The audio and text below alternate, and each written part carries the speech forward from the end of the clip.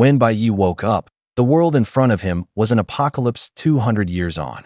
Ruins jutted up like broken teeth. The sky stayed gray all year. In the distance, radiation lamps threw a cold blue. Occasionally, a mutant beast howled, a sound like an anchor scraping metal. People were rough, their eyes held nothing but the arithmetic of survival. Bai Yi didn't panic. He had a strange gift. He could stop time around him. He put it bluntly. He could stop time for 1 minute. Only 1 minute each day. If he didn't use it today, tomorrow it would be 2 minutes. Time accumulated. Bai Yi treated it as his chip. He used to joke to himself, time is life. He didn't bow to ranks or titles. When he met a brutal wasteland boss, he spoke plain. Once he shoved a man into the dust and, pinning him down, said in a low voice, "I really don't want to waste time killing you. Kneel, beg me once, and it's over." The words were knives sharp and cold. The night he killed the evil god felt more like a bargain. The god fell into a pool of blood. The wind turned the blood into mist. Bai Yi stood there, breathing, resigned. "Do you know I wasted 10 seconds killing you? 10 seconds. How many lives are in 10 seconds? His voice dropped after that. Good news and bad news sat before him. The good. His power was strong enough to freeze everything around him. The bad. Only 1 minute. What can you do in a minute? Even tying your shoes feels rushed. Bai Yi's mouth twitched, but he treated that minute like a short blade in a sheath.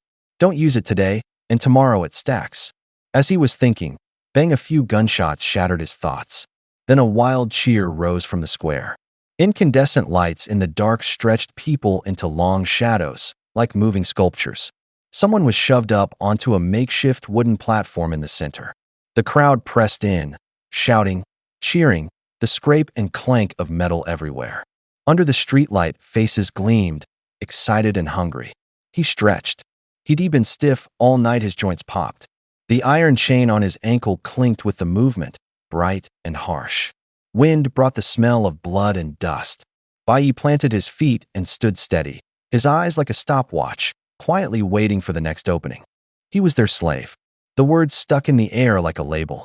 A dust-gray little town. About 800 people lived here. Settlements like this dotted the wasteland. In the very center of the main square sat an old table. A young man in a floral shirt sat at it. Smoke rose lazily from a stovepipe. Embers flickered. Opposite him lay a corpse. Clutched in the corpse's hand was a strange revolver. The whole gun looked as if it had been pieced together from white bone. Slender, blood-red veins crawled along the bones like blood vessels, like living vines. The red tracery ran down the grip into the corpse's right hand, winding deep like roots, as if binding the whole body into one. The sight was absurd and icy. It was like 5 lines draining a person dry at once. A low sucking sound hummed in the air. SSSS. It sounded like rain on tin, like sludgy fluids squeezed from between bone seams. The corpse shriveled. Skin folded like paper, eye sockets collapsed, until only a dried husk remained. Bones clicked faintly against the fabric. The crowd behind the man in the floral shirt erupted. The shouts rolled like waves. He won again. He beat him again. Liu's got quick hands. 3 straight wins, impressive. Win a few more rounds. Maybe we can take that forbidden thing. They chanted forbidden thing. The gun was called the Breath of Bones, a taboo device that sucked life away.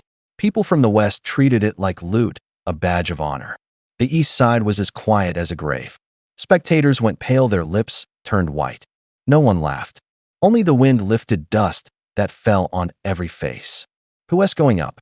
The East leader, Tan Jie, spoke low and cold. He stood at the back, his eyes cutting over everyone like blades. Those under his stare turned their heads away. Shoulders hunched. No one dared move. Silence stood like a wall in the middle of the square. Tan Jie had no more than 20 followers. 3 of his core members were gone, now dead. That number landed on him like a block of ice. He ground his teeth. Anger rose in his chest, but stronger was the helplessness. Lose a few more, and he'd be a leader without people. How was he supposed to keep the East in order? Wind lifted his hem. Dust drifted at his feet. Tan Jie snapped his voice up. Trash. All of you are trash. Those from the East District kept their heads down. Nobody wanted to go first. A stifling silence hung in the air, like it could crush everyone flat. Someone cursed inside their head. The curse was soundless, but the meaning was clear. If you've got the guts, go on. The West District was more brazen. Laughter came in waves, curses drifted on the wind. Some thumped their chests as if to provoke. Others laughed out loud, blunt and unabashed. At the back of the crowd, the clang of chains on the ground sounded especially sharp. The young man with his feet shackled in iron only lifted the corner of his mouth. His clothes were rags, but there was a smile on his face. His name was Bai Yi. He knew his chance had come. It was a chance to break free from bondage. It was also a chance to seize that forbidden relic. On the table lay a gun. It looked like an old revolver, but its surface gave off a bone-white sheen, as if it had its own breathing. When Bai Yi looked at it, fragmented memories popped into his mind. A name, a legend, a warning. 100 years ago, a catastrophe tore the world apart. Cities collapsed. The land itself changed hue. Plants and animals mutated. Many once inanimate objects came alive. People called them forbidden relics. They were no longer cold matter, but beings with desire. To use them, you couldn't just hold on tight, you had to meet their conditions. They chose their owners. They demanded a price. People called it claiming a master. This relic, called the Breath of Bones, had a simple, brutal origin. It had been an ordinary revolver until it changed, as if consumed by some madness, and sprouted its own life. Its rule was plain and merciless: gamble your life. On this wasteland, a deadly trick had become popular. Its name was Clinical Wheel of Fate. The rules were minimal and utterly cruel. A revolver has 6 chambers. Load 1 bullet, spin the cylinder. The position is left to luck. No one knows which chamber the bullet will stop in. 2 people take turns pressing the gun to their temple or their mouth and pulling the trigger. The metallic clicks swelled in the silence. Every pull of the trigger handed a life over to chance. Whoever lived won. Bai Yi listened to the crowd's breathing. Each click felt like a hammer on his chest. The chains at his feet echoed low. Sunlight struck the Breath of Bones and threw back a cold light. A film of sweat formed on the inside of his hands. His smile grew clearer. Opportunity wouldn't wait. Before it turned into a taboo relic, the Breath of Bones had been nothing more than a pistol for gambling with lives. People treated the chamber like a roulette wheel. Pulling the trigger was a bet on your own future. The more it was fired, the darker the legends grew. Some said the gun was cursed because too many lives had been taken. Others said it had always preferred blood-colored games. Whatever the truth, it had become forbidden. No one dared touch it casually. The rules of forbidden things always carried shadows of the past. Someone had handled it. Someone had lost their life. It didn't accept 1 or 2 wins. It wanted to see a streak. One victory wasn't enough. You had to win again and again until it was satisfied. Then it might accept you. In other words, only those who were both lucky and willing to die could qualify to gamble with it. The square clock turned its hands silently on the stone wall. Bai Yi looked up. 23:49. The hand ticked like a heartbeat. Tick, tick. 11 minutes left. His hand trembled a little. Before midnight, his ability wouldn't be back. He lowered his voice, as if speaking to himself. Wait a little longer. Wang Shi, the West District's leader, stood on the steps, a sneer folding his face like a blade. A metal prosthetic eye sat in his left socket. A ring of red light glowed from the metal, like sparks stirring in the dark. The sparks flashed, as if counting people's fear. Tanjie, Wang Shi called, his voice mocking. If nobody from your East District has the nerve to come up and bet, then the Breath of Bones belongs to the West. Don't let anyone stop us. Laughter rose from the crowd. Shovels clanged against stone like a beat. The night wind took the smell of rotten earth from outside the walls and pushed the crowd's voices farther away. Tanjie stood in the crowd's center, his face like frozen iron. His voice sank deep. I found this thing first. Don't try to take it. Wang Shi shrugged, the smile void of warmth. Your East District? How long did you have it in your hands? Look at your skill. No one who can make it except a master. Those mutated things outside are already eyeing the gray town. Without a forbidden relic, how are we supposed to hold them back? If you keep that gun, are you going to gamble the whole town on it? His words were like sharp stones thrown into the crowd. The splashes were fear. The crowd began to waver. Someone whispered, if we can just stay alive. Others clutched children wrapped in tattered cloth, lips gone pale. Tanjie's jaw trembled. He saw the eyes around him, begging for survival. Those looks didn't care east or west. They asked only 2 words, live on. He knew that if he swallowed the gun and stood firm, he'd anger them. Anger would come like a flood and swallow him, their East District leader. The crowd already had a direction, the scent of hungry wolves. Below, people hefted wooden clubs, rusty knives were held against chests. Those gestures told him reason was retreating and violence approaching. But handing the gun over felt like gouging out his own heart. Sweat slicked his palms, knuckles widening. He bit out a rhythm with his teeth. His voice started dull, then cracked into a thin thread. I wanted to protect everyone, not to be handed to you to play with lives. Wangshi laughed colder. Protect everyone? Then let whoever can win try. If someone can make it accept them, I'll let go. If not, don't blame the West for taking the weapon back by force. The crowd swelled again. Hands slapped, sounding like stones on a board. People shouted. A child began to cry in its mother's arms, a small animal's frightened wail. Bai Yi watched the clock. 23:52, 3 minutes. A stuttering red glow pulsed from Wang Shi's eye like a serpent's pulse. Bai Yi felt something pressing on his chest. His breathing became shallow and rapid.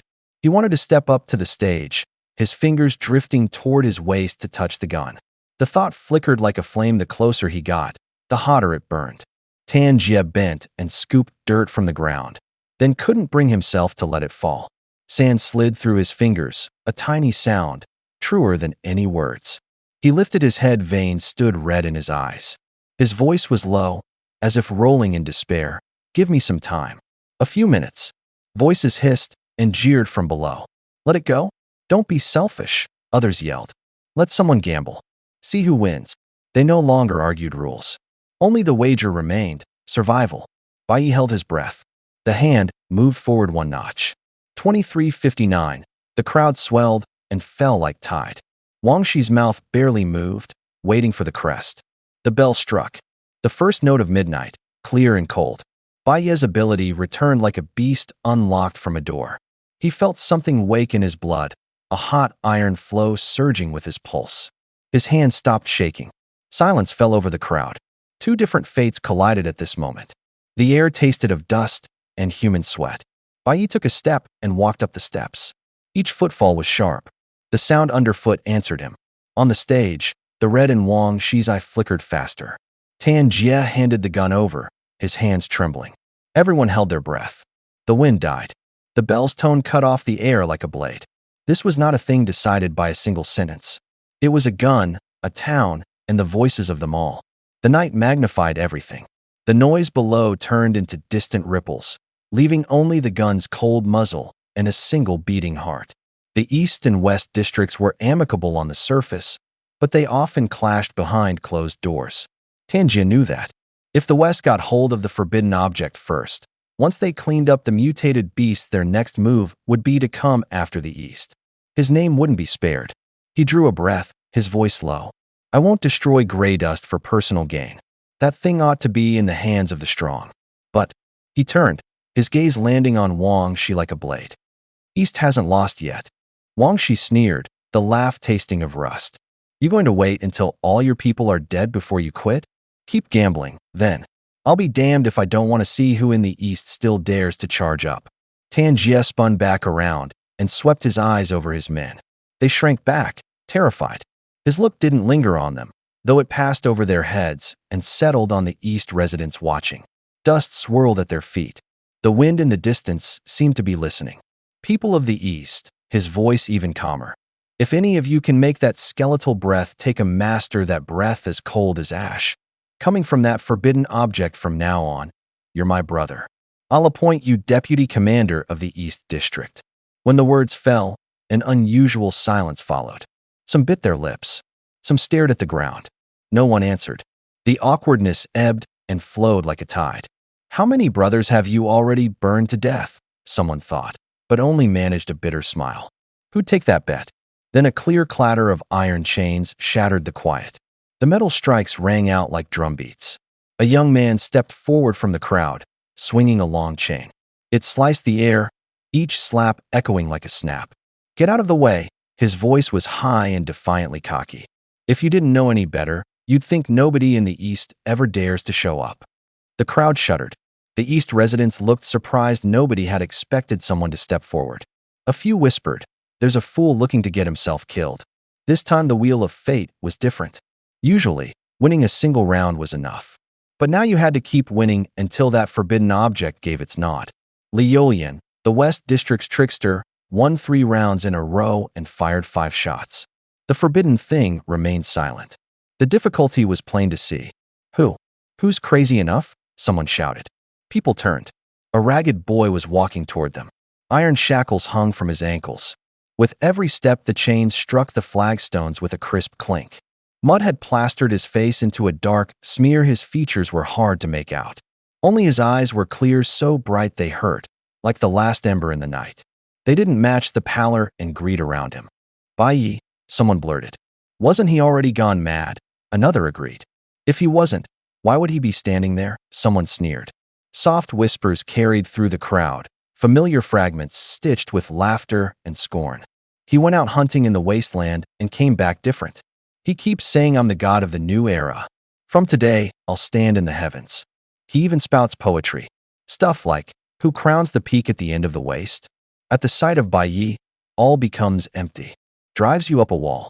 Hearing that, Bai Yi's face darkened. Memory surged up like a tide. When he first arrived here, he discovered he could stop time. The first time he didn't think much of it. He used it to skip an awkward part, to jump past the bit where he'd have to eat beef. He knew how ridiculous that sounded. Back then, he fancied himself a god of a new age, looking down on everyone. It happened right when Tan Jie and his crew came to collect protection money. Bai Yi lost it on the spot, words sharp and unforgiving. Facing the black mouths of guns, he meant to use his power to cow them, make a show, intimidate. But his pause lasted only 2 seconds. He'd wasted most of the time earlier testing the ability. 2 seconds couldn't change the scene. In that span, he managed only 2 shouts and a trembling hand. The shots still rang out. Utter humiliation. The laughter swelled. Someone mimicked his grandiose line with malicious relish. The words rolled across the square like a whip across his back. Bai Yi closed his eyes. His breathing evened and steadied. The chains clicked softly. The smell of dirt was bitter and real. There was no more exaggerated myth in his gaze, only a single road to walk. At that moment, he realized he could only freeze time for 1 minute each day. After a minute, everything snapped back into place. It got worse after that. He went from outcast to slave. After the disaster, people were often dazed. When Tan Jie and the others heard him rambling, they decided he was crazy. Nobody wanted to waste manpower. A few men yanked him over, snapped iron rings on him, and shoved him into the slave line. Their movements were brisk, their voices were cold. Bai Yi's face was streaked with dust, the grime blurring his features. But his eyes were very calm. No one saw anything unusual. Tan Jie, the leader of the East District, was on the stage making his rounds. Someone stepped forward to volunteer, and the crowd applauded. Tan Jie was smiling broadly. Just as he was about to call out, he glanced down and his smile froze. His expression changed. Bai Yi? The man in the crowd was Bai Yi. Hadn't he gone mad already? That morning he'd been in front of Tan Jie calling himself some kind of god. His tone had been deranged. There'd been fire in his words, talk of ushering in a new era. Now he seemed like a different person. He spoke clearly. No shouting, no messianic fervor. You? Tan Jie stopped mid-word. There was surprise and doubt in his voice. Bai Yi lifted a hand and tapped the iron chain around his ankle. The metal gave a short, cold clack. I'm cured, he said. His tone was calm, as if he were talking about the weather. A few days ago out in the wild, I ate poisonous mushrooms by mistake. I had hallucinations. Lying cost him nothing. He could always make lies sound as ordinary as the truth. Tan Jie exhaled in relief. An oily, forced smile tugged at his lips. So that's it. I thought you were really in trouble, he kept saying. Then he warmed up. Xiaobai, don't worry. As long as you can contain the breath of bones that I see, wind-like aura that can make dry bones move, I will restore your resident status. I'll even make you my sworn brother. From now on, the East District will have you and me. His words rang out. Some in the crowd cheered.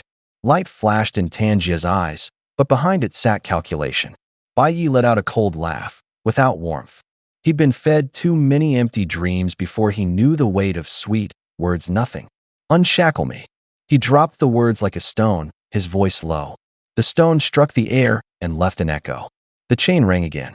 A flicker of chill crossed Tan Jie's face, but he still forced a smile. My memory almost forgot. Someone unshackle Xiaobai. Two guards stepped forward. The iron ring clicked open. Dust fell. The only thing left in the air was the fading clink of the chain. One of the henchmen rushed over, keys jingling in his hand. He fit the key into the chain. The iron link clanged open. The shackles dropped to the floor, the metallic echo sharp and jarring. Bai Yi twisted his stiff legs. The motion was short and crisp. Then he kicked. The force was like a pebble striking glass. Bang! The mummified corpse flew. Bones shattered into white fragments in midair.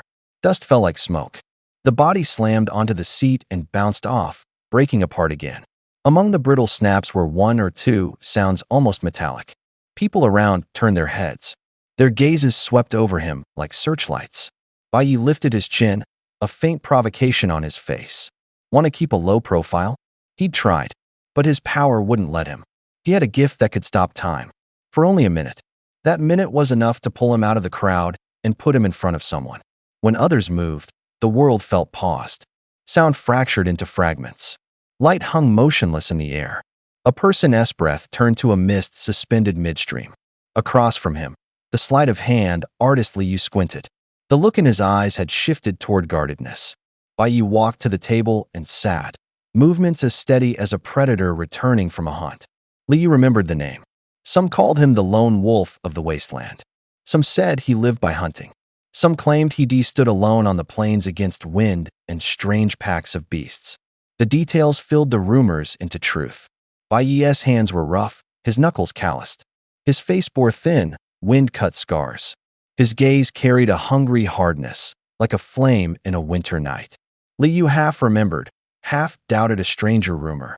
Once, Bai Yi had briefly gone mad after eating the wrong mushroom. But that was the life of a hunter hungry. You take risks lonely. You play with death. Bai Yi didn't explain. He knew where the ability came from.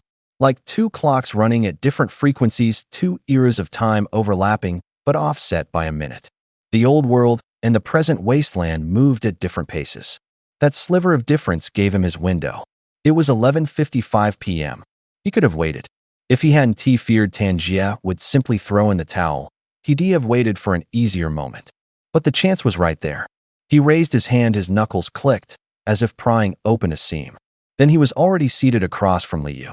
People had always treated a day as 24 hours, before and after the catastrophe.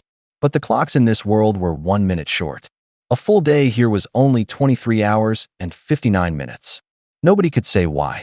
Maybe that disaster a century ago had nudged the rhythm of time. His soul still ran on a 24-hour clock. In a world that had lost a minute, he ended up with one spare minute of idle time every day. That minute could stop the world. That was why Bai Yi could freeze time for 1 minute each day. Start. Li Yu spoke first, his voice steady. Bai Yi shrugged. Stalling was his tactic. You first or me? He asked, like he was toying with a thin string. Li Yu frowned. Rock, paper, scissors to decide. Didn't you see? Bai Yi slammed a palm down on the table. The wood hummed, the sound was sharp and grating. People nearby went rigid. Someone instinctively reached for a holster. Who said I'm blind? Bai Yi brought his face close. His voice was a blade. I asked you, who said I'm blind? Say it again if you dare. Li Yu froze. When did I ever say you were? Bai Yi grabbed the collar of Li Yu's floral shirt, the fabric bunching into folds. Sweat and tobacco mixed on the air. Bai Yi's knuckles whitened. His movement looked like he intended to pull Li Yu over and beat him. Wang Shi and the others from the West District reacted fast. The metal on leather of holsters grew louder. A few pistols slid free, their barrels flashing coldly under the lights. Behind Bai Yi, Tanjia didn't back down. Either he pulled a steel gun, muzzle aimed at the other side. Click, click. The sound of chambering was crisp, like tapping a beat inside a closed box. Both sides froze, the air stretched tight as a string. Any tiny spark could set everything off. Let go. I didn't mean it. Li Yu nearly begged, his voice edged with fear and urgency. He was terrified of a firefight, of being cut down by stray bullets. Bai Yi's face suddenly eased into a smile that had a sting to it. Oh, you didn't mean it? Should have said so earlier, almost had me misunderstand. He let go, fingertips still brushing the cloth. He glanced at his wristwatch. The hands moved on, quiet. The digits flashed under the glass. 23:56. Damn, only 1 minute had passed. Bai Yi reached out, and pressed a palm onto Li Yu's floral shirt. The black handprint was like an ink blot, seeping into the fabric. Li Yu's eyelid twitched, his chest felt pricked by needles. He couldn't lift his hand, only powerless anger, and a greasy ring of fingerprints remained. Bai Yi laughed with brazen abandon, his movements like a bored, mischievous kid. Who would still dare to say he was back to normal? A Xiao Bai. Behind him, Tan Jie's voice was cautious and stiff, like a taut string. You sure you're completely normal? Or, he tried, tentatively testing the waters.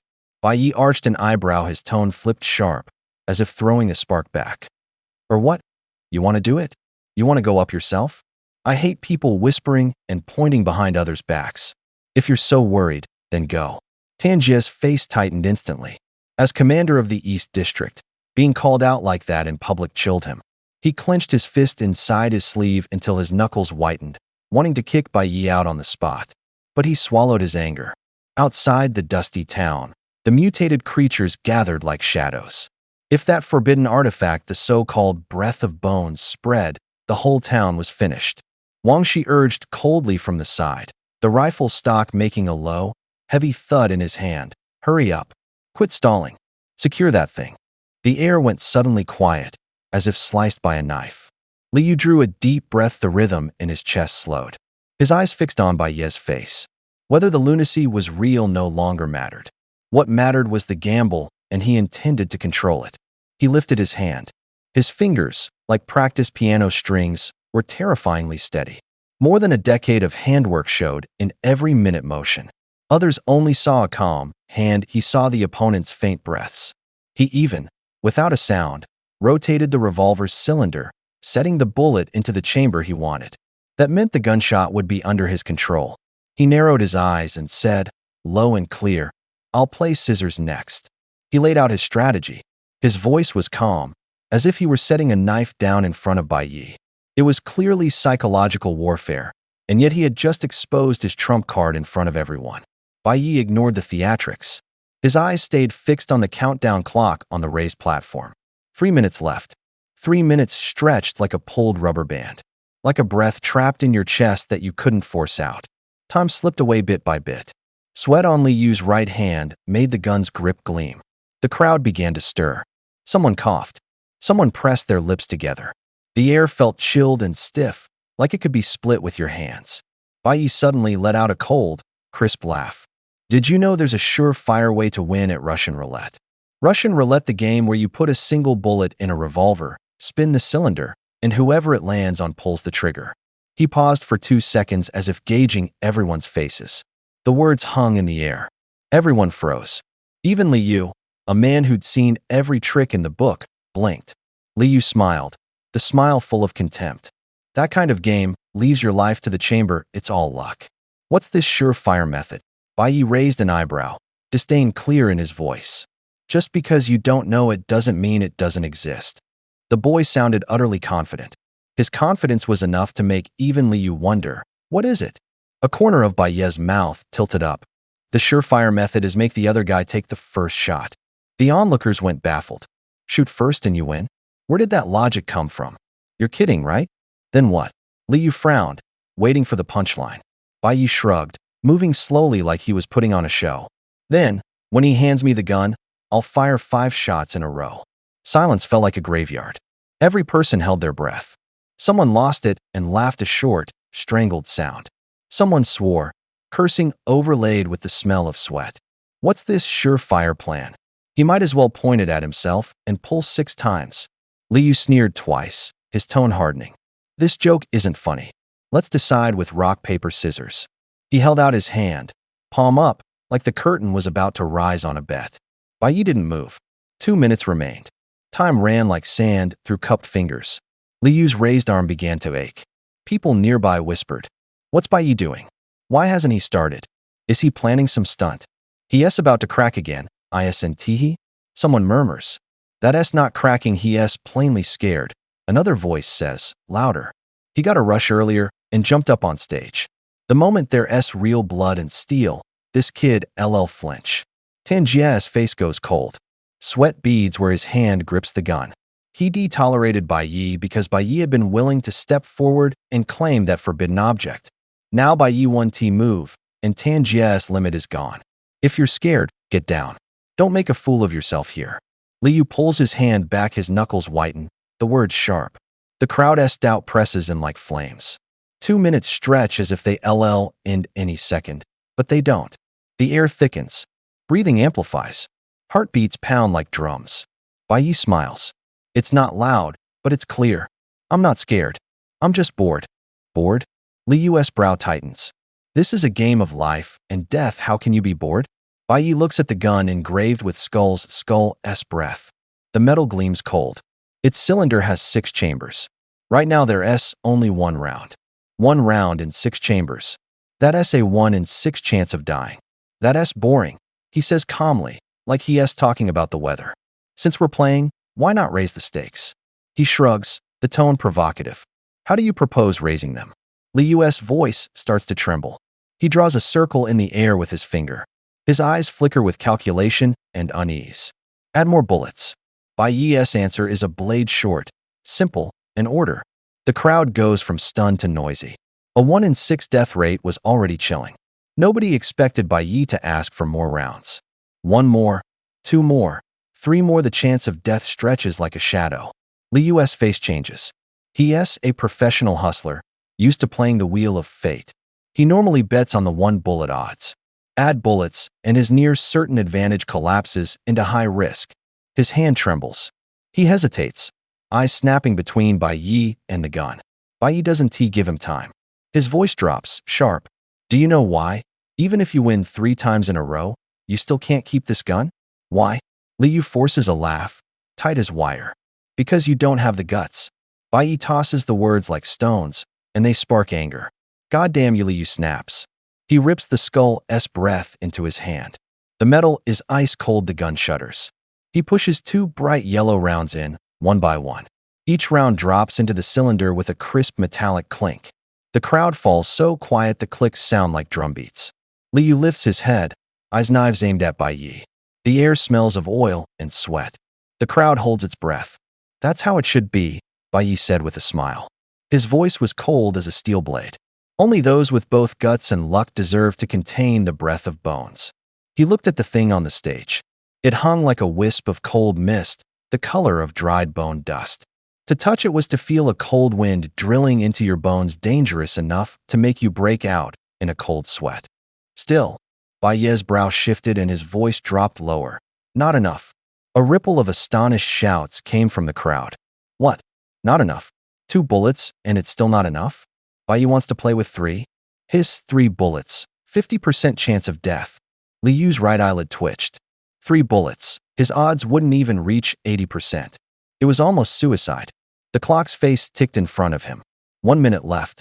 In his peripheral vision, Bai Yi stood there, cold and unreadable, his eyes like knives. If you're scared, get off the stage. Don't make a fool of yourself here, Bai Yi said lightly. The words struck Liu like a spark. He gritted his teeth, heat rose in his chest. He wasn't the kind to be frightened. The din from the audience blurred into a hum. His hand trembled a fraction. The metal's chill crept up from the butt of the gun. In the magazine, the rounds knocked together, clack. Clack, the metallic scrape, so sharp, it almost hurt. Sweat slid down his neck and back. Suddenly, a hard object pressed into his back. Wang Shi's voice came low from behind. Fail to get the forbidden item, and you know what happens. His voice was like a snapping branch. Bai Yi in front, Wang Shi behind. No escape. When there's nowhere left to fall back to, a different kind of ruthlessness surfaces. Liu took a deep breath, his exhale smelled of gunpowder. He steadied his hand. A 4th round was pushed into the magazine. Metal met metal again with a low, resonant clang. He looked up. His gaze went cold. To Bai Yi, his voice steady but quiet, he said, rock, paper, scissors. Silence fell over the crowd. Even the wind seemed to stop. Bai Yi smiled, that indifferent smile, threaded with contempt. Liu's chest tightened. A foreboding like an ice blade slid into his heart. No way. The voice was like a demon whispering in his ear. Not enough. The crowd erupted. Christ, 5 bullets, someone shouted, disbelief in his voice. Who's insane enough to gamble 5 bullets? Another swallowed hard. Even the commanders from East and West froze. They'd seen too many rounds of Russian roulette. Some had bet their lives when they were young, but nobody had ever seen anyone brave enough to put 5 bullets to his own head. The air went dead. 5 bullets, the odds of surviving were under half. It was practically suicide. Liu let out a short, bitter laugh. I get it, he said. You're not here to gamble. You're here to die. His words were both certain and mocking. Don't be stupid, hand over the forbidden item, someone shouted. Tan Jie suddenly brightened. His goons answered in kind, voices rising like a tide. Liu's face darkened. Wang Shi closed in behind him, voice cutting low as a blade. Don't fall for it, Wang Shi said. He's doing this to scare you. If you panic and hand it over, he'll still be there. If you're not sure, let him pull the trigger first. I don't believe he'll live through it. Cold, hard metal pressed into Liu's back. The muzzle carried an icy bite. The fabric puckered, sweat crawled up his spine. His hair stood on end. The metal felt like needles, inching into his nerves. Outside, a clock started the countdown. 30 seconds remained. Each tick felt like a blow against his chest. Liu's mouth twitched. He slid the 5th round into the chamber. His fingers were steady as steel, his palm was slick. He could have done what Wang Shi advised, let Bai Yi pull first, but he wouldn't leave his fate to someone else. He trusted his right hand, the one he'd trained 1,000 times. It gave him confidence. It gave him terror. The crowd murmured and jeered, some out of spite, some placing bets. The air smelled of smoke, sweat, and the metallic tang of gunpowder. Every breath stretched longer. Heartbeats sounded loud and clear. Bai Yi stood in the center, expressionless. His mouth was a thin, knife-cut line. And again that voice, low as something climbing from the earth. Not enough. A roar erupted through the crowd. Some covered their mouths. Some squinted, as if their ears had failed them. 5 bullets weren't enough. A revolver holds 6. Load it up and pull the trigger, that's almost a death sentence. Liu's eyes went wide, his voice trembled with disbelief. You listen to yourself? This isn't gambling. Before he could finish, the youth was already standing, stepping forward until he was in front of him. Mud had dried in the creases of his fingers. He reached out and gently took the gun from Liu's hand. The name was carved into the frame. Skeleton's breath, the body looked like bone, dark red veins crawling over the surface like blood vessels. Everyone froze. Bai Yi plucked the last bullet from Liu's palm, then flicked it with his thumb into the cylinder. 10, 9, 8, 7. He counted silently. His gaze was cold and clear as it swept over every face. He spoke in a flat voice, short sentences that sounded like the metallic click of a trigger. I'm unlucky. I don't want to drag this out round after round. Those forbidden things, if they keep refusing to acknowledge me, I can't win. So one round decides it. He pushed the last round home. Click. The cylinder snapped shut. The sound of the gun going live was crisp, like a small pebble dropping into a porcelain bowl. Bai Yi raised the gun slowly. The dark red veins on the metal began to writhe, like living vessels, threading through the metal into the skin on the back of his hand. A chill crawled along his nerves into his bones. The metal's cold pressed at his temple, its weight settled on his skin. You could hear the faint rise and fall of his breath. Everyone thought he was crazy. Someone hissed that this was suicide. Others clenched their fists until their knuckles blanched. Bai Yi smiled suddenly, faint and thin, bearing a row of white teeth. 6 rounds, he said. I bet it misfires. He set his index finger on the trigger. The air felt torn in two, silence thick with tension. He pressed down. Click, his fingertip tightened. The crowd held its breath. In the crowd, women and children clapped their hands over their ears in panic. Some recoiled without thinking. Some clutched at their hems, afraid of being splattered with blood. 3, 2, 1. The midnight bell tolled.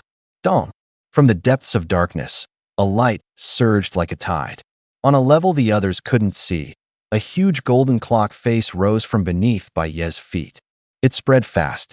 Like a sky screen, it covered the ground.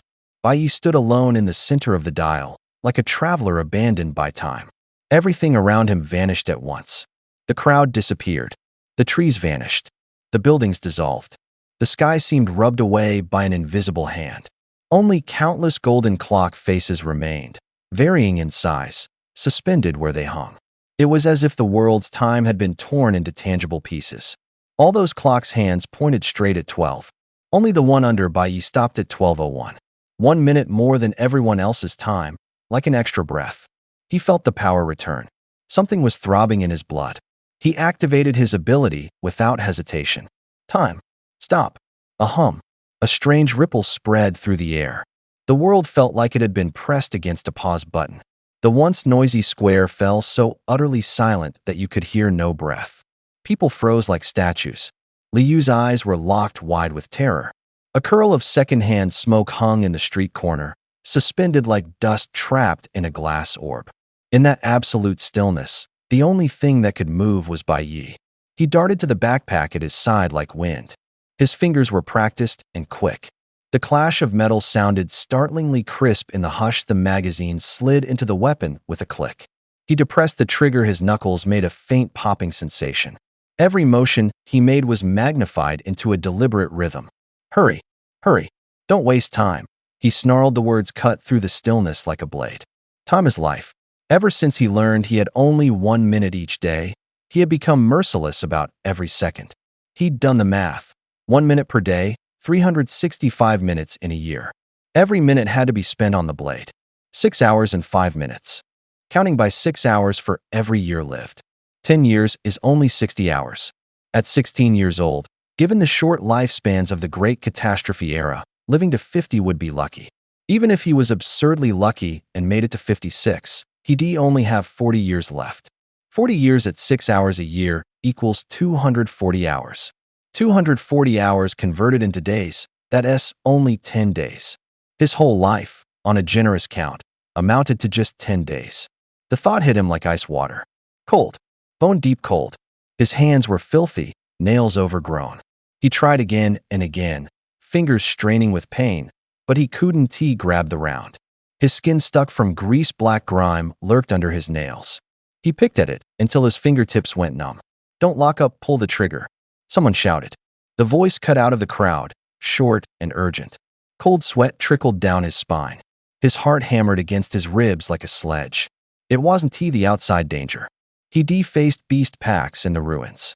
He gambled life and death at the wheel. But now he panicked like a toddler taking his first steps. Every second slipping by felt like someone tearing a chunk of his life from his hands. Fourth try. His knuckle hit the metal edge. A fingernail caught on the rim of the casing. There was a faint click. The bullet slipped free, hit fabric, and made a soft metallic rasp. He let out a breath. He pocketed the bullet. Only that one. The one that would have been chambered. If he fired it, it would only be an empty shot. He wiped the sweat from his forehead. His hands still shook. Still, his actions had to be flawless, exactly like before. His expression couldn't betray anything. The rhythm had to be perfect. He pressed the pistol back to his temple. He inhaled deeply, relaxed, and forced that smile again. The smile had to match the earlier one completely, the angle, the curve, the faint upward lift at the corners, every detail identical. Only then could the pause in time be lifted without leaving a trace. He let go. A low vibration rolled through his chest, like a distant engine humming once, then fading. Time fell back like a drawn curtain. The world moved. Even the tiniest specks of dust resumed their descent. No one could tell it had ever been still. All eyes were still fixed on him. To them, he smiled and calmly squeezed the trigger. That confidence spilled from his chest like a sharp light, making people instinctively look away. The revolver in Bai Yi's hand was as cold as ice. His finger slid along the trigger. The trigger slowly drew back. The hammer was pulled. The spring behind it tightened like a bowstring. At the limit, the hammer snapped forward. The firing pin struck the frame. Click, clean and sharp. No gunpowder smoke. No flash. No tearing hiss of a bullet through the air. The place went as silent as a graveyard. Only the smile on Bai Yi's face didn't change. Everyone froze, their faces frozen in time. After a long moment, someone shouted, disbelief in his voice. It didn't go off? That can't be. Li Yuding jumped to his feet. His eyes red, his shout trembled with choked sobs and horror. More voices broke out like a flood. A 6-shot revolver, no matter who it's aimed at. This shot can't be stopped. How is Bai Yi unharmed? Even that forbidden thing can misfire blank? Don't be dumb. Forbidden artifacts aren't dead things, they have a will of their own. It recognized him, so it didn't fire. Wait, look. The gun's glowing. The gun suddenly lit up. A blood-red light, painfully bright, sprang from the body of the weapon like a split vein. The light moved fast, spreading like a liquid. In the next moment, it wrapped Bai Yi completely. The red glow danced around him like a coat of flowing armor. The air carried a faint heat. Someone reflexively covered their eyes. Bai Yi blinked. He drew his gaze back to the gun in his hand. For an instant, he felt a strange illusion, as if he were looking at his own right hand, as if two things were breathing together. The gun's vibration fell silent in step with the rhythm of his pulse. He wasn't surprised. If a six-shot will couldn't be contained even like this, then the breath of bones would be useless. A small smile lifted the corner of Bai Yi's mouth, calm and certain. The blood drained away. The air fell back into a deathly stillness. The gun called breath of bones. The twisted veins on its skeletal frame began to writhe. They withdrew from Bai Yi's right hand first. Like a living thing, the veins contracted inch by inch into the body of the gun, until they vanished entirely into the metal. The bone-like surface slowly dulled. White turned to matte black. The pattern sank away. The sheen was gone. In the end, it looked no different from an ordinary revolver. Bai Yi smiled. He flicked the cylinder with his fingers as if playing with a toy. There was a hint of wildness in that smile. He spun a little flourish, tossed the revolver, and flicked it into his pocket.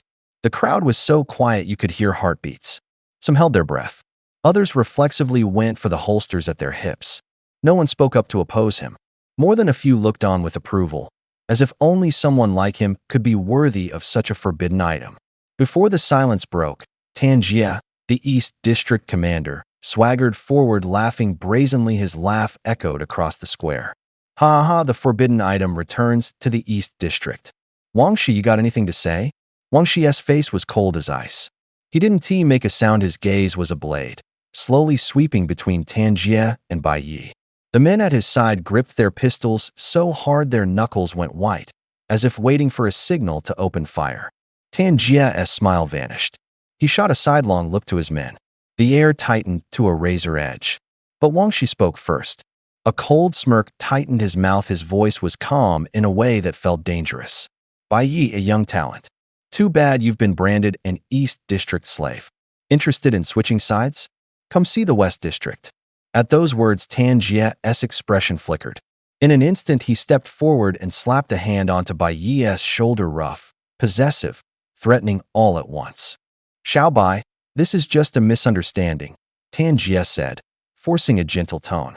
You're mine now, Tan Jie's man, the East District's deputy commander. How could you possibly go to the West? Right, Xiao Bai? There was expectation in his eyes and an unambiguous command. Bai Yi's smile didn't falter. Everyone around stared at him. The atmosphere was like a taut string, ready to snap at any moment. Bai Yi gave a faint smile. He brushed Tan Jie's hand aside with the palm of his hand. There was an icy edge under his laugh. He said coolly, before I took possession of that forbidden item, you could call me Little Bai. I didn't mind. But now you've taken that thing. What should you call me? Tan Jie's face flickered, then changed again. The smile at the corner of his mouth was as stiff as dried mud. He forced down the rising anger and forced out a laugh. His voice hurried and unsteady. Bai Yi. Little brother, I'm clumsy with words and don't beat around the bush. But I do what I say. From today on, you're my own brother. From now on, we'll run the East District together. Bai Yi raised an eyebrow. His gaze cut like a knife. Old Tan, how many times have I told you? Use my title in front of others. Tan Jie froze. On the verge of retorting, when did you ever say that? You don't call me by my title either, but he swallowed it and forced an apologetic grin. Right, Vice Leader Bai. Brothers, call him that. A few dozen of the East District's men answered in scattered voices. The responses were thin and ragged, like a rope being snapped. Vice Leader Bai, someone dragged the name out. Others answered cautiously, as if treading on thin ice. Bai Yi nodded with satisfaction. He waved his large hand as if directing a disorderly troop. Go home. At his words, dust kicked up. A few men hesitated, their eyes flicking constantly to the sullen Tan Jie. Tan Jie squeezed out a smile. What are you standing there for? Didn't you hear Vice Leader Bai? They began to move. Footsteps echoed, their direction orderly but edged with fear. A long line of people left the alley and vanished into the dusk. Over in the West District, Leader Wang Shi looked even darker. He shot a cold look at Li Yu beside him. Li Yu's voice trembled. Boss, Shut up. Wang Shi cut him off like a blade. Go back. Don't embarrass us here." They dispersed as well. Their steps were heavy, like being dragged by chains. The dusty town slowly settled back into quiet. The onlookers drifted away, taking the earlier commotion and curiosity with them. Inside the Tire Tavern, the light was dim and yellow. Tanjie and the others clustered around Bai Yi, laughing crudely. Cups clinked with a harsh jangle. The sour sting of cheap liquor mixed with sweat. Someone shouted a lewd joke, the sound grinded like sandpaper. The place called itself the Tire Tavern. Outside, the wooden sign's red paint was flaking. The big characters were still clear, old times. The sign creaked in the wind, as if mocking all the bluster in the night. Old Wong was in his 40s, his hair shot through with gray. People said he had read a few books when he was young and had a bit of a literary streak. So he hung 2 characters over the shop, old times. No one could read those 3 characters. Few folks in the town could read it all. Most just called it the tire shop. The tables and chairs inside were made from old tires scavenged from the dump. The smell of rubber mixed with frying grease. A plate of meat sizzled on the stove. The old man sat in the corner, his hands always stained with oil. Some people saw him flipping through a book. Others only saw tires being used as stools. Vice Commander Bai's got that thing in his hands now. The mutated beasts outside won't dare come near, a man shouted, his voice full of relief. Yeah, someone beside him added. They've been circling our town for almost a month, blocking the roads, stopping folks from going out to trade. Without outside grain, we can't survive. Those aberrant beasts are clever, another said in a low voice. They don't rush in. They know a frontal assault costs too much, so they cut off our roads. They starve us into a corner. A man with bright eyes leaned forward like he was seeing a marvel. Vice Commander Bai, why don't you take that thing out and show us? Give us a demonstration. None of us have ever seen one of those. Bai Yi kept shoving meat into his mouth and said nothing. Tanjie suddenly snapped. Cut it out. That's not a toy, don't show it off. He stepped closer, his voice hardened. Tanjie tapped a finger on the edge of the table. The chatter died down. That thing's called the Breath of Bones, Tanjie said slowly, gesturing with his hand. It's like an old gun, but the muzzle looks like bone. Every time it fires, it takes the user's chi and blood. I'm not kidding, it really leaves you exhausted. Your skin goes white. Some didn't believe him. Others grew curious. Can it kill you? Tanjie shook his head, his face grave. It can. At the very least, it'll siphon your strength. This isn't the time to show off. Use it sparingly, save your energy to fight those mutated beasts. Bai Yi looked up. His grease-stained hand patted Tanjie's shoulder. His voice was lazy, with a hint of a smile. Old Tin makes sense. Life's precious, don't play the tough guy. Hey, someone bring another plate of meat. Another plate was set down. The smell of meat hit them, grease flickering in the firelight. Some swallowed hard. Others took a bite and chewed with satisfied sounds. Tanjie's face twitched slightly. It wasn't disgust at the meat. It was the ache the meat brought, that sting of having to count every bite. Eating meat in this town was a luxury. Most people had just one staple meal a day. Some went days without seeing so much as a scrap of meat. Hunger followed them like a shadow. Outside the city was a ring of mutated beasts. Food was almost gone. Only the commander still got to eat meat every day. Deputy Commander Bai, the mutants aren't cleared yet, and the rations are really low. Could you stretch it? Tanjie held out a black rectangular bar. His voice was low, like wind carrying sand. It was a cockroach protein bar, insects ground up, heated and pressed into a high-protein stick. A few shriveled antennae still stuck out of the surface. The packaging was crude, stamped in big letters. Cockroach protein bar meets your daily nutrition. Bai Yi glanced at it, and his face changed. Anger flared up in him like a struck match. I ate this every day before I was deputy. Now I'm deputy, and I'm still eating this. What was the point of me taking the post? He grabbed the bar and hurled it away. The bar cut through the air and landed among the crowd. The sound was sharp and short, like a hard object slapping a table. People lunged, arms and feet collided in a scramble. Someone bit it and went pale, as if something had clamped down on their throat. Tanjie's smile looked forced, his voice carried an awkward edge. Haven't you always eaten them? Bai Yi slung an arm over Tanjie's shoulder. His grip wasn't strong, but it pulled the man closer. He spoke slowly, each word fell like a hammer. When people gain status, the first thing they do is forget where they came from. If you don't remember your roots, What kind of success is that? He looked out over the wasteland. There was fire in his eyes. Don't worry. With me here, a few mutated beasts are nothing. Once we clear them out, there'll be more meat than we can eat. He smiled. There was light in it. And a blade. Don't hold back, bring it all. Let me patch up. Bai Yi set down his bowl, his voice low and crisp. If we're going to do that later, and I'm drained, how am I supposed to blow that one bone-shattering breath? Right. Deputy Bai's right, get him the meat. Tan Jie kept a smile on his face, his tone warm. But there was an icy blade in his eyes. His fingers clenched, knuckles paling then darkening. The smile stiffened, his insides went cold. He watched Bai Ye's back, calculating. Once he took down that mutant beast, they'd deal with him. Even better if Bai Yi bled himself out in the fight and died, all the better. Then when people cursed him, the stain wouldn't fall on Tan Jie. Bai Yi had eaten his fill.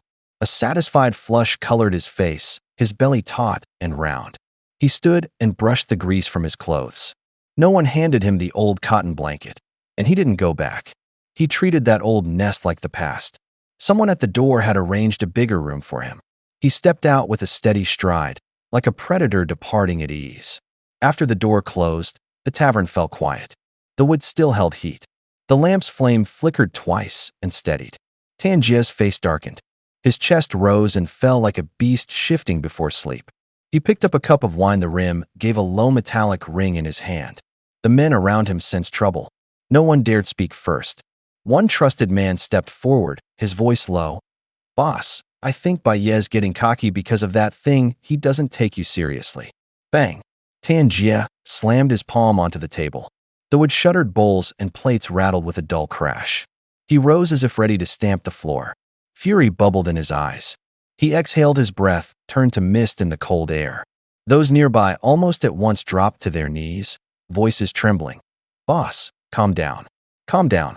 He's only leaning on an outside thing. You're not ordinary. You've taken gene serums. Your strength isn't something they can match. After he finishes that mutated beast and drains his chi and blood, he won't be able to do anything. Tan Jie turned his face. The hairs on his skin rose like short black bristles on a wild boar's back. He listened to their flattery and forced a smile. Outwardly he calmed, voice low and steady. Remember your place. If he really thinks some outside thing makes him superior, let him prove it. He sat back down, fists pressed to his knees, knuckles making faint noises. The tavern settled into a hushed, expectant silence. Everyone was weighing the risks and rewards ahead. In the air there was only candlelight and breath. I wanted to swear brotherhood with Bai Yi. The two of us would keep the East District in line. Tan Jie's voice dropped. But after he took that thing, he changed. Greedy. Erratic.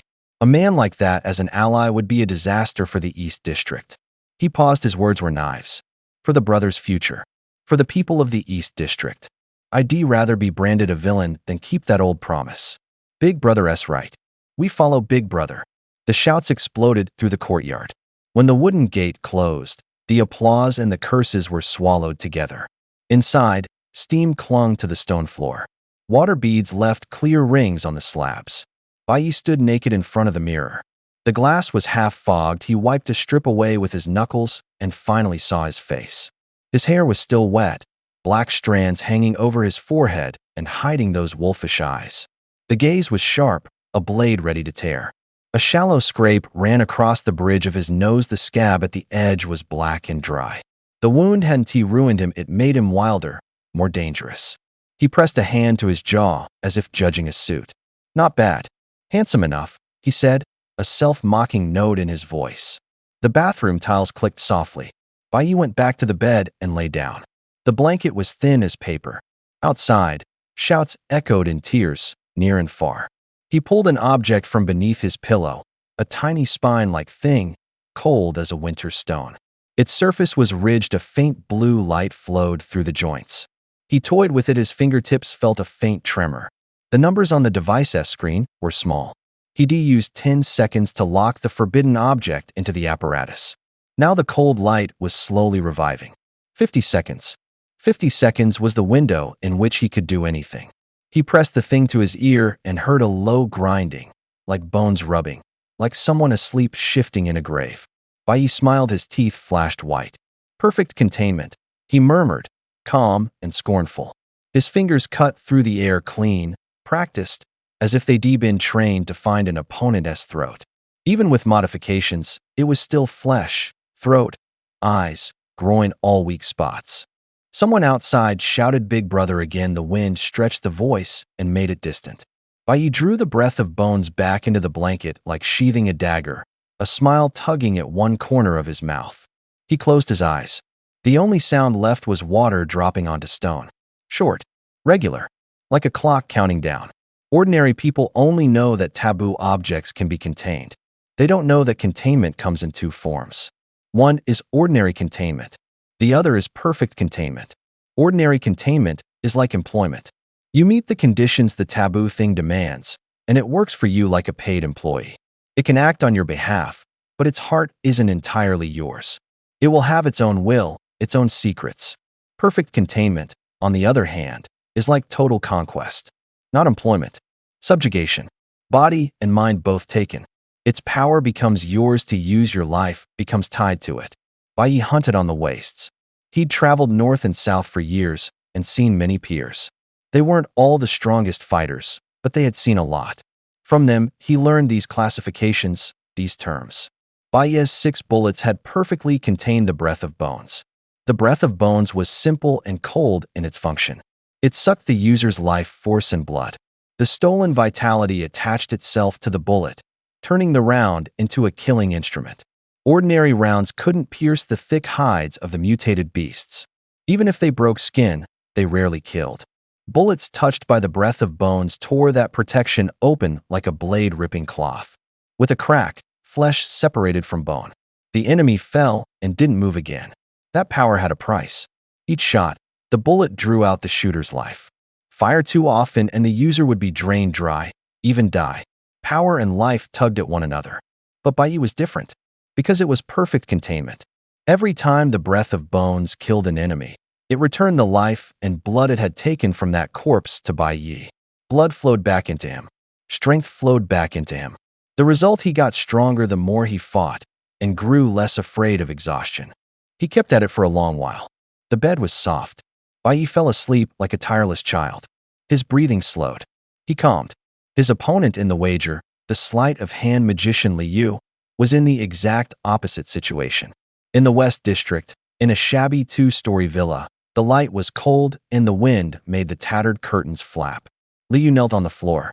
His face looked like paper, his lips were pale. His knees pressed against the rough wooden boards, the pain making him grit his teeth. His body shook not from cold, but from fear. He could taste sweat in his mouth. The room held only his breathing and the heavy footsteps coming from the stairwell down the hall. Wang Shi sat in a battered leather chair. The edges were cracked, the leather rasped dryly under the light. His face was as cold as a winter wind, his eyes like blades. Li Yu. He wasn't hurried, his voice was low and icy. You ran in from another town. I took you in, gave you a meal. You promised me one thing.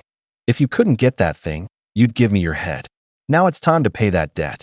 Li Yu shook all over, his voice like crushed paper. Boss, please don't do this. If I hadn't run into someone on the road Bai Yi, I would have gotten it. Shut up, you piece of trash. Wang Shi cut him off, his tone a blade. I hate people who make excuses. Look at Bai Yi, he did it. You? Are you even alive? Li Yu panicked and lunged forward 2 steps, as if grabbing for a life preserver. Please give me one more chance. I've been practicing 10 years. My hands are as quick as a magician's. I can win at the table. Let me handle some money for you, surely that's acceptable? Wang Shi snorted, contempt in his laugh. You want me to open a casino? This is Great-us town, we can't even buy a decent drink. If you won't go straight, I'll give you a respectable way out. He tossed a glance to one of his men. The man answered at once. A flash of metal in the dark. The cocking was clean and sharp. The barrel threw off a cold gleam. The air smelled of gunpowder and sweat. Li Yu looked drained, collapsing to his knees and shaking like a rag, snot and tears running together. Boss, spare me. I have a mother at home, she's waiting for me to come back, please. The plea made the man's hand twitch. For a moment, a flicker of hesitation crossed his face. Wang Shi's eyes were ice, unmoving. The man's finger eased toward the trigger. At the instant the trigger began to fall, Li Yu changed. His right hand jerked, a motion so fast it was almost silent. His fingers slithered into the gun's grip like a snake and wrenched the weapon. The clash of metal was short and sharp. The gun was ripped from the man's hand, its aim thrown wide. The next second the muzzle was pressed against Wang Shi's temple. Cold metal bit his skin. Liu looked up. There was a wild, bloodshot glint in his eyes, and his voice went rough. "Back off. One more move, and I'll blow his brains out." Silence tore open. The light in the room froze. Wang Shi's face changed in an instant. The chair behind him gave a long, complaining creak. The sudden turn of events froze the air. Everyone held their breath. No one dared move first. Liu moved like lightning. Nobody had expected him to have that kind of nerve. Someone in the room suddenly applauded. It was Wang Shi. He clapped slowly, a cold sneer on his face. "Not bad," Wang Shi said as he clapped. "You're fast. Even I couldn't follow it." Liu gritted his teeth, raised his gun and shouted, "Cut the crap. Tell your men to get out of the way." Wang Shi pulled out a cigarette and lit it. Smoke rings drifted out. He exhaled and said calmly, "You know what? I hate people pointing guns at my head." Liu froze for a second, then bellowed in anger. "What the hell? Playing it cool with a gun aimed at you? I'm pointing it at you. Try making a move." He pressed the muzzle against Wang Shi's forehead. A metallic clang rang out clear and bright, like a hammer on a bell. The muzzle shuddered twice on Wang Shi's head, and a spray of sparks flew back. Liu went white in an instant. He whispered a single word, "Alloy?" Crack. Bang. The sound of bone breaking mixed with the gunshot. It was a deep, snapping rupture. The air filled with the tang of gunpowder and blood. "Ah!" Liu screamed. His right hand felt as if a boulder had crushed it. Pain ripped through his wrist. His fist turned into bloody pulp. The pistol in his hand was crushed flat, metal grinding harshly between his fingers. Only then did he see clearly. Wang Shi didn't just have that metal glinting artificial eye. From under the cuff of his right sleeve a mechanical arm slid out. Its metal was cold as winter iron, joints streaked with oil and fine drive chains exposed. Wang Shi released the mechanical arm. His men lunged forward like starving wolves. He reached up and touched his forehead. The synthetic skin had been torn open in a small hole. Inside was not exposed bone, but a silvery, gray metal plate, flashing light. Wang Shi lifted the corner of his mouth. His voice was as cold as a blade. "Someone shot me once. After that I had an alloy plate put in my skull. Don't try to play tough with a gun on me again." Liu collapsed to the floor, screaming. It wasn't just pain. It was a kind of robbed despair. The hand he'd been proud of, his magic hand, years of practice and pride, was in an instant reduced to bloody mush and broken bone. "My hand," he wailed, his voice breaking, echoing through the room. People closed in footsteps, murmurs, and the crisp clink of metal turned the moment into a jagged, knife-edge memory. "The sleight of hand I've spent years perfecting." His words died in his throat, thin as wind. His eyes looked like they were covered in dirt. His face was paper white. His breathing was shallow and slow. Two burly men held him down. The handcuffs were cold as iron. He didn't struggle. He didn't make a sound. "Then go ahead, kill me." The words were as thin as scrap paper. There was a rasp of blood in his voice, more fatigue than anything. Wang Shi laughed. The laugh was icy, a blade in a winter night. "You were begging for mercy not long ago. Now you want to die?" Liu clenched his teeth. His mouth twitched. He forced out each word. "This trick is how I eat for a living. That hand, it's ruined now. I'm a wreck. What's the point of living?" Tears ran down and dampened his lower lashes. He stared at an empty corner, voice breaking. "Mom, I'm sorry. I couldn't let you see the day I made it. My hand is ruined." When he finished, he went limp, as if emptied out. His shoulders collapsed. His arms hung useless. Wang Shi laughed again, cruel and rhythmic. "You want to die? I won't let you. I want to watch you live with that cripple's name, to be tormented and humiliated every day." He gestured. Two underlings yanked Liu up. The motion was like ripping paper. They marched him toward the street corner. Then there was a dull thud as they threw him into a pile of trash in the back alley. Trash spilled. Plastic bags rustled. Wet cardboard slapped. The stench was like damp rust and rotting fruit peels. The two men pinched their noses and hurried off, not looking back. The alley fell quiet. The garbage heap shivered. A hand pushed out from beneath the plastic. Liu slowly lifted his head. Moonlight fell on his face, outlining knuckles and beads of sweat. His eyes weren't defeated, they were sharp as knives. He clutched his right hand. His palm felt as if fire and a hammer had ground over it. Nerves flared like countless needles. The pain drove him to grit his teeth. Still, a smile leaked from the corner of his mouth, bitter and electric. "Wang Shi, you bastard," he whispered, each word spat out. "I always knew scum like him loved to torture people." The moonlight was cold. The night breeze blew the damp paper smell away. Liu picked his way out of the trash heap, each step unsteady, each step using the pain as a whetstone. He looked up at the moon. His gaze lingered there, calculating. The same moon, only brighter. Bai Yi watched it and laughed a laugh that carried the reckless lightness of someone who'd let go of life and death. Another day alive. Nice. The smile was real. His eyes were more complicated. Those bright irises hid a shadow that wouldn't lift. He reached out. The sleeve hit a hand that had lost its power. The fingers were stiff, as if frozen. On the surface, he seemed to have let go, but inside he was far from settled. Early that morning, East District Commander Tan Jia arrived with dozens of uniformed men. Muzzles flashed cold in the sunlight. Their footsteps fell like hammer blows. "Deputy Commander Bai, don't waste time. Let's go wipe out those mutated beasts now," Tan Jia said briskly. Bai Yi yawned and leaned lazily against the doorframe. "Practice shooting first," he replied casually. "If you can't shoot, don't rush in to die." Tan Jia froze, then nodded. He understood. That old rifle they called Breath of Bones was dangerous. The barrel seemed to hold a chill. When it fired, there was a dry, cracking sound. A good gun without a steady hand is still just metal and powder. "You want to practice?" Tan Jia asked. "Fine. I'll train with you." They spent the whole day on the wasteland. Gunshots came in ragged bursts. Bullets sliced the air and thudded into dirt piles. Spent casings clinked as they hit the mud. The smell of gunpowder and sweat mixed like a battlefield.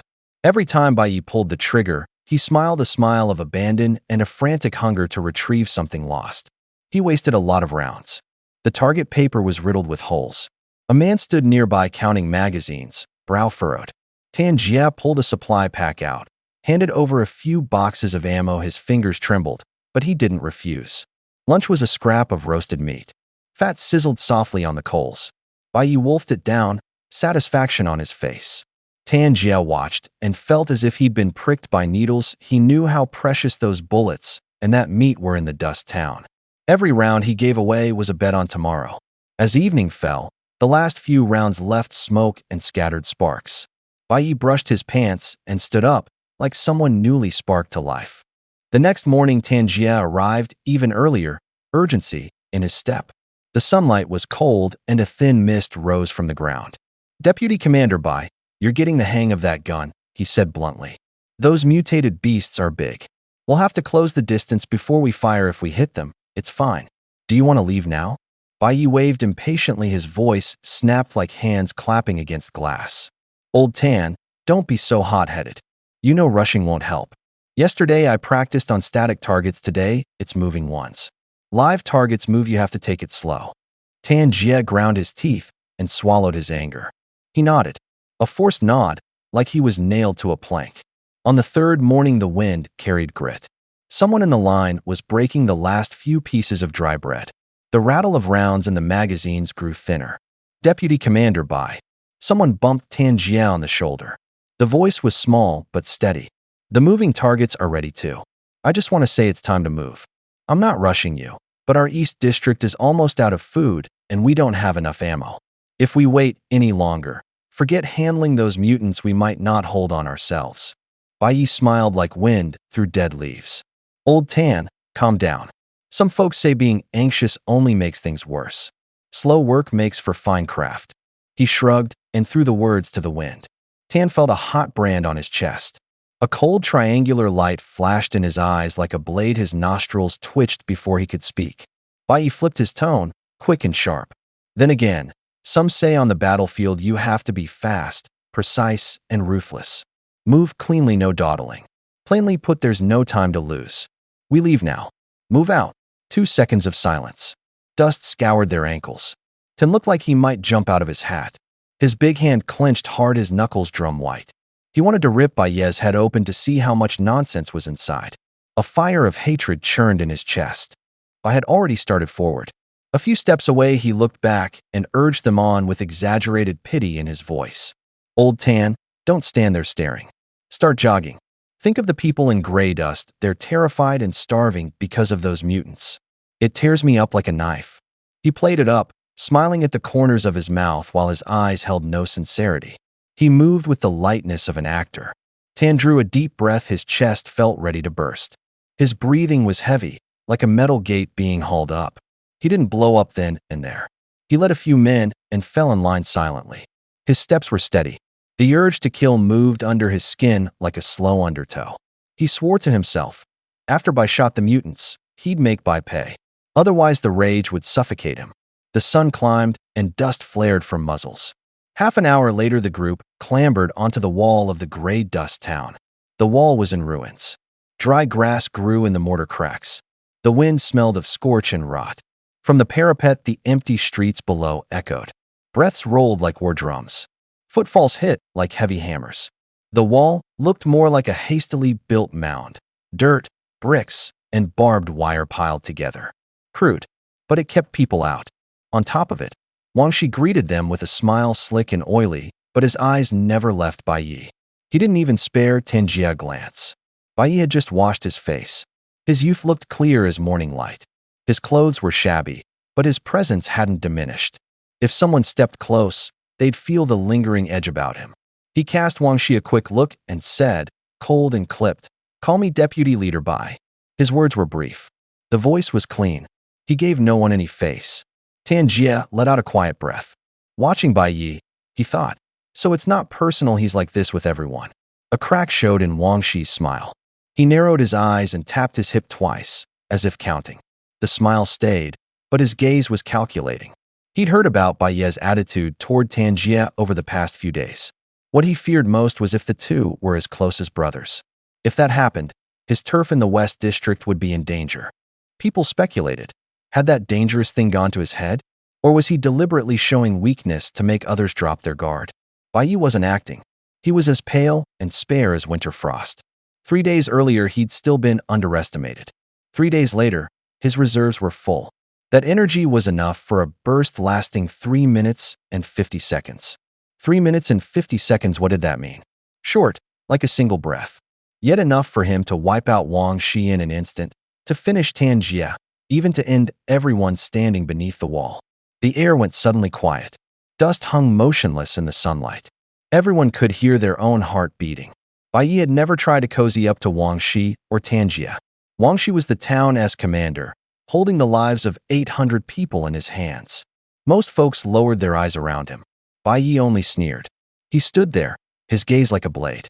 He swept them both with a look and said, cold and flat, "To me, you're both worthless." No one argued. A few faces flushed. The mood sank. He could have killed them. It wasn't kindness that stopped him. It was calculation. There was something outside. Not ordinary beasts, a pack of mutated creatures. If those things broke into the town, everyone would suffer, himself included. So he didn't kill them. Not mercy. Strategy. Tan Jie pulled a battered tactical monocular from his chest pocket and handed it to Bai Yi. The barrel was scratched, the lens dotted with dark spots. "They're out there," Tan Jie said softly, voice pressed down as if not to let the wind carry it away. "Those bastards never cross the 100-meter line. They wait just outside the wall. If anyone steps out, they'll hit them right away." Bai Yi took the monocular. His hand was slightly cool. He put it to his eye, and the world snapped closer. Before him was a wasteland. Yellow-brown earth split into deep cracks.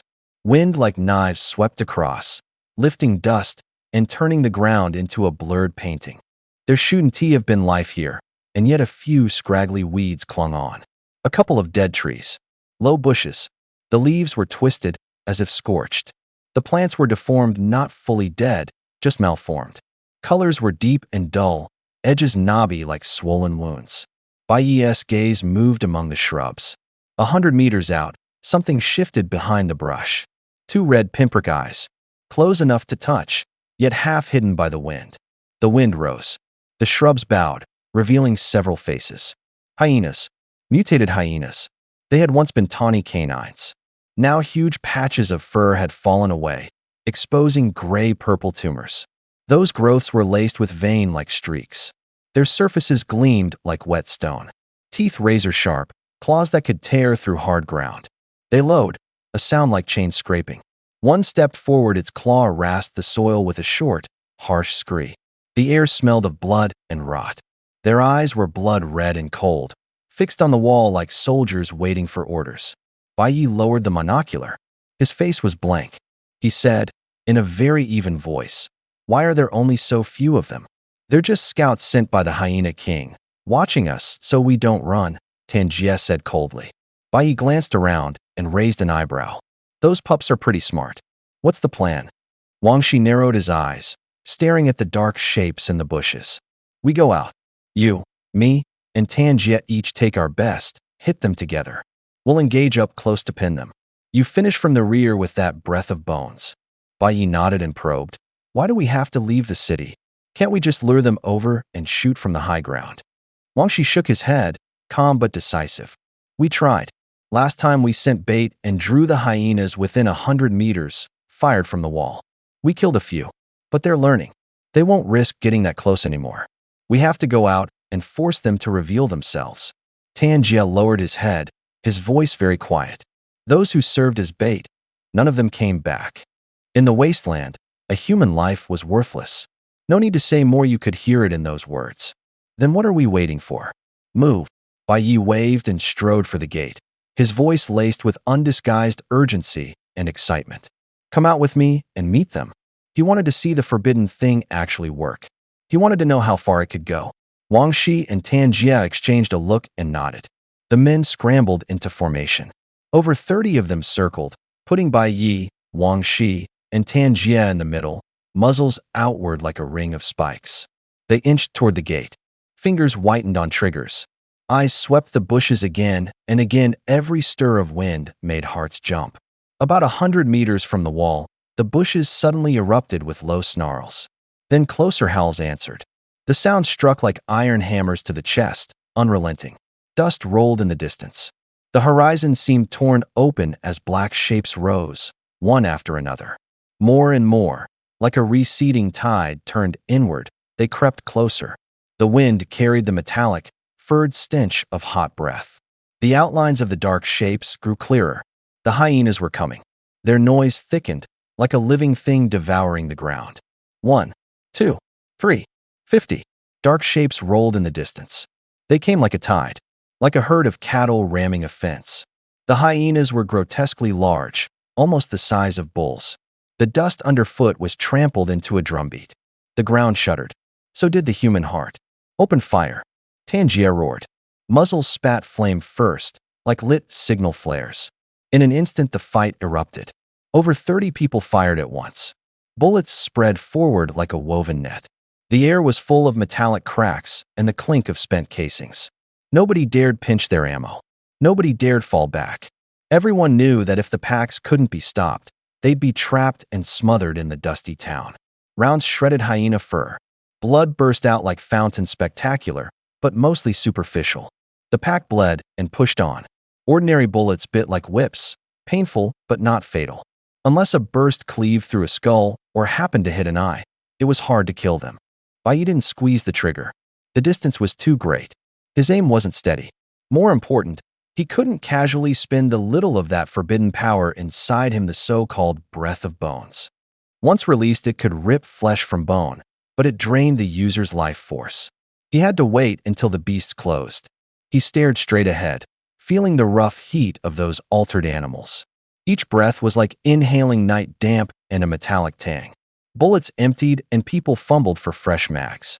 The hyenas used the gap to close the distance. From behind a dead tree, a shadow flashed. One hyena slipped out sideways, a blade tearing at an East District guard's arm. Its teeth sank in. Flesh ripped, blood sprayed. The man clutched his bitten arm and screamed, a sound that cut through the chaos. No one had expected it to come around.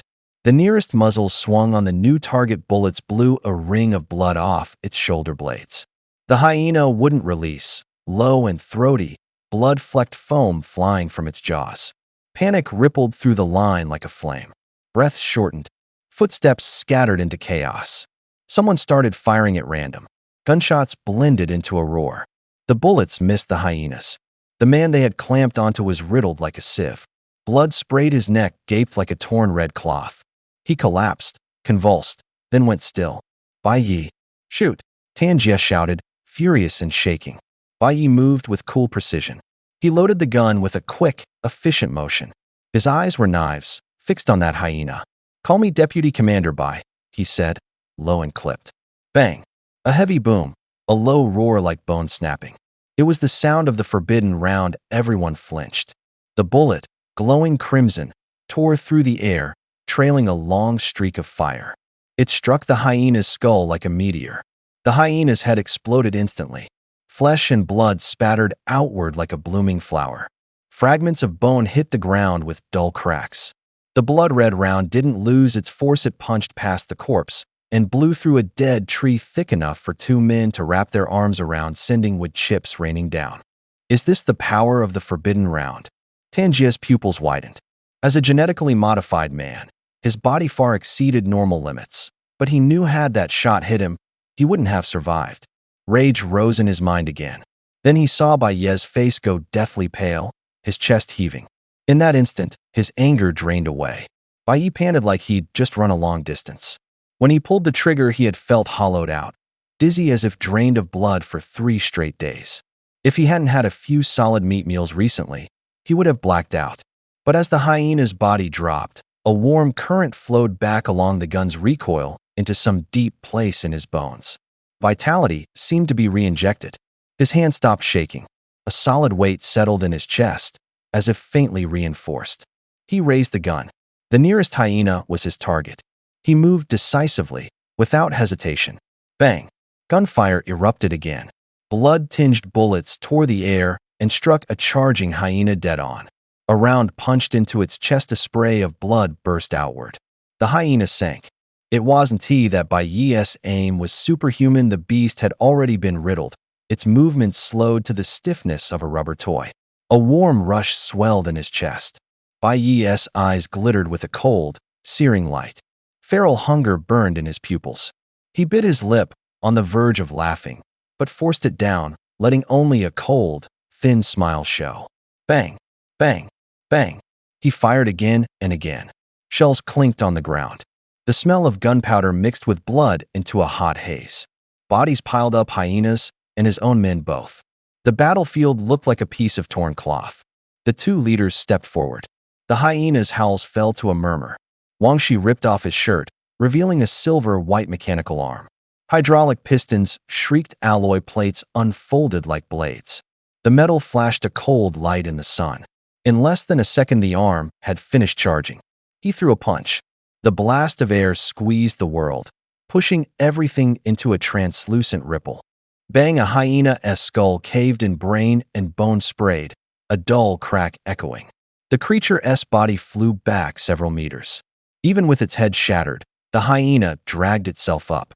It ignored the blood beneath it and lunged again. Tanjie roared. The black bristles on his skin stood up like steel spikes. The hair was so stiff it made a faint rustle, turning into natural armor. With those bristles, he could lock onto a hyena and tear at it without losing ground. He glanced at Bai Yi, a mocking light in his eyes.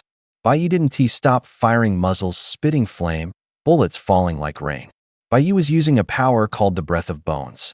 It felt like a dry, cold wind scraped out from between his bones. It drained a person's strength and warmth, trading them for harder shots and sharper bullet trajectories. The cost, however, was Bai Yi himself. His skin clung to his joints, blood stained the corners of his mouth, and bluish veins writhed at the edges of his eyes. Tanjie laughed, a calculating sound. It looked like the kid was going to drain himself dry, then all he'd have to do was collect the body. But the laugh faded fast. Bai Yi kept shooting, relentless, like a tireless machine. Tanjie's face changed in an instant. He gripped his gun so hard his fingers hurt and let out a low snarl. Is that kid really trying to get himself killed? The hyenas kept howling. The mud was full of tracks. The 50-odd in front of them were just the vanguard. The real pack, the one led by the hyena king, would come sooner or later. There was a coppery, bloody smell in the air. Teeth clicked like small pebbles. Saliva hung at their mouths, and they breathed in low, wet pants. Bai Yi's face was as pale as paper. His lips went white, his body swayed. His breaths came short and strangled. Tanjia felt his heart drop. He had never intended to wipe out all the hyenas in one go. You fight an attrition war, wear them down bit by bit, that's how you survive. Bai Yi could die now, but not yet. There were other fights in the days ahead. Deputy Commander Bai Yi pulled back, retreat. We'll fight again tomorrow. Tan shouted. His voice carried urgency and the weight of command. Bai Yi's eyes changed in an instant. A flush rose on his pale face, not blood, but ferocity. His voice hit like a hammer on stone. Retreat? The enemy hasn't been finished. Who dares take a step back? Charge. The words cut like a blade. Everyone froze. There was a rough, murderous hunger about Bai Yi, like a beast roused. Tan stood stunned. How had he never noticed the savage thing hiding in this kid? Deputy Commander Bai, please, hear me out, Tan said, forcing his voice down, trying to steady himself. Bai sneered. I won't listen. Tan swallowed, shifted tactics, spoke faster, in short bursts. There are too many hyenas. The main force behind them is probably more than what we saw today. Of the 30 plus we brought out, only about 20 are left. The men are about to break. Wang Shi's mechanical arm is squeaking, its powers dropping. If we keep fighting, then what? Bai cut him off, his voice threatening to blast them back. He stepped closer, his eyes rimmed red. 20 versus 100, my advantage is up front. Old Tan, if you keep shaking the troops' morale, I'll be the first to take you out. There was no flowery thread in his words, only a simple, direct will to violence. Bai Yi was lit by rage, his strength surged, muscles taut as cords. Pulling back was out of the question. Tan's expression shifted from terror to anger. He wanted to argue, to grab Bai Yi, to hold him back. His hand went out, then drew back. His knuckles were white, his teeth ached from clenching. The mechanical arm whined in the wind, the lights flickered. The soldier's breathing rolled like a tide, each wave ebbing further. You've almost bled yourself dry.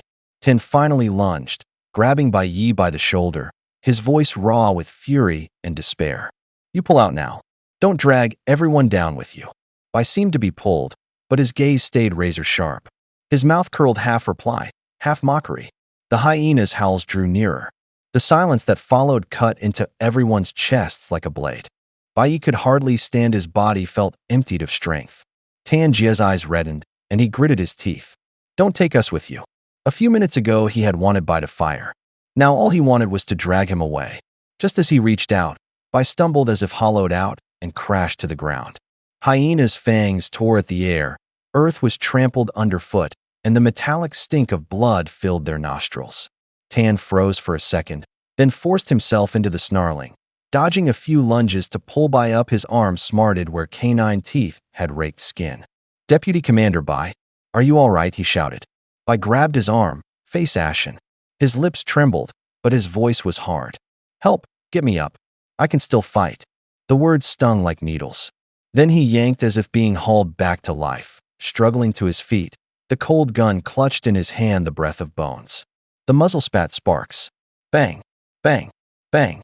The shots hit like hammers to the chest. Gunpowder stung the throat. Bullets tore through the night, and the hyenas were driven back, howls shredding the dark. Dirt flew up in sprays like rain of shattered rock. Tan went completely numb. His head buzzed. What the hell was he doing? The mushroom's effects hadn't even worn off, had they? He thought. Deputy Commander Bai, take it easy. If you keep shooting, you'll die. Bai gritted his teeth, straining to charge forward. Old Tan, let go of me. I'm going to kill every one of these bastards. Tan grabbed him, begging through his voice. You really can't keep firing. Retreat. I'm begging you. Bai's eyes burned. Retreat? Retreat where? The packs have us surrounded. If we pull back now, there's no going back. Today we don't die, we don't retreat. Men charge. His voice was a horn, tasting of blood and mud. Bai, brother, don't be ridiculous. Tan almost cried.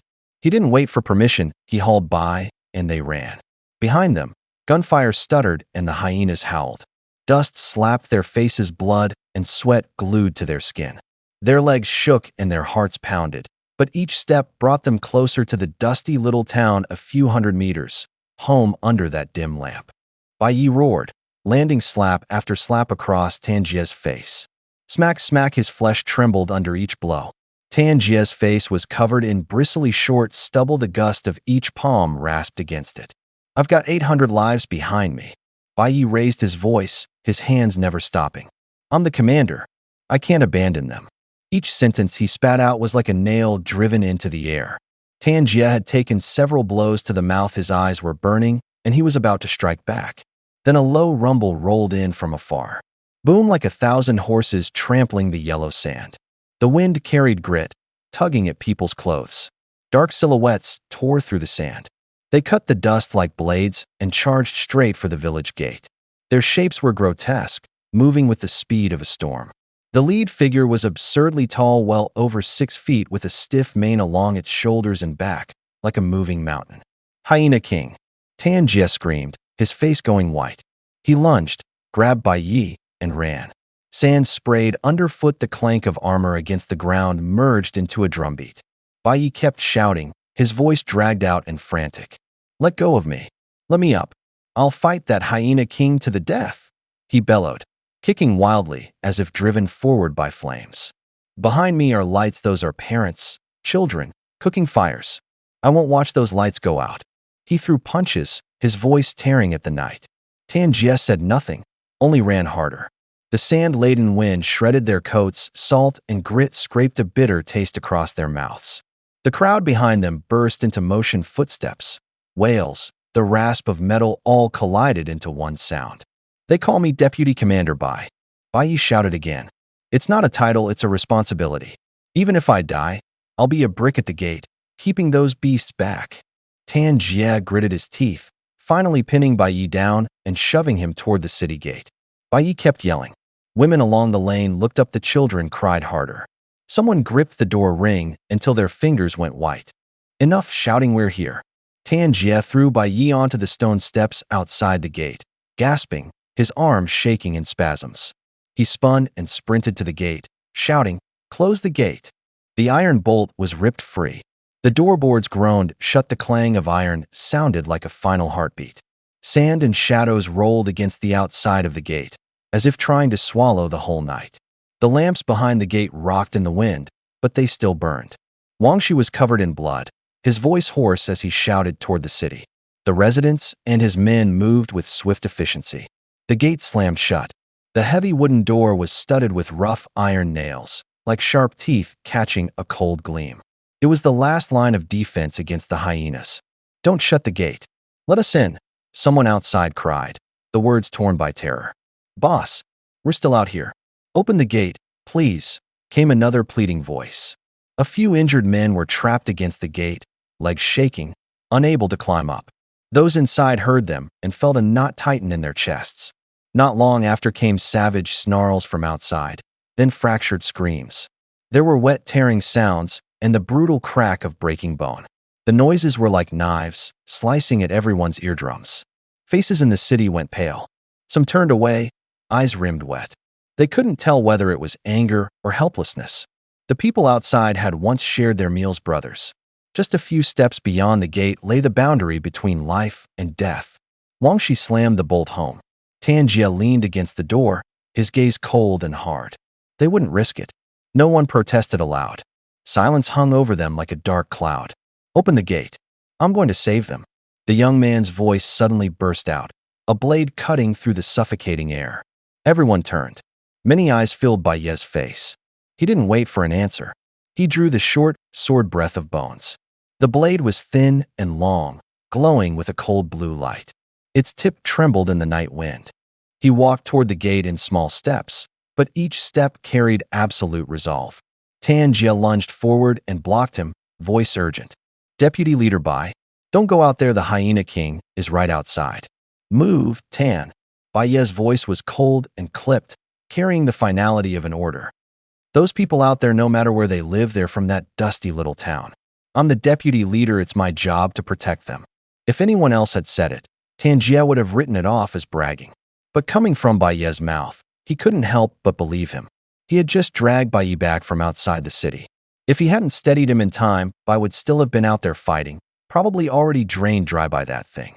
Deputy Commander Bai, it's not that I'm trying to stop you from going, Tanjia said, sweat beading on his forehead, his voice short and urgent. There, screaming stop. Bai Yi glanced toward the distance, his eyes went cold. Then I'll go collect the bodies. The words hit the air like a physical blow. Tan Jie's mind blanked, and he muttered a curse, as if set on fire. Do you not understand human speech? Wang Shi and the others closed in, getting between Bai Yi and the edge, shoving, trying to persuade him, cursing him. Someone grabbed his sleeve, another yanked his shoulder. Bai Yi only let out a long sigh, as if disappointed in a disappointing junior. He turned that sigh into an expression, then walked away. His steps weren't hurried, but his silhouette cut through the night like a blade. They stood on the wall, watching him grow smaller and smaller. No one spoke. Wind threaded through the ruins, carrying the smell of burning and blood. The departing figure looked especially frail, like a wisp of smoke being blown apart. After a long moment, Tan Jie spat to the ground with a smack, dirt spraying up with a crisp sound. He cursed, his voice full of hate and helplessness. Madman. The kid's crazy. If I hadn't hauled him back, that thing would have drained him dry. No one answered. In silence, the crowd started picking up stones and flinging them beyond the city. Rocks struck the half-ruined walls with clanks. A few hyenas in the distance were spooked, their long howls fading into the night. They had another thought tucked away. They'd all heard Bai Ye's roar outside the city and had not forgotten it. Some called him mad, but more believed that this kind of madness made him far stronger than the two commanders. These people lived in a post-catastrophe wasteland. They had seen too few traces of civilization. What they didn't know was that, 100 years ago, people who risked everything to save others had a fancier name. Back then, they called them heroes. In the shadow of the wall, one figure didn't move. His gaze followed Bai Ye's receding back. When Bai Yi disappeared around the corner, those eyes slipped back into the dark. Bai Yi went back to his temporary quarters. There wasn't a trace of desolation on his face. Excitement hit him like a rising tide. He tore off his shirt and stood in front of the mirror. The man in the glass looked different. The gaunt, skin and bone version was gone. In its place was a streamlined set of muscle. His chest rose, and fell veins under his collarbone were as tight as drawn strings. In the fight, just now he had shot 12 mutated hyenas to death. These beasts weren't ordinary animals. Their bones held a strange kind of energy. With each kill he drew a return from a skeleton, a pulse he came to know as the breath of bones, a weird surge that feeds a prey's life back to the hunter. 12 shocks hit him, like waves. Vitality rushed from his chest down to his limbs. A body starved for too long finally began to wake. He ran a hand over his biceps. Under the skin the muscles tightened like pulled cords. His heart beat strong, his breathing was low and clean. A smile tugged at one corner of his mouth. He wasn't on the level of a fully engineered powerhouse like Tan Jie, but he stepped beyond the range of an ordinary adult. Just 12 hyenas had made this kind of change. If he cleared out nearly 100 hyenas and took the hyena king as well, how strong would his body become? The thought sent a chill down his spine and a numb rush of excitement through him. What thrilled him more than the body upgrade was the efficiency. Bai Yi had an edge. He could briefly stop time. It was his trump card. Used right, it could buy him more power. But every pause was a spent chip. Time wasn't a bank account. Once spent, it was gone. A simple example. Freeze time for a minute. In that minute, a weak person might manage 300 meters, a strong person 500 or more. The stronger you were, the more you could accomplish in the same frozen minute. In other words, strength amplified the value of time. That was what he wanted: amplification. More done in a small stretch of stop time. Every bit of progress could save his life later. The wasteland had no mercy. Mutated beasts, gene-modified fighters, body hackers, people with bizarre abilities. The strong ruled. The weak were torn apart. Frames from his previous life flickered through his memory. He'd seen enough blood shouts in the firelight, the ripping of flesh, the dull thud of bone, blades glinting cold in the dark. Those scenes weren't in textbooks or moral debates. They were brutal lessons that taught one word: survive. His fingers trembled slightly in front of the mirror. He thought of things he had done, the dried blood prints in his palm. In his eyes the flame of the wild burned brighter. More power. More things done in more time. A simple desire, bare and unyielding. It wasn't anything new. A piece of blackened bread. A bottle of cloudy water. Even just a look. Any of it could be reason enough to kill. You're hungry. You eye someone else's food. That person will take you out. That's all there is to it. You say you don't want trouble? Wait until the slave hunter's knock despair will come down like an iron boot. Thud, thud, thud. The knocking smashed Baye's thoughts to pieces. Vice Chieftain Bai, the hyena pack has fallen back. The chiefs are holding a victory banquet. They want you to come. Baye's eyes lit up. His stomach gave a few gurgles. After a fight, who wouldn't want a hot meal? He opened the door and immediately put on an act. He went limp, leaning his whole weight on the man at the door, like a badly wounded general. Vice Chieftain, the underling froze, his voice so small it sounded snuffed out by the wind. Help me over there. Bayi feigned weakness. The kid looked at him. Last night, Bayi had been out front, blood and mud, mad laughter, the back of a man waving a blade. Respect crawled up his spine. He hurried to support Bayi, his pace 3 times quicker. The victory banquet was at the Tire Tavern. The dusty little town had nowhere else to go, only that place could still turn on its lights. The door opened, and a rush of smoke and grease hit them. Candlelight flickered, shadows lengthened and shrank on the walls. Dozens of people raised their cups, laughter collided with the ceiling. Wine sloshed like a dark red sea. For these people, a drink was a luxury. No one mourned the dead. The next body might be your own. Why not make tonight a feast? The evening's centerpieces, besides Tan Jie, were the leader from the west and Wang Shi from the west district. They sat side by side. Glasses clinked with a clear ring. Smiles spread across their faces, thin as blades. Bayi really stole the spotlight this time, Wang Shi said, taking a sip. His voice was calm, a cold light in his eyes. The way people from the east and west look at him has changed. Around Bayi, some bowed their heads, some kept glancing at him. Someone in a corner pulled his hat brim low, quietly calculating gains and losses. Gazes passed over him with a new weight. Tan Jie snorted softly, as if he had swallowed his words. He could see it clearly. Behind those smiles lay schemes. The people who know you best are often your enemies. Don't try to stir things up, Wang Shi said, smiling and shaking his head, a chill under his voice. What Bayi is, you can decide for yourself. That kid's been driven mad by that poisonous mushroom. Once someone's gone crazy, no one can tame them. Tan Jie didn't answer. He leaned against the bar, fingertips tapping the wood. The sound was soft, but like ice scraping skin. Wang Shi nodded. He'd seen it earlier in Bayi's hollow eyes. Bayi no longer cared about them, not youthful bravado, but pure, absolute madness. What are you going to do? Wanting to help? Wang Shi asked, casual. He toyed with a cigarette, the ember flared in the dim light. Tan Jie glanced coldly at him. Don't flatter yourself. If he can play himself to death, we don't need to lift a finger. I figure you came for that thing, Breath of Bones. Breath of Bones. Wang Shi raised an eyebrow, a slick laugh in it. Don't put it so bluntly. We're all from Greytown. Infighting will only drag everyone down into the pit. He slammed his cup on the table. It rang crisp, like it had cut the rhythm of the air. Didn't you see? Things have changed. Dawn City has been sending troops more and more, raiding settlements, scraping up manpower. The shadow of war is close, Wang Shi said, slowing his words so each one landed hard. Tan Jie's knuckles went white. A shadow passed through his eyes. As head of the East District, he was an ant before Dawn City. If it came to fighting, Greytown would be nothing but cannon fodder. Wang Shi lowered his voice.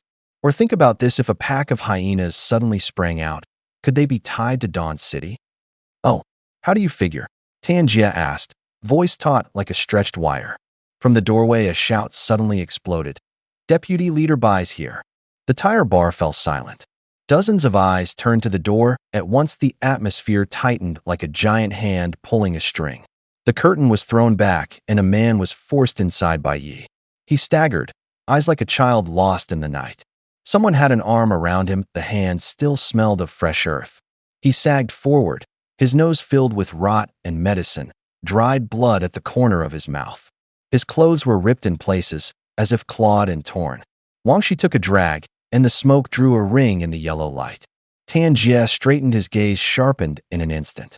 The air around them felt sliced by a blade, a tense crack opening between them. The kid's face went bright red. He lowered his voice, then hurriedly raised it again, tugging at his throat. Vice Commander Bai, I called like you told me. Don't forget to give me a piece of meat. Eyes around them stabbed like needles.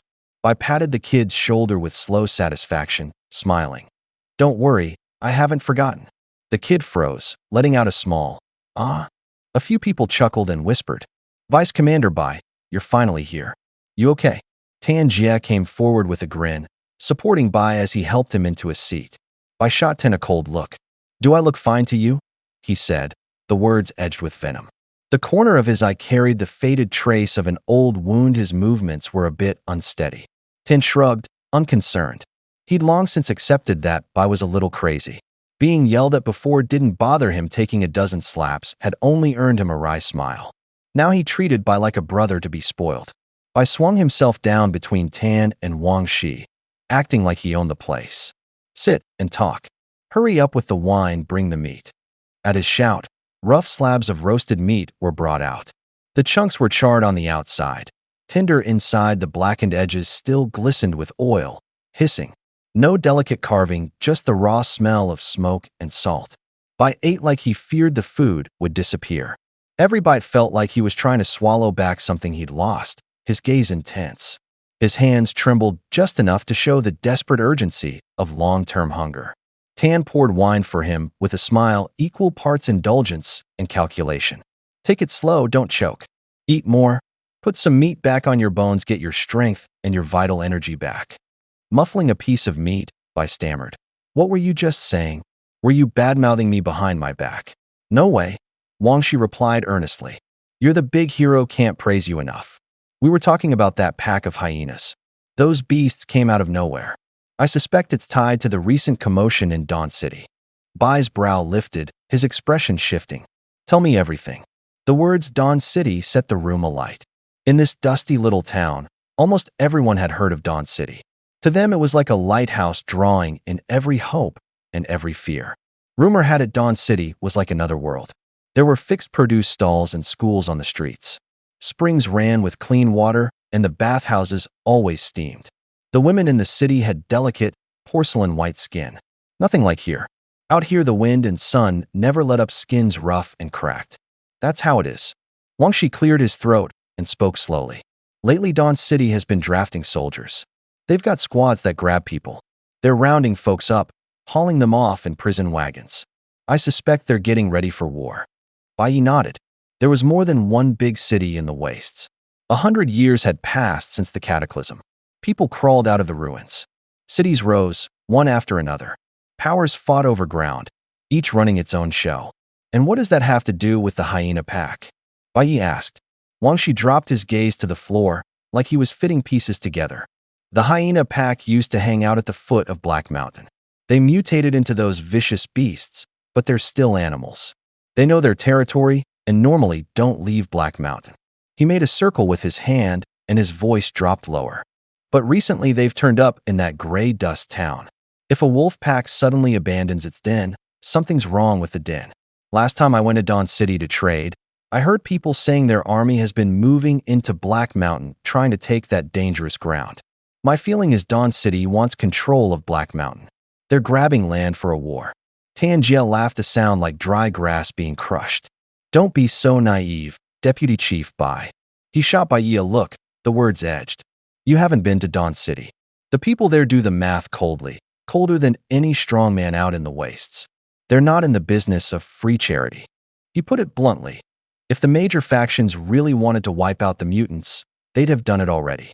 The problem is they fight each other and won't waste troops cleaning up someone else's turf. Some groups even leave the mutants on purpose as a living buffer. Use the monsters as a barrier between you and your rivals, saves on garrisons, and scares off greedy folks. He tapped the table, a short, sharp click.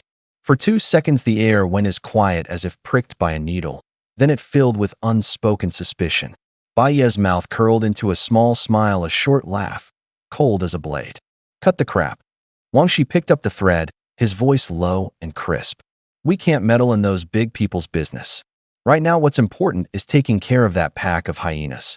Deputy Commander Bai, can you fight tomorrow? I can. I have to. Bai Yi said each word like an ultimatum. No, no, no. Tan Jie scrambled to interrupt, panicked like a stray dog. You've exhausted yourself today? Rest another day.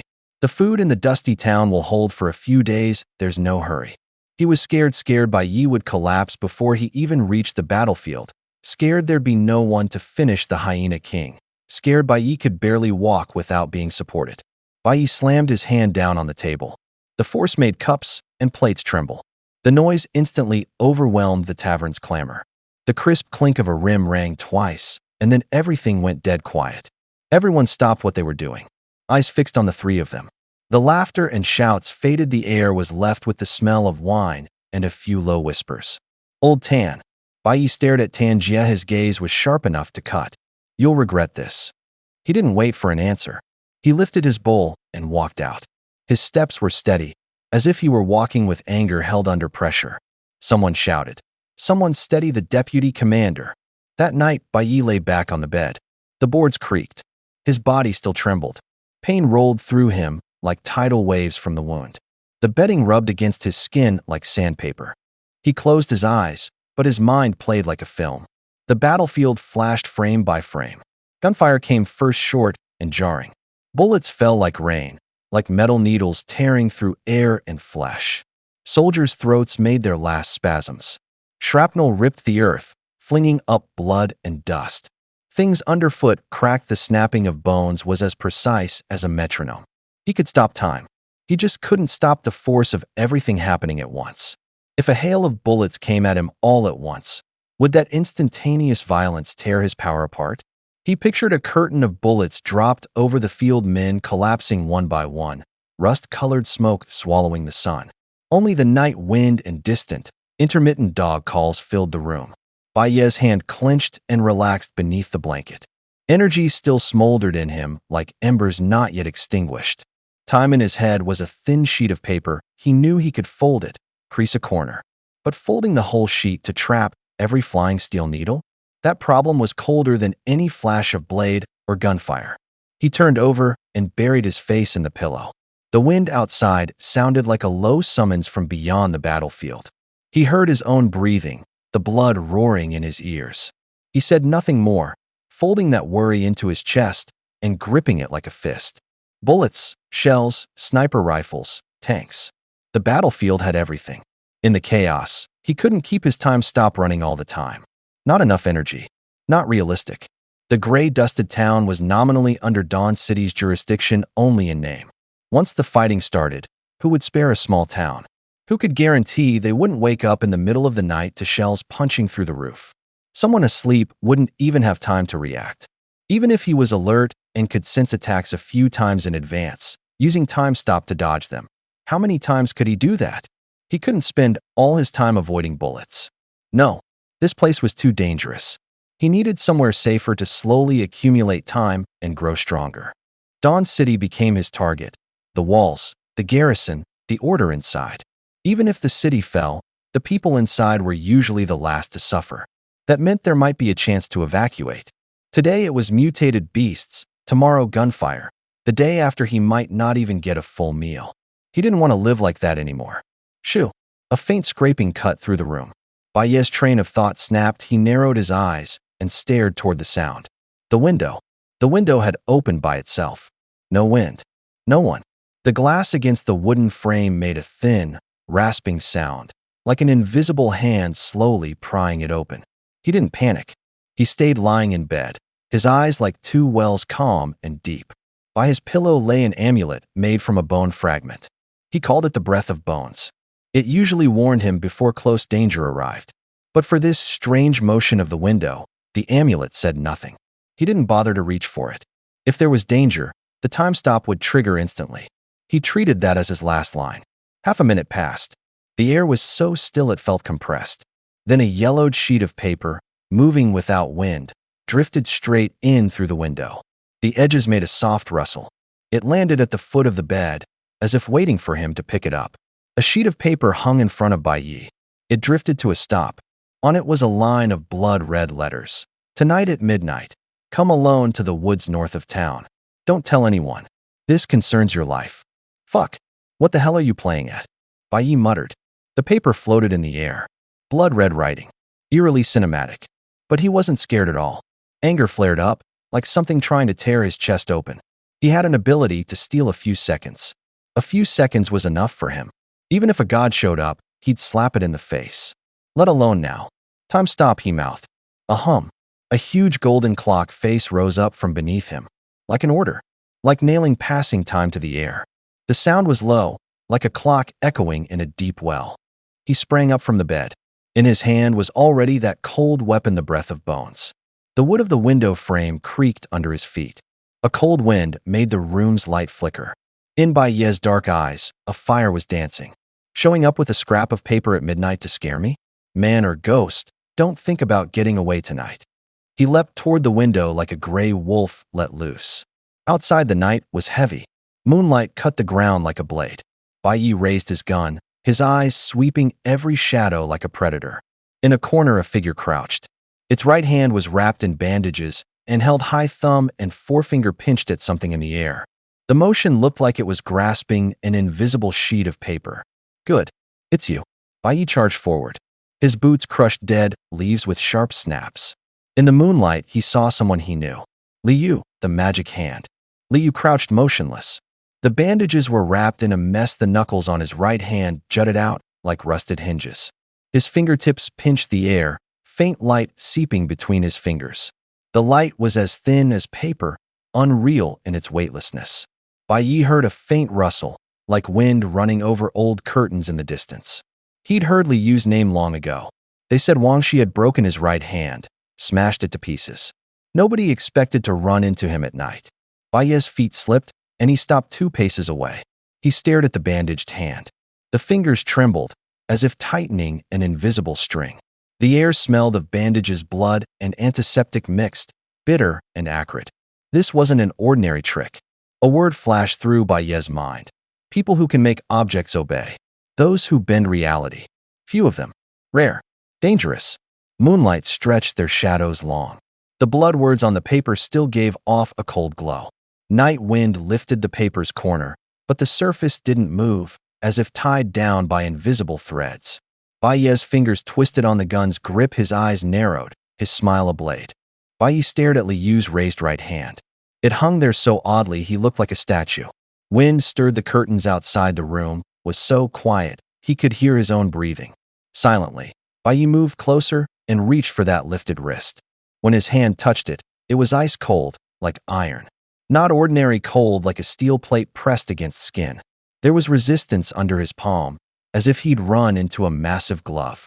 Baye followed that resistance and kept feeling outward. It kept stretching longer and longer. 3 meters. 3 meters of length, reaching out the window, cutting through the air like an invisible giant claw. He understood in a flash. It had opened the window. The letter was clamped in it, suspended in midair. Baye gave a faint smile, kept his hand still, silently filing the discovery away. Then, like a shadow, he slipped behind Liu. His fingertips had already crept to the hem of his clothes, and a cold piece of metal slid out of his backpack. Liu hadn't heard a sound. He rubbed his aching right arm with his left and murmured, "This kid must have been scared, right? Why is it so quiet? He should have at least jumped off the bed. Or is he asleep?" No sooner had the words left his mouth than a cold voice floated from behind him, each syllable like a knife. "I'm not asleep. You're the one who will soon sleep forever." Click. The sound of metal being cocked was piercing in the night. A cold muzzle pressed against the back of Liu's head. He froze. His face drained of color. He stammered out 3 words. "Baye. Don't move." Baye's voice was low and clipped. "If you so much as lower your right hand an inch, I'll make sure you don't see the sun tomorrow." Liu's right hand hung frozen in midair as if nailed there. His muscles trembled. He cursed inwardly. Shit. The kid had seen through my trick. He'd planned to use that invisible giant hand to take him down. Who would have thought a single touch would give away its source? Desperate to buy time, he swallowed and asked, "You really not asleep?" Baye chuckled softly at his ear, his voice cold as the night wind. "Heh, don't you ever get up to pee in the middle of the night?" Liu didn't believe it for a second. He remembered peeking at the bed before opening the window. Baye had still been lying there. At that time, Baye hadn't even gotten up to use the bathroom. The moment the window opened, Baye sprang out like a shadow. No hesitation. No sound. He was standing right behind Liu. Liu was bent over placing the letter, completely unaware. No wonder the paper had sat there so long untouched. The man had already come out. Liu's stomach dropped. Things were nothing like he'd imagined. Bai Ye's reactions were like a blade utterly without regard for normal logic. Li Yu, oh no, that's wrong. I should be calling you Li Zhuan now. Bai Yi pressed the muzzle slowly to the top of his head. The metal's cold crept along his scalp. The barrel tapped each touch like an ice needle. Li Yu broke out in a cold sweat. His voice shook like a scrap of paper in the wind. Bai Yi, actually call me Deputy Commander Bai. Bai Yi kicked him aside, the words landing like a heavy hammer. Li Yu froze. Anger flickered across his face, but he immediately bowed his head and corrected himself. Deputy Commander Bai, I mean no harm. I have an important matter to discuss. Bai Yi smiled, a smile that hit a knife. Perfect. You had no ill intent. I did. You know what I hate most? People wasting my time. That little performance of yours just wasted 10 seconds of mine. Li Yu went blank. He thought Bai Yi was talking about the 10 seconds since he'd come out of the room. His mind raced. He answered briefly, cautious as someone doing math. If a person lives to 60, there are 1,892,160 10-second intervals in a lifetime. You fucking, Bai Yi cut him off with a furious shout and pulled the trigger. Bang! The shot tore through the night. The smell of gunpowder hit instantly. The glass trembled, the paper flipped in the wind. Li Yu's voice stuck in his throat, and the world narrowed to a painfully sharp echo. Bai Yi kicked Li Yu in the ass again. Li Yu nearly fell, stumbling 2 steps before he could steady himself. You the only one who can count. Bai Yi smiled at him, the edge in his voice like a blade. Can I count? Who asked you to do it? Li Yu opened his mouth to argue. Bai Yi cut him off impatiently. I'll give you 3 seconds. Tell me one reason I shouldn't kill you. Li Yu hurried out. I'm here to help you. Bai Yi snorted, his foot already lifting. Bam, another kick. You? Help? Don't get cocky, he snarled.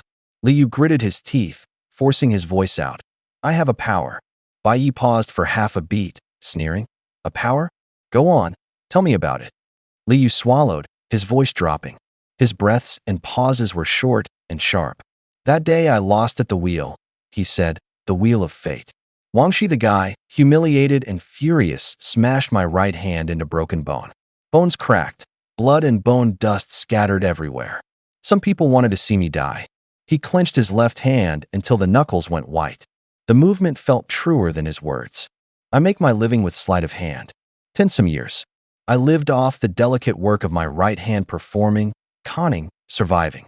When my right hand was ruined, I thought about giving up. In that moment, I wanted to die. His pupils seemed to contract, his voice thinning. But I thought of my mother. She was back home waiting for me, hoping I'd make something of myself. Thinking of her lit a fire in my chest.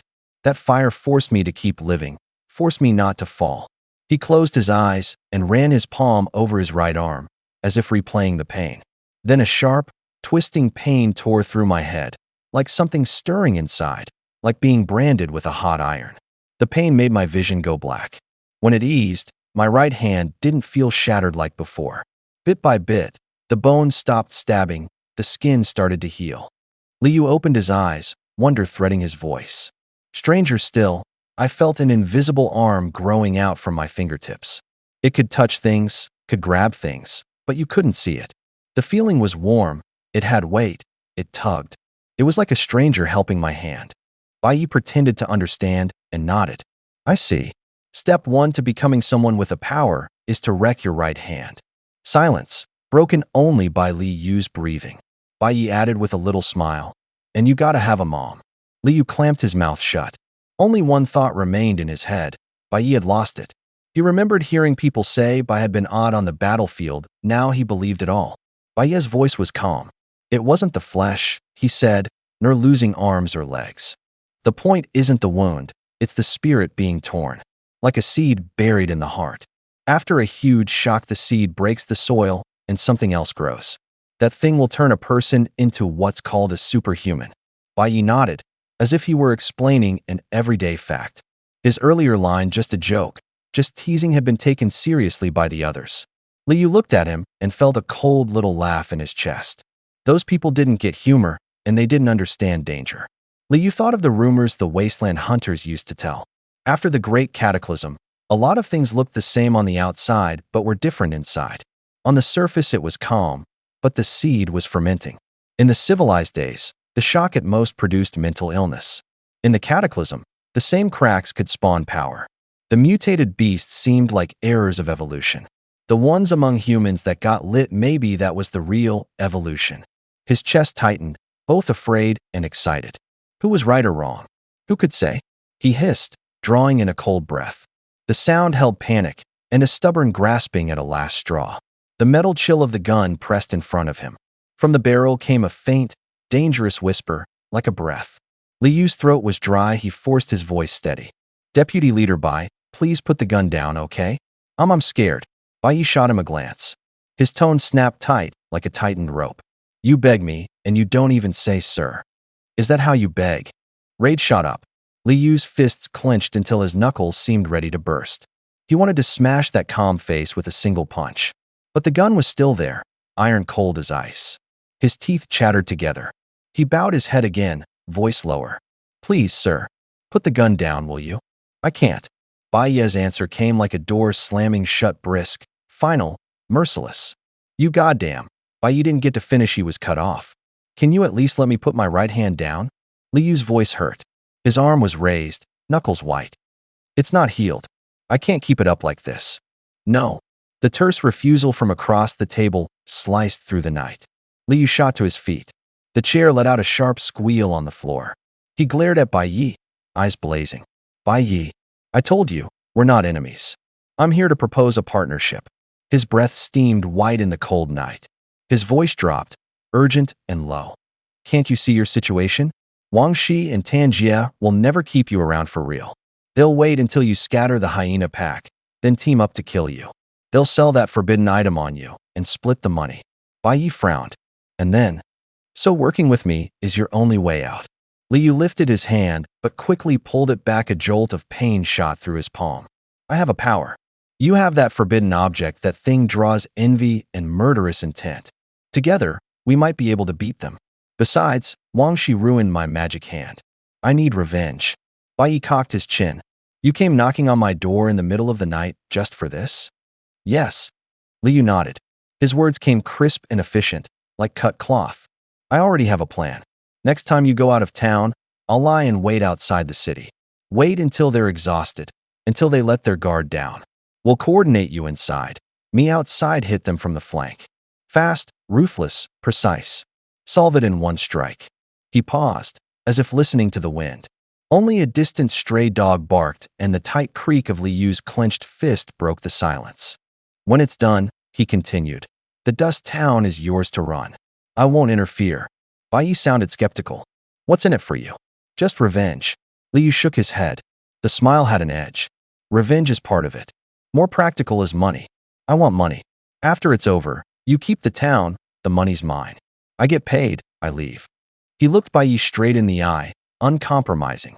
Becoming an ability user made my body much tougher, but my right hand still isn't right. That hand used to be my trademark. It can move now, but it's lost the dexterity and strength it had. I want to get it healed, go to Dawn City, find the best doctor. Once my hand's fixed, my combat power won't be this weak.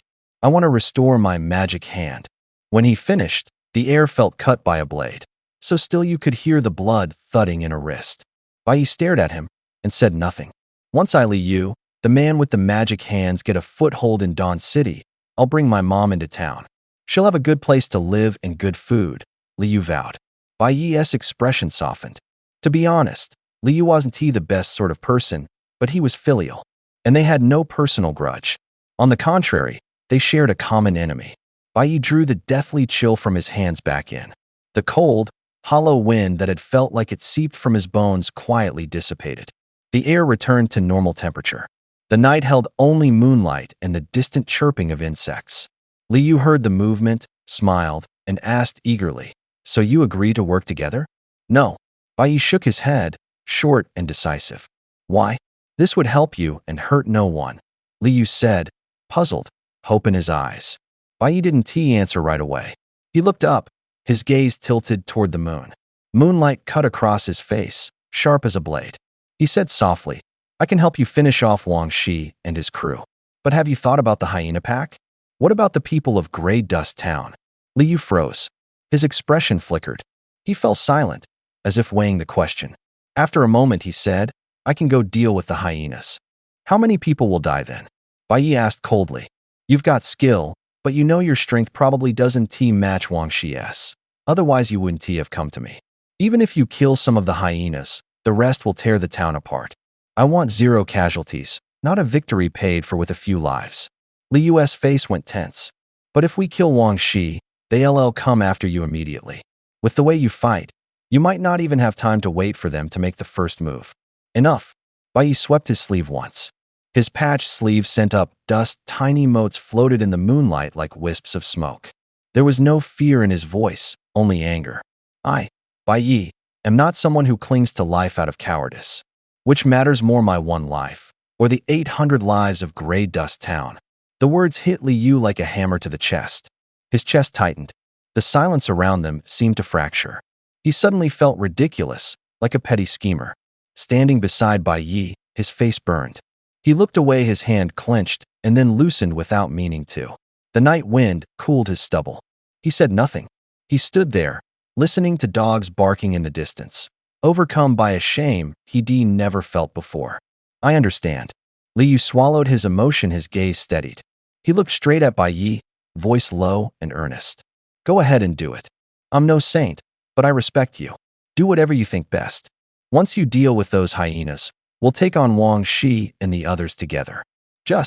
I can't promise you'll come back alive. If you get into real trouble, I'll help where I can, but I won't throw my life away for you. My mom's still waiting for me to come home. I can't risk losing myself, too. Bai Yi didn't smile. Moonlight washed cold across his shoulders, sharp as a blade. No matter, he said, hands clasped behind his back, his voice calm. I've already decided. A heat rose in Li Yu's eyes. He forced a smile. Guess I lost. Take care. Don't see me off. Bai Yi's words were short, like a command. Leaves whispered. Li Yu didn't look back. His steps snapped dry twigs as he slipped into the trees and soon vanished into the shadows.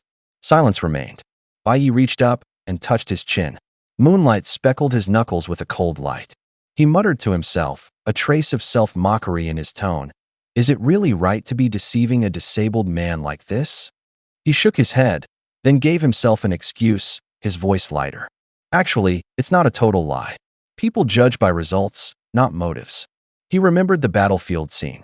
Wang Shi and Tan Jie standing at the edge of the crowd like 2 moving shields. The crowd shoved him into the center.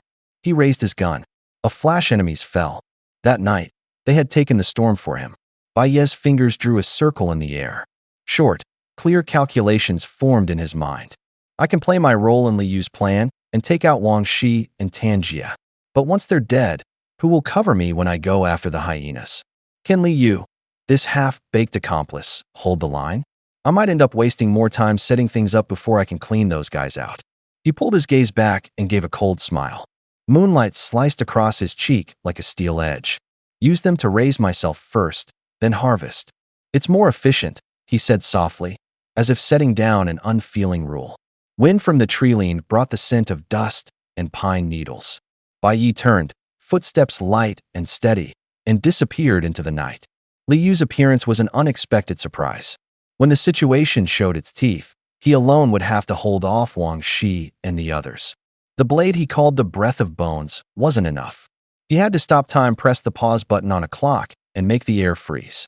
With Li Yu there, maybe he could shave off a few seconds. Bai Yi smiled.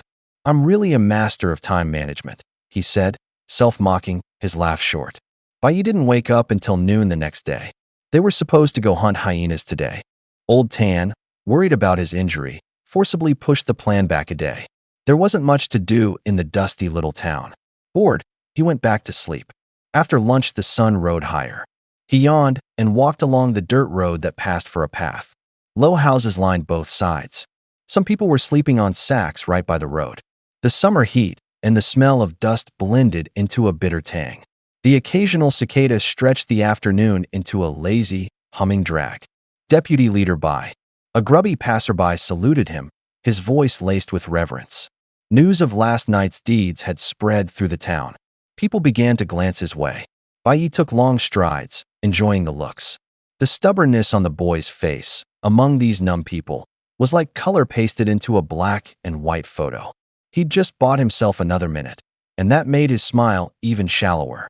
It's 4 minutes and 40 seconds now, he noted in his head. Yesterday, Liu had cost him 10 seconds. Suddenly, a few frantic shouts came from afar, like scissors slicing the silence. Not good. A pack of hyenas is attacking the city. Mutated beasts are attacking the city. Bai Yi stopped and looked toward the gate. Dust rolled in the air. A few ragged residents came running toward him, stumbling, shouting without pause. Someone pointed off in the distance. On the horizon, dark shapes moved like a living wave. He grabbed one of them, not with great force but with urgent voice. What's happening? The man's eyes rolled, his face gone pale, breathing shallow. He kept glancing back, lips trembling. Mutated beasts, they've gone mad. They're going to rush into the city. Light flashed in Bai Yi's eyes. An assault on the walls? Perfect. He'd been annoyed earlier that he couldn't catch any of the mutated beasts today. Now they were practically delivering themselves. He wouldn't have to go down into town to bait them standing on the wall. He could spray bullets down on them. He smiled, though a sliver of doubt crossed his face. Why would the beasts suddenly charge the city? Tan Jie, leader of the East District, was roused by the commotion and barreled out with men. People, to the gate. Tan Jie shouted, his feet thudding like boards. Seeing Bai Yi, he called again, Deputy Leader Bai, get up here. Bai Yi drew the weapon from his back, the breath of bones. It was a long-barreled rifle, the metal etched with skull-like motifs, the scope throwing a cold light. The stock felt heavy in his hands, as if the rifle had its own pulse. He shouldered it calmly and followed. They climbed the parapet. Dust moved in the distance, coming closer, like someone beating a giant drum on the earth. Nearly 100 hyena-like beasts charged, led by a massive creature. The hyena king's black mane curled around its neck, yellowed teeth flashing, eyes burning like coals. Their paws hit the ground with heavy thud sounds. A string of low growls rolled from their throats, like the clang of old chains. Dust boiled up behind them like a tsunami about to swallow the town. How did they suddenly go mad? Tan Jie frowned, unease in his voice. The guards below the wall rubbed their hands and stammered, we don't know. It's like they all came out at once, popping up, one after another. Tan Jie stared hard at the dark mass racing toward them. His worst fear was a recklessly charging hyena pack. The gate looked solid, but it wouldn't stop 100 killing beasts. If the attackers didn't care about casualties, the city was in real danger. Bai Yi didn't speak. He rested the rifle on the wall, his fingers slowly finding the trigger. His breathing was steady. Cold wind cut across the parapet, dew beating on the barrel. His gaze was ice, a blade. Then Wang Shi's voice came from the crowd behind them, cool and calm. Don't panic. Them attacking the walls might not be bad for us. He pushed through in a cluster of people, climbed to the wall, and stood with his chest out, looking at the hyenas as if making an announcement. With the protection of the wall, we can shoot from above. As long as Deputy Leader Bai holds. Even if the gate gets breached, they'll take heavy losses. Worry filled Tan Jie's eyes. He couldn't help glancing at Bai Yi, pleading, I'm just afraid he won't hold. Bai Yi's smile was slight, there was glinting steel and contempt in it. He turned his focus back to the grass. The hyenas were closing in, hot breath steaming from their snouts, fermented with old blood, their formation growing straighter. In Bai Yi's head, bullets beat like drums, waiting for his order. Wind carried dust and the sharp stink of beasts up onto the wall. Arrows, loose stones, human breaths, and distant roars mixed into one. Bai Yi's hands were rock steady. He shouldered the rifle and watched them, as if counting each breath. Humph. Bai Yi snorted coldly. His gaze was like a blade, sweeping across the tense faces. If you can't speak, shut up. Don't drone in my ear. His voice was low, a crisp, precise threat. The timer ticked down another minute. Bai Yi didn't even have the energy to call out to old Tan. Tan Jie's face darkened. His fists tightened, his tongue flicked against his teeth to swallow a retort.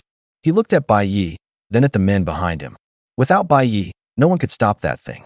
He swallowed his anger and blew it off on the guys. What are you standing there for? Move. His voice hardened. Raise your guns. When it gets close, open fire. Don't hold back. The crowd sprang into motion. Buttstocks slammed shoulders. The scrape of metal swelled like a tide. Dust churned underfoot. Grit slapped their faces, and their throats tasted of sand. Someone coughed twice, fingers hovered on triggers. Bai Yi found the center, lifted his gun. The long rifle people called Skeleton's Breath caught the sunset and threw a cold gleam.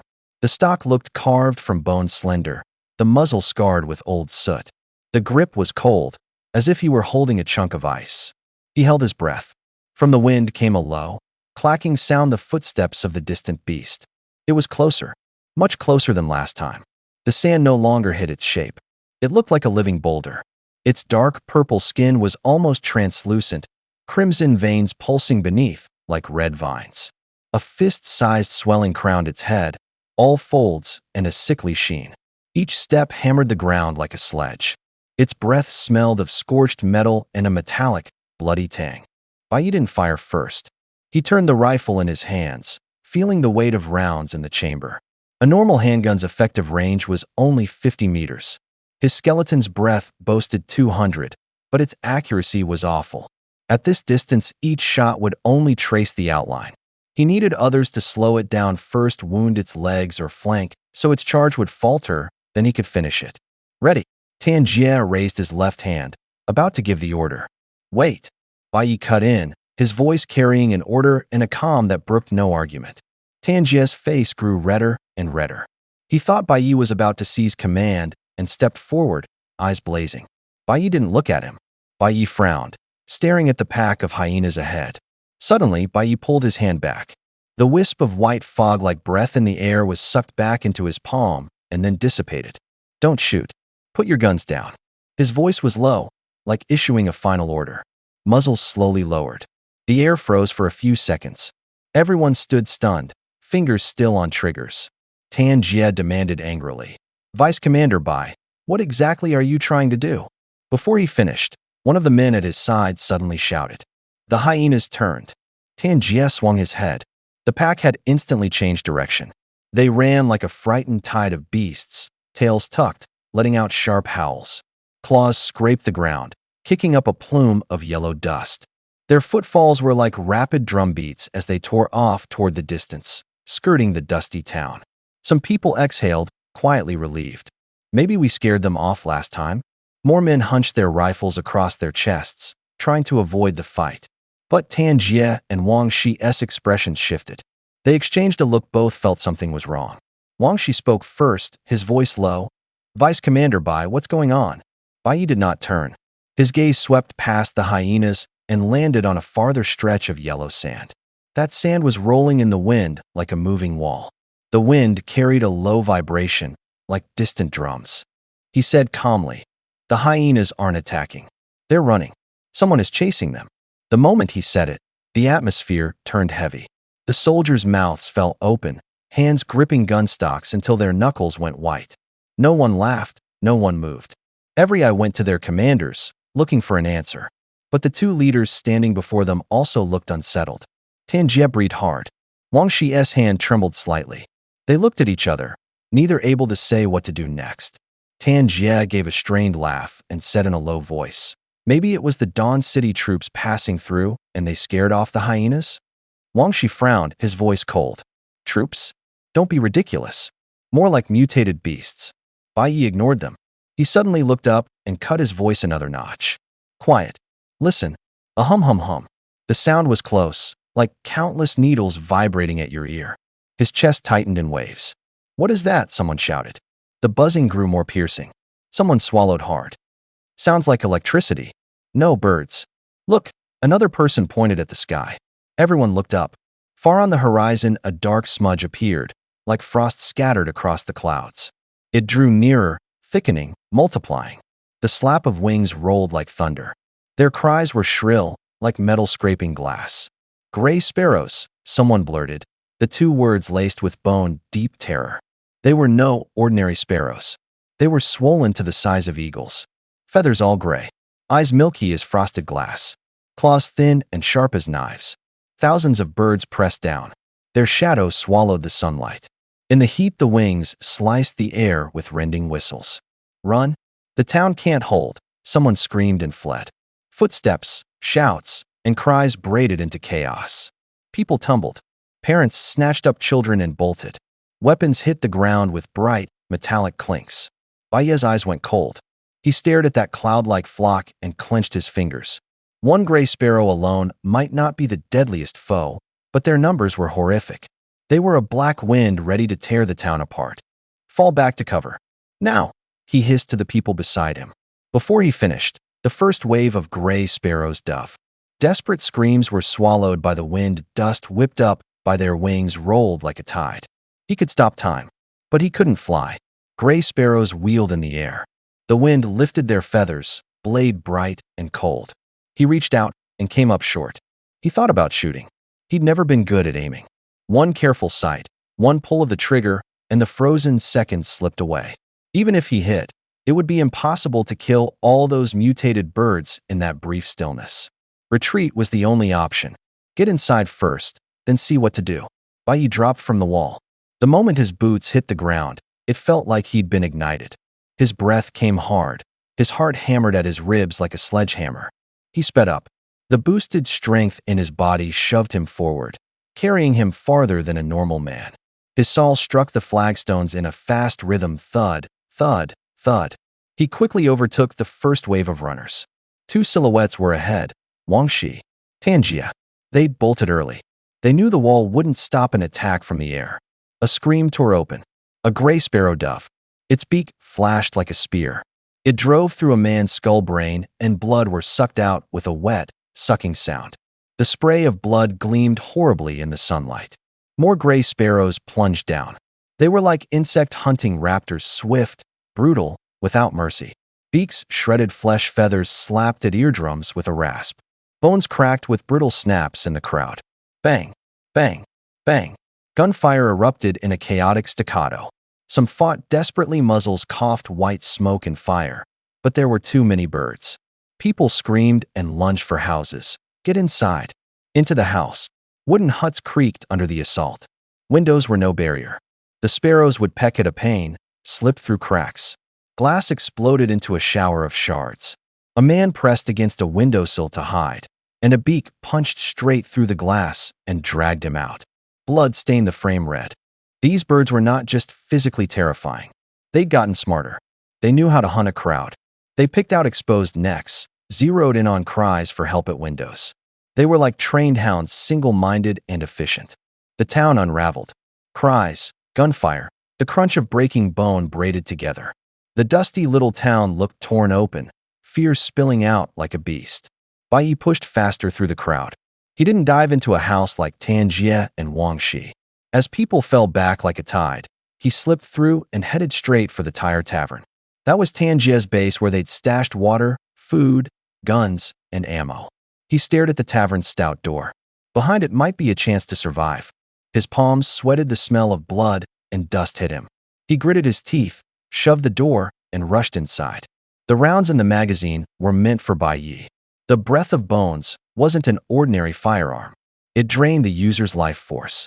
Because of that, Tanjia had only given him a few rounds. Tanjia figured Bai Yi couldn't handle that many. Whoosh! A razor-sharp sound tore the sky. It closed in overhead. A crimson light flared in Bai Yi's eyes. He knew the gray sparrow had locked onto him. There were fewer and fewer people in the street, either dead or hiding inside. Only he was still running. Being singled out was only a matter of time. He didn't choose to dodge. He chose to stop time. Time froze. Underfoot, a golden dial shot up. Gears ground to a halt in the light. Sound was stripped from the world. Wind, breath, footsteps, everything seemed sucked away. Only his own ragged gasps remained. Inertia carried him forward 2 meters. He barely managed to steady himself. At full sprint, it's hard to whip your body around. So he didn't twist his torso. He turned his head. It met 2 pallid, lifeless eyes. The gray sparrow hung, like a pinned specimen, 3 meters in the air. Its gray feathers fanned into a blade. Its talons pointed straight at his skull. Too close. A second later, his head would have exploded. Rage climbed his throat like fire. "You want to blow my head off? I'll blow yours first," he snarled. Click. The chamber snapped home with a crisp sound. Metal rasped. The muzzle aimed at that white face. The distance was almost close enough to hear feathers rubbing. The target didn't move. Even a child wouldn't miss from here. Bai Yi certainly wouldn't. Bang. A bullet, rhymed in a blood-colored glow, streaked from the muzzle. But the headshot never happened. The bullet stopped. It hovered outside the barrel, 2 centimeters from the muzzle, as if pressed by an invisible hand. Bai Yi froze. He stared, stunned, at that suspended, blood-glossed round, his heartbeat hammering painfully in his ears. The bullet hung in midair. It didn't move as if it had been nailed in place. What the hell?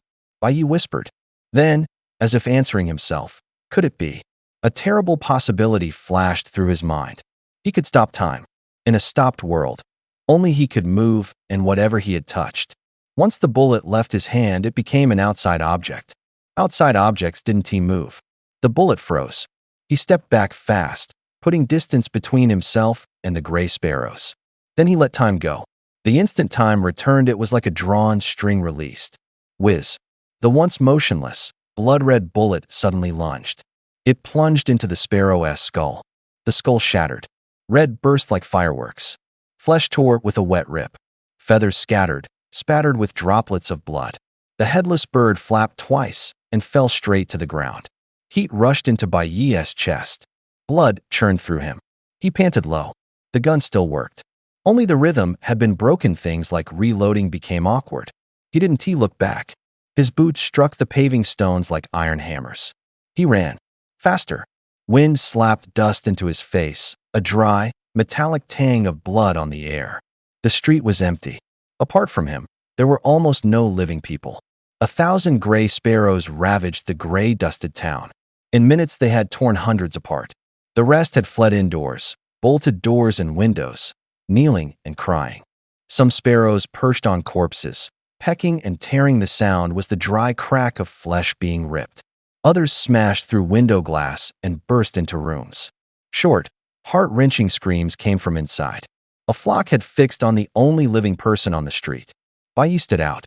A dozen gray sparrows beat their wings at once and dove for him like a rain of gray arrows. He flashed into an alley between houses. The narrow passage funneled them. They couldn't all come in at once. Coming in waves, they could be picked off one by one. He stopped. His breathing was heavy. A coldness flashed in his eyes like a blade in the night. In his hand was the old gun, the breath of bones. The barrel was darkened, the muzzle still gleamed with old blood. The first sparrow beat its wings and shrieked. It closed in. 30 feet. 15. 10. Now. Bang. The shot was sharp.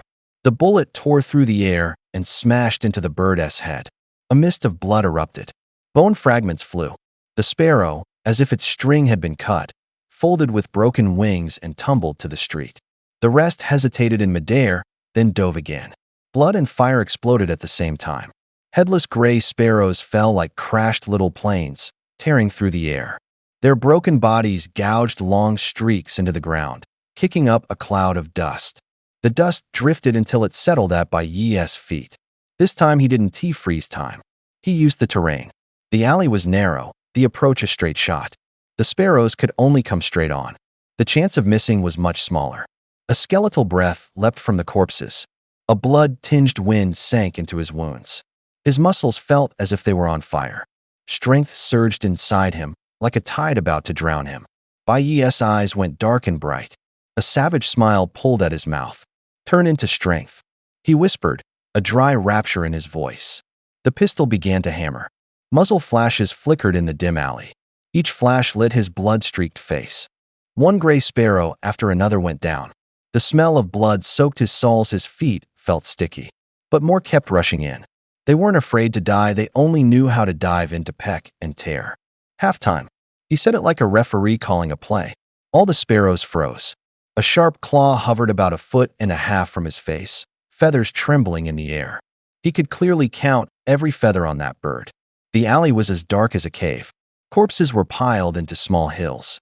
Bai Yi kept his head down, his face crusted with dried blood, his eyes cold as knives. With blood-stained hands he loaded bullets into the revolver's cylinder one by one. 1, 2, 3, 4, 5, 6. The cylinder snapped shut with a crisp click. He looked up, the smile at his mouth curving harder. Continue, he said. Gunfire again. More sparrows fell. When his ammo ran out, he spun and ran. No bullets left. He had to move. This time he ran faster. The power in his body hadn't faded. His legs felt spring-loaded. But he couldn't outrun opponents that could fly. The sparrows had wings. He didn't tee. Left with no choice, he froze time briefly again and again. Each time, he shook off a few of the birds clinging to his tail. The back and forth wasted a lot of time. Finally, he burst over the threshold of the Tire Tavern, shoulders heaving. Bai Yi came to the Tire Tavern. The door was locked. He pushed twice through the crack. He could see tables and chairs piled high like a mountain, as if someone inside had barricaded the door. "Anyone in there? Open up," he called. No answer. Only the wind through the crack, bringing the smell of old wood and leaves. He kicked the door a few times. The wood answered with a dull thud, then an even deeper silence. A voice came from the crack hoarse, trembling. "Don't come in. Don't bring the gray sparrows." Bai Yi recognized it. Old Wang, the owner of the Tire Tavern. Old man, stained fingers from drink. He spent his days with old books, making liquor and cooking. He'd named the place Old Times and avoided company. Now all that was left in his voice was fear. "It's me, Old Wang. Open up. There's no immediate danger out here. I need bullets to deal with the gray sparrows," Bai Yi said. He lowered his voice, but he didn't beg. Earlier, he'd briefly frozen time to shake off the pursuing gray sparrows. They were still in the air, but couldn't catch up. He could hear the beat of wings above, weakening. "I know it's you, Bai Yi." The voice inside trembled more. "I'm not opening. What if one of them crashes right in? Don't blame me if I leave you to die. I want to live too." Bai Yi stopped kicking. He stood quietly at the door, heels pressed to the cold stone. The air felt taut. "This is the last time I'm asking. Open the door." His voice was low and cold. Each word hit the wood like a strike. Old Wang's voice began to crack as if he'd been shocked. He shouted, half anger, half panic. "Who do you think you are? You're no assistant. You're just a lucky kid who survived. Don't even have a book. Who gave you the right to order me around?" His shout tore like rags and broke into a miserable sob. Something scraped inside the wooden cabinet. Cups and plates chimed. Old Wang huddled against the shadow of the bar, not daring to lift his head. Outside, the sky moved. The gray sparrows circled high, clusters of shadow. Those shadows flowed across the ground, slid over rooftops, curled into street corners. The wings' beats grew nearer, at first scattered like a distant rain, then growing dense. Bai Yi looked up. The wind stretched the sparrows' shadows. Their eyes flashed cold and bright. The air smelled faintly of grit. Every beat of their wings struck like a blow to the nerves. He leaned to the crack and said again, "Open up." Now, inside there was only rapid breathing and Old Wang's broken wails. Outside, the sparrows were coming down, a gray wave sound closing in. 5 gray sparrows hung in midair, pale eyes fixed on Bai Yi. They dove from 5 directions at once. Bai Yi drew a dagger from his pant leg. The blade was icy. Holding it felt like holding a promise. His eyes went hard. He didn't care about the birds above or that they'd cut off his retreat. He knew his advantage. If he could freeze time even briefly, the birds would be stuck as if glued. He could tear them apart one by one. What annoyed him, though, was Old Wang at the door. Old Wang wouldn't open up. He couldn't get into the shop, couldn't get the bullets. Without bullets, he couldn't use his usual trick, the Breath of Bones. Breath of Bones needed bullets as a conduit. It could channel outside force into his body and instantly swell his blood and strength. No bullets meant all his time was being wasted here. "Not opening the door, huh?" he muttered. "Handle these birds first. Then I'll torch your tavern. See how eager you are to open up." The 5 gray sparrows cried out, diving like flashes of gray lightning. Wind slashed his face, feathers screaming in low whines. Bai Yi tightened his grip on the dagger and waited until they were closer. A hunter-esque calm in his eyes. Then a cracking blast tore the air. The sky seemed punched through by a heavy hammer. Bang, bang, bang. Flesh burst open, gray feathers falling like rain. Several brittle snaps, like the echo of bone breaking. In a single strike, the 5 sparrows fell apart into blood and feathers. "That's Liu," Bai Yi cried, snapping his head toward the corner. Liu set his right hand down and gasped, clutching his right arm, face ashen, sweat running down his temple. The blow had reopened old pain. Bai Yi moved quickly to the corner and backed against Liu. The reek of blood hung close, feathers drifted in the air. "You all right?" Bai Yi asked. "Holding on. Not dead," Liu managed, forcing a bitter smile, voice low and urgent. Bai Yi's gaze dropped behind him to a snakeskin pouch, swollen and packed full. He froze for a beat. Then the corner of his mouth twitched. He understood. Liu fumbled the snakeskin pouch open. The mouth split, and its contents tumbled out, clattering lightly on the street. A handgun, a few rows of rounds, 2 dried protein bars with pale, yellowish crumbs stuck to them, and a bottle of murky water. These were taken from the Tire Tavern. Bai Yi looked up. His voice was calm, as if something hard had been pressed down. Liu forced a grin, the smile edged with panic. Heh, I have a score with Wang the snake had to lie low in the East District. I saw the gray sparrows come into town just now. Sounded like knives on the wind. I knew it was bad. So I slipped into the Tire Tavern. Fast as a trick, got everything out. It'll be enough for us to make a run. Bai Yi stared at him, a flash of steel in his eyes. You could leave on your own. Why bring me? Liu blinked, still feeling for the pistol's grip. Why so many whys? I respect you. You risked yourself guarding this dusty town and promised you'd work with me. Helping you it's normal, right? Besides, you're carrying that forbidden thing on your back. If we go together, we can watch each other's backs. A faint smile lifted Bai Yi's mouth. You never went to school, did you? Liu looked more surprised. Yeah, I didn't. What? Old Wang did. Bai Yi said evenly. Old Wang. Liu shrugged, helpless. Yeah, he did. Heard he went to Dawn City, one of the few around here who's seen the outside. But Old Wang's not a decent man. He won't even open a door for someone. Ah, enough talking, don't dawdle. Let's move. Before he finished, a gray shadow had already billowed at the street corner. The gray sparrows piled up like needles growing from dust, silent as they stacked, their wings beating air in a sound like scraping old paper. They pulled the sky down the whole street, seemed to drain away. Bai Yi didn't move. His hand went to his hip, his fingertips found a magazine. Metal cold in his palm, he plucked rounds up one by one and rolled them between his fingers, a thin metallic whine. Move, Liu urged, voice shredded by the wind. Clack, the magazine slid in. A mechanical click. Bai Yi looked up, calm, a smile like a blade. Not yet. You aren't going to stay and save the people of this town, are you? Liu's eyes widened, his voice trembling. No. Bai Yi paused. His voice was level, shallow. I'm not here to save anyone. Liu stared, his mind going blank. Then what are you? Bai Yi leveled the gun slowly. The muzzle flashed cold in the setting sun. His smile was razor sharp. Of course, to put them all down. Liu opened his mouth, his voice half frozen. You've got to be kidding. Li's was squinted, a hint of amusement in his voice. I never joke. Bai Yi's voice was a knife short and cold. Last time you were still calling me Li Zua, saying if you wanted to be some kind of extraordinary you had to wreck your right hand. Shut up, Li Zua. Bai Yi turned, and the command drove down like an iron spike.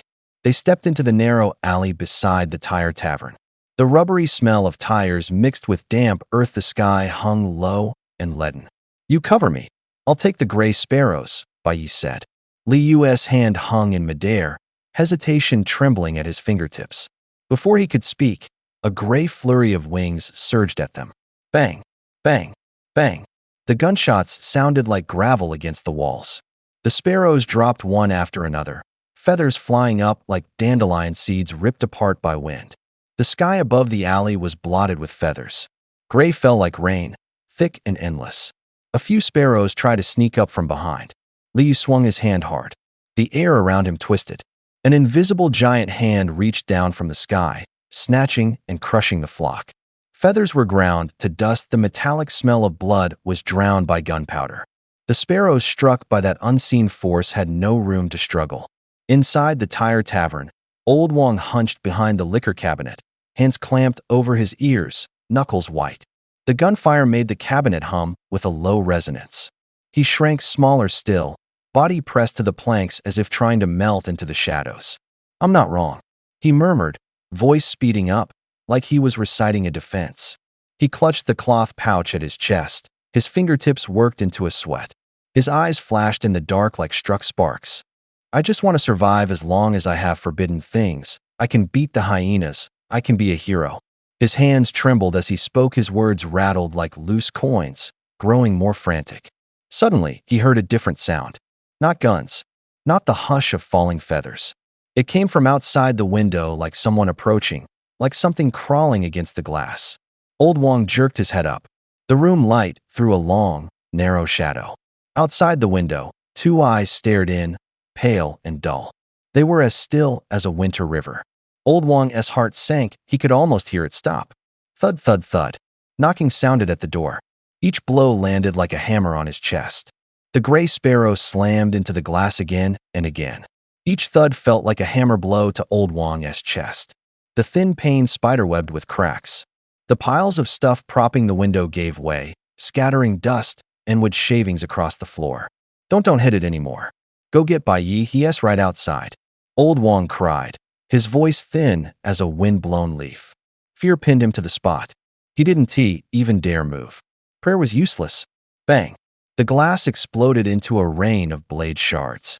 A sparrow as big as a crow squeezed through. Its murky eyes, like stagnant water, fixed on Old Wang. He fell back, scrambled up, and ran for the door. The bird beat its wings and sent a cold gust that chased him like a dagger. Piles of junk in the tavern blocked his way. The old tires hung from the posts clipped the bird's flight path. The rubber squealed sharp as a knife. The sparrow fluttered, slowed. Ironically, those very tires were the thorn in his side. Folks called his rundown place the tire house.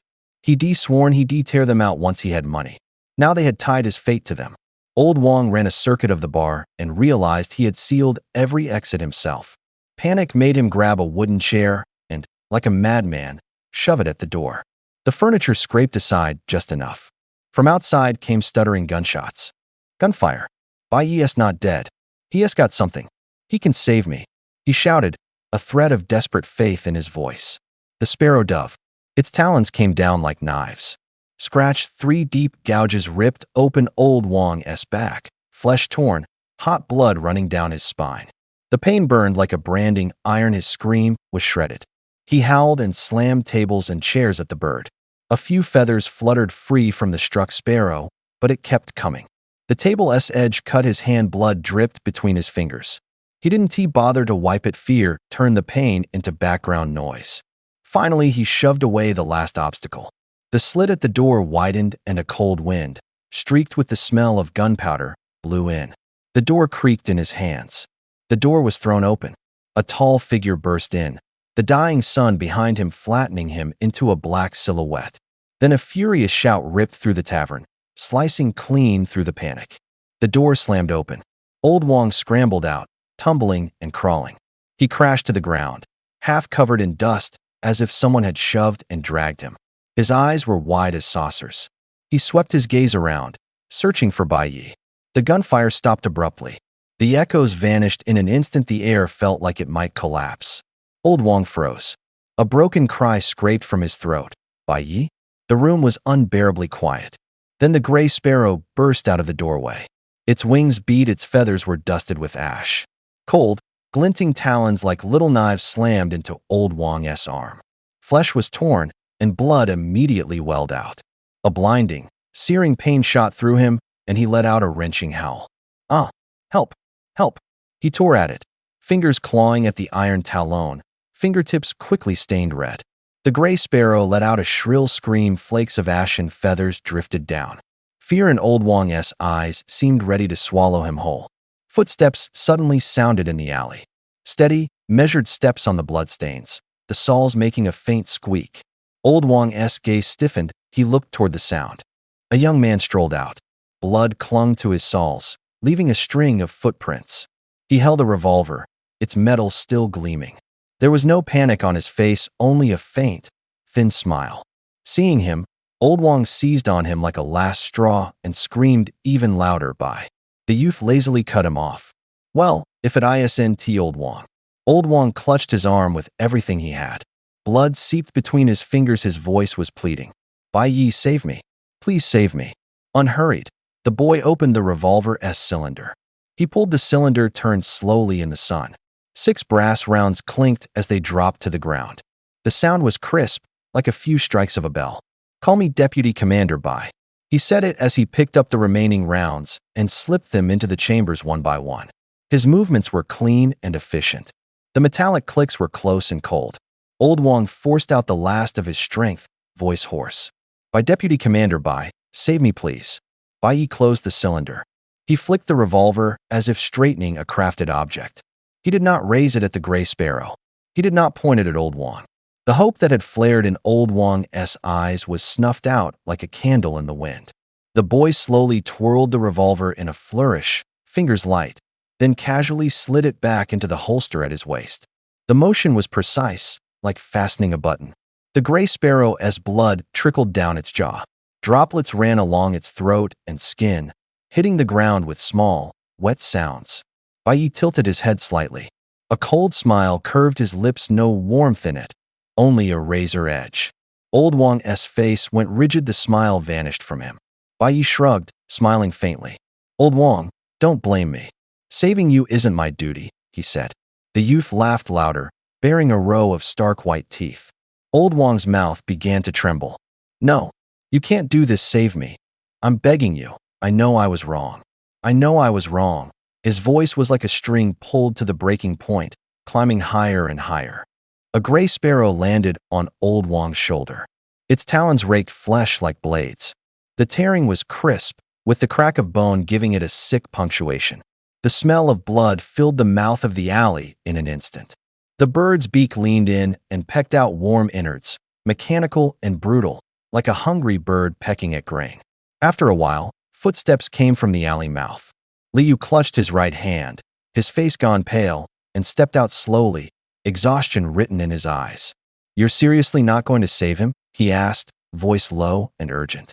He already knows he was wrong. Bai Yi looked up and shook his head. He doesn't know he's wrong, he said calmly. He knows he's going to die. Liu froze.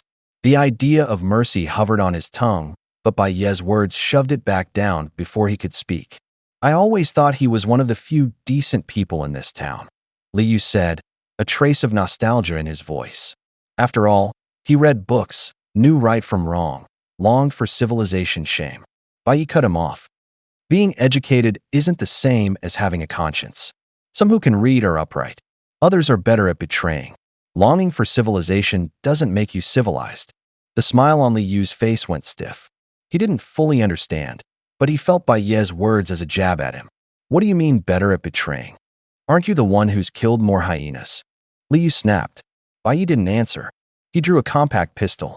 Its body was black, the muzzle always brought to mind breath in a winter night. The gun had a name, Breath of Bones, but in that moment, it was just a cold tool.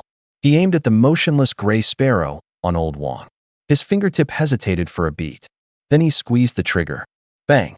The bullet ripped through feathers, sending up a fine rain of down. The sparrow folded, dying in Old Wang's arms. Hot blood soaked through his collar. The shot bounced off the narrow walls, a cold laugh. My name is Liu, he snapped, his voice edged with wounded offense. Bai Yi, sounding impatient, replied, Fine, Li Zhua. Liu cursed and turned his head toward the sky over the West District. The gunfire had stopped. A few gray sparrows still circled above the distant ruins. Wang Xi's team obviously had run out of bullets. Bai Yi weighed the gun in his hand and said coldly, I've got 3 rounds left. He looked up and counted the birds. The flocks were like a storm cloud, thick and endless. Even if they emptied their magazines, there were still hundreds of shadows in the air. The remaining ash sparrows battered themselves against the house. Their talons scratched through the siding, their wings beat out a dry, raspy wind. Glass splintered, and the wooden door tore open in one crack after another. Someone inside screamed, the sound ripped like cut paper. The ash sparrows around the Tire Tavern had already been cleared out. There weren't many people here, and fewer scavengers came to forage. Bai Yi had insisted on coming to this spot precisely to get away from the crowds and make hunting easier. You only have 3 bullets left, how are you going to save them? Liu looked at him, disbelief in his voice. Bai Yi glanced up and smiled faintly. When did I ever say I was going to save them? Liu froze. He remembered Bai Yi always shouting that he would protect Ash Town. Now he wasn't going to save anyone. Was it all just talk? Bai Yi didn't elaborate. The fact was simple. He hunted ash sparrows to siphon the last shreds of life from their bodies to strengthen himself. With only 3 rounds left and so few targets, the payoff was negligible. There was little point in staying. More importantly, his countdown had only 1 minute and 19 seconds left. In less than a minute, he wouldn't be able to sleep soundly. He had already spent too much time on the road for the sake of a flock of sparrows. It wasn't all for nothing. The kills had hardened him, muscles compacted, bones thicker. Now his strength could be compared to Tan Jie, who had taken enhancement drugs. Tan Jie's raw power was like a steamroller, and he grew hard spines on his body. Running into him was like hitting iron rivets. Without weapons, Bai Yi would still struggle to win. To level up further, he needed prey bigger than ash sparrows. Only truly strong aberrations could give him the growth he sought. Since you don't plan to save them, let's get out of here, Li Yu suggested.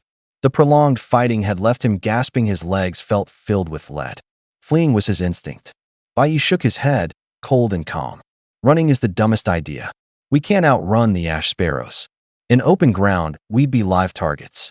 The best move is to slip into a sturdy house, bar the doors and windows tight, wait for them to disperse, then come back out. Li Yu glanced at the screams threaded through the wind, lowered his head, and nodded. Fine, your call. They came up to a half-broken brick door. The wind drove the dust into streaks. Far off, another ash sparrow struck the eaves with a shrill cry. The door thudded shut behind them, a solid sound that felt like a final layer of protection. Li Yu glanced at Bai Yi, asked nothing, and fell in step. Bai Yi moved like a hunter long used to the wasteland. Steady. Fast. There was a hard line in his gaze. They skirted the Tire Tavern. The place was solid, but it had many windows, most of them broken. Too dangerous. They picked a brick and tile house on the northwest corner. To get there, they had to cross the street.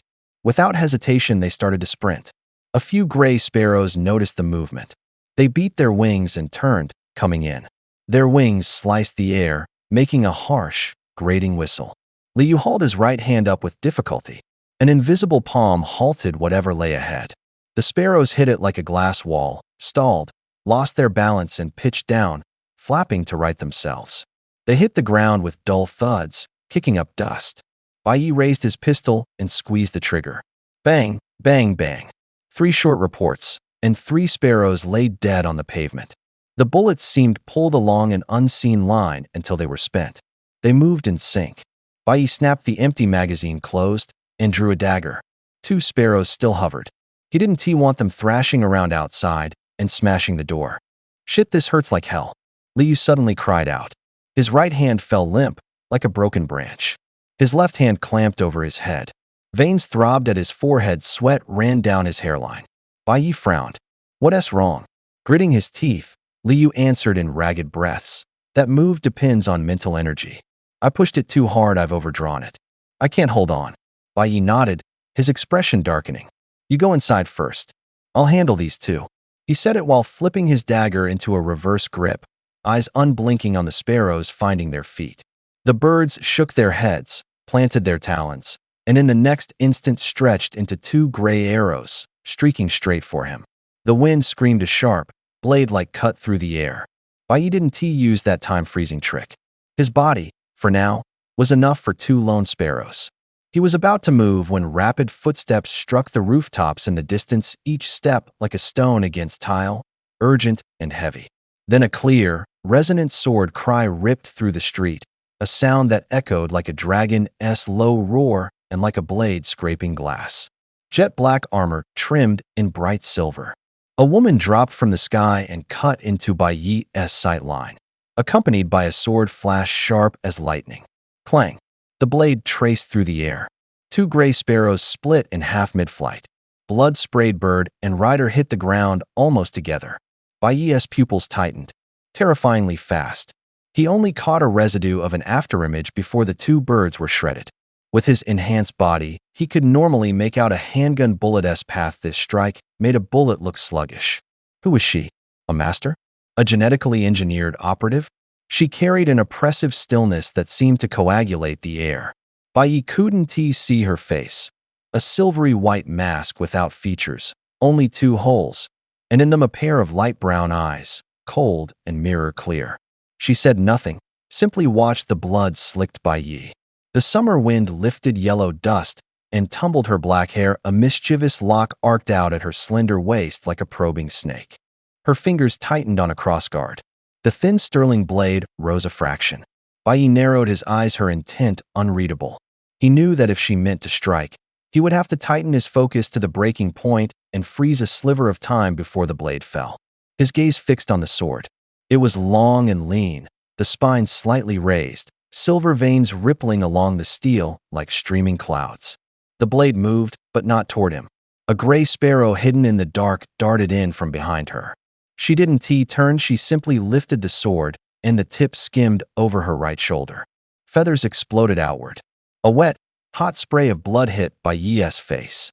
The body fell again, thudding into the dust. The gray sparrows came at them like a storm. They slammed into the tip of her sword.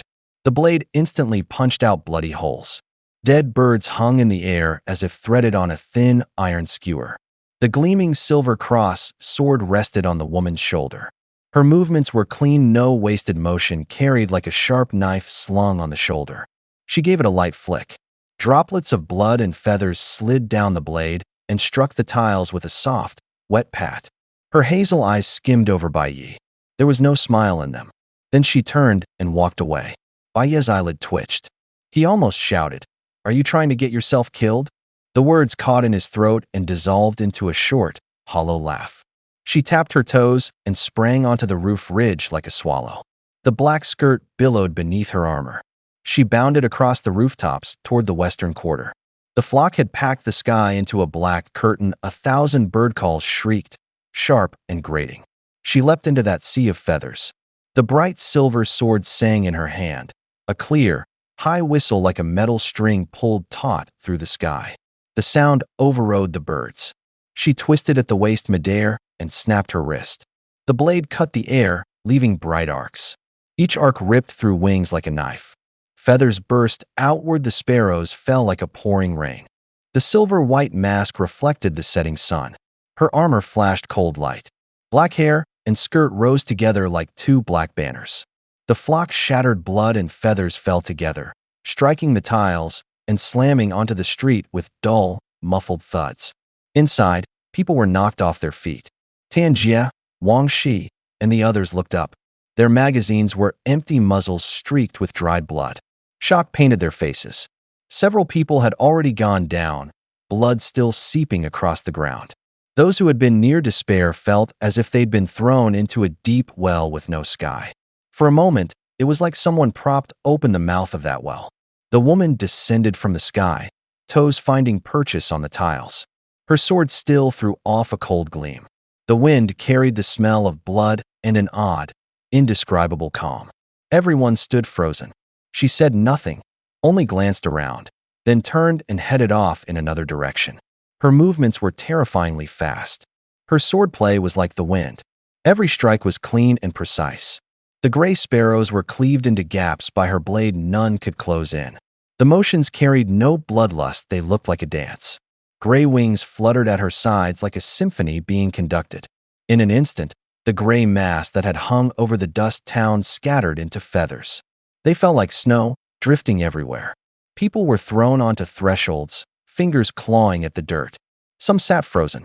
Only the soft rasp of feathers underfoot broke the silence. She stood in the center of the feathers. With a flick of her wrist, a pure silver cross sword spun between her fingers. The tip slid back into its sheath, metal kissed metal with a clear, bright chime. For a moment the air felt sliced open, cold enough to make the spine prickle. Everyone gaped. No one had expected the gray sparrows that nearly wiped out the town to be dealt with in mere seconds. "Alive! She's alive!" someone inside blurted out, voice trembling as if waking from a nightmare. Then came the stir, the sighs, a few sobs. Wang Shi and a handful of others backed away. Their faces wore ingratiating smiles, their steps were cautious, as if approaching a beast while trying to appease it. The flattery had an edge of urgency. Some fell to their knees. Some cradled a scrap of cloth from the dust like a relic. "Thank you, Your Honor, truly thank you for saving our lives." Tan Jie's voice was slick with oil, the smile masking obedience. Their eyes kept flicking over her, calculating. She didn't answer at once. The face beneath the mask didn't move. She stood as if listening to something, as if weighing something. "May we have your name?" Wang Shi lowered his voice, all civility. "We only wish to know who saved us so we can repay the favor someday." The voice from behind the mask was cool and thin as a winter morning fog. The words were short, without a trace of feeling. "No need to wait. You can repay now." Wang Shi froze, a flash of delight crossing his eyes before melting into obsequiousness. Simply command us, and we will serve at once. She raised her hand with a clean, decisive motion. The palm under the silver mask faced up, as if to receive. Money. The word came flat, like a statement of fact. Those two syllables made the room feel even heavier. Wang Shi and Tan Jia exchanged a glance. After a moment, they hurriedly waved for their men to bring the money. Both of them knew one simple truth. You can make more money. You can't make another life. The package was handed over. Wang Shi's hand trembled as if he were holding something flammable. He drew his body back and didn't dare touch the girl at all. The rubbing of fabric was clearly audible. The package had a slight weight in the girl's palm. She waited, her voice very calm. She said only 2 words, silent court. The words hit them like an ice pick. Wang Shi and Tan Jia froze. Their faces changed in an instant. Wang Shi was about to ingratiate himself, but his words died on his lips. He suddenly realized the girl wasn't speaking to him. He glanced sideways. Bai Yi stood a little distance away, one eyebrow raised, muttering, "Talking to me? I didn't ask you." The girl shifted her gaze to Bai Yi. Her eyes were light brown, clear, and composed. Silent Court, she said, is an organization that gathers people with special abilities. Interested in joining? Bai Yi snorted, a disdainful smile on his face. You recruit that casually? Not interested in powered folks, but taking in ordinary people like me? He looked at Li Yu, an edge of testing in his eyes. Kaiyan. The name sounded like a code, and he waited for a reaction. The girl blinked, clearly unfamiliar with the term. Then she spoke again, with the detached air of an observer. I've been watching you. Bai Yi's body stilled. His fists went white, his breathing shallow and quick. His gaze cooled, like a beast's startled murderous intent rising quietly. It was the secret he least wanted anyone to know. Time would stop in front of him. But the girl's next words left him stunned. You aren't a power user, but you're a good person. When you faced that pack of hyenas, I heard what you said. Bai Yi froze, half exasperated, half amused. First meeting, and you're already slapping a good guy label on me? The Silent Court is indeed an organization of the strong, but they care more about character. What we want are like-minded people.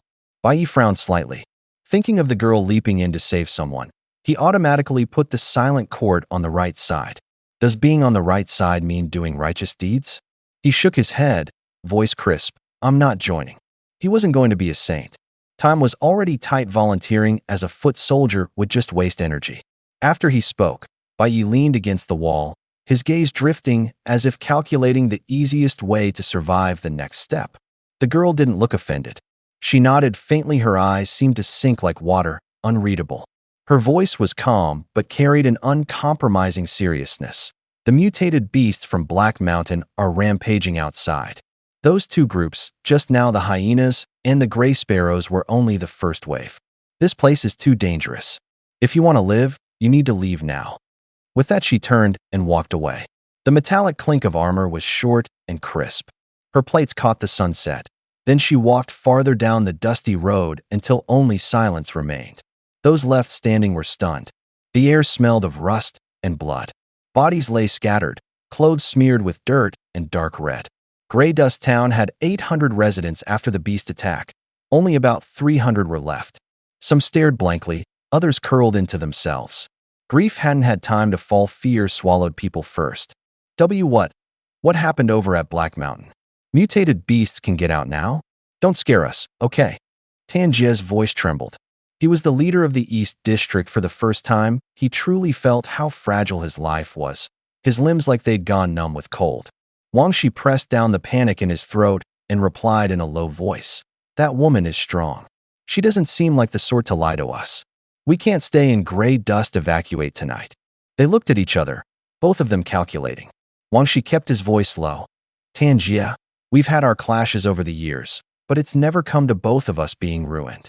In this situation, if we don't get along, we'll part ways. But if we join forces and leave together, maybe there's a chance. What do you think? Tan Jia nodded. It was a simple truth. He understood it. What do you plan to do? He asked. Wang Shi rubbed his chin. A cold sneer curled his mouth. His voice was low and clipped. Once the mutated beasts move, every town nearby is unsafe. We got lucky today. The Silent Court showed up to clean things up. There might not be a next time. If we want to survive, we have to go to Dawn City. Dawn City. The name felt like a lock clicking shut. Tangia's brow tightened. That city doesn't take in wastelanders. To get legal papers, you need money. Our money was taken by that woman. Even if it wasn't gone, it wouldn't be enough. And the people under us. He glanced at the others, and his voice held resignation.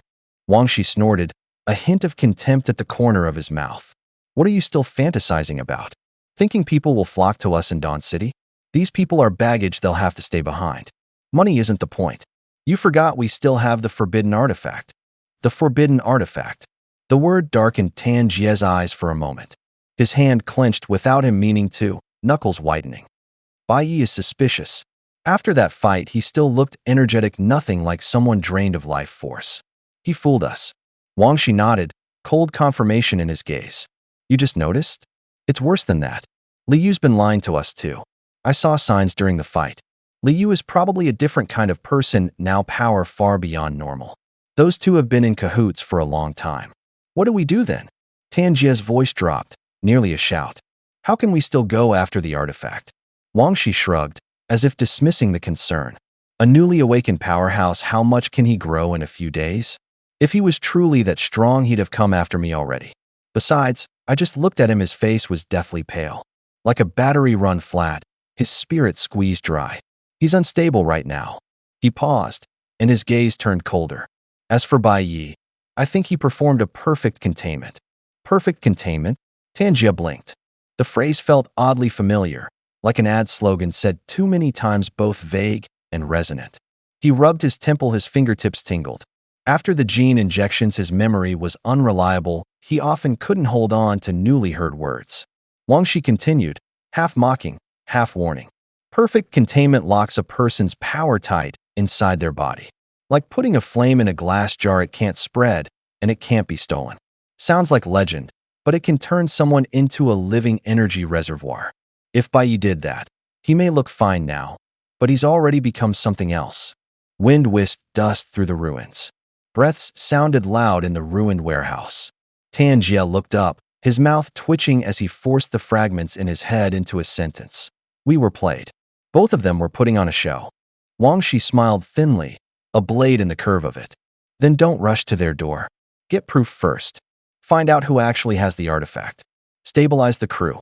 Dawn City can wait, opportunities can't. Tan Jie nodded. Under the eaves, the corrugated metal gave a soft, short tap, as if answering their decision, a sound suited to the night's caution and calm. Using that kind of forbidden thing always comes with a price. Tan Jie's voice was low and quick. Perfect containment sounds glamorous. Nobody pays a price, and suddenly the thing merges with you. Who would buy that? He sneered, tapping his finger on the table. The taps fell like raindrops, stuttering. He put it simply, like a metaphor. Think about it, a gun. Ordinary people learn to use a gun. If you contain a forbidden item, it's like the gun becomes part of your body. You don't just know how to shoot. You are the gun. Who do you believe that? Who can actually do that? Tan Jie shook his head, a harder light flashed in his eyes. He unfolded the plan. Greed hid in his voice. Even if Bai Yi truly contained that thing into his body, so what? No matter how terrifying it is, it still needs bullets to work. Without ammo, even the sharpest knife is just a heap of metal. He chuckled coldly. The sound clicked in the room. Now as perfect. Dawn City needs test subjects. Someone S paying top dollar for a target that S still moving. A living ability user can fetch a fortune. He lowered his voice. You take the forbidden item, I take care of the person. When the time comes, Bai Yi goes to me, the item goes to you. We both get into Dawn City. We'll be city people status, money. Tan Jie spoke plainly. His men's eyes lit up. Crisis had become opportunity. Do it, Tan Jie ordered flatly.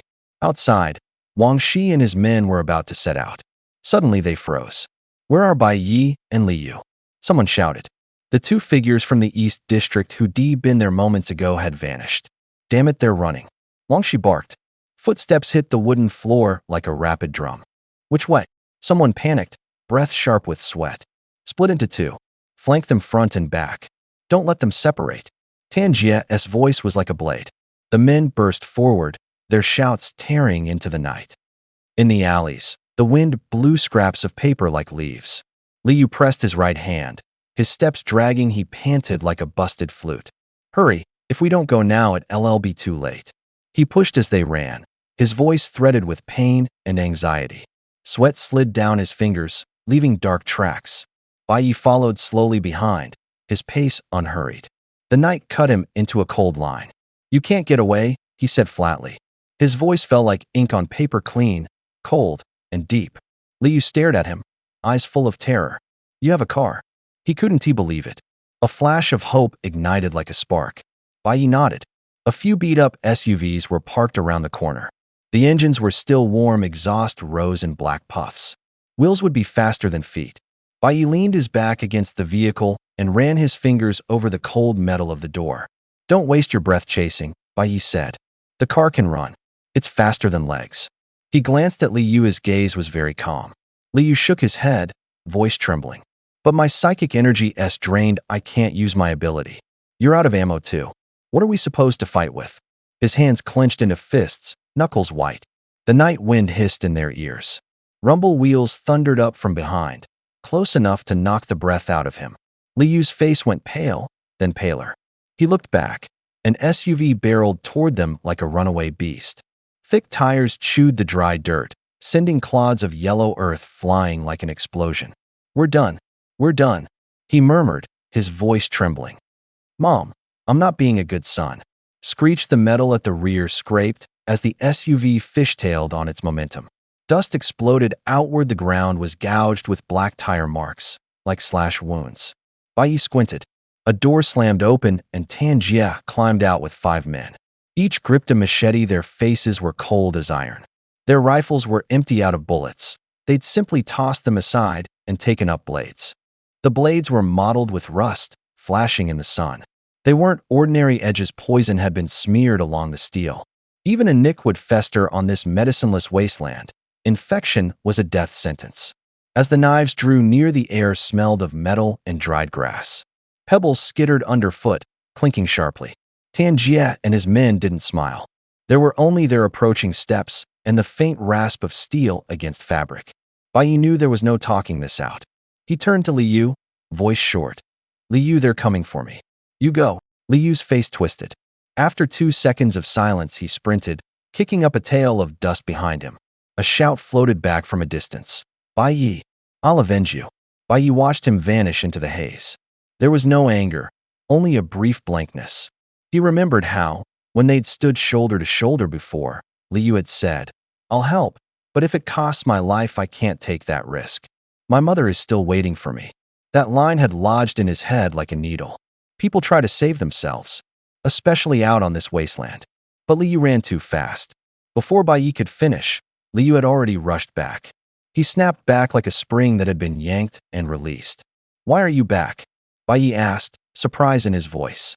Liu was gasping, his chest heaving like a drum. His face was as white as paper, his hands still shaking. But his eyes were strangely steady. I'm afraid of dying, it's true. But I'm more afraid of living my whole life with the regret of abandoning my friends. Bai Yi looked at him for a long time. Time seemed to stretch. Liu trembled as he stood beside him, yet his footing was oddly sure, as if he had just fought himself, barely won, but won nonetheless.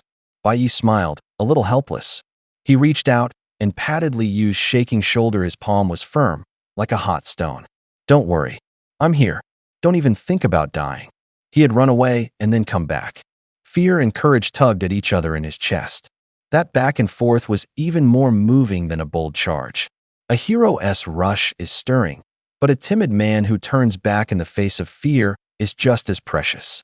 When instinct screams retreat, courage can still carve a path through the noise. As he spoke, a tremendous roar came from the distance. An engine bellowed like a beast, shaking the ground. An SUV came tearing from the direction Liu had run from. The tires screamed on the gravel and skidded to a stop. The door slammed open and Wang Shi jumped out with a few men, a cold smile on his face. Wang Shi looked around, his gaze like a blade. Liu, still trying to run? Heh, I already blocked your escape. Almost let you get away there. Liu forced a polite, awkward smile that hung on his face the way paper stuck down with weak glue. Bai Yi said nothing. His fists tightened. Without him noticing, the sweat in his palms felt icy. He listened to Wang Shi's laugh and to the grinding in his own teeth. Bai Yi, listen, Liu stammered. Stop. Bai Yi cut him off coldly. One more word, and you're just trying to fool me. When he finished, his voice sliced through the night.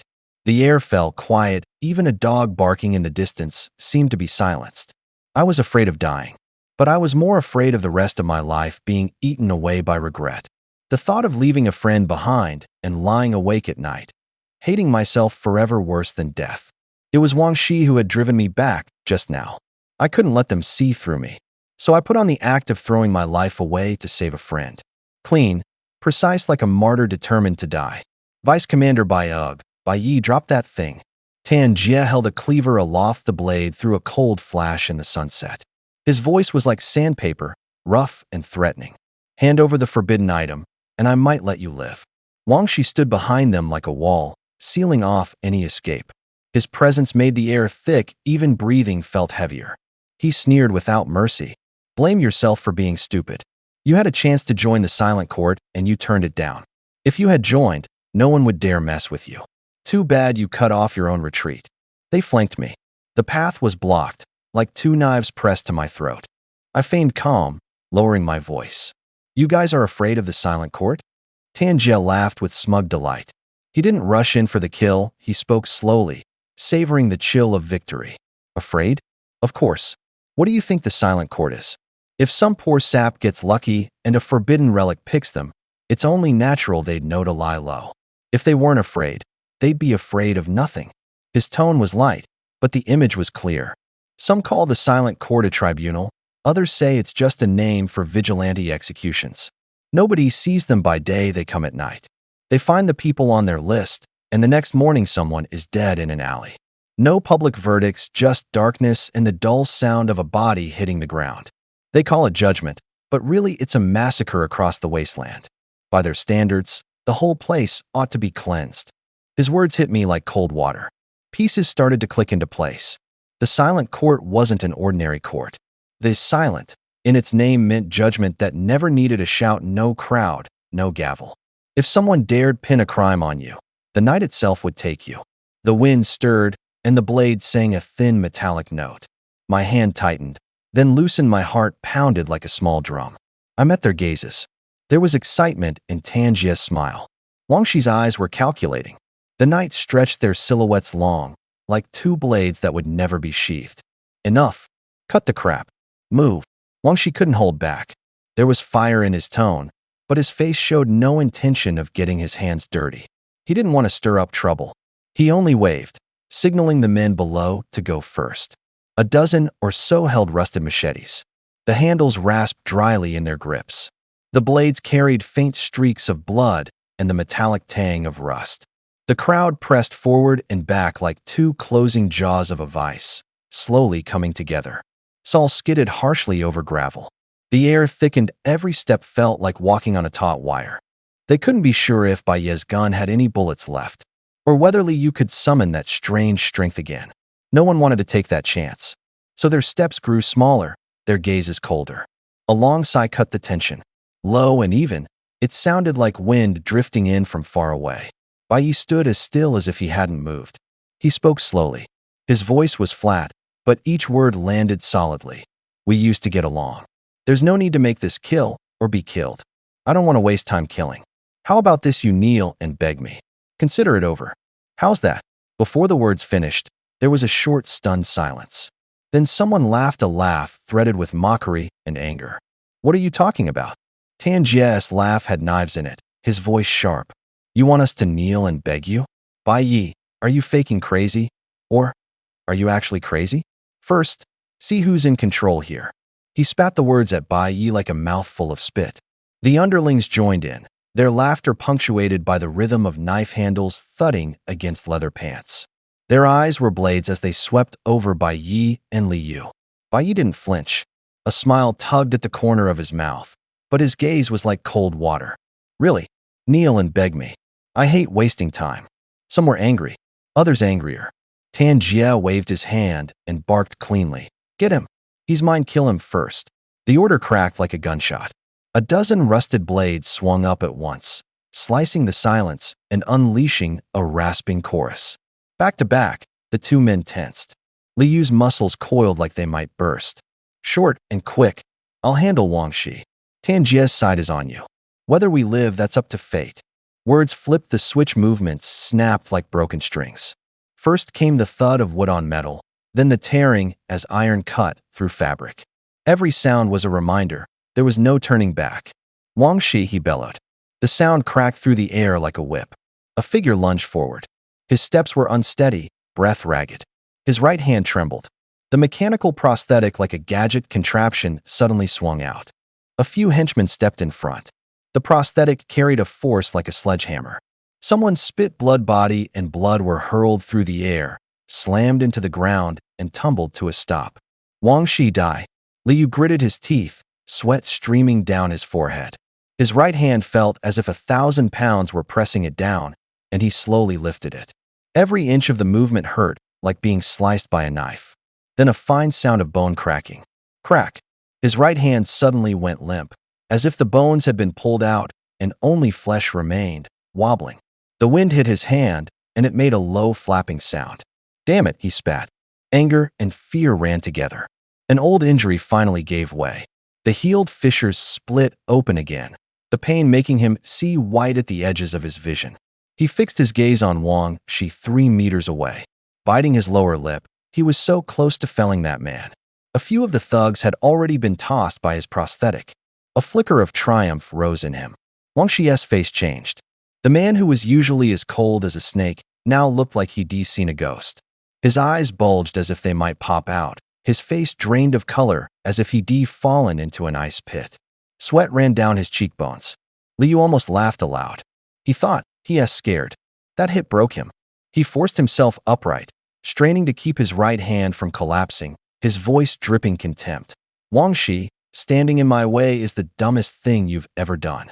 That junk of a mechanical arm of yours next to my prosthetic, it's... Excuse me, make some room. A calm voice came from behind. Small, but like a weight, it pressed down the air around them. At the words, a large hand came down on his shoulder. Smack. The slap hit like an iron hammer. Pain seared his shoulder like fire. His swagger was knocked flat. The act of being the tough guy dissolved instantly. He clutched his shoulder, nearly cursing out loud. He turned his head and stared straight at Bai Yi. His voice sank low, as if hiding fear. What are you going to do? Didn't I tell you to deal with Tan? He froze before he could finish. A glance swept over and struck him like lightning. There was no one there. Only severed heads and fallen bodies littered the floor. Necks had been cut clean through, blood fountains burst outward.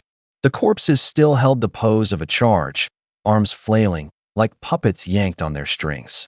Li Yu stood with his mouth open, soundless. He looked to Wang Shi. Wang Shi looked even worse, his eyes full of something broken. Terror, stupefaction, and an unbearable thought he couldn't accept. It turned out Wang Shi hadn't been scared of him. He'd been scared of Bai Yi. All Wang Shi had seen was Bai Yi raise a dagger. Then snap, 6 necks were severed at once. The sound was sharp and clear, echoing down the corridor. What did you do to them? Wang Shi shouted like a madman. The whites of his eyes rimmed red. Bai Yi held the bloody dagger at his side as he passed. He walked toward Wang Shi with slow, deliberate steps. From the tip, blood fell drop by drop, plop, plop, striking the floor and marking a steady beat. His face was as cold as the blade.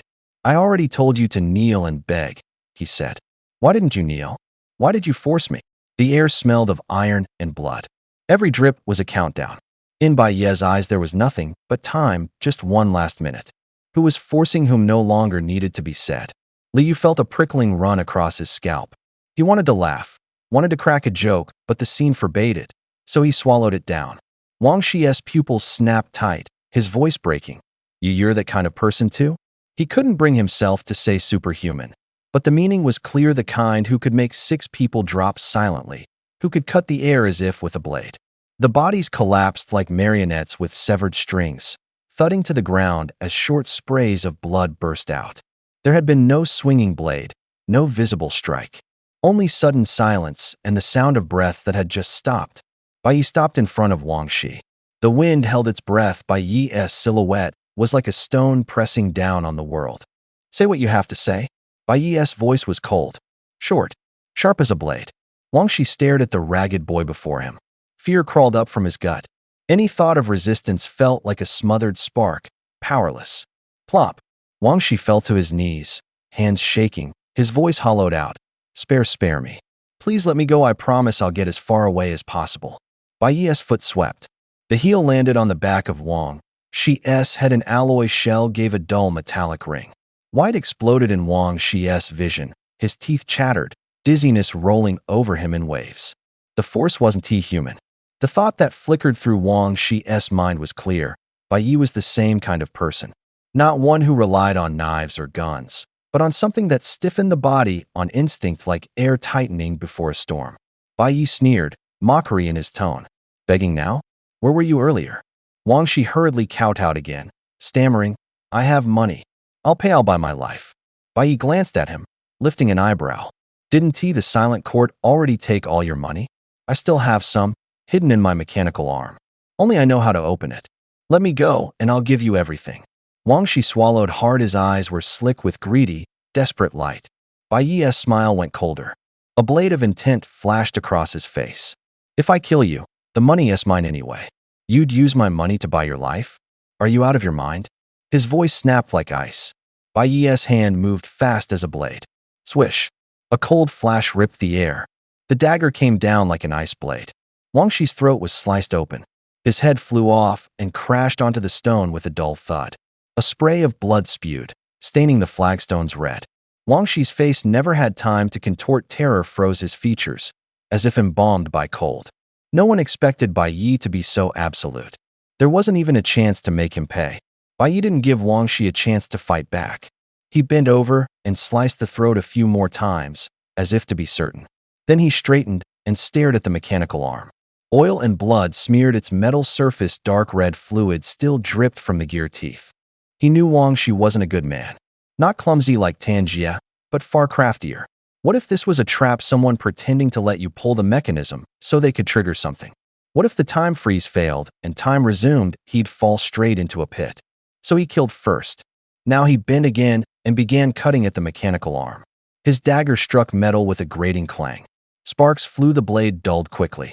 The metal was tougher than it looked. How do you open this thing? He asked, looking up. His voice was dry. The smells of blood and oil flooded his nostrils and stuck at the back of his throat. Liu stepped forward. His soles pressed a ring of footprints into the blood. His expression was complicated, like someone staring at a difficult problem. Li Zhuo, can you take this apart? Bai Yi asked. Li Zhuo stopped off to the side, guarded. After a second he ventured. Are you someone who can pause time too? His voice was taut as a drawn string. The light in the room seemed to stretch. Every breath grew distinct. The air felt momentarily compressed. Bai Yi gave a cold laugh. He twirled the dagger. Twice the blood on the hilt flashed. Like I'd trust you, he said, and leaned in. The tip of the knife scraped the seam and threw sparks. Li Zhuo shot him a sidelong glance, asking with his eyes, You think I'm stupid? What exactly is your ability? How did you take down so many people in an instant?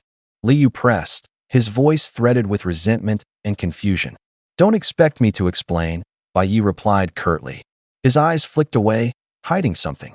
No need for words. His hand spoke louder. He wasn't the kind to show off. Liu pouted. That's not fair. I told you everything I can do. Bai Yi gave a dry chuckle, bent over, and kept cutting. The blade met a thick metal joint with a harsh crack. Sparks flew. He forced his weight, his arm burning, and a long sting opened across his palm where metal nicked him. Blood ran between his fingers, warm and sticky on his skin. He muttered, I'm no hero. I'm afraid of dying. But I'm more afraid of a future with nothing. There was a laugh in his voice, and a tremor. He stared at the mechanical arm as if it were a ticket that could change his fate. Liu and Li Zhuo exchanged a look. Silence slammed down between them like a metal lid. Their shadows stretched in the firelight, cast across the blood. Bai Yi wedged the dagger back into the gap and kept cutting. The metal finally yielded a thin crack, revealing a black cavity inside. Something inside gleamed like an oil-coated coin, like a faintly breathing heart. Bro, I'm sorry, stop, please stop. Liu's face went red as he begged, his voice shaking. Let me look at this mechanical arm, Bai Yi said, squatting down to feel the metal. His fingertips were cold, like something pulled out of fire and plunged into ice water. They pried at every screw with effort. The metal split open, gears flew free, Springs snapped and jumped like snakes. In the end, there was only a pile of scrap. The grinding of metal sounded like fingernails on paper now, and then a spark flew, a little hiss like a mouth exhaling. Bai Yi pinched his nose and swore under his breath. The curse was short, a blade of sound. Wangshi damn him. Not a single honest word at the end. He kicked the mechanical arm hard. The metal answered with a dull crack. The blow sent a tremor up through his foot. Liu bent over the pieces. No cash. Just a few precise little mechanisms useful for traps or ambushes, but limited. His hands were shaking. Oil and grime dug into his finger joints. The metallic tang clung to his nostrils. Let's go. Waste of time. Bai Yi flicked his hand and turned for the road. The car's headlights in the dusk looked like two cold eyes. Tanjie's SUV sat not far off. A door slammed, the sound low and hollow. Bai Yi climbed and the engine roared, the vibration thudding through his chest. You can still drive? Liu blinked in surprise and almost dropped the parts he held. Bai Yi shifted gears with practiced ease. The tires bit into gravel and pebbles pinged off behind them. If you've got hands, you can drive. Bai Yi smiled faintly. There was no humility in his tone. Liu froze, watching the car head in the wrong direction. You're going back. That's not the road to Dawn City. Bai Yi glanced at him from the corner of his eye. Night in the rear view stretched his face thin. Of course I'm going back to the dust town, he said simply. Are you crazy? Why go back? To get torn apart? Liu's voice rose a couple notes, his fingers cutting the air as if to block an invisible blow. Bai Yi laughed. The laugh had a cold edge. He set his hands on the wheel. His knuckles went white, and then eased. The sky was darkening fast, clouds like rags. Don't use that soft head of yours to question me. It'll be dark soon. The wastes at night are 10 times more dangerous than the day. He said it like a knife. There was weight behind his words. The occasional distant beast cry that sounded like a giant bell. The wind carrying a metallic rasp like wild dogs digging through trash. He fumbled for the little watch on his wrist. The screen showed 1 bar of power left. It blinked, like a heartbeat counting down. I need to get back to town first. At least there's a roof to hide under, someone who can give us temporary safety, he added, voice low and clean. The engine muttered, tires crushing dry weeds. Dusk stretched their shadows long as a blade. The headlights sliced the darkness ahead, revealing a rough, winding road. Both of them stared forward, as if watching a thin line that would decide whether they'd see morning. The wind whipped the yellow sand along, sweeping across the streets of the dust-gray town. Gray feathers drifted among the corpses. The bodies lay in patches like toppled haystacks. Blood mixed with the yellow earth. The road had cracked into a spiderweb. Half-rusted cans were lodged in the fissures. The wind nudged one free, and it clanged hollowly. Clang, clang. A can rolled past Liu's right foot. The sound echoed through the empty town. Liu looked up, staring down the desolate street. Where is everyone? He blurted, incredulous. Bai Yi crouched and pointed to marks on the ground. Footprints in long lines. Drag marks where something heavy had been hauled. They all ran, Bai Yi said. The sentence came out short, like a chunk of ice dropped into water. They ran? Liu asked, unable to believe it. Yes. Bai Yi straightened. This town was never big. Some folks heard that night girl scream, then saw Wang Shi and the others chase after her in cars. They figured the leader had taken off too. Panicked, everyone scattered and ran. Liu gritted his teeth, clutching his right hand, his face twisted. Damn it, they ran faster than lightning. I wanted to find a doctor to bandage my right hand, he said, his voice a mix of anger and anxiety. His right hand was his lifeline. The fingers twitched slightly, like rusted hinges. Bai Yi watched him, a smile lifting one corner of his mouth. Even if they ran fast, they still couldn't catch you, right? Liu's face flushed. He muttered, don't bring it up. All right, let us go find somewhere to hole up. They worked for hours, securing a reasonably sturdy brick and tile house. They nailed boards over the windows and doors. Wind found its way through the broken seams, carrying the metallic reek of blood and dust.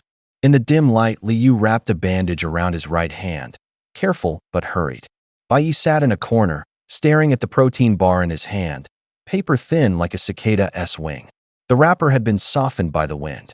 When opened, it smelled faintly of alcohol and dry powder. Food wasn't an immediate worry. Earlier, Liu had helped himself to some supplies from the tire tavern, a few bottles of liquor, a couple of protein bars. No meat.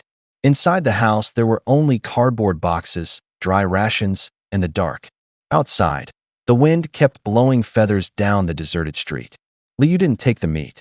Meat was hard to keep. It took up space. He left it where it lay. By the time they got back to the Tire Tavern, the place had been stripped clean.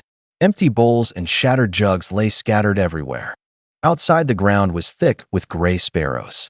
The birds had been warped, their feathers looked like plaster, their eyes glinting with a sickly light. The meat was contaminated. It gave off a metallic, rotten stench. Completely inedible. What were you thinking? Taking the booze and leaving the meat? Bai Yi complained, giving Liu a cuff on the shoulder. Liu shrugged and pulled a small, cloudy bottle of liquor from his pocket. There was residue from an old label on the glass. He grinned a grin half proud, half deflated. Meat's still easy to hunt. He tipped the bottle up, the liquor ran into his mouth like black honey. But once the booze is gone, you're out of luck.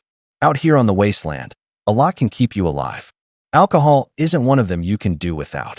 He swallowed a long draft. The liquor exploded in his throat. The pain in his right hand flared like fire, then dulled. The snarl in his face eased, the muscles at the corners of his eyes loosened. Liu blew a smoke ring. It rose slowly, a tiny cloud. Bai Yi rolled his eyes. And what about this smoke? Liu's smile widened. Smokes are worth more than gold. You can use them as currency. Who doesn't want to loosen tight nerves now and then? His voice carried a hint of justification and a touch of pride. Don't think that makes you right. Bai Yi went cold. He shoved Liu to the side to get past. Then his gaze dropped back to the bag on the table. Inside was a dark thing, a cockroach protein bar. I could have put up with a cockroach bar. Bai Yi's chest churned. His eyes hardened, his expression looked like it could swallow the world. He picked up the bar, a needle prick of feeling in his gut. Act. He bit down. The ink-black surface stuck to his teeth. Tentacle-like shards scraped his palate. He couldn't chew it, couldn't swallow it. So he didn't bother, he just swallowed it whole, like a pill. Ugh, the sound squeezed out of his chest, like a pot being stirred. Liu forced a smile. Yi, you look like you just ate shit. Bai Yi wiped his mouth, his eyes even wider. Shit would be better. Shit costs nothing, this stuff costs money. Is it really that bad? Liu squinted, as if counting the virtues. I've eaten it every day, and I don't act like you. You've been deputy leader for what, a few days, and already forget where you came from. Bai Yi pointed off into the distance, his hand trembling slightly. The tremor wasn't in his body so much as in the recall. He shut his eyes. A scene flickered through his mind. A barbecue stall downstairs, fat spitting on coals with a crackle.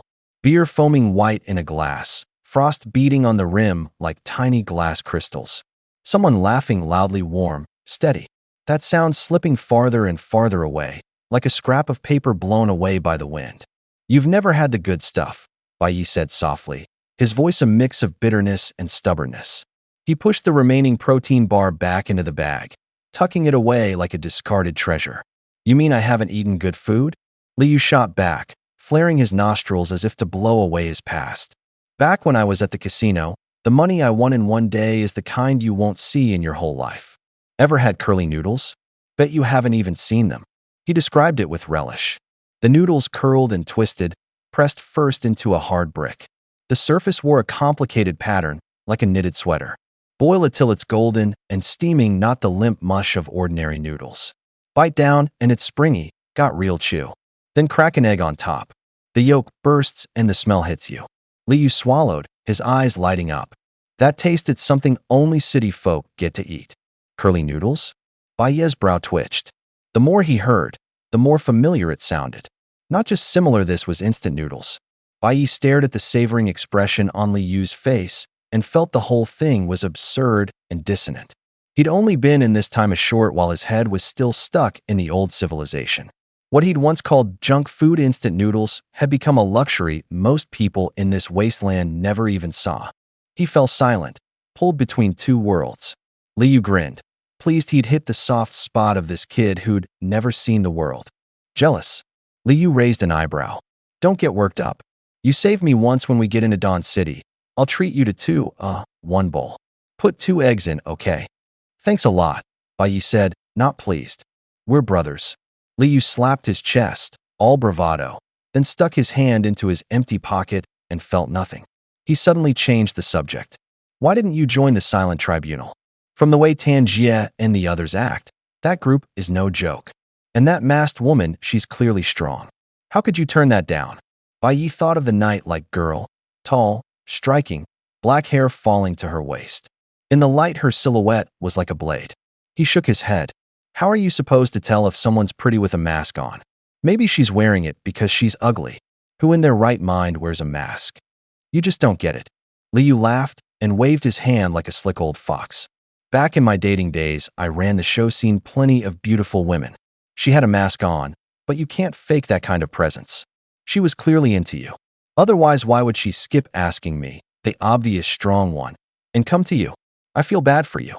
If you'd said yes, feelings could have developed over time. You might have ended up with the beauty. Bai Yi couldn't be bothered to answer. He replied with 2 words. Childish. He shoved his hands into his pockets. His voice was calm, threaded with disdain. He wouldn't waste time on a woman. Not now. Not him, the one who had once governed time. His divine power had been sealed now. He could only pull out a single, short minute each day. But his pride remained. He was still composed, still confident. Liu pressed on, probing and teasing. Hey, you still haven't said why you turned her down. She's well-connected, powerful, pretty, and kind. You wouldn't be. His words cut off. His expression changed, a strange alertness appearing in his eyes. Bai Yi looked up and let out a short, cold laugh that sounded like a blade. What are you thinking? He said. Honestly, I'm impressed running into you, you goof. Want the reason? Fine. 6 words. He finished and tossed the 6 words out like handing over an object. CNN. Liu froze, blinked, his voice losing its rhythm. What do you mean? Didn't you say 6 characters? That's 3 characters. Bai Yi only smiled and offered no explanation. Think on it, he said, his tone flat as an order. Don't keep us in suspense. What does it mean? Liu wouldn't let it drop, like someone who's been shaken and still trying to pull an answer from their pocket. With a clean, swift motion, Bai Yi stood. No extra sound. Liu, startled, rose and stepped in front of him. Hey, what are you doing? If you're not going to tell me, don't get physical, huh? Bai Yi wasn't about to get physical. He moved to the window and laid his palm on the cold glass. Night pressed heavy outside. The wind carried splashes of streetlight, like oil rings stirred in black water. He pressed his forehead to the pane, eyes tracing the street. His voice dropped, a thread of hard-won vigilance still intact. Out there. Stay quiet. Vehicles are coming. A lot of them. Bai Yi curled up and pressed himself against the window frame to listen. A low rumble rolled in from afar. The ground shook. Dust was whipped up, surging onto the street like a tide. Liu scrambled to his feet and stuck his head toward the door. He moved so fast his right hand was pulled. Pain made his face twitch. He clenched his jaw and didn't make a sound. Bracing himself on the doorframe, he tilted his head to listen. The rumble sharpened. The convoy was moving not far away. On the dusty town street, 10 military transport trucks were lined up in a row. The beds were packed with soldiers clutching rifles. The armored metal threw off a dull, cold gleam in the sun. At least 100 men, by estimate. Around the convoy, 200 or 300 dust-streaked people were being pushed along by the soldiers. Their clothes hung in tatters, their faces crusted with sand and despair. They moved like a driven flock, trudging. Bai Yi edged closer to the window, peering through the glass again and again. Among the crowd, he recognized several familiar faces. Some turned and looked back toward the window with hollow eyes. Others kept their heads down, silent. They're people from our town, Liu whispered, surprise and unease in his voice. Bai Yi's gaze snagged on the badge on a soldier's chest. It was a huge eye. The eyeball looked like it held the night sky, speckled with stars. 3 silver streaks, like lightning, radiated from its center. The badge flashed twice in the dust. The mark of the eye of the apocalypse, Liu said more quietly. Troops from Dawn City. Bai Yi snorted, his fingers scraped along the windowsill with a dry, cracking sound. He hated sudden changes. He hated more when others interrupted his rhythm. Damn it, he couldn't even get a moment to breathe. A radio call crackled from one of the central transport trucks. An officer's voice, rigid and clipped, came through. Halt. Night is upon us. We'll rest here for the night. At first light we advance on Black Mountain. The convoy eased to a stop. Iron gates clanged down, footsteps, chains, and the scraping of soldiers adjusting their weapons echoed through the town. The smell of diesel, the tang of sweat, and the sharp clink of metal all tore into the night. Black Mountain. Li Yu's eyes went wide. His voice held surprise and a thread of fear. The wind coming from Black Mountain smelled of blood. Mutant beasts were rampaging through the hills. Only the regular army dared go in. Dawn City kept sending men, again and again. Why keep sending them? Bai Yi watched the column with a question in his chest. The unit numbered fewer than 100. No heavy weapons. No convoy. No large supplies in sight. It didn't look like they were going to fight a proper war. He fiddled with the old watch on his wrist. The second hand ticked only a minute. He sighed he didn't plan on getting involved. There wasn't enough time and too many risks. He gave Li Yu a look that said plainly, "Don't stir trouble." The soldiers were driving the march. Not moving forward with guns raised, but pushing a crowd of residents from the gray dust town ahead of them. The people were bound with ropes. Some were prodded with elbows, staggering. From afar came small cries and the click of children's shoes on stone. Chains clinked against metal weapons. Saws grated over rocks. The road itself had been turned into a living target. "They're heading to Black Mountain. Why bring these people?" Li Yu asked quietly. "Cannon fodder," Bai Yi blurted without thinking. "A suicide squad," Li Yu shouted at the same time. The two phrases burst out together, different words overlapping, and a sparrow on the roadside startled into flight. Li Yu frowned. He was from the wasteland too. Seeing city folk used as human shields made his stomach turn. The soldiers' faces were expressionless. One of the leaders barked orders, herding them like livestock and pointing the way. Up ahead, low shrubs were tangled into a web. Someone was yanked back, and a branch snapped with a crack like a bone breaking, releasing the scent of scorched leaves. Bai Yi lowered his voice and laid out his judgment. Firearms and artillery could handle the mutant beasts. But the mountain was carpeted with mutated plants. Vines would wrap around barrels and jam feet. Shells couldn't punch a safe route through. The simplest method was to use human footsteps to probe the path, to send people up first to stomp out a passage, then follow in. When he finished, Li Yu's face went even darker. He looked at the people being driven ahead, women dragging tattered aprons, barefoot children. A child's ankle was stained with blood. A cloth doll hung from his hand, smeared with dust. Dusk fell, and the column made camp outside the gray dust town. The campfires popped now and then. The soldiers slept with steady breaths. The people forced to keep watch curled together and sobbed softly. Li Yu cursed under his breath. His voice was rough, like something bitter he couldn't swallow. After the curse, his shoulders sagged. His gaze landed on a child's face, the corner of his mouth twitching. In that instant, his anger slipped into helplessness. His fist unclenched slowly, like dust blown away by the wind. This damn world is just like that. Li Yu ground his teeth, tracing circles in the dirt with his finger. Those big shots hiding in their castles start the wars. Folks from small places like ours just get shoved up as targets. He exhaled a cold breath. Bai Yi's eyes flashed. Li Yu's words threw him back into those scenes. The night the mutated beasts broke into the village. The morning soldiers smashed through doors. Every mobilization was decided in the city. The people of the dusty little town could only take it. Hiding at home didn't help. The disasters came like tides, wave after wave. Living really comes down to luck. Bai Yi said softly. Short, slow, like setting down a heavy stone. Li Yu squinted, rolling the line over in his mouth, smiling as if he'd scored something. You talk pretty well. Sounds a lot classier than me. All I can do is curse bad luck. Bai Yi raised a hand to tell him to shut up. Sound froze. There was movement in the tree shadows. In the distance, metal scraping, tires crunching gravel, a grim rhythm drawing closer. Shoo. Bai Yi leaned in close, his voice as low as the wind. Someone's coming. The engine was low, like a beast breathing. A troop carrier stopped at the town entrance. The door slammed open. A bugle rasped in the wind. Someone barked orders. The voice came from the vehicle, short, precise. Team 1, Team 2, bring the thermal imagers. Sweep every house. See if anyone's hiding. The officer's words landed like an executioner's token on everyone's chest. Li Yu's face went white in an instant. His eyes bulged. We're done for. They're searching high. He almost leapt up, his voice shaking. Bai Yi didn't move. His gaze was cold as a blade. It's useless, he said calmly. They've got thermal imagers. Thermal imagers? Li Yu didn't understand at all. His brows jumped. Bai Yi made a small gesture, like explaining to a child. Think of it like a mirror that sees heat. At night it doesn't look for light. It sees heat. Your body gives off heat, so it shows up. Even under the blankets you'll give off a little glow. Hiding in a corner still gets you seen. There's nowhere to hide. Li Yu felt as if he'd been doused with cold water, his spine chilled, rage flaring in his eyes. What? He shot to his feet, fists clenched. Then there's only one way left. Bai Yi, you weren't you. That move you pulled last time? Can you grab a vehicle? We'll drive out of here. Fear and a desperate confidence trembled in his voice. Bai Yi gave him a look that held a memory. Someone moving quick and silent in the night. Silhouettes of patrolmen quietly taken down.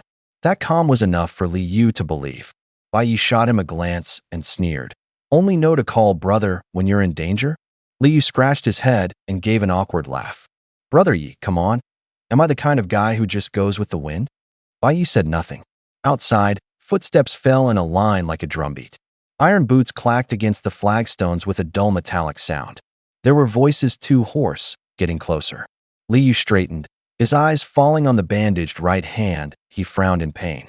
Brother Yi, when do we make our move? Bai Yi shrugged, helplessness in his eyes. Move? Move what? There's barely over a minute left. Even if we charged, there wouldn't be time to take down 100. We wouldn't see the result. Besides, our strength won't settle until midnight. Acting now would just throw our lives away. Li Yu got desperate. This isn't the time for jokes. If we don't act, are we just going to wait to be rounded up as cannon fodder? Bai Yi lowered his voice, as if reciting an old rule. Wasteland survival law. 16 words. When the enemy's weak, we humiliate when he's small. We take advantage when he's vicious. We avoid when he's strong. We obey. Li Yu froze. When the enemy's strong, we obey. Bai Yi smiled and patted his shoulder, part comfort, part rebuke. Young people always want to charge straight into the blade. This set of rules is to teach you how to last longer. Back off when they're stronger. Dodge when they're brutal. Grab any edge you can. Strike when it's worth it. Be a weather vane and move with the wind. Still want to be a martyr? Fine, I've already planned for that. If this bunch insists on being cannon fodder, let them be it for a while. It's a few days to Black Mountain. Once the time's right, you can do whatever you want. Li Yu went quiet, his voice reduced until it seemed swallowed by the wind. What if they really leave no way out? Bai Yi shrugged, his expression as cold as a blade. Then die. Li Yu opened his mouth, but no sound came. Bai Yi bent down and scooped up the dust. The grit slid across his palm coarse, hot, smelling of ash and smoke. He rubbed the dust into his face. The grime stained his lips, grains stuck at the edge of the wound. Outside, the footsteps drew nearer, the voices threaded with orders. Li Yu hurriedly did as he was told, his hands and feet moving fast. Someone outside suddenly shouted, a voice sharp and alert. There's someone in here. Boots thudded and scrambled across the floor beyond the door. More people were closing in. From past the iron gate, footsteps like hammers grew nearer. Li Yu's hands began to tremble. His breathing sped up. His eyes darted around. Bai Yi, however, was steady as a rock. He patted Li Yu's shoulder, his voice low and clear. Out here on the wastes, don't get cocky. Have some respect, don't treat your life like a joke. He didn't flinch. Instead, he strode to the door and shouted loudly. Officer, don't shoot. We're with you. Bang, the door was kicked open. Wood splinters flew. A dozen muzzles were suddenly trained on them. The cold scrape of metal cut through the air. A soldier pointed at them, his voice crushed low. Who are you? Why are you hiding here? Bai Yi smiled clean and sharp, his words popping out like beads. We're civilians from Dust Town. The Gray Sparrows attacked my brother, and I were hiding in the house. We saw people from Dawn City come through, thought we'd met our saviors. The soldiers didn't relax. Another asked. Everyone in the city pulled out. Why didn't you leave? Bai Yi hauled Li Yu forward, grabbed his wrist, and twisted. Pain drained the color from Li Yu's face, cold sweat running down his forehead. In that moment, his panic said more than any words could. The soldiers' expressions softened a fraction.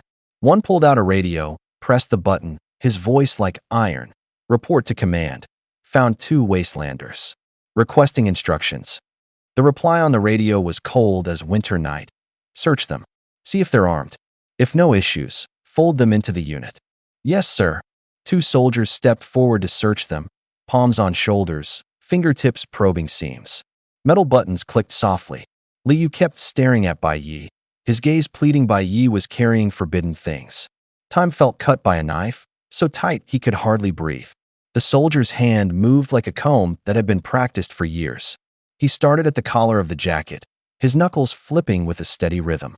Bai Yi acted as if he hadn't noticed, his gaze lazy, shoulders unmoved. The hand continued downward. Fingertips brushed the buttons, skimmed the pocket. The soldier's face slowly relaxed. "Nothing," he murmured. He shrugged again, like he'd completed a routine task. "You too, come with me." The soldier turned, his voice clipped. They fell in behind him. The wind through the gray, dusty town carried grit like ruffled, old newspapers. Tents were being pitched in the distance, ropes slapped and clicked dryly. Residents were driven into an open lot, curled up and packed close together. Armed soldiers stood in a line like a low fence. Halfway there, Liu sidled up, eyes squinting as if trying to see the eye of a needle. He whispered, almost shaping the words with his lips. "Yi, where's that thing of yours? Didn't you throw it away?" He didn't actually say those three characters aloud, only mouthed them. Bai Yi gave him a glance. No answer. Of course the contraband was still there, just hidden differently. When the soldier's hand searched the jacket, Bai Yi's fingers made an almost invisible move inside his pants pocket.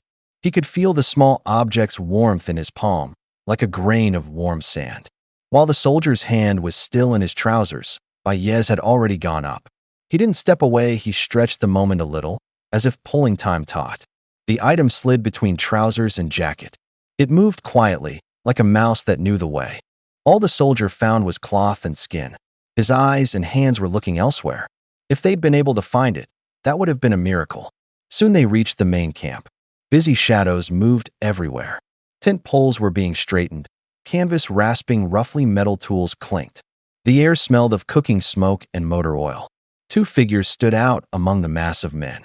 One was an officer in an elite uniform, his face stern and arrogance written all over it. His arms and legs had been replaced by machinery, the exposed parts flowed like mercury, flashing cold light. Tiny gears whispered at the joints, like a belt turning slowly. Every motion carried a metallic, whistling chill. The other carried a silver metal case, taller than half his torso. Dim red bands of light pulsed along its edges like broken currents. He looked more like a regular man, no mechanical sheen to his skin, but his eyes were unusual, golden brown, razor sharp like a hawk's. Meet that stare, and you couldn't help but shrink back. Bai Yi shot them a glance and made a quick judgment. One was a mechanically augmented warrior, the other a genetically enhanced human. By appearance alone, you could tell they weren't minor players, far stronger than the city's famed Wang, Shi, and Tanjia. "Sir," two wasteland survivors caught. No weapons on them, no implants or cybernetic modifications detected. The soldier reported respectfully, his voice was dry. The officer gave them a single cold glance. His eyes were like a winter wind, stripping away warmth. He swept his gaze over Bai Yi and Liu. They were caked in dust, their clothes ripped like wreckage left after a storm. The officer sneered and waved his hand, cutting off any further questioning. "Register them by number. Send them to the refugee camp." The soldiers moved with assembly line efficiency. Metal tags clinked against the table with a bright, metallic ring. Bai Yi and Liu each received a rough number plate. The cold iron chain against their necks brought a stab of bone-deep chill. They were shoved into the crowd. Around them were silent faces and hollow eyes. Someone sobbed quietly. Someone else gritted their teeth as if swallowing fear. From further off came the sharp thud of marching boots and the echo of commands. Bai Yi edged along with the crowd, his eyes calm. No one recognized that he'd once led men, no one noticed he had intentionally dirted his face and ripped his sleeve. Act ordinary, act weak. Only then would he be safe. His shoulders loosened a little. "Yi, you're 258, I'm 259. Liu snapped his tag shut and pointed at the number, frowning. "Why are they numbering us?" Bai Yi lifted an eyebrow and answered curtly. "You get here before me?" Liu froze. "No, we came together." Bai Yi shot him a look. "You know we came together, and you still ask me that? Go ask the people in the next group." Liu muttered a few words and, unwilling, talked to the people beside them. A few minutes later he came back, his face darker. They split 20 people into a group. They watch each other, Liu said in a low voice. If anyone runs, the whole group gets shot. They use one person's death to threaten the rest. No one is allowed to run. Bai Yi went quiet. The air in the crowd seemed to tighten. Breathing grew cautious. He ran a finger along the cold iron plate. The metal's edge was coarse enough to cut. Go ask again, he said softly. If they're rounding up this many people, what are they really after? He already had an inkling, but he still wanted to hear it straight. Liu tiptoed closer to a sallow-faced wastelander and lowered his voice. Fellow, what do the people from Dawn City want with us? Why are they rounding us up? The man looked hollowed out by the wind, his eyes bleary. The torchlight trembled across his face. After Liu asked twice more, he finally stammered the words, his voice like sand scraped over sheet metal. The city bosses say they're short-handed. They want us to scout the Black Mountain. If it works, they say they'll take us into Dawn City, then we won't have to scrape by on the wastes anymore. Liu immediately put on a cheerful act. That's great. Getting into the city would be fantastic. The man snorted a bitter laugh, all broken edges. Don't kid yourself. Dawn City isn't someplace anyone can just walk into. Even if they're telling the truth, how many of us will come back alive from the Black Mountain? Monsters there swarm like insects, plenty never return. He finished, his mouth twitching, his gaze going vacant again. He clutched a scrap of cloth until his fingers went white. Liu's heart sank. It was as bad as he'd feared. He turned and leaned toward Bai Yi. Bai Yi sat with his back to the fire, arms crossed over his chest. Brother Yi, what do we do now? Should we try to run? Liu whispered. Bai Yi rolled his eyes and answered bluntly. Run? If you actually run off, you'll be the wasteland's dinner by nightfall. Got it. This group may be unreliable, but until we go into the Black Mountain, they're the closest thing to protection we have. Liu's eyes brightened. True. Those mutant beasts out there are everywhere, nowhere's safe. With them, at least we'll make it to the entrance of the Black Mountain. Yi, that thing you said people need, awe and humility, I get it now. Bai Yi didn't reply.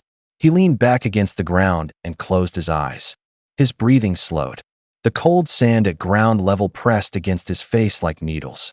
Liu curled back into his corner, hunched into a ball, half a hard piece of bread shoved into his mouth, his lips as dry as cracked clay. The torch crackled. From the town center the bell tolled. Dong, dong, dong. 3 low, hollow strikes. 12 o'clock. Midnight had come. Bai Yi jolted awake as if something had stabbed him, his eyes snapping open. He reached out without a sound and poked the big guy Liu, who was still asleep beside him. Liu blinked, voice thick with sleep. What's up, Yi? Bai Yi's voice was short, sharp as a blade. Get ready to move. The words hit Liu like a bucket of cold water. He snapped, fully awake, dumbfounded. What? Move to do what, Yi? Bai Yi swallowed, and his voice dropped lower. Kill them all. What? Liu froze. For a moment he wanted to laugh, it had to be a joke. Then he saw the cruelty in Bai Yi's eyes, and the smile died in his throat. In the night, Bai Yi's pupils were like 2 deep wells, throwing back a cold light. Liu jumped to his feet, voice trembling. Just the 2 of us? Against 100 armed soldiers? Are you out of your mind? Bai Yi only nodded. The room held nothing but the faint hum of the distant generator and their quickening breaths. Moonlight slanted through the window crack and struck Bai Yi's raised jaw like cold iron. Liu's mind went blank. Snatches of memory tumbled through him, the rules of the wasteland Bai Yi had talked about before. A brutal survival code, pared down to one thing: be ruthless. To live on the wasteland, you had to know when to bow and when to strike. You always say we should be humble, to fear the strong, Liu said, eyes starting to water, voice choking as he tried to pull Bai Yi back to reason. Bai Yi laughed, and there was something animal in it. What's the difference? Nobody knows those rules better than I do. I'm taking this chance, and I'll take care of the trouble while I'm at it. Liu felt as if colder water had been splashed over him. He stammered, but what about after we kill them? Bai Yi lowered his voice like he was laying out a deal. Take the trucks. Take the guns. Search for cash. Get out of Dust Town before sunrise. Once we're outside the city, sell everything, buy Dawn City's resident papers. If you have ID, you have a place to hide. Outside, low snores drifted from the soldiers' encampment. The wind made the corrugated sheet metal clap softly. Bai Yi slid his hand under the blanket and felt the dagger tucked beneath his pillow. The scrape of metal was soft, but in the silence it rang sharp. Yi, don't be reckless, okay? Liu was nearly crying now, his voice shaking. That officer and the kid with him, they're not easy to deal with. We're safe for now. Why risk it? Bai Yi didn't answer at once. His pupils tightened, and his fingers traced the dagger's hilt once. Moonlight skated along the blade. From far below, a military truck's engine cut out, and the night fell still again. Bai Ye's mouth moved, as if he were chewing on a decision. Bai Yi cut him off, his voice low and urgent. Are you out of your mind? It's only safe for now. They're trying to shove us one by one into Black Mountain's pit, force us to go die. His knuckles went white around his fist. There was a fire in his eyes. No man worth the name lets himself be led around by the nose. I've decided. I'm slipping in there and cutting down those 2 officers first. Once the camp goes to chaos, you rush in. We'll strike from inside and out and finish them in one move. Before Liu could talk him out of it, Bai Yi slid toward the shadows of the barracks like a cat. His steps were so light they were nearly soundless. Yi, don't be impulsive. Think about the 16-character mantra. Liu grabbed his arm, his voice urgent and helpless. Oh, what a sin. He stared hard at that shadow. In a blink, the shadow was gone. The night guards were still walking their rounds. A few cooking fires smoldered outside the tents, smoke drifting in the night wind. The horses breathed hoarsely. Then, suddenly, the world seemed to hit pause. A low hum swelled. Sounds were swallowed by a thick layer of cotton. The air felt frozen for an instant. Bai Yi used that single breath and sprang into the camp like a leopard. His movements were clean and precise. His footsteps were silent, like a knife slicing through the night. Tom snapped back. The outermost soldiers hadn't reacted yet. Bai Yi had already slipped past them, and there was no lost moment. His target was clear, the tent at the center of the camp. He'd picked it out long before. The officers and the hawk-eyed man were inside. Kill those 2, and what'd be left was panic and scattered men. He'd weighed the risk. A Dawn army from Black Mountain was about to link up once they met. Leaving would be nearly impossible. He couldn't afford to drag this out. He could have run while time was stopped. Escape would have been simple, but his pockets were empty. He checked his waist, only a cold dagger. He bit down on his teeth. He needed money. He needed a chance. If he didn't act tonight, maybe he'd never get another shot. Bai Yi hugged the tent's shadow, his breathing steady. The night wind brought the smell of roasting meat and damp leather.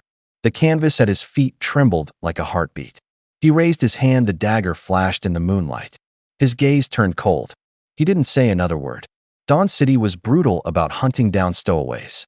Slipping in was easy. Staying was hard. Without residence papers, you couldn't take a step in the city. There were hundreds of guns laid out before him. Bai Yi's hands trembled. He thought, is there any choice but to steal them? He made time hang for a moment. He slowed his steps until they were like breath. The soldiers' patrol passed by like clockwork. He slid along like a shadow and eased up to the officer's tent. Outside the tent, the night wind carried the oily scent of lamps. The canvas whispered in the breeze. A low voice came from inside. Bai Yi held his breath, pressed into the shadow behind the canvas. He gripped a dagger. The cold spine of the blade grazed his palm. Mr. Ng, a voice said from inside. Low but clear. Everyone's talking out there. Some say the pre-catastrophe Panga project is hidden in Black Mountain. No idea if it's true. Pangu. Bai Yi bit the name inside his head. It landed like a boulder, heavy, ancient. Calling it Panga, did that mean it could shake heaven and earth? Was it a project to remake the world from scratch? That had been before the Great Catastrophe. The catastrophe happened 100 years ago. Bai Yi came from 200 years ago.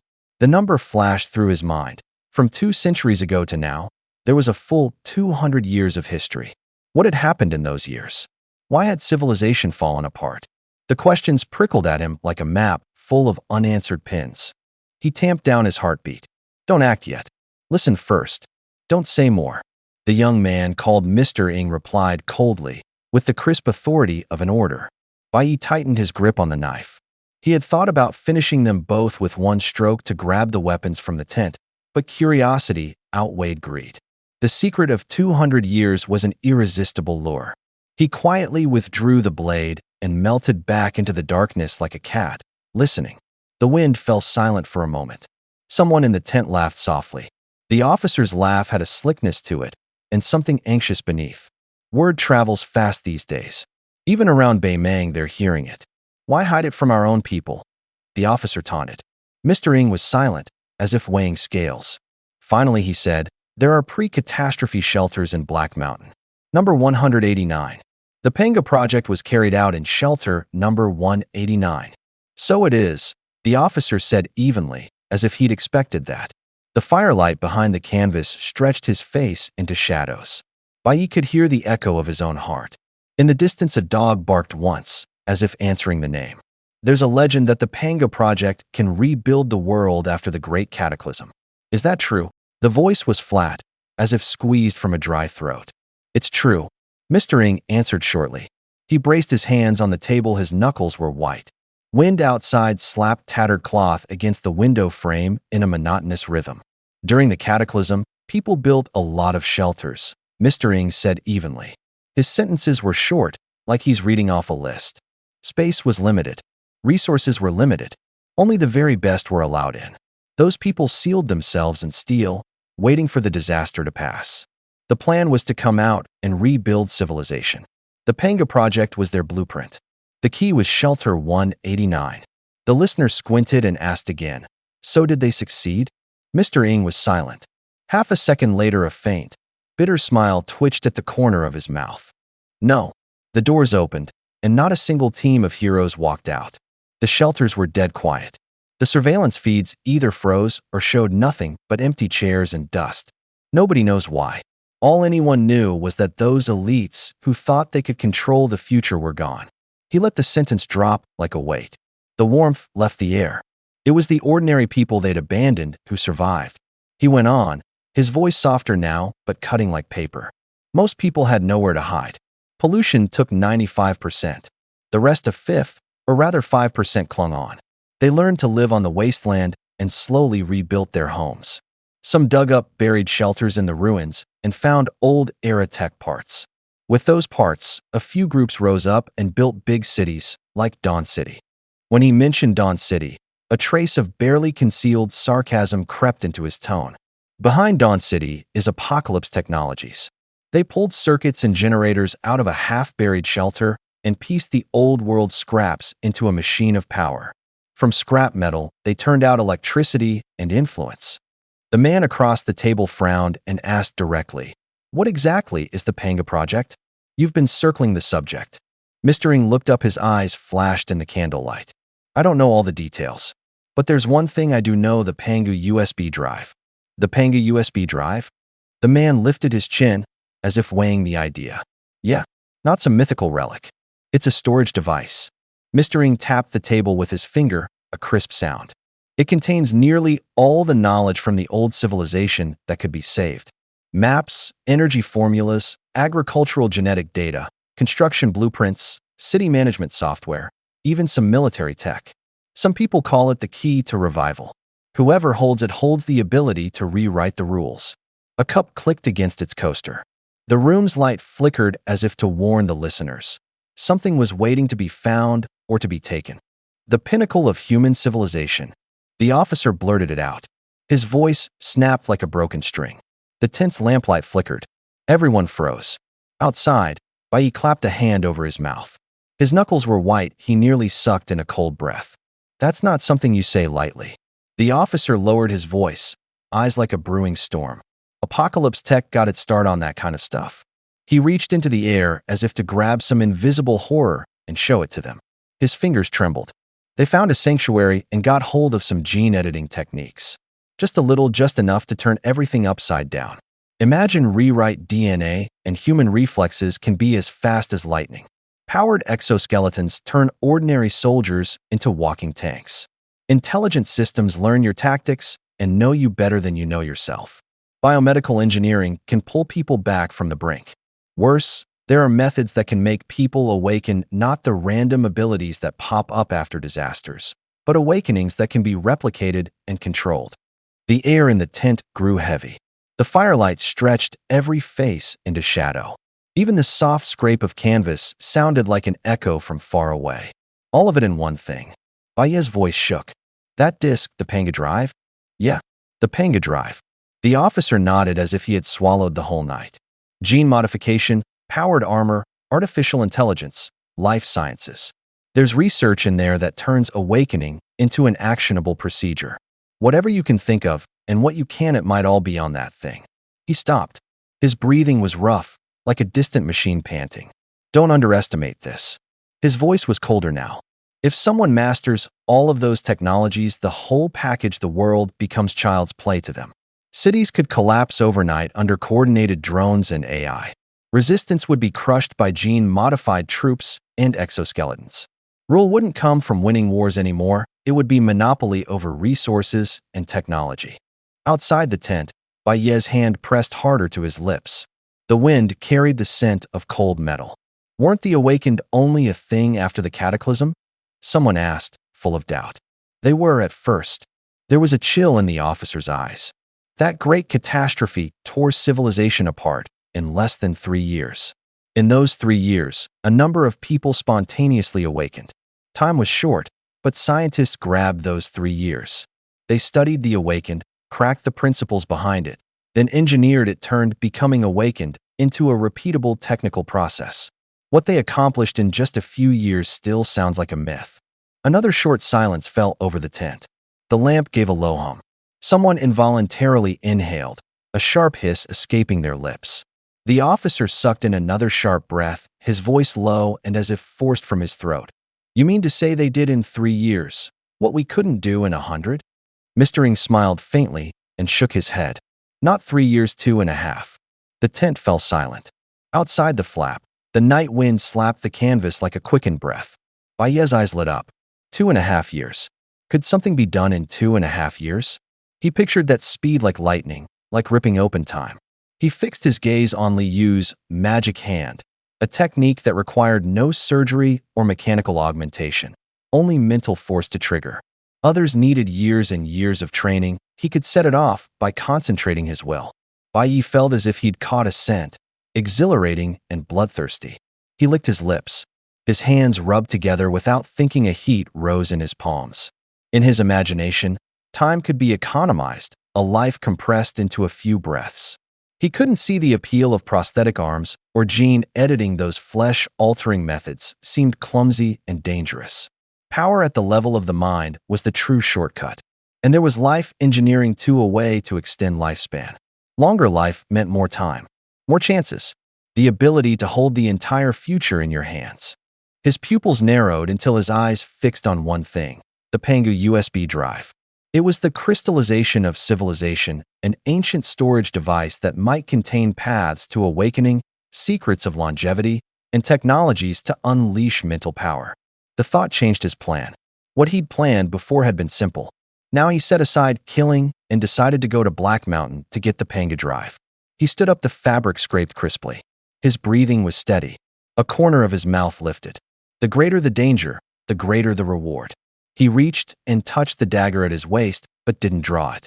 Time could be exploited, one gamble for a lifetime of ease. For Baye, this wasn't wasting time. It was buying the future in one lump. He had been weighing his options.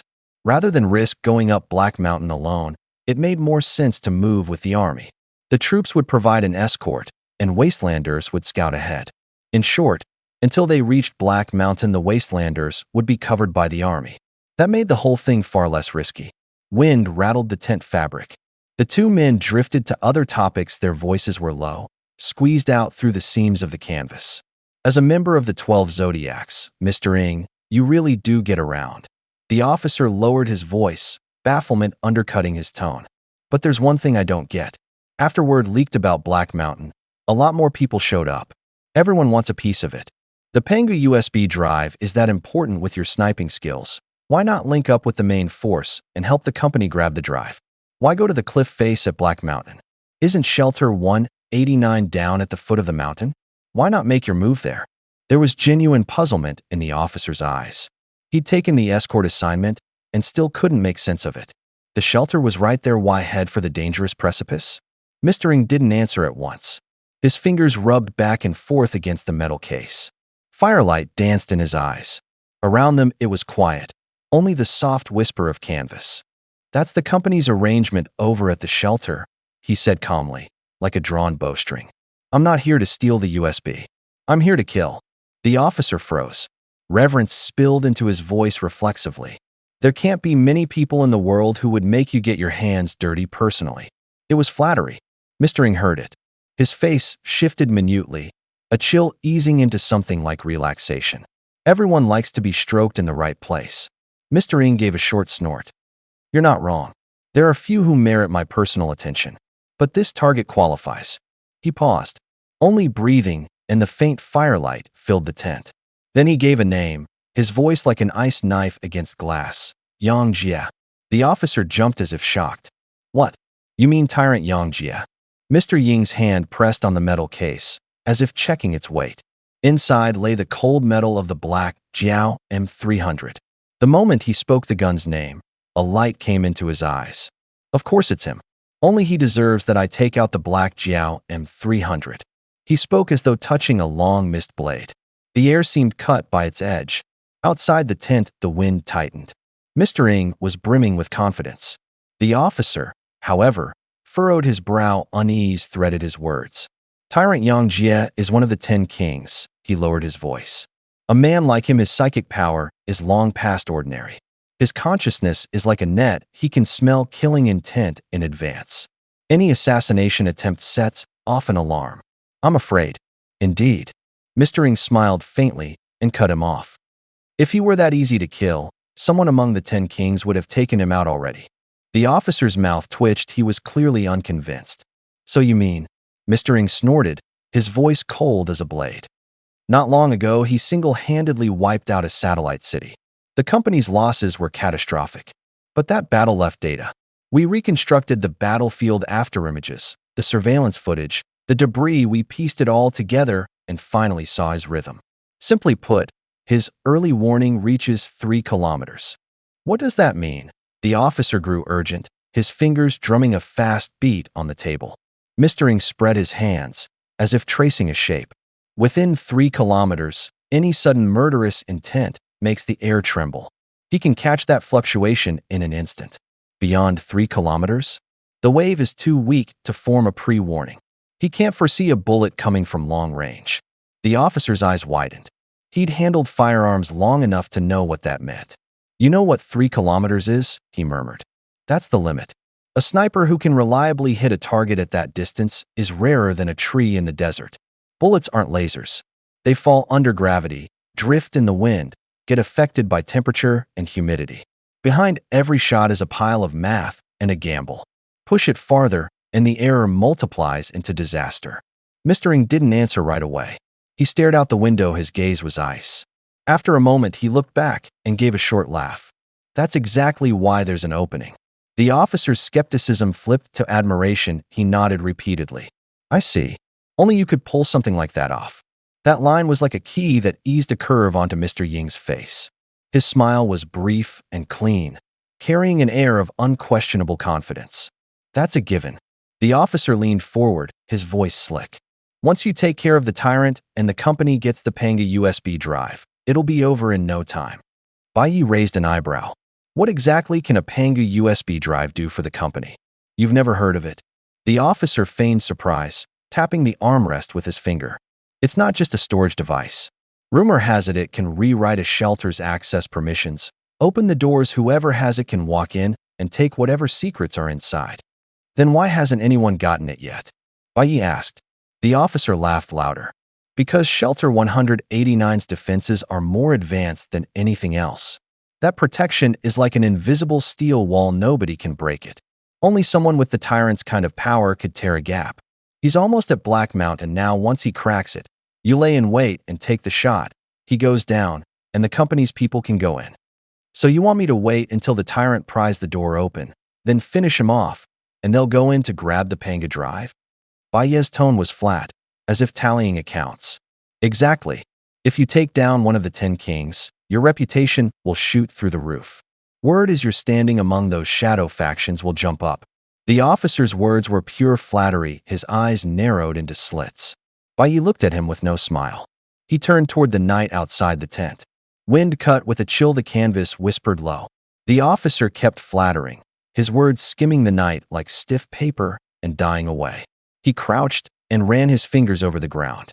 A half-dead twig lay against the dirt, dust streaking it. Bai Yi frowned. If it were stepped on, It would snap with a crisp click. The people inside the tent would look over. The secret would splinter. He straightened, shifted his toe, and nudged the twig aside so quietly it sounded like a heartbeat. A cold smile ghosted the corner of Baye's mouth. They only saw the bait in front of them, not the trap behind. Fine, let them play their trick. Once the clock started, he was confident the whole game would swing his way. Lucky he was sharp enough. Baye stepped over a half-broken dead branch. He slid along the shadow cast by a tent. His footsteps were as quiet as a cat's. A figure passed in the distance, boots slammed down hard on the gravel. He held his breath. Then he moved again, slipping away along the shadows. He'd wasted a lot of time, but he hadn't been spotted by the patrol. Most people in the refugee camp were asleep. The fire had died down to embers. The wind smelled of smoke and lifted the edges of the tarpaulins with a low, rubbing sigh. Liu was still awake. His eyes were wide. He paced by the soldiers' tent, his gaze sweeping every dark corner like a broom. His fingers kept rubbing at the hem of his coat. His teeth were clenched. His heart thudded like a hammer on a drum. Why hasn't that kid Baye made a move yet? He muttered. Did he fail? If he'd failed, there'd be some sign. The more he thought, the more panicked he became. Scenes flashed through his mind. Baye being caught, dragged away, tortured. He could hear the creak of chains and see firelight on Baye's face.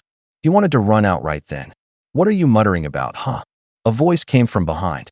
It hit him like a stone thrown out of the dark. Liu jolted and almost cried out. He spun around. Baye stood quietly not far off. His cloak was intact. A faint smile showed on his face in the night. Liu's body suddenly relaxed. He hurried over as if pulled by a string. What am I muttering about? I'm praying for you. Hey, Baye, did you kill someone? Baye raised an eyebrow. Kill someone? Who would be the target? Liu froze for a beat, his face changing color. Weren't you going to take out that officer? Baye shrugged, annoyed. Me? Do something that reckless? Don't be ridiculous. I don't rush in. I always think the path through before I move. That trick I taught you is too complicated, you can't remember it. Here, I'll teach you one simple rule tonight. Feign weakness before the strong strike when you find the weak. Remember it, and don't forget. Liu opened his mouth, but couldn't find the words. Baye sighed, put on a mock mysterious look, then said seriously, Actually, I was over there peeing for a while. Liu stared. Peeing? That long? Baye shrugged with a straight face. I've got a kidney thing, too much force, pisses a lot, it's annoying. Liu blinked for half a second, then let out a helpless laugh. Baye patted his shoulder. All right, stop overthinking. Go back to sleep. Don't treat the middle of the night like a movie. Baye wiped his hand on Liu's shoulder. He'd stopped to pee by the roadside on the way back, and his hand was still a little damp. Liu jumped up, furious, his voice sharp and high. You just said you were going to kill someone. Now you're telling me to sleep. How am I supposed to sleep? Baye, what are you trying to do? Say it straight. Baye thought for a moment.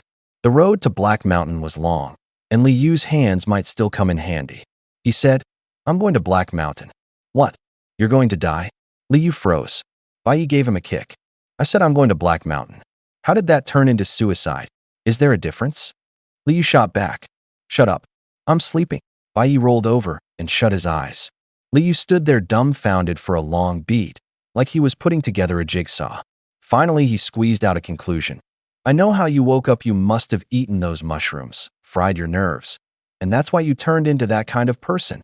He said it with giddy excitement, waving his arms like he'd uncovered a secret. Before dawn the next day, the soldiers herded the band of wasteland residents onto trucks. 10 troop carriers started up. A low metallic roar came from beneath the vehicles, making the ground tremble. The soldiers trained their muzzles on the crowd and kept pushing them forward.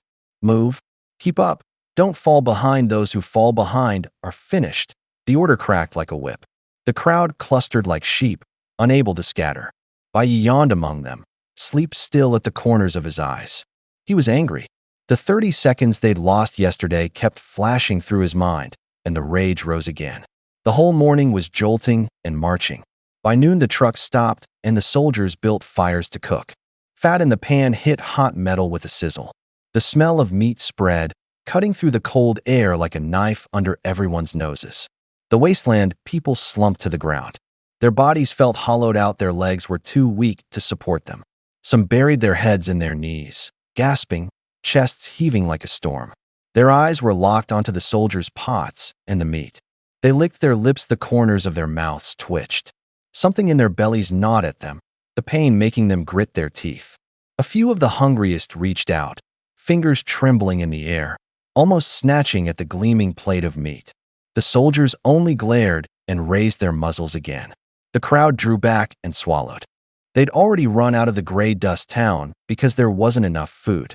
Now they'd been shoved back outside the city. Not a decent bite between them. The wind carried grit, their lips were split.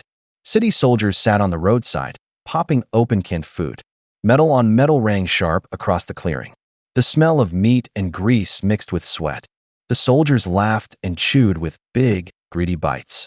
Occasionally someone crushed an empty can underfoot like it was a little show. One soldier suddenly tossed an empty can into the crowd. The metallic clink on the ground sounded like a signal.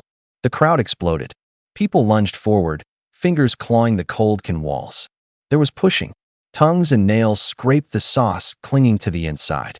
Two men tumbled and fought over a smear of sticky gunk, fists and boots pounding in a mess.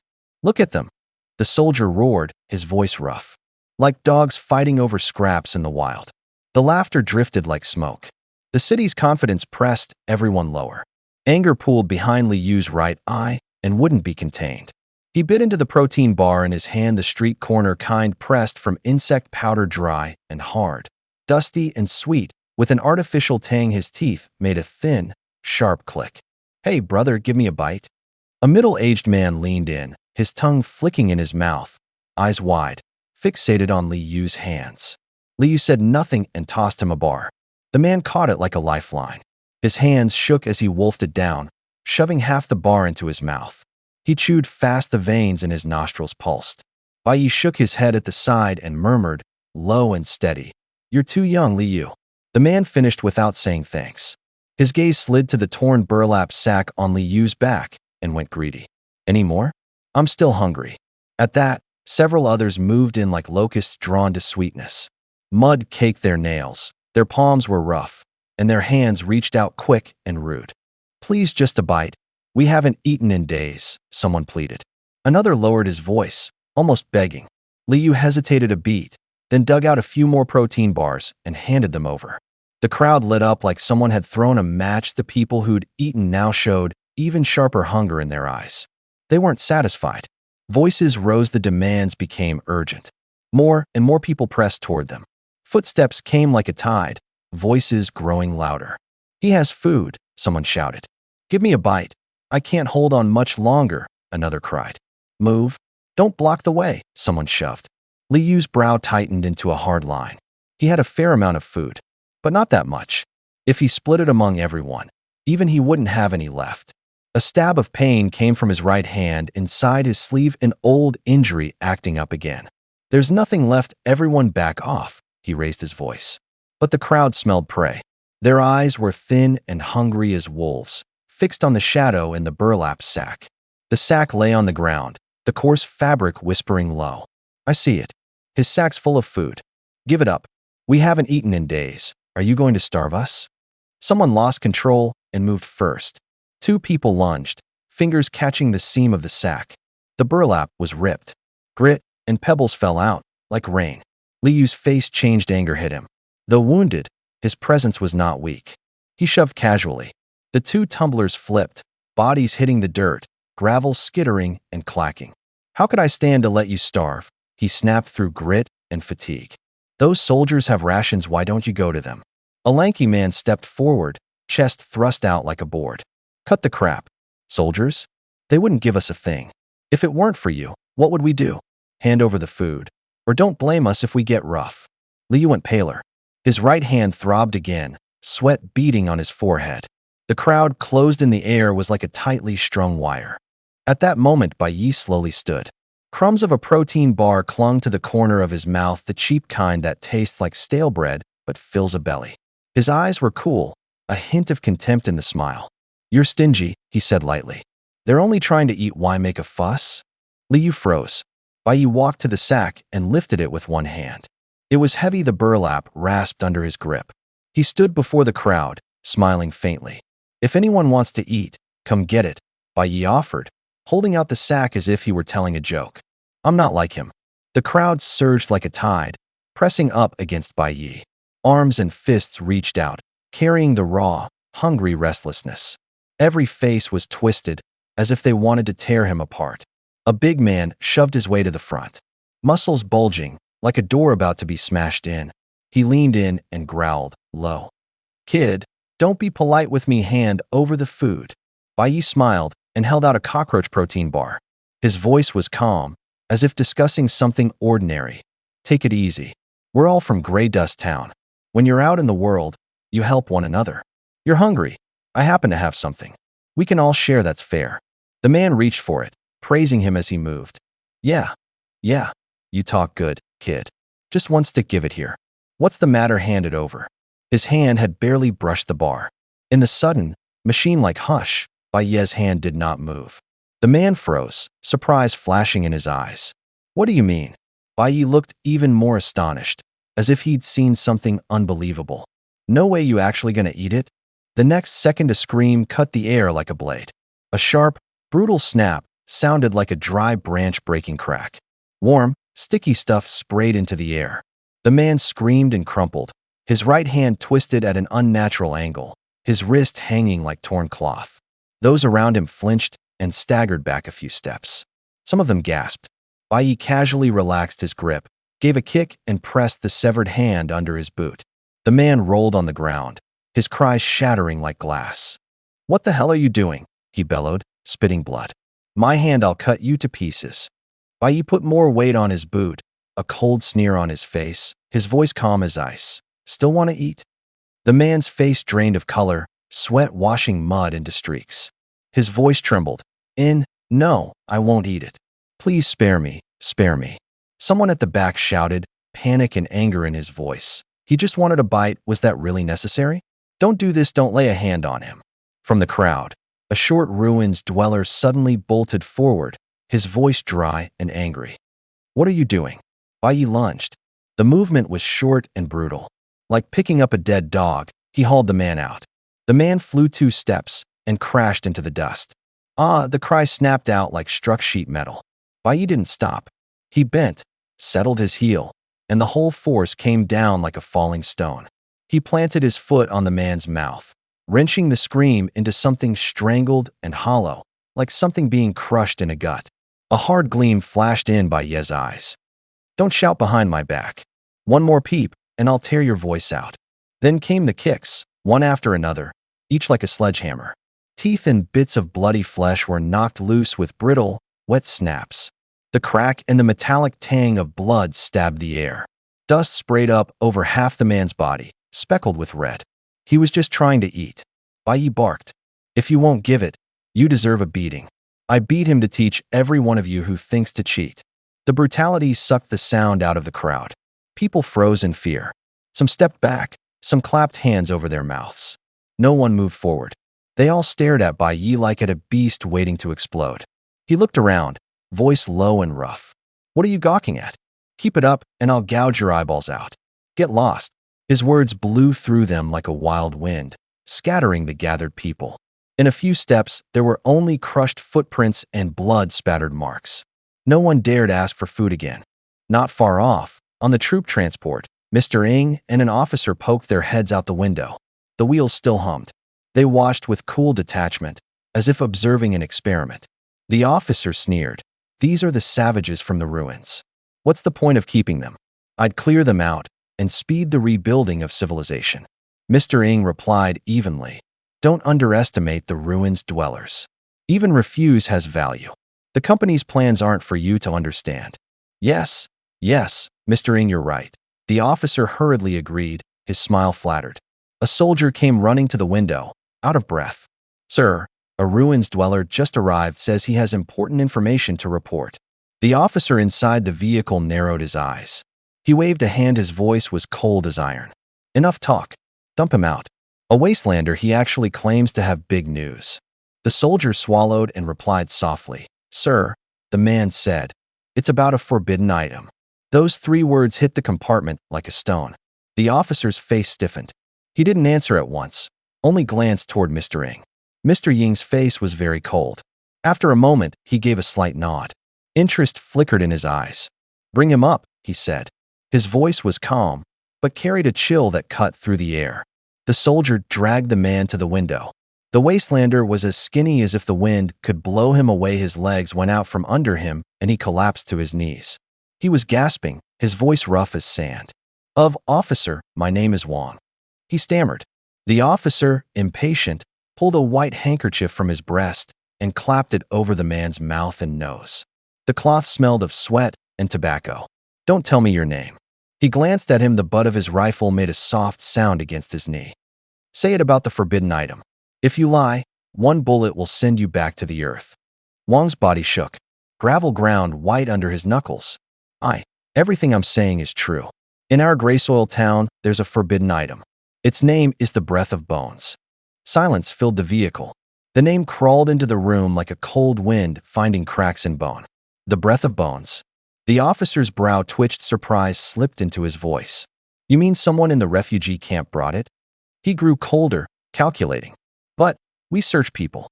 No one had weapons. No one was hiding anything." Wang shook his head over and over, his fingertips clawing at the dust. He spoke so fast it was like he might swallow the words. "Sir, you're right. Bai Yi, it's attached to Bai Yi. Even if he isn't holding it now, it's got to be hidden or passed to someone else." Mr. Ying's gaze was a blade. His yellow-brown irises flashed cold under the light. "Why didn't you say so sooner?" he asked. His voice was quiet, but it sent a chill down Wang's spine. Wang hung his head, his voice like a candle snuffed by the wind. I was afraid of being caught, of being killed. I didn't mean to hide it." The man's voice trembled by the fire. Dust lifted from the hem of his coat. His hair clung to his forehead as if plastered with mud. "He was one of the two who came into camp yesterday. It was too dark then, I didn't recognize him. Just now, when he made his move, I looked, and he was so familiar he clawed at his chest as if trying to pull the memory out." Liu kept tugging at his sleeve. The wound on his chest still seeped blood. The firelight carved hollows across his face. Mr. Ying lifted his chin, and his gaze swept over them like a cold wind. The man, scared by that look, began to talk. His words tumbled out in a mess, popping and spitting like something thrown into scalding oil. He said he asked the deputy leader of our East District. The man blurted suddenly, pride and shame tangled in his voice. "Worked with him for a few days back then. I even helped him get a meal. He promised me a piece of meat, but he didn't give it. Sir, for the sake of the information I brought you about that dangerous thing," he clenched his hands into fists, his nails scoring a white line into his palms. "Just give me a piece of meat. One piece is all I ask." The fire crackled. The others were silent. Only the night wind slid through the tents, carrying the smell of dry grass and rust. Bai Yi smiled faintly. He stood in the firelight, his shadow stretched out like a black blade. Liu kept his head down, like a sapling beaten by rain. "Brother Yi, did I do wrong?" Liu's voice was so low it sounded like a wire about to snap. His shoulders collapsed, there were tears at the corners of his eyes. "I only felt sorry for him." Bai Yi curled his lip, a laugh like spitting out ash. "What? Your conscience suddenly woke up?" Liu pressed his lips together, his face went pale then flushed, as if he'd been angry and then suddenly exhausted. He couldn't find the words. The air hung heavy as if holding its breath. Bai Yi stepped forward. His tone was slow and cold. "Maybe it is my fault." He pretended to sigh, then shook his head and smiled more deeply. "No, you're not wrong. The thing that's wrong is this era."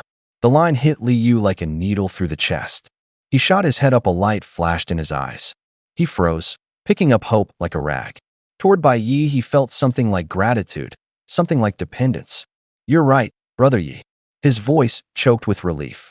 "If it were a more civilized time, this wouldn't happen." If Bai Yi arched a brow, a sly circle appearing on his face. "Don't talk nonsense. What I mean is this. If you want to survive, rule number 1 is never admit you're wrong. How could it be our fault? Admitting fault just creates trouble and wastes energy." He spoke like a proverb. Liu listened, enthralled. "Remember," Bai Yi pressed Liu's shoulder, "blame others when you can. If there's no one to blame, blame the times. Find an excuse and push the responsibility off. Staying alive is what matters." Liu seemed awakened. His shoulders loosened. The guilt on his face smoothed into relief. He repeated Bai Yi's words under his breath, as if learning a spell. Someone nearby snorted. People in the camp exchanged looks. Smoke rolled over the flames with a metallic, fishy tang. Li Yu's smile was awkward but genuine. From that day on, Bai Yi's words took root in Li Yu's head.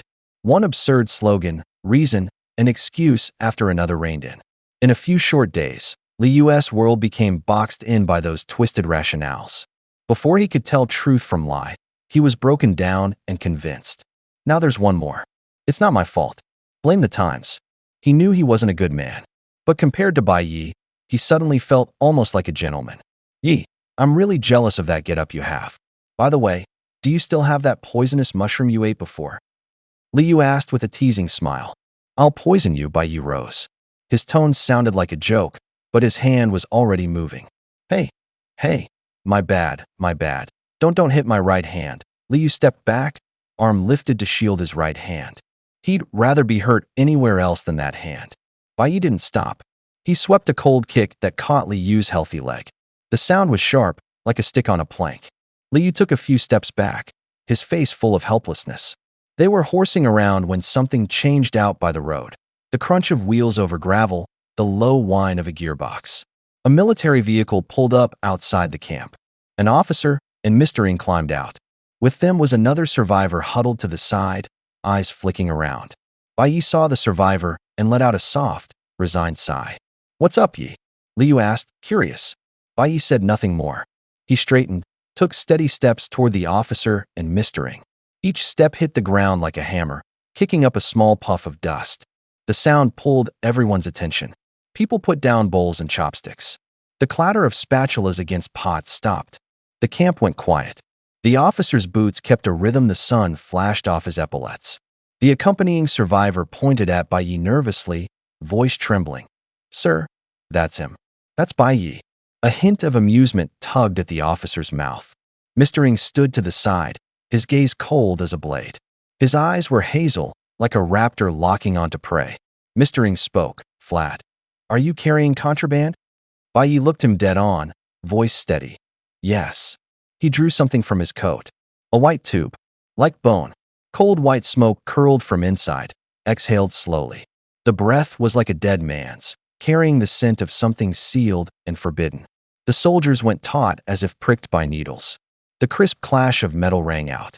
Clack, clack. The sounds of chambers being readied came down like a staccato rain. A dozen guns rose together, muzzles aimed at Bai Yi. The officer frowned and barked, What are you doing? With Mr. Ng here, mind your hands. Lower your weapons. Mr. Ng, you want to take this? Mr. Ng said little. He gave a faint nod. His gaze was a cold blade sweeping over Bai Yi. Calm on the surface, but that calm held an unquestionable confidence.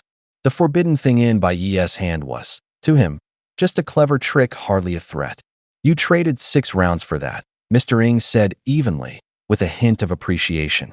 Balls, I'll give you that. The officer nodded rapidly, trying to curry favor in his words. Bai Yi said nothing. His pupils tightened as his eyes flicked over the soldiers, the muzzles, the magazines, the cover. Numbers, spread, distance. His hands settled naturally on the revolver-esque grip, fingertips on cold metal, as if running a series of calculations. Kid, I'm talking to you, the officer started, but was cut off. Mr. Ng raised a hand, his voice was light. Wastelanders don't know manners. Don't make a scene. He stepped forward, eyes fixed on the bone tube in Bai Yi's hand, and asked without hurry, How dangerous is it? Bai Yi shrugged. The revolver turned slightly, showing 6 empty chambers. No bullets, he said casually, like he was appraising an old object. Then give him bullets. Mr. Ng's words were at once an order and an experiment. The soldiers froze. Hand over live rounds to a wastelander. Someone swallowed. Doubt rippled in the air, but when they looked at Mr. Ng, they swallowed it down. An order was an order. The rounds were passed over. The metallic clink as each cartridge slipped into the cylinder was sharp and clear. Bai Yi was efficient and unflinching. One round after another slid into place. Each fall seemed to etch a line of fate. He snapped the cylinder shut, his finger resting on the trigger. He lowered his breath. His heartbeat felt like a grinding wheel in his chest. Bai Yi raised the gun. A pinpoint of light gathered at the muzzle. Then he pulled the trigger. Bang! The shot cracked like glass shattering. The air itself was torn open in an instant. The gunshot cracked like thunder at point-blank range. The air smelled of gunpowder and blood. The wastelanders and the soldiers all flinched. Only Mr. Ng and the officer kept their faces unchanged, like people watching a show. Thud. The informer standing beside Mr. Ng slumped. A black hole in his chest, blood pouring out like a tide. His eyes stayed wide open until the last moment. An odd, heavy silence fell. Someone sucked in a breath. Someone's fingers trembled as they brushed a gun grip. Every eye was on Bai Yi. No one had expected him to shoot with an officer standing there. Mr. Ng cast a casual glance at the body. A thin, cold smile tugged at his mouth. His voice was calm as an autumn wind. "This is a snake class forbidden item. It carries some power." He said snake class like he was saying dagger, not a title, but a warning. Then he added, "You made it back from Black Mountain alive. I can get you out. Come with me." He turned and walked away, his steps unhurried, as if this were routine. Bai Ye's reply was of no consequence to him. The officer snorted and also turned away. He didn't move to take the thing. People couldn't understand it. He didn't look stingy. In truth, he'd already heard from the informer how that forbidden item was contained. The method was crude and dangerous, full of side effects and liable to backfire. Its only solid value was selling it for money. Since Mr. Ng had claimed it, the officer let it go. The air hadn't warmed when another voice spoke up, sharp with provocation. "Did I tell you two to leave?" Everyone froze. Mr. Ng and the officer both stopped in their tracks, brows tightening. The rustle around them sounded like faded cloth, the folds caught by a harsh light.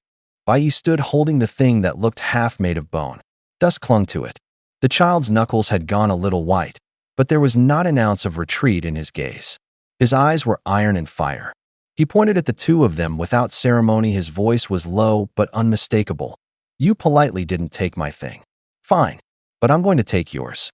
Liu by his side shook his head frantically, his voice cracking. "Yi, cool it. Don't do anything stupid." A smile warped Bai Ye's mouth, more like a snarl with a hint of humor, and there was danger braided into the laugh. Liu's eyes widened. That reckless, shameless courage hit him like a knife suddenly thrust out, cutting his whole worldview open. People around them drew breath. Sharply, some stepped back. Wind swept through the ruins, lifting fine grit into the air like gray raindrops that drifted to the ground. In Bai Ye's eyes, they weren't getting along. They were like two hungry wolves who'd tossed a bone onto the floor, then held their heads high waiting for him to lick it and expected him to be grateful for the chance. "You act all tough in my face and then try to walk off?" He'd planned to fall and step with the team and make it to Black Mountain. Instead, two pieces of trash had suddenly popped up, close enough to press their faces against his, putting on an act. Bai Yi laughed aloud. Anger rolled under his skin like boiling blood. His hand closed on the gun behind his back until his knuckles blanched. "Who gave you the nerve?" he said once. Quiet, but like a blade cutting through the air. Mr. Ng tipped his chin. The look in his eyes hardened, disdain deeper than before. Coldly, "Kid, I thought you were smart. Didn't expect you to be looking to die." A nearby officer stepped forward slowly. At his neck, the grinding of metal gears was clearly audible. Each step hit like a beat. He smiled, the smile full of barbs. "That piece of junk you call a gun? Forbidden stuff can be deadly, sure, but you still have to hit someone. Your firing speed, I could stand right here, and you still wouldn't land a shot." His voice dripped contempt, provocation, confidence like victory already hooked at his mouth. "Stop wasting words on him." Another man urged. The order was short, like someone pressing a departure button. "Take him out, then get ready to move." Before the words finished, Mr. Ying's face snapped rigid. His voice climbed a notch, thin and taut like a string going slack. His shoulder twitched. Sweat slipped from his temple. The fine hairs on his arms rose. His spine felt scalded by a cold blade. The air itself seemed split by a seam. A sound crawled from the distance. Not human, like current pouring through an iron pipe, like a low bell striking under the earth. A metallic, scorched smell pricked their noses. A faint tang of copper bloomed on their tongues. Mr. Ying's eyes snapped alert. He froze, breathing shallow. The men behind him halted, muzzles trembled. Bai Yi felt pressure press in an invisible hand tightening around his chest. Blood hammered in his ears, louder than any spoken word. And it all came from that overlooked black cloth bundle in the corner. The muzzle pressed against the back of his head. Cold. The pad of a finger left a small dent. The boy stood very close. His arm didn't tremble, the muzzle didn't move an inch. "There's a limit to how much you can talk to yourself," Bai Yi said, a low laugh at his ear. Soft, but edged like a blade. "Isn't that right, Mr. Ying?" Mr. Ying's gaze was like a hawk's. His hazel eyes contracted suddenly. Surprise was carved on his face. He couldn't believe it. A moment ago, Bai Yi had been in front of him. The next second, he was behind him. No afterimage. No sound. Not something his eyes could mistake. His sight was as fast as a bullet. Could it be teleportation? "This is impossible." "When did you?" The words stuck in his throat, as if frozen. From a distance, an officer charged forward, roaring, anger laced with panic. "Let Mr. Ying go." Instinctively, he activated his exoprosthetic, trying to use the mechanical arm to wrench Bai Yi away. The arm strained. Then his face went white. The mechanical arm made a faint series of snaps at the joint, like a metal chain breaking. Then his legs. Then more connectors clicked and cracked like severed iron cables. His limbs came apart as if nails were being undone, segment by segment falling to the ground. Metal clinked against the floor with a bright, metallic ring. Dust kicked up and settled on his delicate skin. His torso slid down limp. Slow, then faster and faster, until it hit the ground hard. The helmet's thud echoed like a blunt instrument. "Bess, hands off the guns." Mr. Ying barked. The rifle butts hit the ground clack like raindrops on pavement. The soldiers glanced at one another, slowly bent, and set their weapons down. "Li Yu, come out!" Bai Yi shouted into the crowd. Li Yu froze as if nailed to the spot, his eyes fixed on Bai Yi like he was watching a play. He pushed through the people and stood in front of Bai Yi, dumbly asking, "Yi, what do you want me to do?" Seeing him, Bai's temper flared.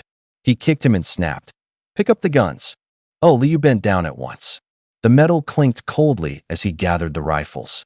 It took him a long moment to come back to himself. Then he turned, thumbed his chin, and yelled, "Yi, you're badass." The guns were collected. Mr. Ying said in a low voice, "I've done as you asked. Now we can talk." He didn't get to finish. Bai let out a savage laugh. "You do what I tell you without question? What do you think you are, a dog?" Bang. Bai didn't move slowly. His palm tore the night open. A cold, searing force shot out. It breathed like a skeleton and shimmered with sparks and the color of blood. The sound was like a sheet of metal scraping the wind, sharp enough to tear the air. A blood-red slug formed in that field of force, carrying a sense of devouring hunger, and drove straight into Mr. Ying's right knee. Mr. Ying made a muffled groan. The blow hit his knee and he dropped to his knees, his face going deathly pale, cold sweat sliding back into his hairline. He clenched his teeth, fighting not to cry out. There was a thumb-sized hole in the knee. The wound's edges smoked black, the blood around it seemed frozen in place. Only circling the wound, no spray, no exposed bone like a normal gunshot. The soldiers' faces changed. Some reflexively reached for their weapons, but were held back by a sudden, oppressive silence. Mr. Ying forced himself up and raised a hand. "Do not make any rash moves." After holding the men in check, he strained to turn his head, his gaze fixed unwaveringly on Bai Yi. "You didn't shoot me outright, so there's still room to talk." Mr. Ying forced calm. A pleading tremor rode his words. "I was rude just now." He kept his head bowed, eyes all calculation. "I give up." He slowed. "Tell me what you want. Just let me off." Bai Yi's eyes were like ice. The muzzle pressed against Mr. Ying's temple. The metal gleamed dull and cold in the sunlight. "Now you admit defeat?" Bai sneered, voice short and hard. "This isn't the time for chances." He fell silent, as if remembering something. "Fine, I'll give you a chance." Bai said, "I grew up in this wasteland. I've never seen those high and mighty city types kneel and say they were wrong. Give me a proper kowtow, bang your head on the ground so it sounds, and if you make me happy, maybe I'll spare you." Mr. Ying's face changed. The color bled from his temples. He gritted his teeth, tried to straighten, forced out a few words, voice shaking. "I'd rather die than submit." He didn't finish. The gunshot cracked. Boom. The bitter sting of gunpowder hit the nose. Heat blew on the face. Mr. Ying's body collapsed as if a rope had been cut. The ground darkened beneath him. His yellow-brown eyes still held disbelief. A smear of dark red bled from the corner of his mouth. The officer standing nearby screamed. His voice warped, like it had been torn. You actually killed Mr. Ng. He.s. a senior exec in the company he holds. I shrugged. The barrel still gave off a thin curl of white smoke. Don't blame me, he said flatly. He chose his path. He'd rather die than be humiliated. He chose death. The officer went pale as if slapped, his face flushing red. I stepped forward in one clean motion. He hooked the man's heel hard. The officer's nose gave a crisp crack. Warm blood sprayed onto Bai's leather boot. It ran down the officer's mustache, metallic on the air. I leaned over, eyes vicious. Close enough now to hear his teeth rasping. How can you be so stupid? You spout nonsense in front of a corpse. He spat each word like a blade. I'm not just going to kill him, I'm going to deal with you too. The officer snapped back to himself, sweating, voice trembling.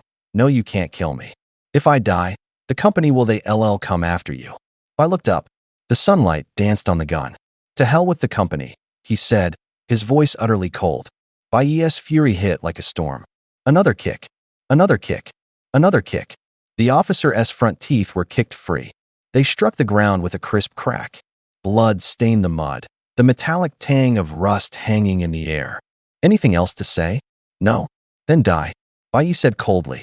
The officer gave a garbled scream, his voice laced with shattered terror.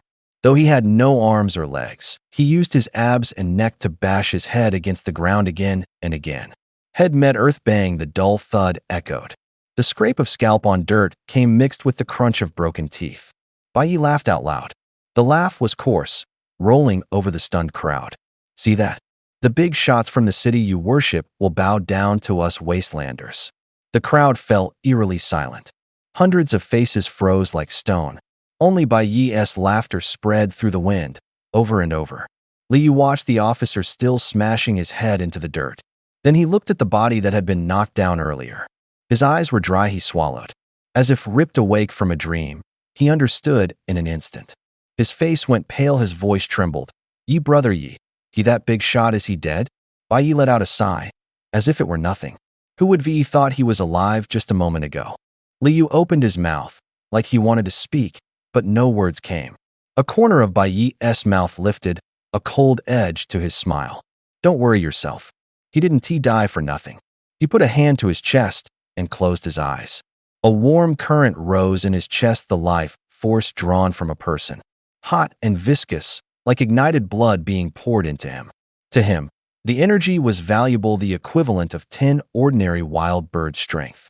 The brief blaze ran along his sinews, tightening his skin. His physical strength increased, if only a little. The officer on the ground kept bowing, muttering, "Spare me. Spare me." Blood smeared half his face, his voice shook, his pleas sounding like a broken tape on repeat. Bai glanced at the soldiers shifting around him, felt his chest tighten, and an idea flickered across his eyes. He raised the gun in his hand, the barrel leveled at the officer's temple.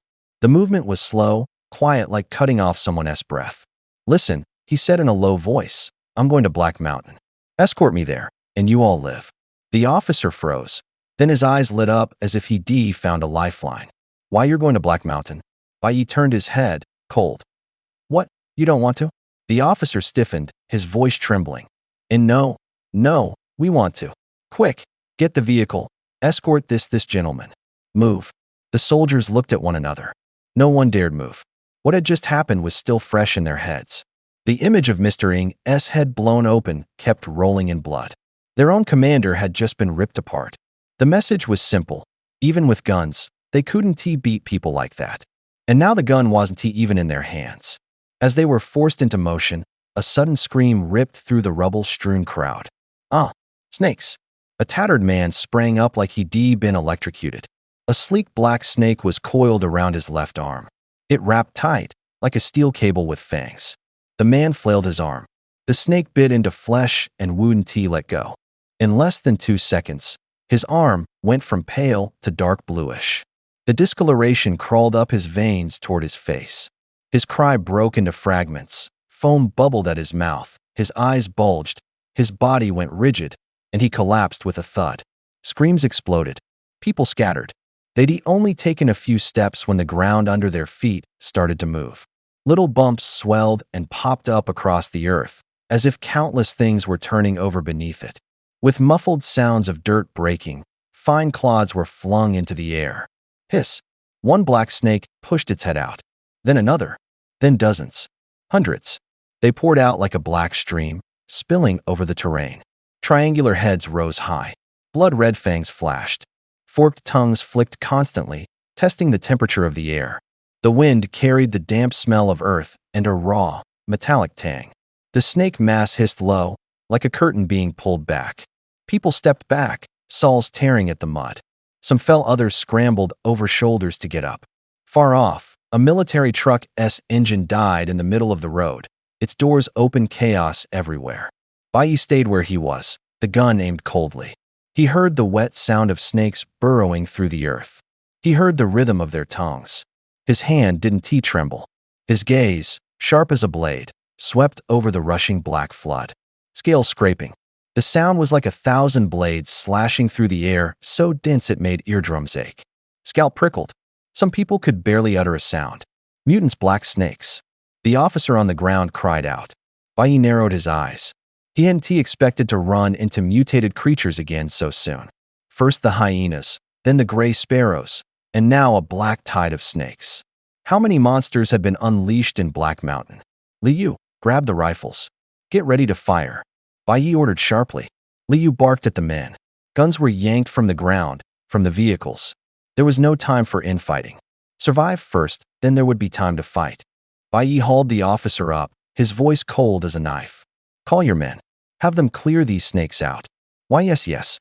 The officer stammered, hands trembling. He knew pleading might work with ordinary people, but against these slick black snakes, begging was useless. Guns cracked. Bang, bang, an intense fusillade. Bullets struck the scales with bright, metallic rings, then scattered into the night. The swarm didn't collapse. They writhed like shadows, surged like a tide. The wasteland residents fled in all directions. Most ran for their lives. A few grabbed stones and hurled them in a frenzy. The rocks struck the snakes like blows on sheet metal, ineffective. A string of screams. A man, panicked and clumsy, barreled into the mass of snakes. They lapped up his pant legs like a rising tide, sliding over skin. In an instant, the black snakes surged like a tidal wave. They wrapped around him, thousands packing his body, clinging to every inch. Bai Yi's eyelids twitched. He'd just spent 33 seconds dealing with Mr. Ng and that officer.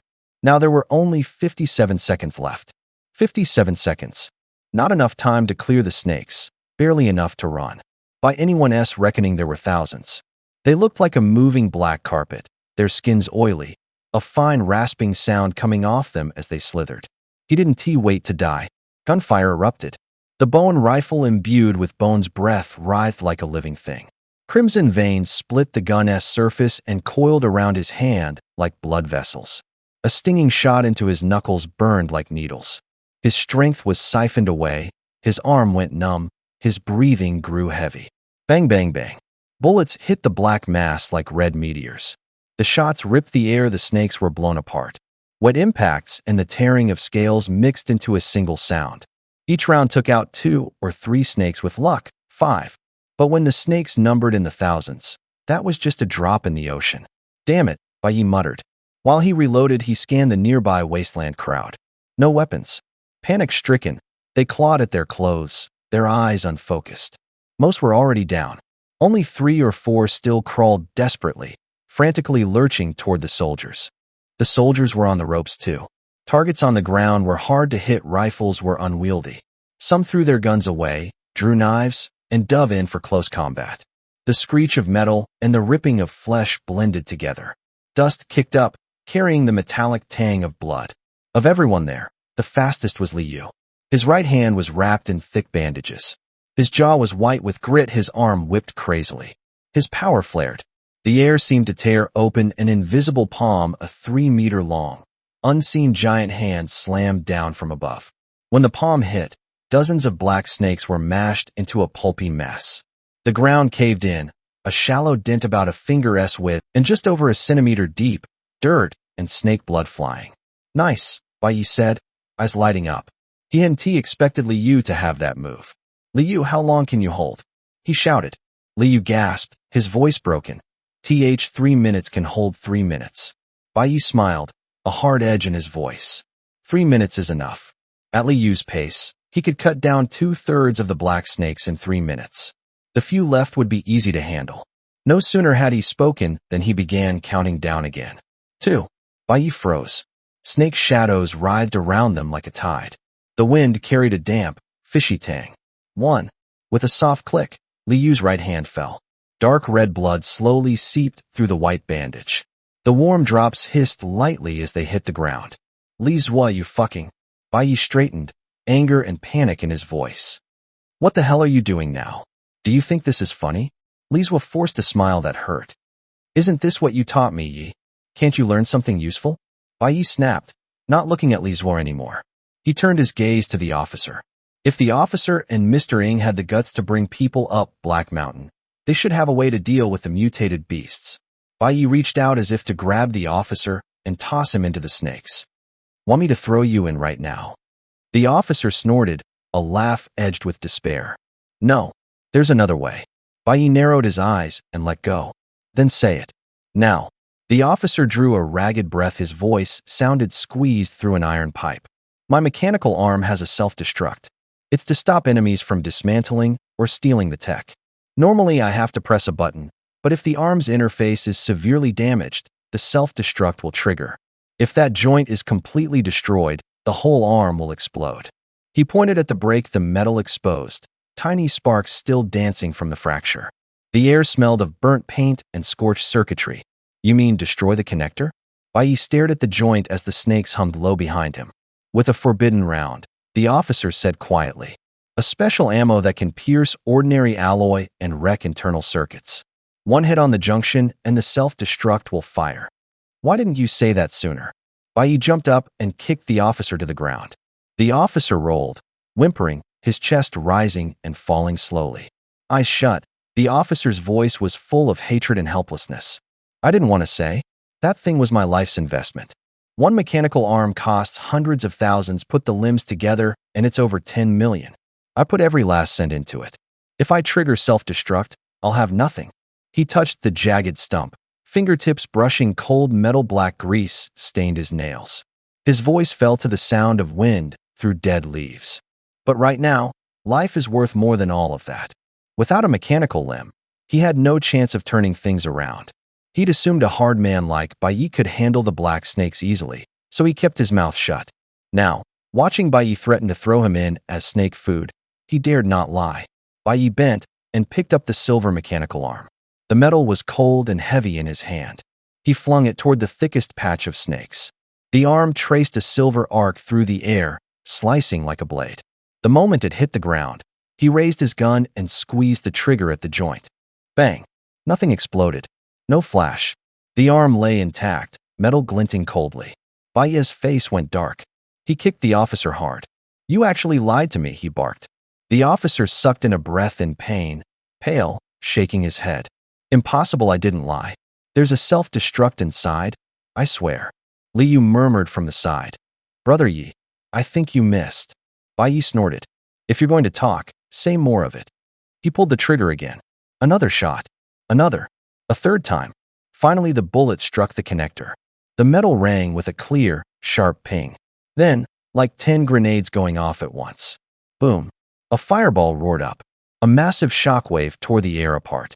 The black snakes were blown aside, tossed like clods of earth, rolling through the air. Half-charred bodies fell and thudded to the ground. The air filled with the stench of burnt flesh and blood. The remaining snakes were rattled and panicked. They curled and dove.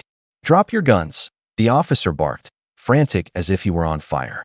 Whoever dares defy Lord Bai Yi will be dealt with under military law. Bai Yi stood outside the car window. Sunlight sliced across his face. His voice was low, but it cut like a blade. Escort me to Black Mountain, and I'll let you go. He spoke slowly. A smile tugged at his mouth, a smile with no warmth. The soldiers lowered their weapons, fingers fumbling off triggers. Some hands trembled. Some gritted their teeth. No one dared resist. Bai Yi's eyes went colder. He collected the guns and magazines one by one, movements clean and efficient, no wasted words. Then he climbed out. A tire made a crisp snap. Someone noticed, too late to dodge. Using tools he'd prepared, he worked quickly. One by one the tires were punctured. The pops were short and sharp, like a lash of a whip. Only one troop transport was left. Bai Yi slid into the driver's seat. The headlight threw his profile into relief. The soldiers jogged in front of the vehicle in a line, like guards escorting prisoners. The roles had reversed. Once it had been them sitting while Bai ran outside, now it was the other way around. Li Yu had the officer tucked under one arm, his other hand braced on the side of the truck. Inside sat a silver metal case, quietly waiting. "Yi, what's in that case?"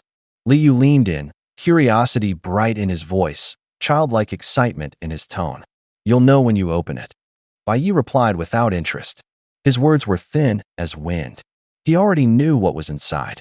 Li Yu lifted the latch, click, and the smell of cold metal hit them, mixed with oil and old iron. The sound was sharp enough to send a chill down the spine. Inside lay 8 precision components, each cradled in black foam. In the middle was a barrel, black as a nightmare, coiled into itself like a sleeping python, heavy, tasting of metal chill. "This is a sniper rifle." Li Yu's voice climbed a half step. His eyes glittered as if he could swallow the thing whole. The officer muttered beside them. Disbelief and reverence threaded through his voice. "Mr. Ying's Black Jiao M300, one of the top-tier rifles. Rumor has it the power can rival those large band pieces." Bai Yi lifted an eyebrow, steadying his grip on the wheel. "Jiao class forbidden item?" he repeated, saying the name as if appraising a legend. The tires rasped over gravel, a long, thin sound. In the distance, Black Mountain loomed like a boulder, growing larger. In the truck, there was the cold gleam of metal and an even colder, murderous intent. When Mr. Ying saw that breath of bones back then, he only said flatly, "Snake tier forbidden artifact." And now a Jiao tier 1 had turned up. Bai Yi's brow twitched. Could forbidden artifacts actually have ranks? The officer saw his confusion and hurried forward, his voice low and crisp. "Forbidden artifacts are extremely dangerous and rare ancient weapons."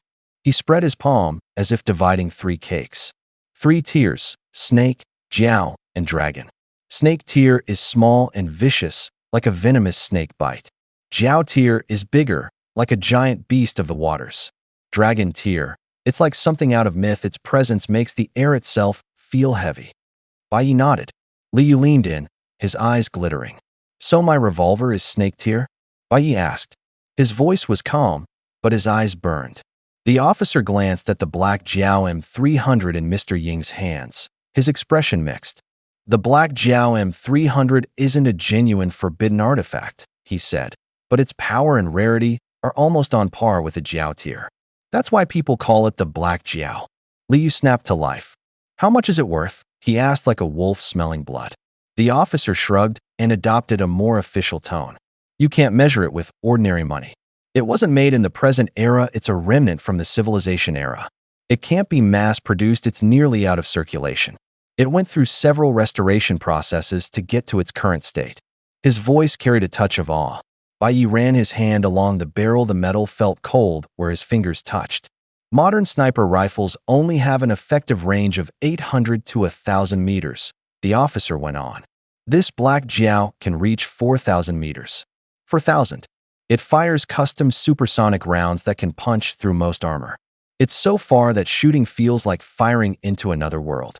Impatient, Li Yu blurted out, blunt and rough. "Spare me the lecture. How much?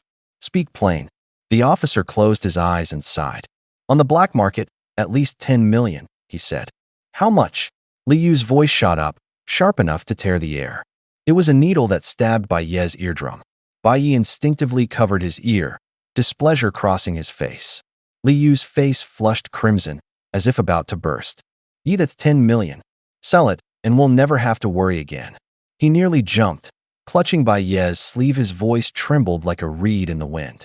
Bai Yi's expression barely changed. His fingers slid along the gun's body, and he let out a small, quiet laugh. "Wrong," he said. "It means I won't have to worry for the rest of my life." Li Yu's face fell instantly. He scrambled to flatter like someone trying to save face. "Come on, Yi, for all we've been through, give me a cut." Bai Yi shook his head. His eyes were cold as steel. "No." He hugged the gun tighter, as if it were the key to his freedom. Li Yu's excitement was doused like a bucket of cold water. His face crumpled, every line woven with disappointment. He stared at the sniper rifle in the back seat marked Black Jiao M300, his eyes full of resentment. Bai Yi didn't look at him, he kept driving steadily. The engine hummed low. His voice was cold as an autumn wind. I'm not planning to sell it. No way. Yi, man, this rifle's worth over 10 million. Why not sell it? Liu almost jumped. Bai Yi glanced back indifferently, dropping the reason like an aside. Too conspicuous. There's no second one like it in the world. If you sell it, aren't you handing them the evidence? They'll link it to Mr. Ying's death. Liu froze, then shot back. But if we don't sell it, won't it just be scrap metal? Bai Yi gave him a sidelong look, disdain in his voice. Who said it's scrap? Can't I keep it for myself? Liu dug up an old grievance, his eyes like knives. Weren't you the one who had to fire 3 times before you even hit the interface on that mechanical arm? That performance. I really doubt your marksmanship. Bai Yi's face darkened, like a match struck to flame.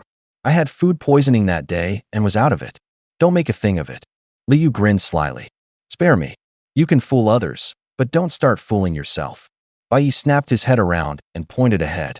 Get out of the car and run a kilometer away. Let's see if I can take that tuft of hair off your head with one shot. Liu instinctively smoothed the little tuft on his crown. The moment his hand left it, the hair popped back up, as if it had a will of its own. He hurriedly changed the subject, a bead of sweat in his voice. Honestly, the Black Jiao shoots really far. Thinking back still gives me chills. Luckily you dealt with Mr. Ying directly. Otherwise, facing a sniper a kilometer away, we'd be dead before we even knew what hit us. Bai Yi grew serious. The car lights cast shadows across his face. He said quietly, I know. My time freeze isn't omnipotent. Bullets from far off are hard to sense ahead of time. They come like soundless ghosts if I react too slowly. The result is you go down. So he wanted to keep that Black Jiao M300. Wanted to train himself to be a sniper. Know yourself and know your enemy. That's how you handle things. Liu kept talking, his tone joking. Snipers are the worst. They hide far away, you can't see them, and they can't even see themselves. Yi, what do you think? If a sniper wanted to take me out, should I run in a straight line or zigzag? Bai Yi looked up at him.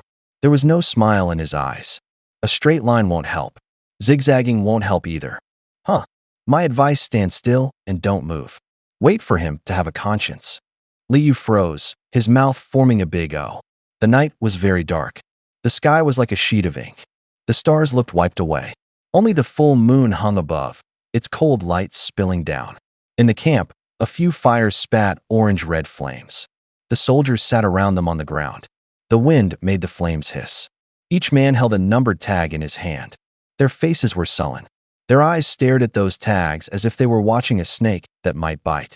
Bai Yi divided them into groups, 20 to a group. They watched each other. If anyone ran, the whole group would pay. An officer served as the supervisor.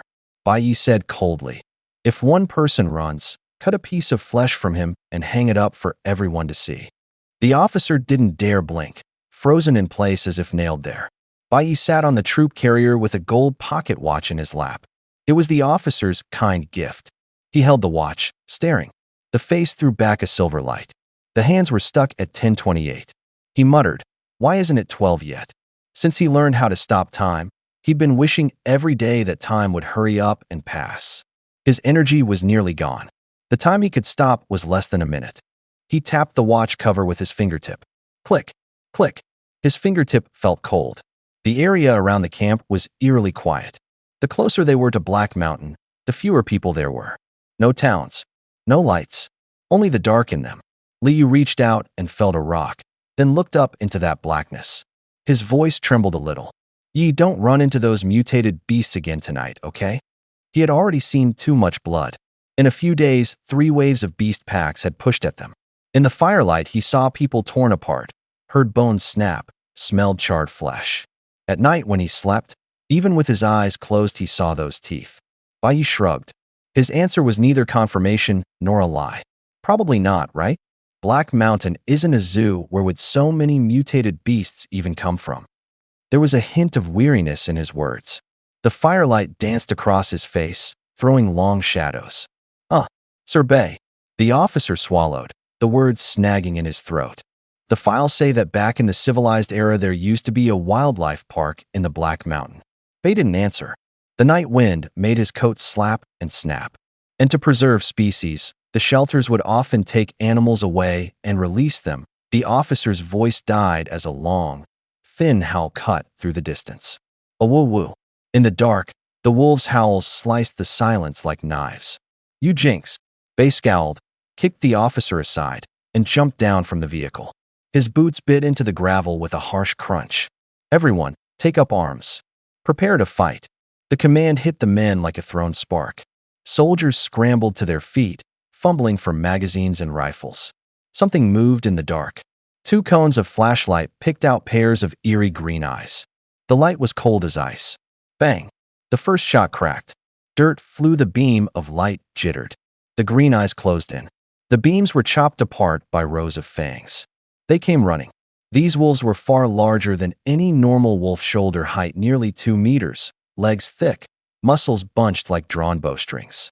Their claws were like hooked steel, gouging deep ruts in the ground with each step. Their coats were strange, a base of deep gray streaked with dark red and black, like dried blood smeared into the night. Dozens of them surged like a tide. Their footsteps made the earth hum, like a charge of heavy infantry. Gunfire rattled again.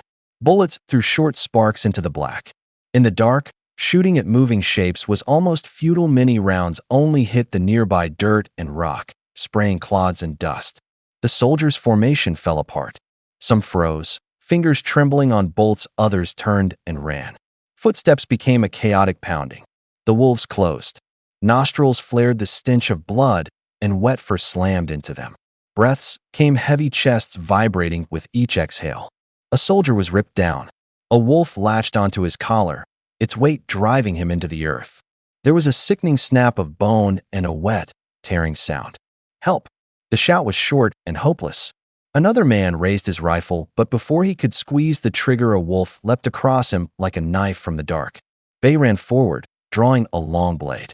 The tip flashed a cold gleam in the moonlight.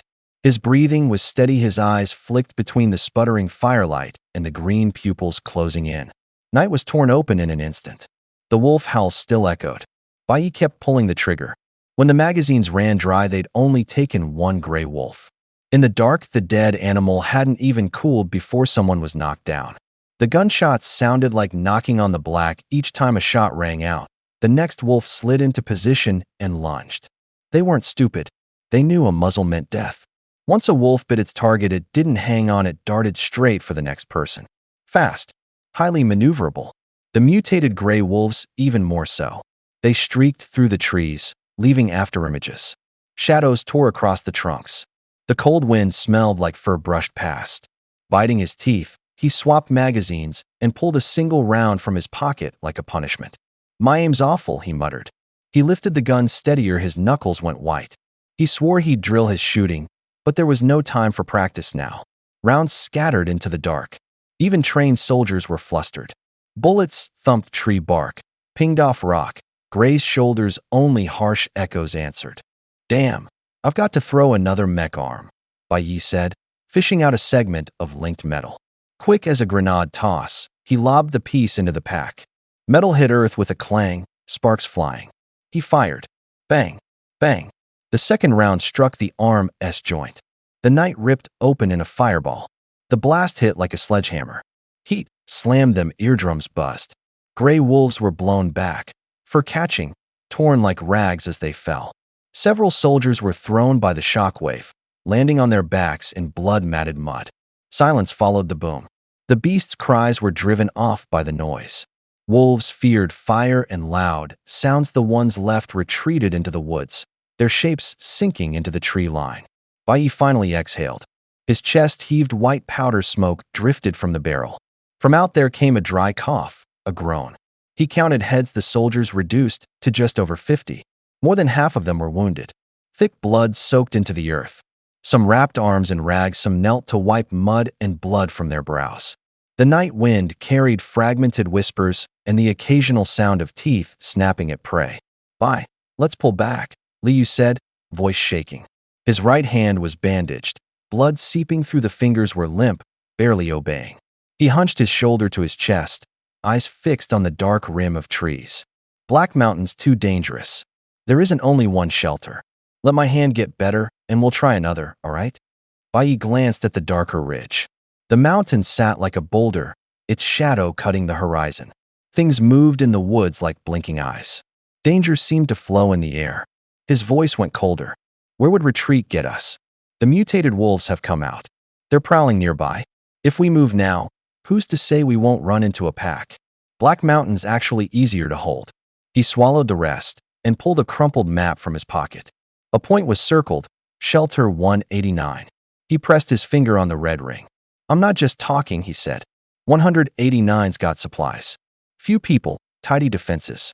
We go there, we can scavenge, replenish ammo, treat the wounded, then move on. Fear and greed flickered across Li Yu's face. His hand trembled, the back of it shone pale in the moonlight. The wind lifted the distant rustle of the trees closer. Bai Yi folded the map and chambered another round. Moonlight cut across his stern face like a blade. He held the gun steadier, as if he could shove the Black Knight back with it. Relics from the civilized era, even a single piece, could fetch a fortune on the black market. Bai Yi seemed to think of something. He reached out and grabbed the fallen officer. The collar creaked as it was yanked. A cold voice came out of him. I'm really curious. On what basis did you dare to break into Black Mountain? What secret weapon were you hiding? The officer's face was ashen. He was breathing hard, his mouth tasting of rust. He hurried to explain. Sir, it's not that we're weak, you're just too strong. There really weren't any other weapons. If there were, only Mr. Ng would have them. Bai Yi raised an eyebrow and pulled him closer until he could smell the salt of the man's sweat. Who was Mr. Ng? That powerful? The officer swallowed and dropped his voice a notch. Mr. Ng is a sniper. He's no good in close quarters, but at long range he's almost unbeatable. The outside world gave him a code name Eagle. Eagle? Bai Yi frowned, clearly not expecting that. Yeah.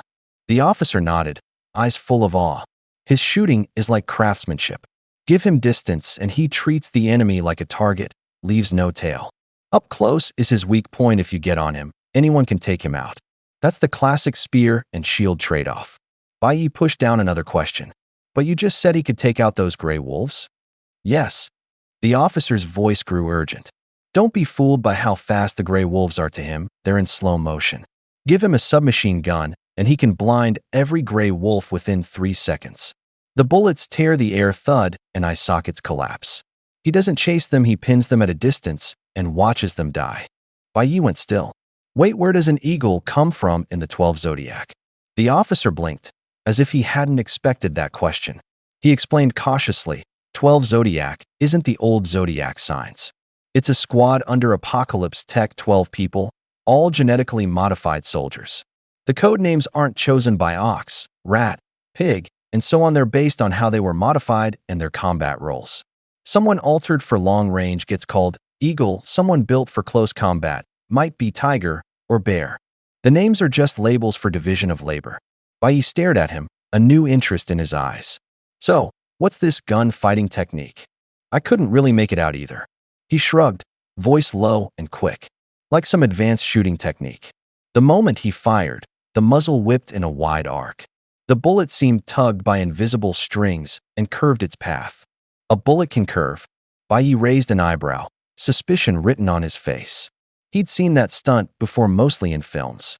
He hadn't expected anyone to pull it off in real life. A chill lingered in the air. He smiled again, a bitter little thing. The gray wolf's corpse lay in the mud, its fur caked with dust and blood. Bai Yi squatted and touched the fur with his fingertips. Cold. The meat still smelled a bit scorched.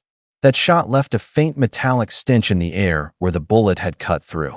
This place simply didn't follow the usual rules. Mechanical prosthetics flashed coldly at street corners. Some people's faces had been converted into optical lenses. Strangers still were those with abnormal abilities. Their very existence upended common sense. The officer's face went bright red. He gritted his teeth but swallowed his words. His gaze flicked between Bai Yi and the sniper named Ng, as if tallying up a score. The removed mechanical arm was still wrapped in cloth. Under it a dull, gleaming metal joint showed. If I still had my prosthetic arm, he said under his breath, voice edged with fire, I'd have shown you already. The man beside him replied lightly, his tone like someone trying to soothe a drinking companion. Mr. Ng doesn't really need us to guard him. We're just moving alongside him to coordinate. To actually kill him, you'd have to get right up on him. From a distance, no one can best his eyes. Bai Yi nodded shortly. When time freezes, everyone feels as if they're filled with lead. Muscles lock, steps turn to stone. Even the strong are the same. Only those who can find a seam in that brief pause get a chance. Those eagle eyes are the kind of barrier that creates. Night passed. Wind tore at the tent edges outside with low creaks. After the gray wolf fled, no other mutated beasts appeared. People in the camp let out a collective sigh. Someone laughed softly. The laugh was like smoke, gone in an instant. Time seemed to step back. The timer reset to 1 minute 57 seconds. Bai Yi felt strength return to his legs. The cold sweat on his chest receded. His heart rate eased back to normal. The air carried a little more of the smell of wet earth. In the distance, the outline of Black Mountain grew clearer. A long black shape lay along the horizon. Its peaks were like fangs, piercing the clouds.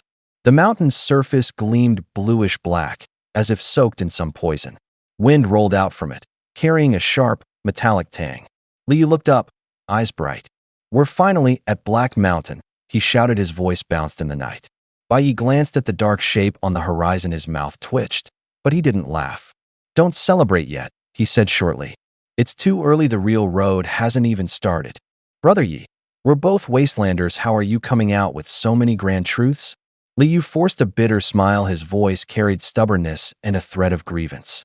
He slumped onto a low stone, his right hand crudely wrapped in cloth. It still hurt. In the fight, he couldn't last 3 seconds. Almost every strike had been taken by Bai Yi. Bai Yi gave his shoulder a light pat, casual, like brushing a fly off a sleeve. "Kid, you've got to have confidence," Bai Yi said, his voice steady. Liu was about to feel touched when Bai Yi added, "Be confident. What is there to doubt?" The words were salted with something sharp. Liu's expression changed immediately. Who could stand to hear that? He pictured himself as a 5 million lottery winner, swelling with pride as he arrived in the big city, only to find that amount couldn't even buy a bathroom in the wealthy district. When he finished, he pinched the still aching fingers, teeth clenched as if swallowing a mouthful of bitter wine. The group kept moving. Black Mountain slowly grew larger in the distance. From far off, it looked like a black silhouette. Up close, it was a sea of trees that pressed against the sky. They'd walked the entire day.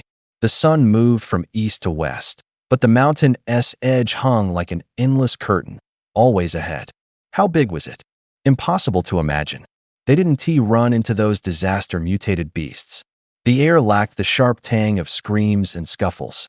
Maybe anything that could run had already fled. Maybe they were waiting farther in. Daylight was stolen by the canopy. The ground felt under a heavy sky.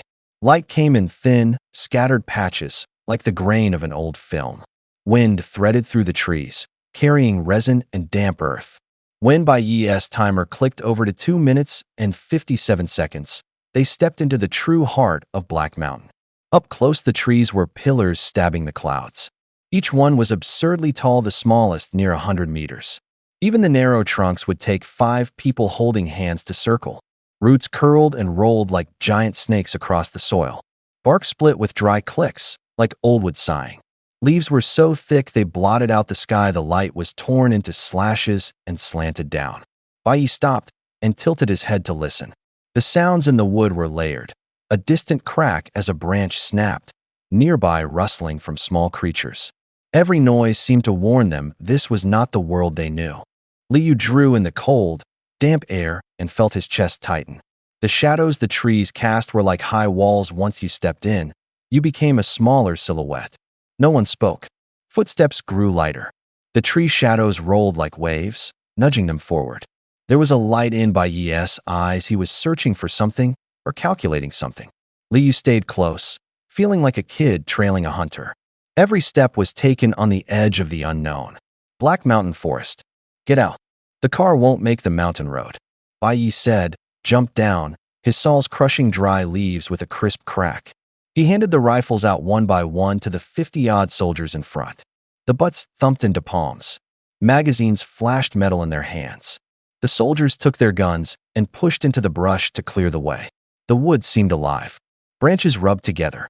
Fallen leaves and a thin dust cloud rose with each step. In the distance, an animal gave a low call. Everyone's breathing shrank and quickened.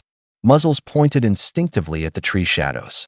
A man wiped sweat from his brow with his shoulder.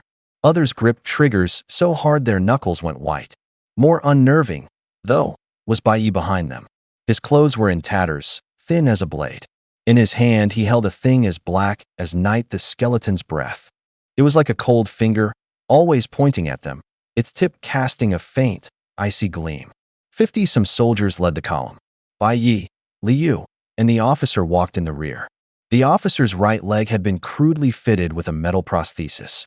It wasn't connected to his nerves and wouldn't obey his body. With every step the metal joints gave a dull, heavy clank. Where his arms should have been his shoulders were hollow, his coat hung in the wind like a faded flag.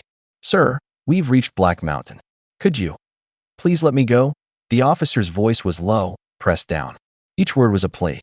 Bai didn't answer at once. He stood straight, squinting, his gaze sliding from the officer's face across the figures in the line. The officer grew anxious and hurried on.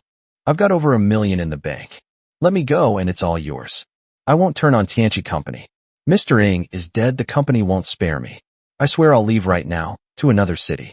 I'll vanish." Words poured out like a tide. His fingers worried at the seam of his trousers. Bai let out a cold chuckle and remained unmoved. Years of being treated as cannon fodder had hardened them. No one was soft because of that. Bai's eyes swung back forward. His gaze swept over half the column and his brow suddenly tightened. "Stop," he barked. Short, hard, like a stone tossed into still water. Footsteps cut off. The rubbing of leaves was swallowed. A few birds froze on the treetops. The soldiers turned back, bewildered. Their breaths hung in their throats. For Bai to speak. "Brother Yi, what's wrong?" Liu moved closer and asked under his breath. Bai looked down and counted, a fingertip ticking the air as he mouthed numbers in a dry voice. 52, the number he remembered. But as soon as he opened his mouth the sound broke off. "One is missing." His voice was flat, but there was ice under that calm. The soldiers glanced at one another, their faces drained of color. From deeper in the woods the wind began to stir again, like someone breathing in the dark. He vanished without a sound. Not even a breeze was taken with him. Bai's brow tightened. Alertness stabbed at his chest like an ice needle. He wasn't afraid of enemies who fought in the open, knives, guns, flesh against flesh. Those things left traces. They came and went, they could be measured, accounted for. What terrified him were the unaccountable ones, the invisible methods that could hollow a man out of sight. Even he had no sure answer for that. "One short?" Liu asked, his voice low, as if testing the air. Bai shook his head, his eyes grew darker. "They trained, but they're still ordinary men. They don't just disappear." The soldiers realized someone was missing. The line went so quiet you could hear hearts. A man whispered and couldn't finish the sentence. "Quiet. People don't vanish into thin air." Bai's voice was steel. Several heads snapped up, tightened. "Search carefully for tracks." They tore through the grass. Steps grew softer. Even the wind seemed to stop. There's a shoe in the grass," a soldier shouted suddenly, his voice trembled. Bai hurried over. Half buried in thigh-high weeds lay a combat boot. The toe was caked deep brown with mud, the opening and rim were crusted with dried blood. In the light the blood looked dull, the color of old iron. He raised his muzzle and pointed it at a soldier. The cold muzzle stopped any argument in its tracks. "Go into the grass and look," Bai ordered. The man's face drained of color. He swallowed and walked, legs shaking, into the weeds. The brush whispered against his boots like tiny shards of glass, a sound that should have been small, but cut like a blade. The deeper he went, the clearer the blood became. There were drag marks across the dirt, like someone had been hauled along the ground. Blood beads lay in a line, as if a finger had pushed them apart one by one. The trail led to an old tree and stopped abruptly, as if something had yanked it away. "It ends here," the soldier said, voice shaking. "Back up," Bai ordered evenly. The man retreated faster, as if leaving an ice field. 10 meters from the group, he saw the faces of the others. That face was wrong. Terror, stupefaction, the look of someone who'd seen a ghost. His foot froze. His heart hammered like a mallet on his ribs. Someone called his name, a distant, hoarse sound that didn't belong in the world. He turned, and the air went cold in an instant. His veins felt filled with ice water. In the tree shadow stood a man. One step behind him. No sound. No grass crushed underfoot. He wore the same combat boots, cuffs stained with dried blood. His body did not tremble, but was frozen in that moment, eyes nailed wide, mouth open as if to shout, yet making no sound. Even stranger, his skin was wax pale. Blood seeped from between his fingers, but the drops hung in midair, as if held by an invisible hand. The air around him seemed to congeal. Even the breeze skirted around him. A soldier retched a dry, small sound that swelled monstrously in the silence, like something under a microscope. Then he went rigid. His eyes whipped white, as if something had yanked his soul out. A muffled groan like an old plank snapping, and the soldier pitched backward, clutching his chest, foam streaking his mouth. Blood spat on the ground, splashing against the suspended droplets and turning the scene into a grotesque tableau. Baye's gaze was cold as a steel blade. The others stared, paralyzed. The wind stopped again. Only the blood bead hanging in the air swung gently, as if waiting for an order.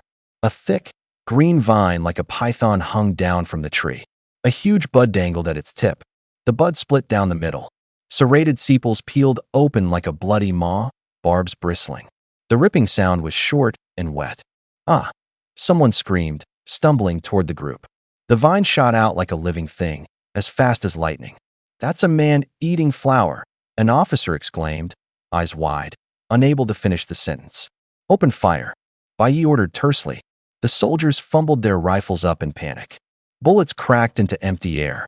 The volume of fire compensated for lack of aim. A few rounds struck the bud. It let out a roar like an injured beast. Green sap spurted, dripping to the ground with a sizzle, corroding soil and boot leather, and sending up an acrid, sour stench. The men breathed, easier confidence returned. The shooting steadied. A few more rounds riddled the vines and blossoms like a sieve. They went limp, sagging down like marionettes with their strings cut. Just as everyone thought they were safe, a lower, sharper shout from Bayi cut through the leaves. "Run the hell now." They looked up. The canopy closed like a curtain. Countless thin green vines dropped down in neat ranks, thick as a curtain like a rain of snakes, like barbed whips. Each vine was tipped with a gaping bud that could bite. The buds were like animal jaws, their sharp plates interlocking. The vines descended soundlessly. Dead on. They landed on the soldiers' heads. Then, the mouths snapped shut. A flash of red, cracked like breaking bone. In the wet, sucking tearing, uniforms were ripped apart, rifles swallowed. Blood spurted. The metallic, bloody smell instantly flooded the air. Ah, screams came in a long string. Those bitten never broke free. The swallowed were dragged into the vine's stems, accompanied by the gurgle of viscous fluids. The vines suddenly recoiled, reeling back into the canopy in an instant. The trees were calm again, as if nothing had happened. On the ground lay ruined boots, bloodstains, and shredded uniform scraps. The sour, rotten smell bubbled and hissed. Above, only distant and nearby howls of despair remained. The gunshots sounded small under the tree. Hollow. Vines poured down like a waterfall, petals unfurling into jagged mouths. Cut one down, and a dozen more dangled from the canopy like a tide. Chop another, and one had already latched onto a soldier's arm. A few quick-minded men fired at the trunk. Bullets struck the thick bark and only blew a ring of dust on the surface. The noise was like fingernails on an iron gate, utterly useless. The tree was too enormous. Bullets against it were like a child's stones against a city wall. Bayi backed off to a safe distance and stared at the slaughter unfolding before him. Blood spattered. Flesh was torn and then swallowed. His eyelids twitched. He asked himself, "Is this Black Mountain? Help me. Sir, help me." A disabled officer cried, tripping in the vines and rolling helplessly. He couldn't even get to his feet. The plea was sharp and desperate. Bayi charged over. His steps were sure, his movements clean. "Xia, my legs." The officer began, but before he finished the name, Bayi's hand was already on him. The two legs were metal prostheses, one tug, and they came free. Bayi scooped them up and turned, running with the light, springy gait of a rabbit.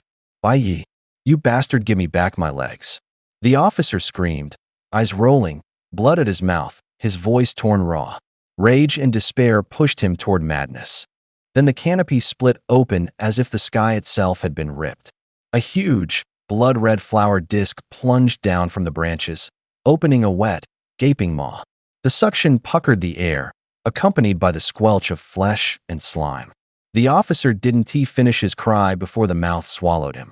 The sound was sucked upward and away, stretched into a final, broken wail. Bai Yi and Liu ran hard. Shoulder to shoulder, they forced their way through the whipping vines. The tendrils slapped against shields with dull thuds, some scraped armor, and left sticky red streaks. Using the struggling soldiers as cover, they burst out of the carnivorous flower S-ring. Behind them came the howls and tearing of men being eaten. Then, abruptly, the screaming stopped. Hundreds of vines reeled back into the canopy as if strings had been pulled. Silence fell heavy as a slab. There were no bodies on the ground, only dark red pools of blood spreading over the earth like a shattered map. The air had the weight and taste of copper. Liu clutched his chest, swallowed, his voice trembling. Brother Yi, they're all dead. Only the two of us are left alive. Bai Yi looked at the reddened ground, and a cold smile curved his mouth. Don't worry. Even as ghosts, they'll come looking for you. What? Liu went pale. You're the one you called them here, why shouldn't you spare me? Bai Yi snorted, hoisted two mechanical legs over his shoulder, and kept walking. Black Mountain was dangerous. It didn't scare him. The Panga USB drive was a beacon in his chest. The more danger, the more it called to him. If the payoff was 50%, he'd hesitate. If it was a sure thing, he'd risk everything. The value of that drive wasn't just 100-fold. It could make someone stronger, extend a life, set powers to war. Anyone who saw it would waver. Liu murmured beside him, his voice trembling. Don't come looking for me. Don't come looking for me. You were going to Black Mountain anyway. Dying there was only a matter of time. It has nothing to do with me. Yi, wait for me. He kept glancing back, fingers clutching at the edge of Bai Yi's jacket until his knuckles went white. He muttered, but his feet couldn't keep up with his words. Light and shadow flecked the woods. They walked shoulder to shoulder. If you ignored the tension in their faces, the trees and grass made them look like a pair out for an outing. Yi, don't stand so close to the tree. I'm scared. Liu's voice went thin and hurried. What are you scared of? Bai Yi sneered. This tree's skinny nothings. He never finished. He looked up. From under the canopy a long, thin vine snapped down. Its surface was covered in green scales. The end gaped like a half-open flower, the lip rimmed with glossy, wet slime. It had no eyes, but the way it moved felt like a stare. Bai Yi froze. It was like locking eyes. With every step closer, the air seemed to thicken. He deliberately picked the thinner trees, thinking they couldn't be dangerous. He was wrong. Liu lunged at him, practically crying. Yi, run. Liu flung his right hand out. The vine burst as if sliced wet goose sprayed. A short ripping sound broke the silence. A cloying, rank smell hit their noses. Run! Bai Yi snapped, his voice low and cold. Under the canopy, the vines lay like a dark tide. They didn't charge head-on. They waited, circling like predators closing in on the weak. Bai Yi saw it clearly. He pulled out a prosthetic leg and tossed it aside. The metal slammed into a tree root with a dull thunk. Metal scraped bark, sending up a few sparks. The smell was of burned oil and aged wood. The vines dropped at once. They retracted and snapped forward as if a coordinated trap. Thin leaves trembled, dark red tendrils drew fine lines through the air. A few vines probed out tentatively, then froze, clearly sizing up the easiest point to strike. Bai Yi's face went cold. His muscles tightened. He avoided the first wave with a single roll. A vine whipped through the air with a high, grating sound. Bark ripped like nails across a board where dust fell like ash. He used the moment to step back 2 paces. His right hand found his waist, his fingers hooked the grip. The black revolver slid into his palm like a living thing. Bai Yi raised his wrist, flicked at the gun, spun half a turn in his hand. The muzzle settled, aimed steady. He hooked his middle finger into the cylinder and pulled back. A brass cartridge clicked home, and a dark red pattern ran along the gun, like veins coming alive into his palm. The sensation was not gentle, more like hot currents spreading through muscle. A prickling crawled across the back of his hand, with a faint tang of rust. The gun barked. Flame tore the air, a blast of heat hit them. The bullet screamed out, cutting the wind. The motion was clean and practiced, like something he'd drilled 1,000 times. But the shot was off. Bai Yi's gaze hardened. He rolled, avoiding another lash. The vines surged again, having found an opening. He fired with his other hand. This time the round hit. The trunk burst at the impact, bark peeling, sap spattering like black ink, sharp and sour. Bai Yi flipped the gun, the grip turning as he slid the butt into the holster at his hip with a crisp click. Li Yu beside him was still stunned. He called out, half mocking, half calm, "Real men don't look back at explosions." No sooner had the words left his mouth than a flash blew up behind them. Boom! A wave of heat swept over them. Leaves were knocked up, dust, and the smell of burning rushed into their noses. Li Yu stumbled back half a step, surprised and a little excited. Bai Yi didn't look back. He gave a tiny shrug and walked on. Flames shot up into the sky. The explosions made the forest tremble. The man-eating flower tree seemed to be ripped open, green sap spraying everywhere. A huge hole split the trunk, as if struck by a giant hammer. The blast-s fire licked the bark and instantly set the whole thing alight. The vines and leaves were swallowed by flame. The sound of roots snapping was like a great tree cracking in half. Moments later, the whole tree collapsed with a roar, sending a wave of scorching, charred, blood-tinged heat. The price was steep. Someone had lost a leg, blood stained the grass a dark red. The leg had been torn off right in front of them, flesh and bone still twitching. Bai Yi pressed down on the wound, his fingers wrapped in cloth, hot blood seeping through. He closed his eyes, his jaw trembling. Nearby, the unidentified officer lay in the ashes, never to rise again. Bai Yi had never asked his name. The dead do not need names, only bullets and blasts leave any record. By noon, the area had quieted again. Sunlight sifted through the canopy, carrying the smell of smoke. They didn't run into another man-eating flower tree. "How is that, Li Yu?"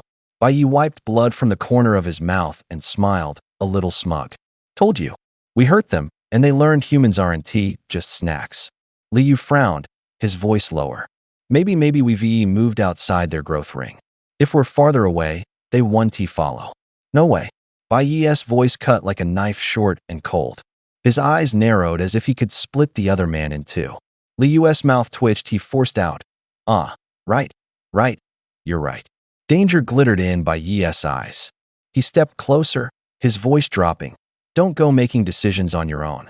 Just because you're feeling a little better doesn't mean you can do this alone." "And no," Li Yu stammered, his hand reflexively touching his right arm, as if checking that scar was still there. "Yi, listen." Bang, bang, bang. A barrage of gunfire erupted from the east. Bullets tore the air with a shrill whine, followed by shouts, fear and pain mixed together. The shots were rapid, half a call for help, half a scream in desperation. Li Yu's face changed. He pointed, stunned. "Someone's shooting. Must be others who went into Black Mountain. They're probably hiding too. With gunfire and screaming, they've run into trouble. We should go around. Better to avoid it." He treated them as competitors and wanted to dodge trouble. His body was tense, his eyes full of calculation. Bai Yi shook his head. Disappointment washed over his face like cold water. "You can't be that selfish. When our own are in trouble, you can't just stand by." Li Yu froze. He blinked several times, as if trying to see Bai Yi anew. Half a beat later, he asked quietly, "You mean you're going to help them?" Bai Yi didn't answer. He tightened the cloth, stood up, and walked with steady, determined steps. The distant gunfire cut into them again, the wind carrying the smell of gunpowder. Bai Yi inhaled once, looked past the scorched earth toward the sound, and walked on. Li Yu couldn't keep up at first, stumbling. A few seconds later, he hurried after him, but his steps were laced with hesitation. We don't even know them. They're rivals, why bother saving them? What if we end up getting ourselves killed?" Bai Yi laughed. It was a light laugh, threaded with calculation. "You're thinking too small," he cut Li Yu off. "Too shallow. Out here, you help each other. You help me. I help you. That's how things get better." Li Yu froze, as if something suddenly clicked. "You mean, make them scout ahead for you?" he said softly. Bai Yi nodded, smiling with something almost indulgent. The smile was tame, cat-like, but there were claws behind it. "Save one life, get one back. There's a shelter refuge 189 deep in Black Mountain. It's on everyone's way. If someone goes first and checks it out, the rest can avoid the danger." They dropped lower. Tree shadows sliced across their shoulders like blades. Damp leaves muffled their steps. They breathed quieter, stepped lighter. Gunfire snapped ahead, with short, staccato echoes. They skirted through a thicket and pushed out into a clearing. The sight stopped them both. On a small patch of ground, a dozen or so people in a jumble of clothes were all firing at the air. Bullets shredded leaves and kicked up dirt. Each shot sounded like a shout aimed at an invisible enemy. Shell casings clinked to the ground. Muzzle flashes blinked. The smell of smoke thickened, like dampness pressing against their faces. No one fell. No one cried out in pain. Only the gunfire and the dull thud of bullets hitting tree trunks. "Are they?" Liu whispered. "Fighting the air." Bai Yi studied them more closely. He squinted, pointing at the figure in the middle. The man wore a black mask. No expression showed beneath it. He stood perfectly still, like a nail driven into the earth. Then something strange happened. Bullets that passed near him veered slightly off course. Nearby branches trembled as if someone were tugging the air. Pebbles lifted, then slowly settled under some invisible force. The air around him seemed to tighten, light bending there like folds pressed by a magnifying glass. Look at that guy." Liu lowered his voice. "He doesn't seem like an ordinary person, like someone who could stop bullets." Bai Yi still smiled, the smile slow and chilly. "A superhuman?" He repeated the word softly, as if not wanting to disturb that man's presence. Bai Yi stared at the crowd. One man stood out like a sore thumb. Black mask, black trench coat, like a straight black banner planted in the middle of people. He stood perfectly upright, arms crossed over his chest, his expression calm, a stark contrast to the nervous crowd. Stranger still, the shadow at his feet seemed to come alive. It peeled away from his body like a walking ink blot and slowly climbed up. The inky silhouette raised both hands. The black shadow writhed like a fluid, then tightened and snapped into several blades. They sliced through the air with a sharp, whistling scream. The air tore with thin, icy cries. Whoosh! A single white feather drifted down from the sky. It was paper light. The moment it fell, the gunfire around them cut off. The crowd froze. Heads turned, people scanned the area. Silence rolled in like a tide. After a moment, as if reassured there was no danger, smiles crept back onto faces. Li Xiao really lives up to his reputation. A 20-something fat man laughed heartily, thumping his chest. He's almost on the level of the 10 kings. He even managed to knock one of its feathers down. Looks like it ran off scared. The eyes behind the black mask flashed a cold light. "Second only to the 10 kings?" he murmured, with a hint of disdain. "I've never fought the 10 kings. What right does the world have to say I'm worse than them?" The fat man blinked, hurried to follow the cue, and laughed even louder. "Mr. Li's right. I heard that the one they call the tyrant, Yang Jie, is coming to Black Mountain this time. Maybe then we'll witness the birth of a new top 10. A fire ignited in the masked man's eyes, but it wasn't a warm laugh, it was the thrill before a fight. "I'm here for that tyrant," he said softly, each word measured. "If not, Boss Gao, could you have gotten me to come?" Boss Gao nodded, as if used to Li Xiao's arrogance. Li Xiao lifted his chin, voice cold and clear. "When this is over, I want the name Shadow Man to be known in every city." "Don't linger here," urged a middle-aged man with stubble, 2 pistols tucked in his hands, his voice impatient. "I'm worried that thing will turn back. Move." He was rough around the edges. A battered cowboy hat sat on his head, a gun holster slung over his shoulder. He looked like a bounty hunter walked straight out of a western. "Why yeah, brotherly, you're right, let's get out of here." Boss Gao kept nodding, his voice trembling. He reached out and hauled the young maid beside him. "Xiaokuei, move," he shouted. Suddenly, he lunged like a lump of stone. The girl was barely 1.6 meters tall, dressed in a black and white maid uniform. Her face was blank, her back didn't so much as twitch. It was as if she were carrying a feather, not a man who must have weighed more than 200 pounds. Behind a big tree a short distance away, Liu looked puzzled. What the hell are they doing? How does a feather just fall from the sky? They're leaving again. That guy doesn't look ordinary. And that fat jerk, what a disgrace, making the little girl carry him. A string of questions tumbled out. Bai Yi couldn't be bothered to answer. He kept staring at the feather on the ground. It felt familiar. The feather was ashy gray, streaked with black spots and bands. The tip was stained a dirty white. Its pattern was strange, like the plume of some uncommon bird. Or he thought he remembered seeing it somewhere. "Jesus! Headshot!" Liu suddenly hissed under his breath. The shock ran through him. Bai Yi's pupils snapped tight. He looked toward the dozen or so men in the group. One of them went down. Then, without warning, The man's skull blew apart. It wasn't he hitting the air, it's a peregrine. The words barely left his mouth, laced with panic. No one had seen it clearly before. Too far away. Too fast. The bird had been a black streak of lightning. Gone in an instant on the horizon, the naked eye couldn't catch its shape. This time was different.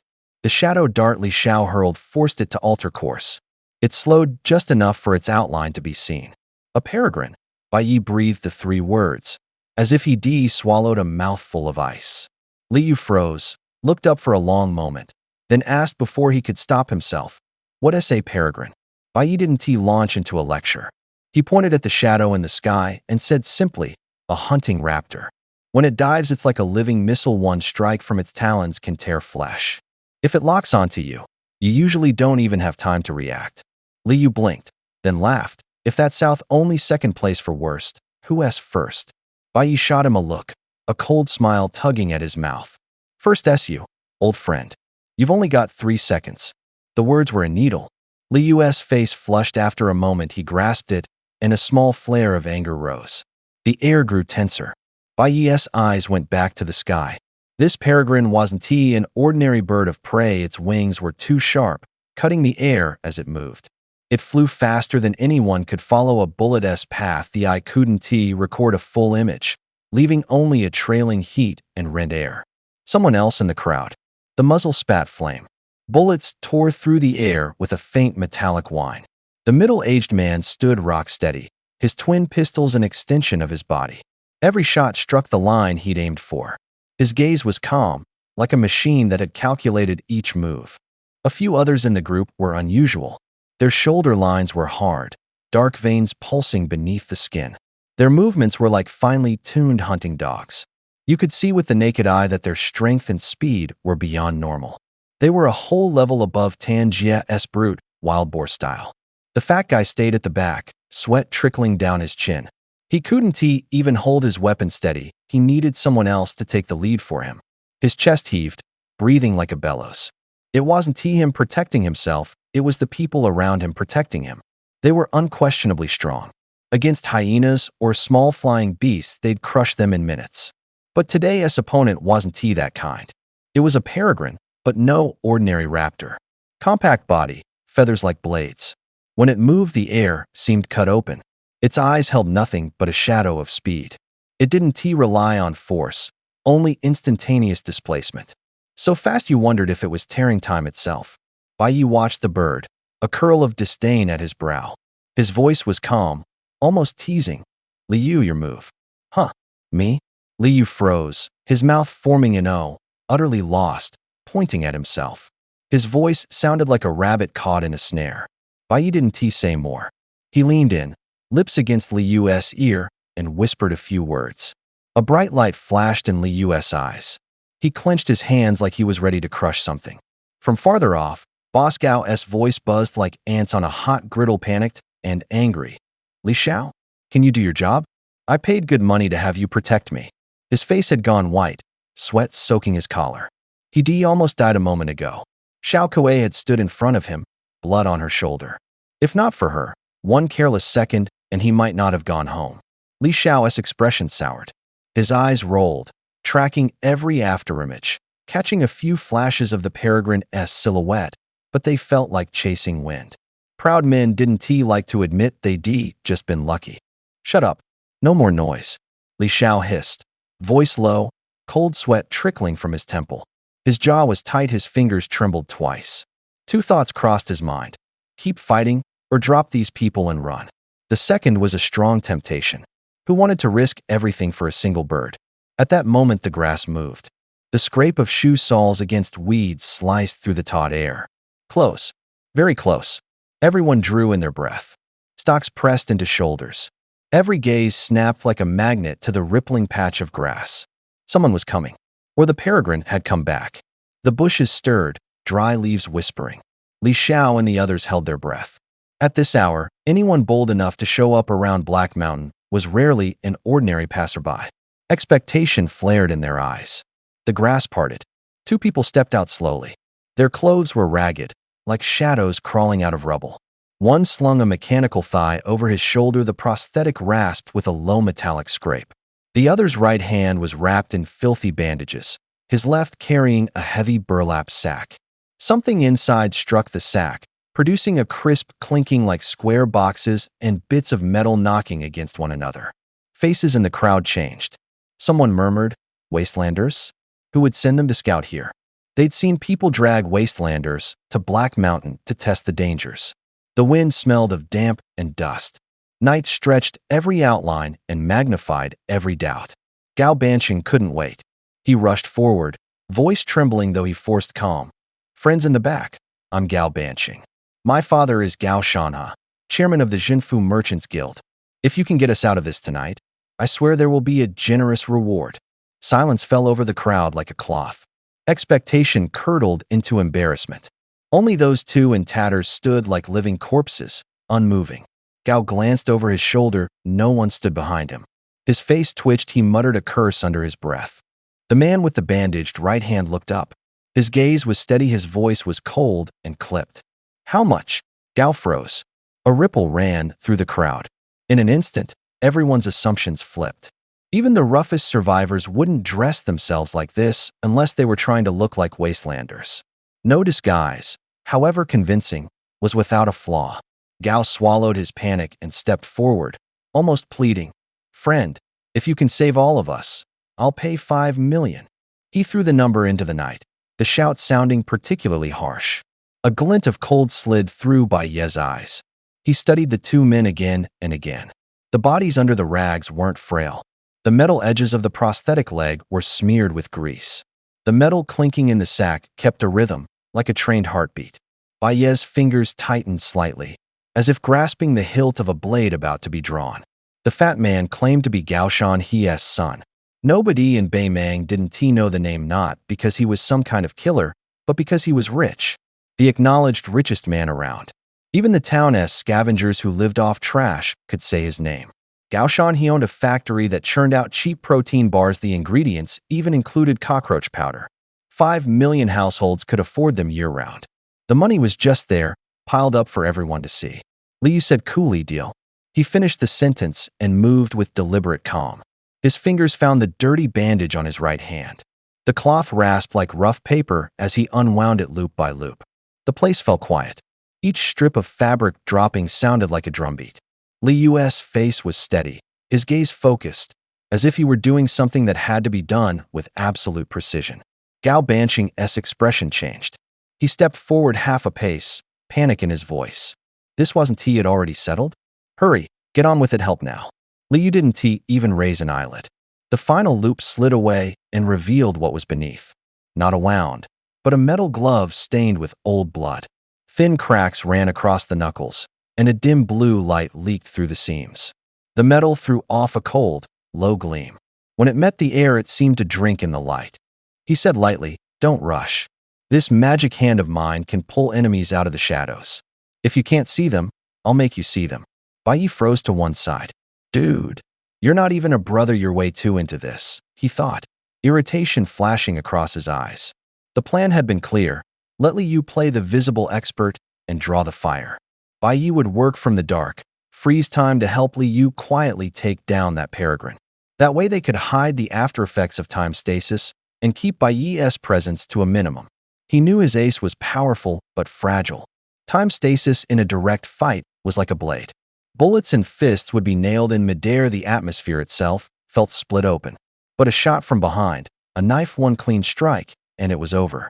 Face to face, it could hold back 10 strong men. A surprise shot could send him crashing back down. He was about to give Li Yu a look. Cut the show. Don't overplay it. When Li Yu's movements stayed sluggish, theatrical. Bai Yi shoved an urgent, impatient look at him. "Don't fake it. If something goes wrong, who's going to take the fall?" Li Yu didn't answer right away. The metal fingers twitched, the knuckles making a faint scraping sound. In the silence, that noise swelled, like a pendulum setting a rhythm for the whole scene. Breaths tightened all around. In an instant, the air turned sharp. Bai Yi gave him a confirming look. Li Yu felt a surge of confidence and threw himself into the act with more vigor. His movements grew more precise, unwrapping the bandages like someone carrying out a careful procedure.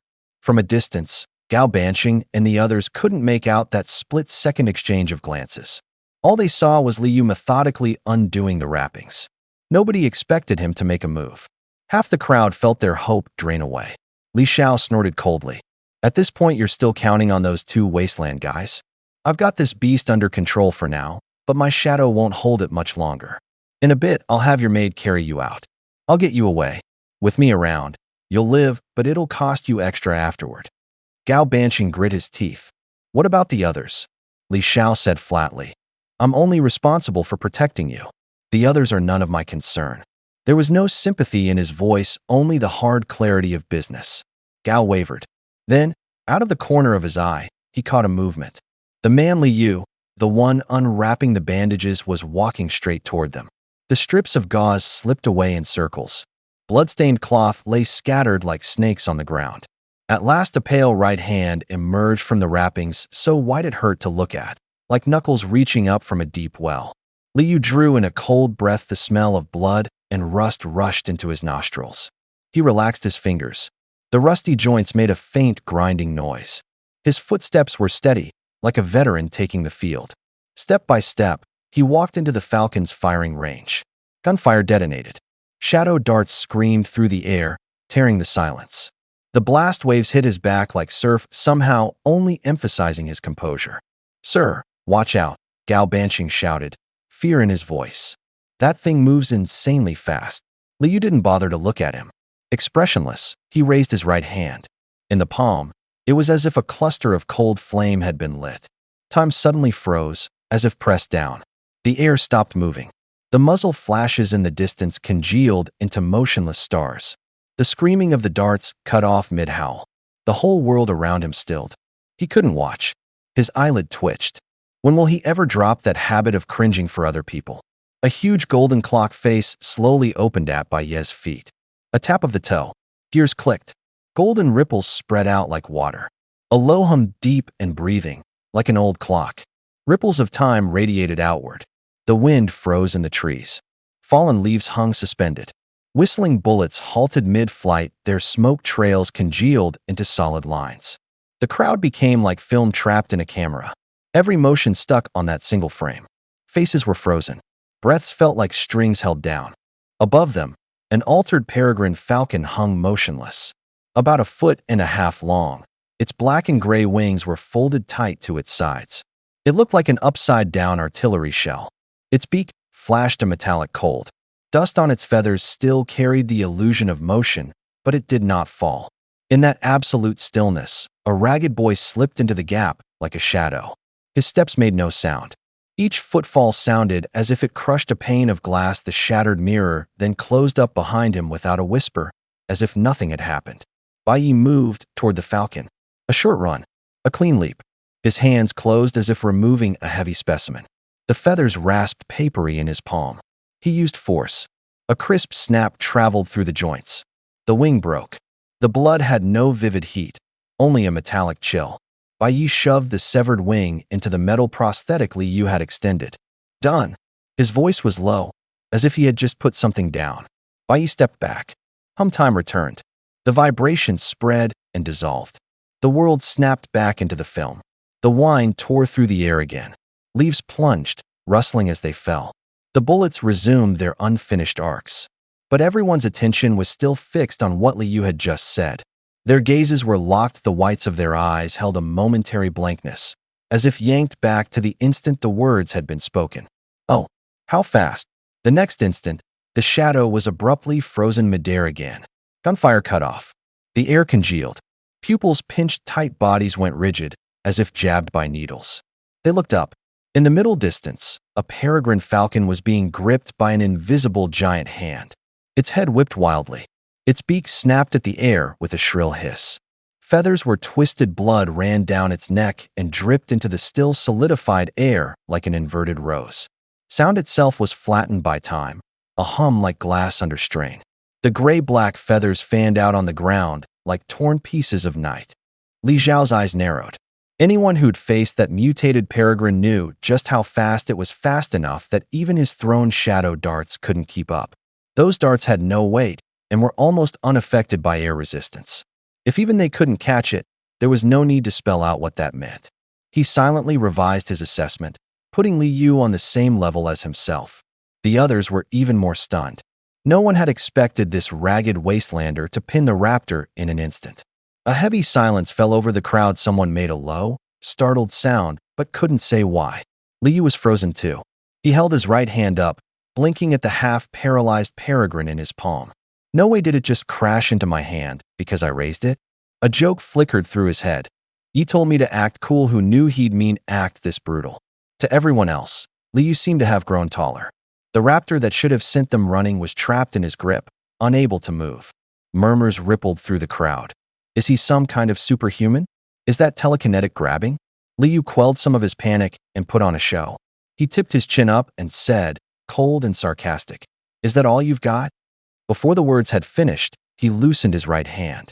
The falcon, twisted and barely alive, crashed to the ground. On impact, the air split with a sharp crack. A blood-red bullet shot out from a fissure in the earth. In a flash of light, it punched clean through the falcon's skull. Blood spattered the hot, metallic stench exploded into the air. Bai Yi quietly holstered the weapon called Breath of Bones. He and Li Yu had arranged this beforehand. He would deliver the finishing shot. After all, it was a mutated beast. There was no point in wasting the blood. Silence fell over the crowd again. Then someone whispered in disbelief, Is that a forbidden item?" A chill ran through everyone. The two wastelanders turned out not to be ordinary people. The crowd froze. Warmth surged into Bai Yi's chest. His blood pulsed. Then he frowned. The power was wrong. Too little, he mouthed in his head, the thought sounding as if it came from far away. The mutated peregrine was huge, its eyes flashing like coal. By rights, its life force should far exceed that of the low-tier mutated beasts from before. Yet what Bai Yi drew from it was only a faint heat, like scooping a small ladleful from a great river. The amount was only enough for 10 sparrows, about the same as what Mr. Ing had yielded earlier. A picture flickered through his mind, a small bottle standing quietly. Whether you plunged its mouth into a stream or into the sea, it would only ever fill that one bottle. The Breath of Bones, the object he wore at his waist, was that bottle. It could siphon chi and blood from mutated beasts, but what it drew always had a cap. He recalled its feel. The Breath of Bones was cold to the touch, with a faint warm pulse like it was both drawing and giving back. Now he understood. No matter how strong the target, the life force he could plunder was limited to that amount. Because of that limit, it was only a low-grade forbidden artifact. If it could feed endlessly off others' life and return it to the user, it wouldn't be low-grade, it would probably be top-tier. Silence fell over the crowd. Then voices burst out.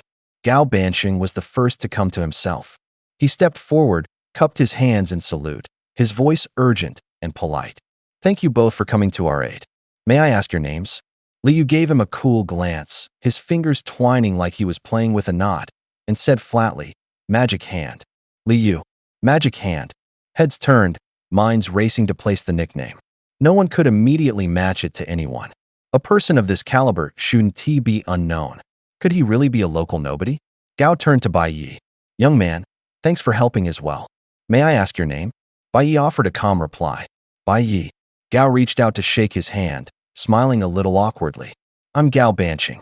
My father is Gao Shanha, chairman of the Zhenfu Trade Association." "Thank you, Mr. Li, and thank you, Brother Bai." The others began to come back to their senses too. A few thanks and polite exchanges followed, voices still carrying the quickened beat of their hearts. The aftershocks in the air hadn't yet settled. The middle-aged man held 2 long guns, his voice warm with gratitude and respect. "I go by Twin Gunsley Baitian, Bounty Hunter. Thanks for saving my life. If you ever need anything, just ask, I won't take a dime." Names trickled out. Thin Tiger of Hejian. Quick Shot. Rattlesnake.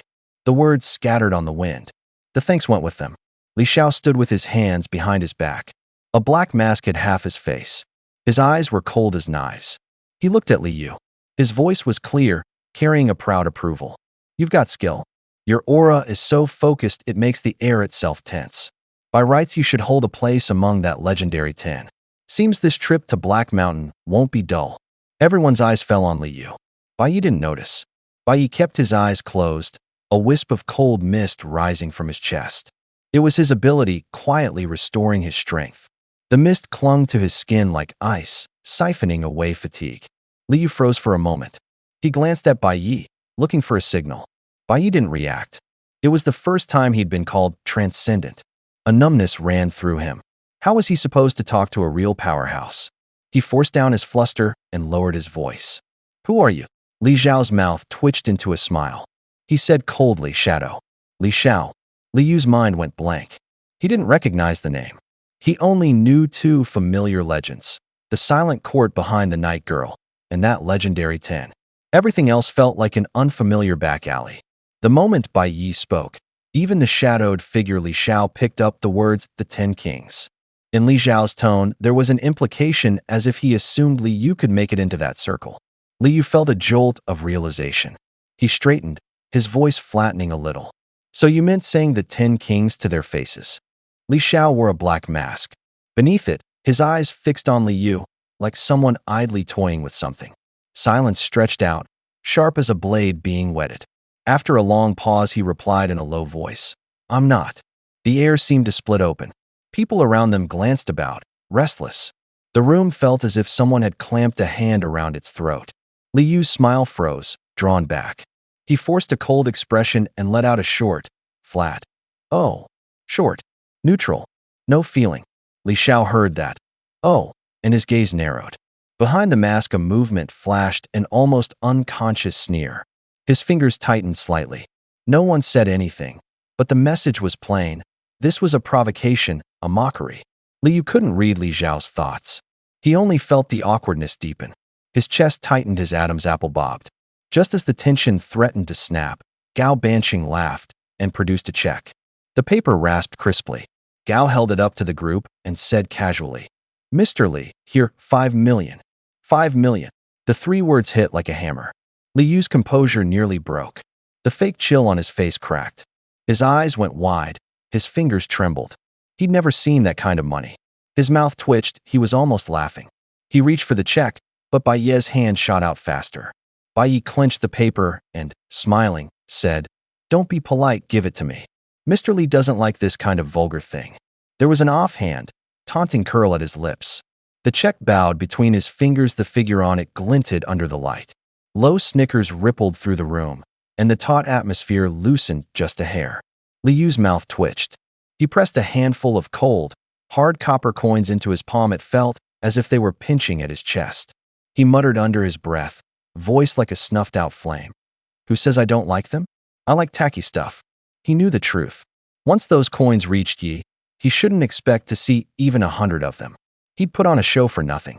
Gao Banqing nodded repeatedly and handed the money over with an almost deferential air.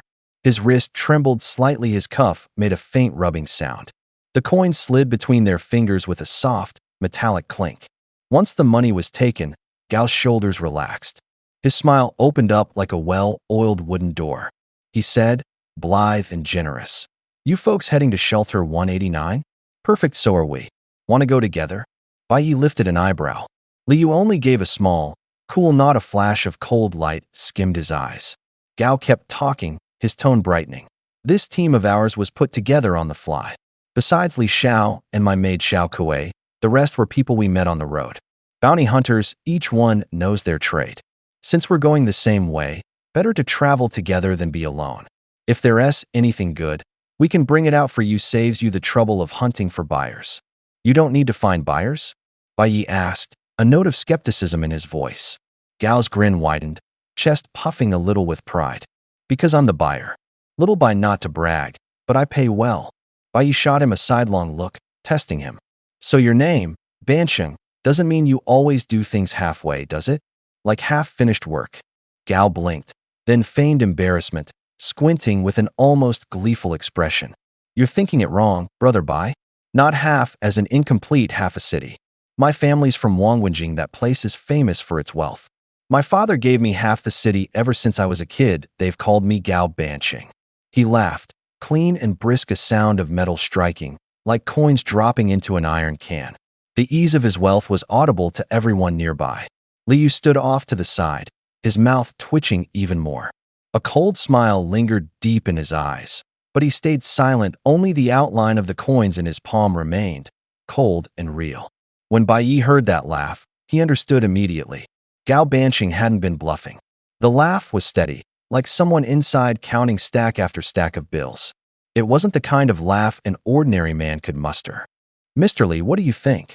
Gao Banqing rose and asked, his tone respectful and urgent. Li Yu already knew Bai Ye's plan. He gave a faint nod, a small motion, almost like a habitual reminder.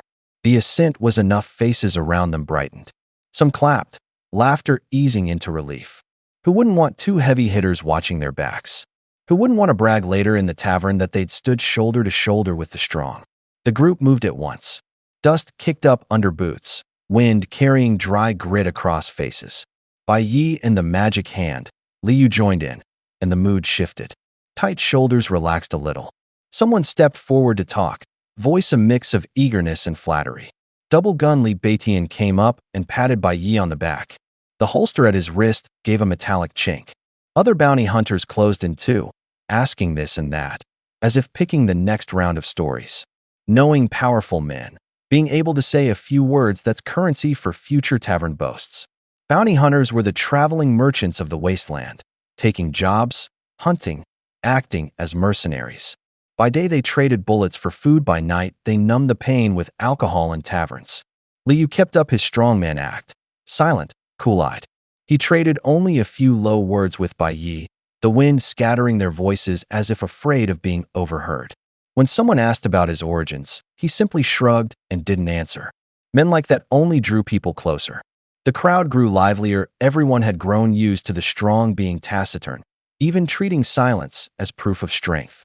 But at the edge of the group, Li Xiao watched with a fire in his eyes. That position had been his. No one would approach him first anymore. His fingers rubbed against the gun's grip.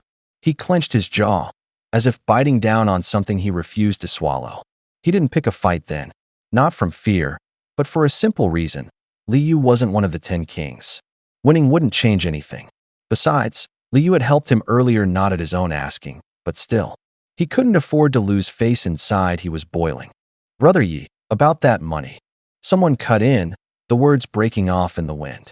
At the back of the line, Li Yu pursed his lips and said under his breath, "Money? What money? Where would that even come from?" Bai Yi squinted, his smile brittle. "Mr. Li, since when did you start talking nonsense?" Li Yu pouted, half provocative. "Yi, my arm's busted, and I'm still supposed to play along with your little show. Now you're even docking my disability pay?" Someone nearby snorted. "You gotta have your fun, be grateful they didn't take your money." Before the words were out, Gao Banqing shuffled over. His chubby face was all smiles, like a cloud opening up. "Hey, little Bai, so young and already picking up dangerous things, you've got a future," he said, syrupy sweet, his eyes calculating. Bai Ye's smile went even faker. He narrowed his eyes toward the person behind Gao. Gao was being carried on someone's back. It was a little girl, small as a porcelain doll. She didn't speak, she just took step after step, shouldering him. Her pale face was as still as snow. Bai Ye's eye twitched, his smile had a barb to it, gleaming like the back of a knife. "Don't get crushed," he said. Gao didn't catch the insult. His smile widened. "You misunderstand, little Bai. I may have money, but I don't bully people." Bai Yi pointed at the girl carrying him. "What about her?" Gao's smile flickered with something like light in his eyes. "Oh, she's not human." The words hit like ice water. Bai Yi inhaled sharply, his eyes went wide. His smile froze into a paper-thin line. Everyone fell silent. The hush was so complete you could hear fabric rubbing. Gao's pudgy hand reached for Xiao Kuei's collar. His fingers closed like iron pincers and yanked down. The fabric made a soft sound. Xiao Kuei's shoulders tightened, but she made no noise. "My God," Bai Yi breathed, low and urgent. He stood as if nailed to the spot, staring without blinking at the open neckline. He froze. The silvery metal glare nearly stabbed his eyes. "On my eyes," someone said, dramatically covering their face, half joking but with real pain in their voice. The metal shell was exposed to the air. Threads and concentric rings stacked in layers like a mechanical fingerprint. Tiny grooves sent ripples of light across Xiao Kuei's movements, like liquid mercury rolling under skin. A faint, low hum came from nearby, like the breathing of a motor. Every step brought soft gear clicks and the clear scrape of metal on metal. "That metal lingerie is kind of fancy," someone said with a raised brow, half mocking. Gao Bansheng blinked, disdain flashing across his face. He coughed, his voice dry. Metallic fashion? You gotta be kidding me. Bai Yi didn't laugh. He reached out and touched the metal through a breath of air. A cold prickle ran up his fingers. His voice was calm, but he laid the fact down bluntly. That's not underwear. It's her body. Xiao Kuei isn't human, she is a robot. A relic from before the cataclysm, found in a shelter. I bought her. The sentence landed like a hammer. The crowd went quiet for several seconds. Someone inhaled sharply and murmured, a robot? That advanced. Bai Yi looked around.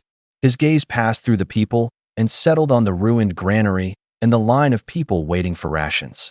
His knuckles tightened, his nails biting into his palm. Some were starving, and yet someone was holding something like this. The image was cold and jarring. Gao Bansheng rolled his eyes, unable to hide his curiosity. You look healthy. You didn't take gene drugs, and you don't seem like an ordinary person. Do you practice some Qi blood martial art, or are you a natural-born ability user? Qi blood martial art? Bai Yi didn't answer right away. He remembered a conversation with an officer a few days ago, a fragment, like a projected image. The officer had used a metaphor.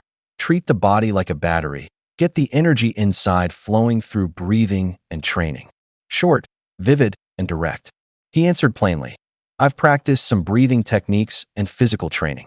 After the cataclysm, many survivors develop an energy inside them, like a current in their blood. It makes reactions quicker and strength greater. People call it Qi blood. After he spoke, the crowd slid back into hushed whispers. The mechanical hum continued. The metal surface still flashed with cold light, as if waiting for its next move. The wind blew through Black Mountain Pass, carrying grit and cold. Gravel whispered underfoot.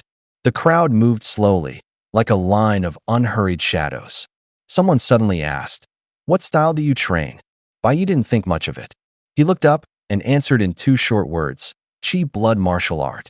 Laughter broke out through the line. Gao Bansheng slapped his chest mockingly and launched into exaggerated praise with a laugh. Huh. Little Bai, a hero young before his time. Qi blood martial art isn't for everyone. It takes grit, takes resolve. Gotta give you props for that. Bai Yi glanced to the side. That compliment felt forced. He rolled his eyes inside, but didn't respond. Someone else was more blunt. That thing's all self-made. Like working out breathing methods, training, building up the qi and blood bit by bit. Slow, but the barrier's low. Another cut in coldly. Low barrier doesn't mean no limits. The poor sweat for it, the rich buy tech.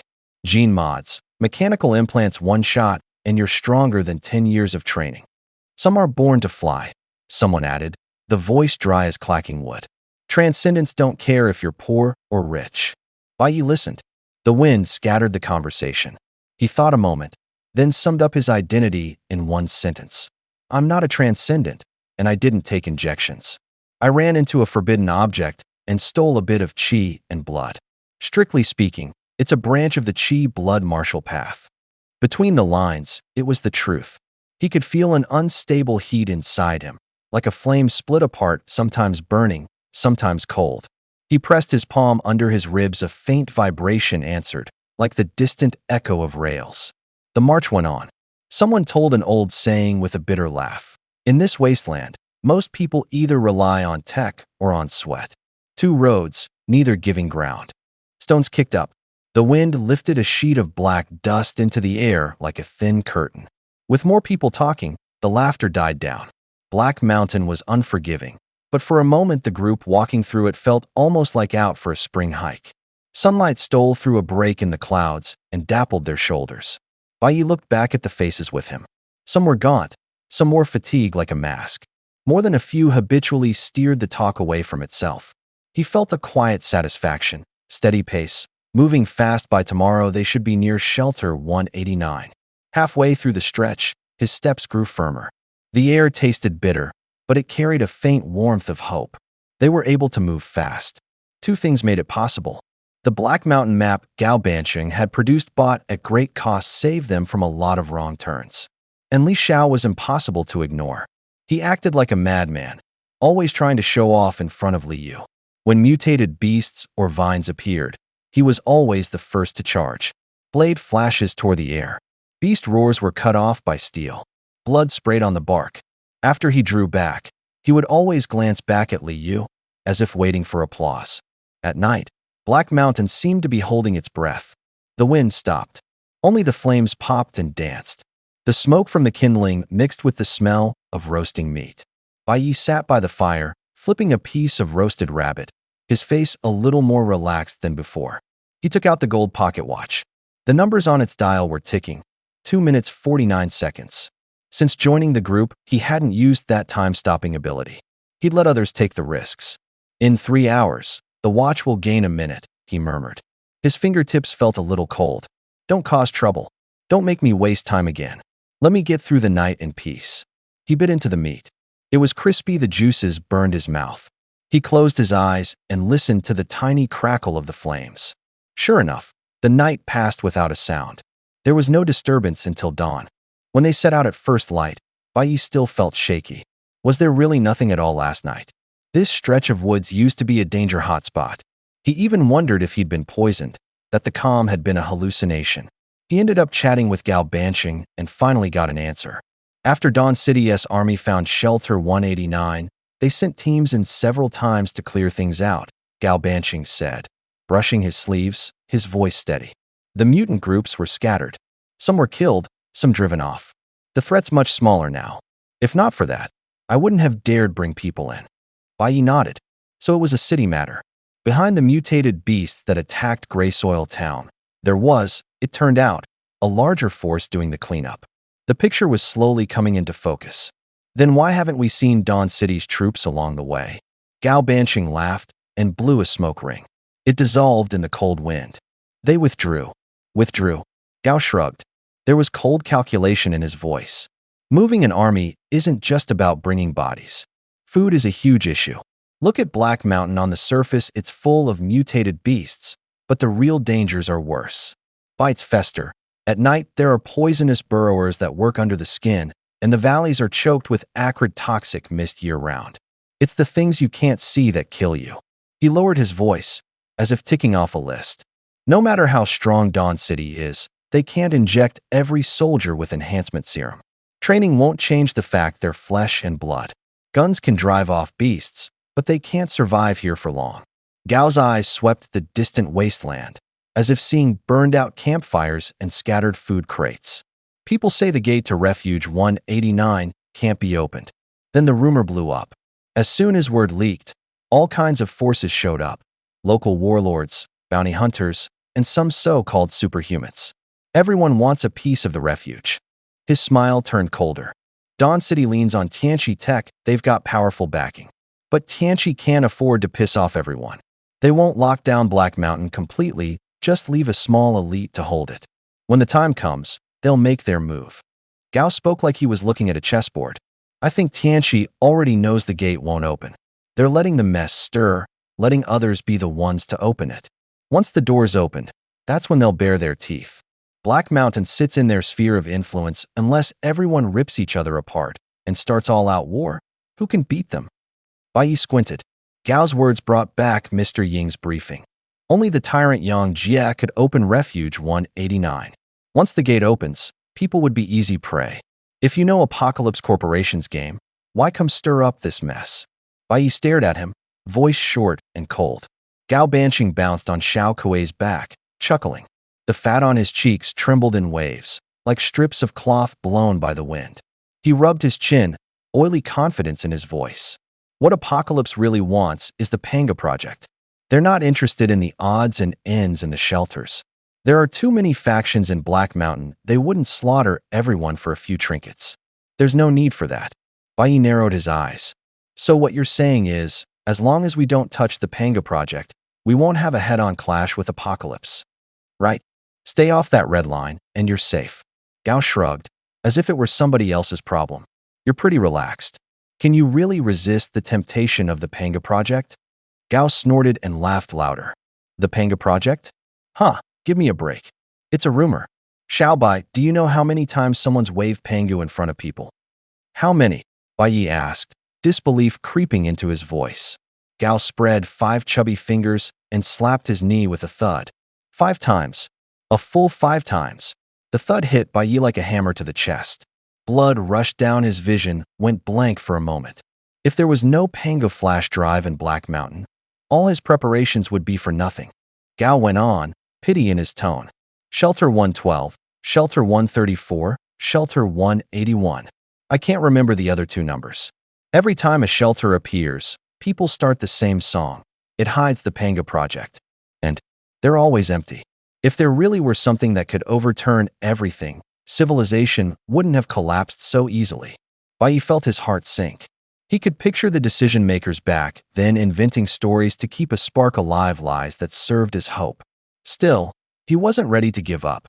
Even if the so-called Panga project was a myth, the flash drive that carried old-world knowledge might still be real.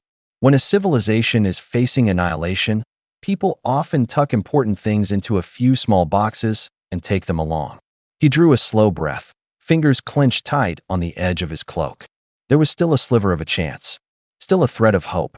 People up ahead, came a sharp shout from in front of Xiao Kuei, the voice clacking like stones on a metal pan.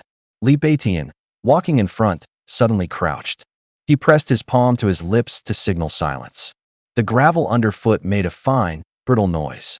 The wind slid by, bringing the smell of dry grass and mountain soil. Bai Yi moved in beside him.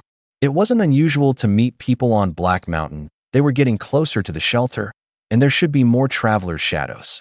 Figures appeared in the distance. Li Beitian pulled a tactical monocular from his coat, the tube flashing cold in the sunlight. He raised it and stared. 2 groups, he said under his breath.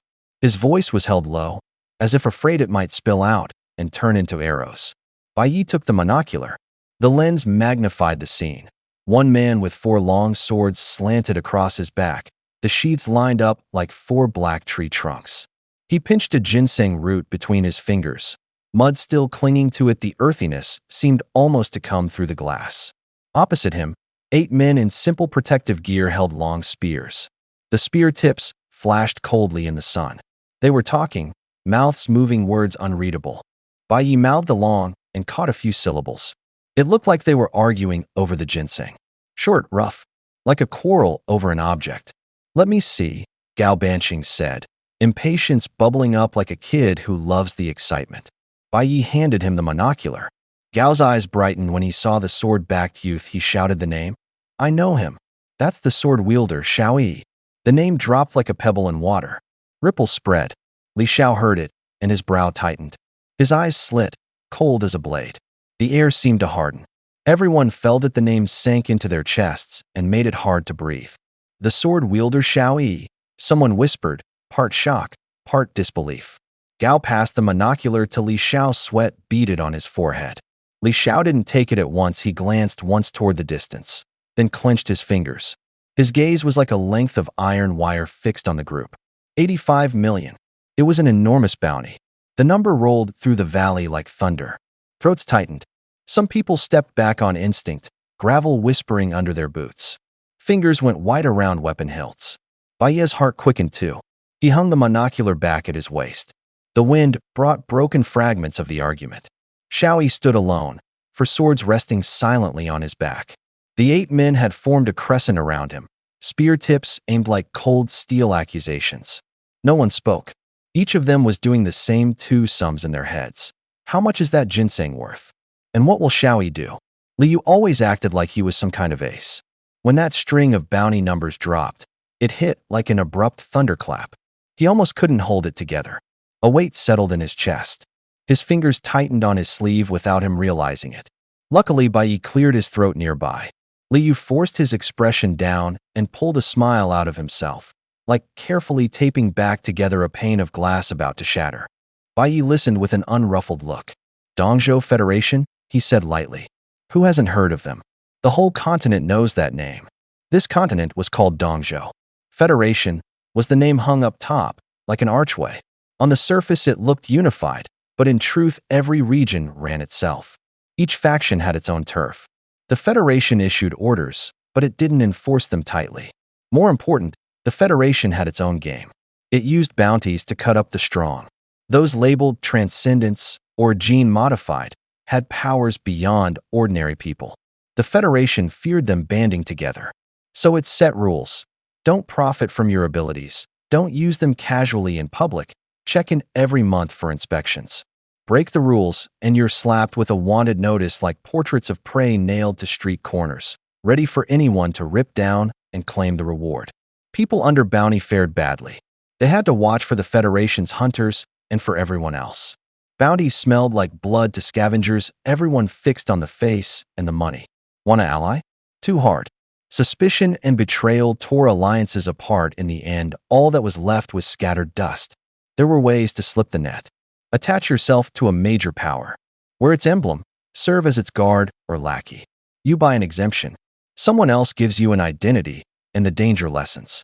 Strictly speaking, someone like Li Yu would qualify as wanted under the Federation's laws. It was just that his name wasn't big enough yet for anyone to post a bounty. Some people, however, prided themselves on being bountied. They treated a high reward like a calling card, taunting those with even higher bounties. Beat them, and your own bounty climbed. It was like fighting fire with fire, provoking flames to grow hotter. A mountain wind blew, stirring the dry leaves into a soft rustle. Li Zhao's voice was cold as a blade. I've been looking for him for a long time. Didn't expect to run into him on Black Mountain. He spoke and didn't spare them another glance. Gao Banqing frowned and stared straight ahead. You have a grudge against him? He asked, his tone part genuine question, part probing. Li Xiao lowered the binoculars. No grudge, he said flatly. Then you, Gao Banqing started but didn't finish. Li Xiao sneered, a hint of contempt at the corner of his eyes. I just happened to cut down a second-generation heir of a big clan. They slapped an 85 million bounty on him, 20 million more than mine. These days you can get famous on a breeze. Ridiculous. Gao Banqing froze, his face complex. Bai Yi murmured beside him. See? Crazy talk again. Li Xiao, I didn't hire you to go stirring up trouble. Gao snapped. Li Xiao looked up, his voice cool and level. Don't worry. I have my standards. The one who could actually interest me is one of the 10 nicknamed the Tyrant. A mere sword wielder isn't worth my time. Bai Yi made a mental note. He'd noticed a pattern. The name Li Xiao mentioned most often was always one of the 10. Normally taciturn. When he spoke, he brought the 10 into the conversation. Li Beitian cut in. Boss Gao, what do we do now? Go around them. Or, Gao Banqing gave a round smile. I'm soft-hearted. I can't stand bloodshed. Of course we'll try to stop this. The woods were thick. Sunlight was sliced into patches by the heavy canopy. The air smelled of damp foliage and a faint herbal tang that of a century-old ginseng, earthy and bitter. On a narrow path stood the swordsman Xiao Yi. He wore a blue robe, its simple cut fluttering in the breeze.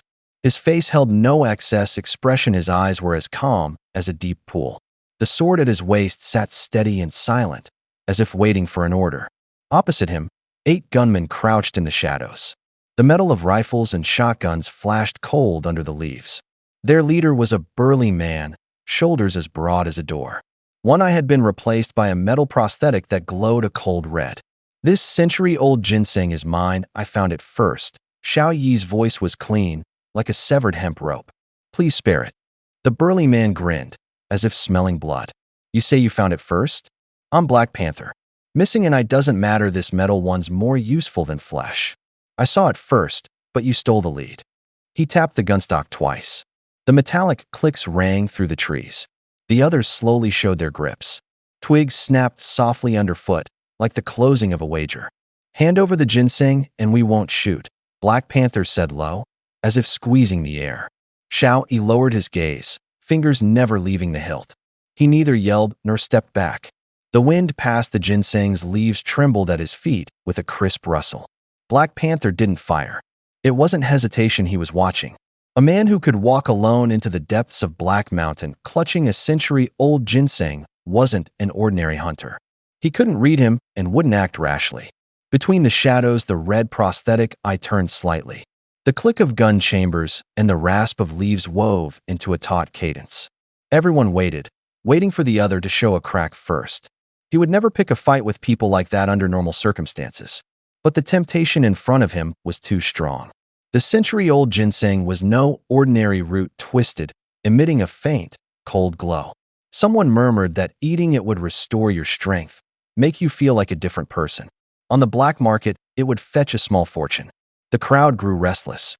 A few men sized each other up, greed in their eyes. Someone slid a magazine into a gun nearby, fingers rubbed at triggers, waiting for a signal. Then get on with it.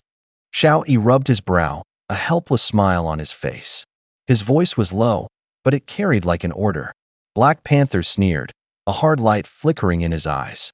The men exchanged glances and all trained their muzzles on the pile of ginseng. The air went tense in an instant, as if even the wind had been stifled. "Hold!" Xiao Yi suddenly shouted. Black Panther's scornful laugh died on his lips the next moment. Clang! A clear, bright sword note. A cold flash erupted from behind Xiao Yi. It was a traditional longsword. Its blade shone a white, icy light, like a silver ribbon. No hand held it. The sword flew by itself, as if it had eyes, streaking straight for Black Panther. With a slicing hiss, the shotgun was cleaved in two. The snap of metal was heavy, like a tree being split. The broken weapon thudded to the ground, kicking up a cloud of dust. The sword returned to Xiao Yi's hand and whooshed back into its sheath. He did it with casual ease, as if straightening his sleeve. He smiled at the men in front of him, tone mild, voice steady. "Anyone still want to fight?"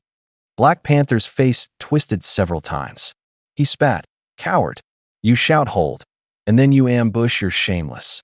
Xiao Yi shook his head, the smile unchanged. "When I said hold, I wasn't telling you to stop. That's the name of my sword, hold." Feeling mocked, Black Panther exploded in rage. He braced himself, hard muscles knotted like tightened cords, veins bulged. Short black hair burst from his skin as if set alight, fur bristling and rasping against the air. His breathing dropped into a low rumble, like thunder rolling closer. He let out a roar, a sound edged with the bite of a beast. His eyes were blood red, as if ready to burst. Then he lunged. The Black Panther lowered its body, limbs pressed to the ground, its spine arching like a coiled spring. It looked every bit like a leopard ready to spring. Muscles taut, breathing heavy, its nose picking up the coppery scent of blood and the salt of sweat. At that moment, Bai Yi and the others arrived. Gao Banqing jumped down from Xiao Kuei, landed with steady feet, waved a hand, and shouted, "Stop!" A flash of alarm crossed the panther's eyes. It suddenly checked its legs. The pouncing motion stalled. Its gaze swept over the group, wary and edged with a touch of timidity. Xiao Yi looked up at them, gave a faint nod, a little smile at the corner of his mouth. There was a sound behind him, clang, a bright metallic ring. Another sword was drawn. A flash of steel sliced the air like a white line and shot toward the panther. "You dare try to ambush me?" The panther roared, its voice low and laced with fear. Its eyes widened. The confidence that had been there was shredded by the sudden blade light. The flash drew closer and closer. The air seemed to be cut by a blade, the temperature dropping sharply. The only thing left was the whine in their ears. The panther's movement froze. The shadow of death closed in like a cold mist. Gao's face darkened, and he straightened. He hadn't expected Xiao Yi to do something like this in front of everyone. The blade stopped about 2 inches from the panther's eyeball, as if pressed by an invisible hand, suspended in midair. The metal's chill trembled before its eye. Time stretched, even heartbeats sounded distinct. The panther snapped out of its daze and stumbled back several paces, claws scraping the ground with a grating sound. It retreated with a frantic look, its chest heaving. In the next instant, Xiao Yi was standing in front of the panther. He moved like a gust of wind. His right hand clenched the hilt, knuckles white. The blade remained, tip pointed at the ground, the hilt cold against his palm. He exhaled, voice low and still shaken. "Few close call." Just in time. Everyone was baffled. They had no idea what trick he'd used. Xiao Yi turned his head, a touch of mock grievance in his eyes, and pointed at Gao. "Don't go shouting the word stop around." "Hey, I named this sword stop." Gao froze, the anger on his face vanishing in an instant. Bai Yi was even more stunned, and after a long beat managed. Who would name a sword that? The air still held the afterwarmth of the blade light. The panther stared at Xiao Yi, its nostrils flaring. It could erupt again at any moment, but even it seemed unsure what to do next. Li Xiao started putting on airs again. Xiao Yi kept a stern face. "Li, you look like a dumbass at first glance." There really wasn't a single normal person among them. Bai Yi, standing to the side, tossed out casually. "You didn't name those 2 swords hold on and stop, did you?" Xiao Yi startled, a brow lifting. "How did you?" Clang. A sword slid free from his back. The crisp scrape of metal cracked through the air. Xiao Yi fumbled for the hilt, his cheeks flushing bright red. It took him a long moment to sheath it again. Bai Yi narrowed his eyes, his expression shifting as if he'd guessed something. So what's the last one called? Xiao Yi smiled, a teasing smile with a streak of seriousness. He said it slowly, like he was telling a joke. The first three are hold on, wait a minute, and stop it. The last one is called I was wrong. Bai Yi froze. The silence hit like a bolt of lightning after a long beat. He came to and gave a thumbs up. Badass. Xiao Yi shrugged, satisfied, and explained. If the first three don't kill someone, I have to admit defeat and say I was wrong. That's why I named them that. Black Panther's patience snapped. His voice was low and cat-like. How long are you going to keep chatting? Xiao Yi turned his head, his gaze cold and calm. Still want to fight? Black Panther ground his teeth, his chest rising and falling, steam puffing from his nostrils. Don't underestimate me. You ambushed me before. If this gets real, don't say I lost. I've already injected 3 doses of gene enhancement serum faster, stronger. Oh, Xiao Yi feigned surprise, a smile hiding in his eyes. I'm gonna kill you. Black Panther lunged forward, as if he'd hit a spring, his whole body coiling. Gao Banqing hurried up and raised a hand to cut in. Gentlemen, hold on. Do me a favor and let this go. We're all here on Black Mountain looking for stuff. There's no need to go all out. Black Panther snorted coldly. Do you expect me to show you respect? Who the hell are you? Gao Banqing smiled faintly. My name's Gao Banqing. Black Panther frowned. Gao Banqing. Never heard of you. My father is Gao Shanha. What? You said your dad is Gao Shanha? Black Panther and the others went pale. The room fell silent, as if the air had been sucked out. Gao Banqing smiled and nodded. He reached into his chest and pulled out a gold medallion, pure gold, embossed with mountains and rivers, the lines so deep you could make out the shadows on the ridges and the curves of the river. The sunlight bounced off it, bright enough to sting. The Shanha medallion from the Jinfu Merchants Association? Black Panther blurted, his tone a mix of awe and disbelief. Gao Banqing spoke again. Would you gentlemen do me a favor? This time the response was different. Black Panther studied him for a long moment, then nodded slowly. Since Boss Gao is asking in person, I'll give you that favor. But his voice shifted, his gaze dulled as he pointed at Xiao Yi. He stole my ginseng. What about that? We discovered the root together. He owes me half. Xiao Yi sneered coldly. If you hack that ginseng in 2, its value drops a lot. Don't dream, Boss Gao. Don't meddle in this. Gao Banqing smiled and said nothing. He walked calmly between the two groups, produced a stack of checks and a pen. His movements were unhurried, like he was doing something ordinary. That ginseng's worth about 1.5 million, right? I'll round it up, make it 2 million. He wrote the number with a steady hand. He tore off 2 checks and handed them to Xiao Yi and Black Panther. They looked down at the checks. Time seemed to stretch. Xiao Yi was the first to recover and raised an eyebrow. 2 million? Black Panther was stunned, his voice rough. You're giving 2 million too? They had expected 1 million each. Seeing the figure in front of them, they exchanged a look of undisguised shock. Gao Banqing's smile faded a little. I'll pay double to buy the ginseng. Consider it a gesture of goodwill. How about that? It was as if the air had been lit with gold. Both men felt their vision swim. They could barely find words. What does it mean to be obscenely rich? They were finally getting a demonstration. It turned out that, in front of the wealthy, simply doubling the price on the spot was considered classy. The air shifted. It felt as if someone had hollowed the room out. As expected from Chairman Gao's son, so generous. Someone laughed and buttered him up. Gao Banqing smiled faintly and pulled out his phone. The transfer pings rang crisp and clear. On the screen, a line of numbers jumped twice. First, 1.5 million shot up to 2 million. Then, as if on purpose, the total doubled again, like a show. Hey Bao hurriedly chimed in. Me too, me too. Gao took the ginseng. It was a century-old mutated root, dark with a blue sheen, giving off a cold, vegetal tang. He turned and walked over to Li Yu, his steps light and even. There was no affected smile on his face, only sincerity. Thank you, Mr. Li, for saving my life earlier, he said. His voice was low, but every word landed in the sudden silence. I know you don't care for money, so I bought this century-old mutated ginseng. Please accept it. Li Yu froze. His eyes widened and his mouth hung open. A moment ago, he had been trying to figure out how 1.5 million had become 2 million and then doubled. Now the ginseng was handed to him. He felt as if someone had given him a push from behind, couldn't believe this was the real world. Bai Yi was stunned too. Watching Gao's move felt like watching a magic trick, the radiance of money. Even more shocking was the performance. The price was hiked. Then the hand reached out and gifted the ginseng to Li in front of everyone, as if tossing out presents. Bai Yi snatched the root up with cat-like speed and shoved it into his jacket. "Just give it to me," he said, waving toward Li Yu. "I'll keep it for Mr. Li." The little display worked. Gao smoothly tossed out an invitation. "Let's team up." No one hesitated. Xiao Yi, He Bao, Bai Yi. Even those who had been half skeptical all nodded. It was as if time had been fast-forwarded. The decision was made in a second. Li Xiao snorted coldly. He had never respected Xiao Yi, and now he rolled his eyes. Bow down for money? That's not what a real strong person does. Bai Yi turned and mocked.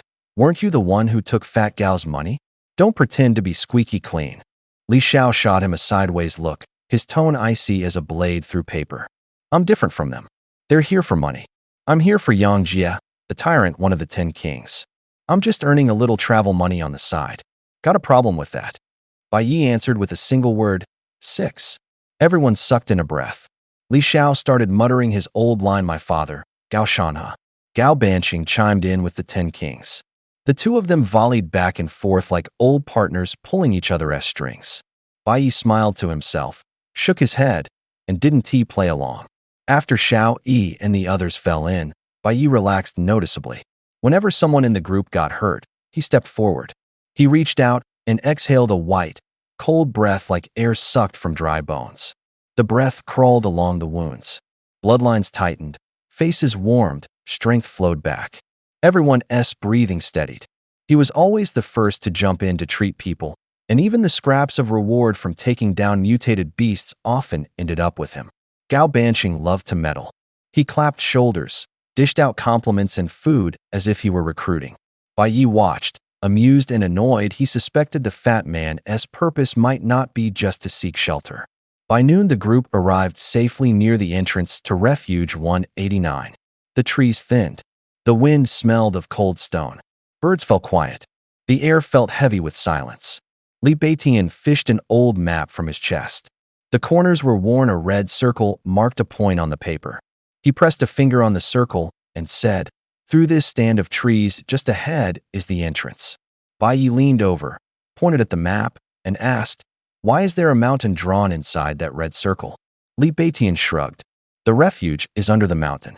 People in the old world built shelters inside mountains. Nobody knows how they did it.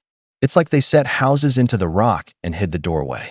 Xiao Yi's eyes lit up, like a hunter sniffing prey. He stepped to the front, his strides steady and quick. Finally, almost there. Gao Banqing glanced at him and grinned. "Xiao, little brother, you're here for those rumors? The Panga project or something?" Xiao Yi tapped the scabbard at his hip, his face serious. "I'm not here for gossip or some project chase. I'm here to find a sword that fits my hand." Gao Banqing blinked.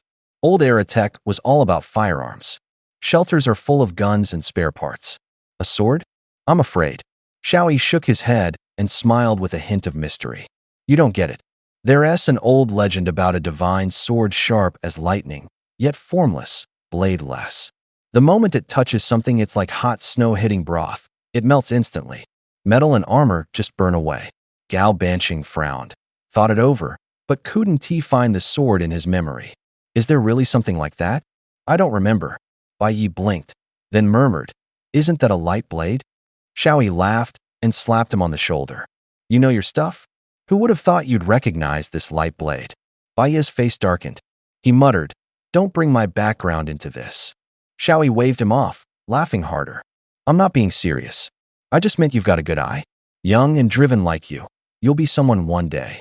They'd been traveling side by side for days. Everyone already knew about magician Li Yu instantly taking down that mutated peregrine. It was common knowledge. A light blade is high-tech. It might not suit the way you use a sword, someone offered tentatively. Xiao Yi shook his head, his gaze steady. Light is light. A sword is a sword. Whatever its form, if it can cut an opponent, I can use it. A few people snickered. One of them chimed in half joking. So, does that include a supersonic fire sword or a carrier-modified battle blade? Laughter echoed softly through the trees. They walked on through the underbrush. Dry leaves and broken twigs crunched underfoot. Dappled light flickered through the gaps in the canopy. Before long, an open clearing spread out ahead. Wow, so many people, Xiaoyi exclaimed. The clearing was indeed buzzing. Two groups faced each other with a strip of empty ground between them, as if preparing for a duel at the center. About 200 stood to the south, wearing matching dark uniforms. An open eye emblem glared from their chests, the mark of Apocalypse Technologies. They stood rigid, their faces cold as blades. A killing intent like a sharp wind pressed down on the crowd. The northern side was larger, roughly 300, a motley mix in mismatched clothes and all manner of weapons: old spears, mechanical crossbows. They clustered in small groups, their eyes wary, like a hastily assembled militia. Bai Yi didn't linger on them. His gaze slid past the two crowds to the huge gaping hole in the mountainside. The opening looked like a wide, open mouth set into the rock. Broken stones lay scattered around, the cliff face scored by blast marks.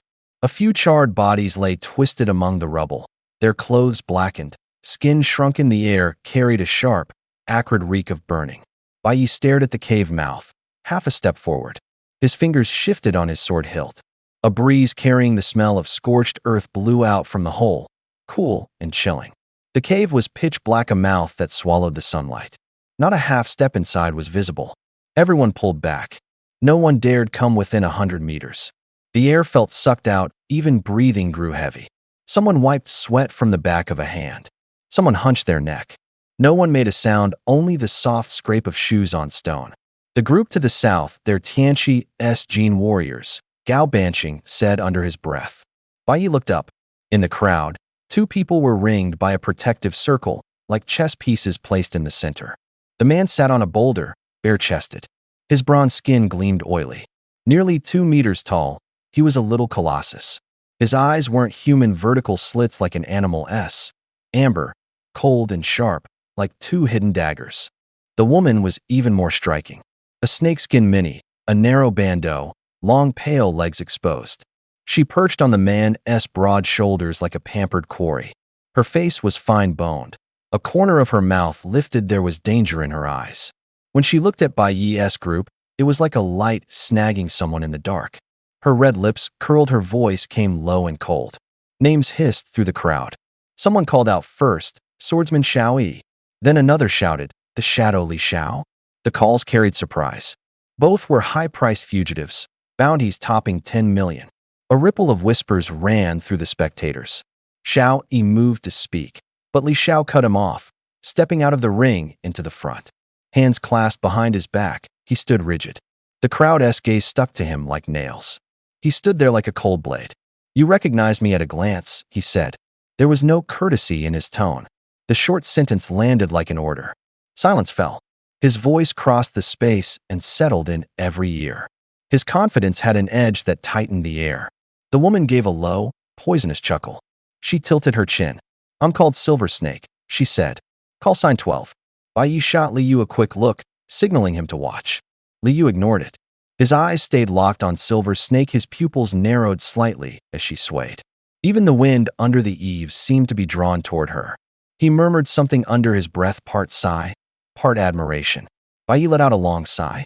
Li Yu, he'd lost count of the guy's vices: smoking, drinking, gambling, greedy, lecherous.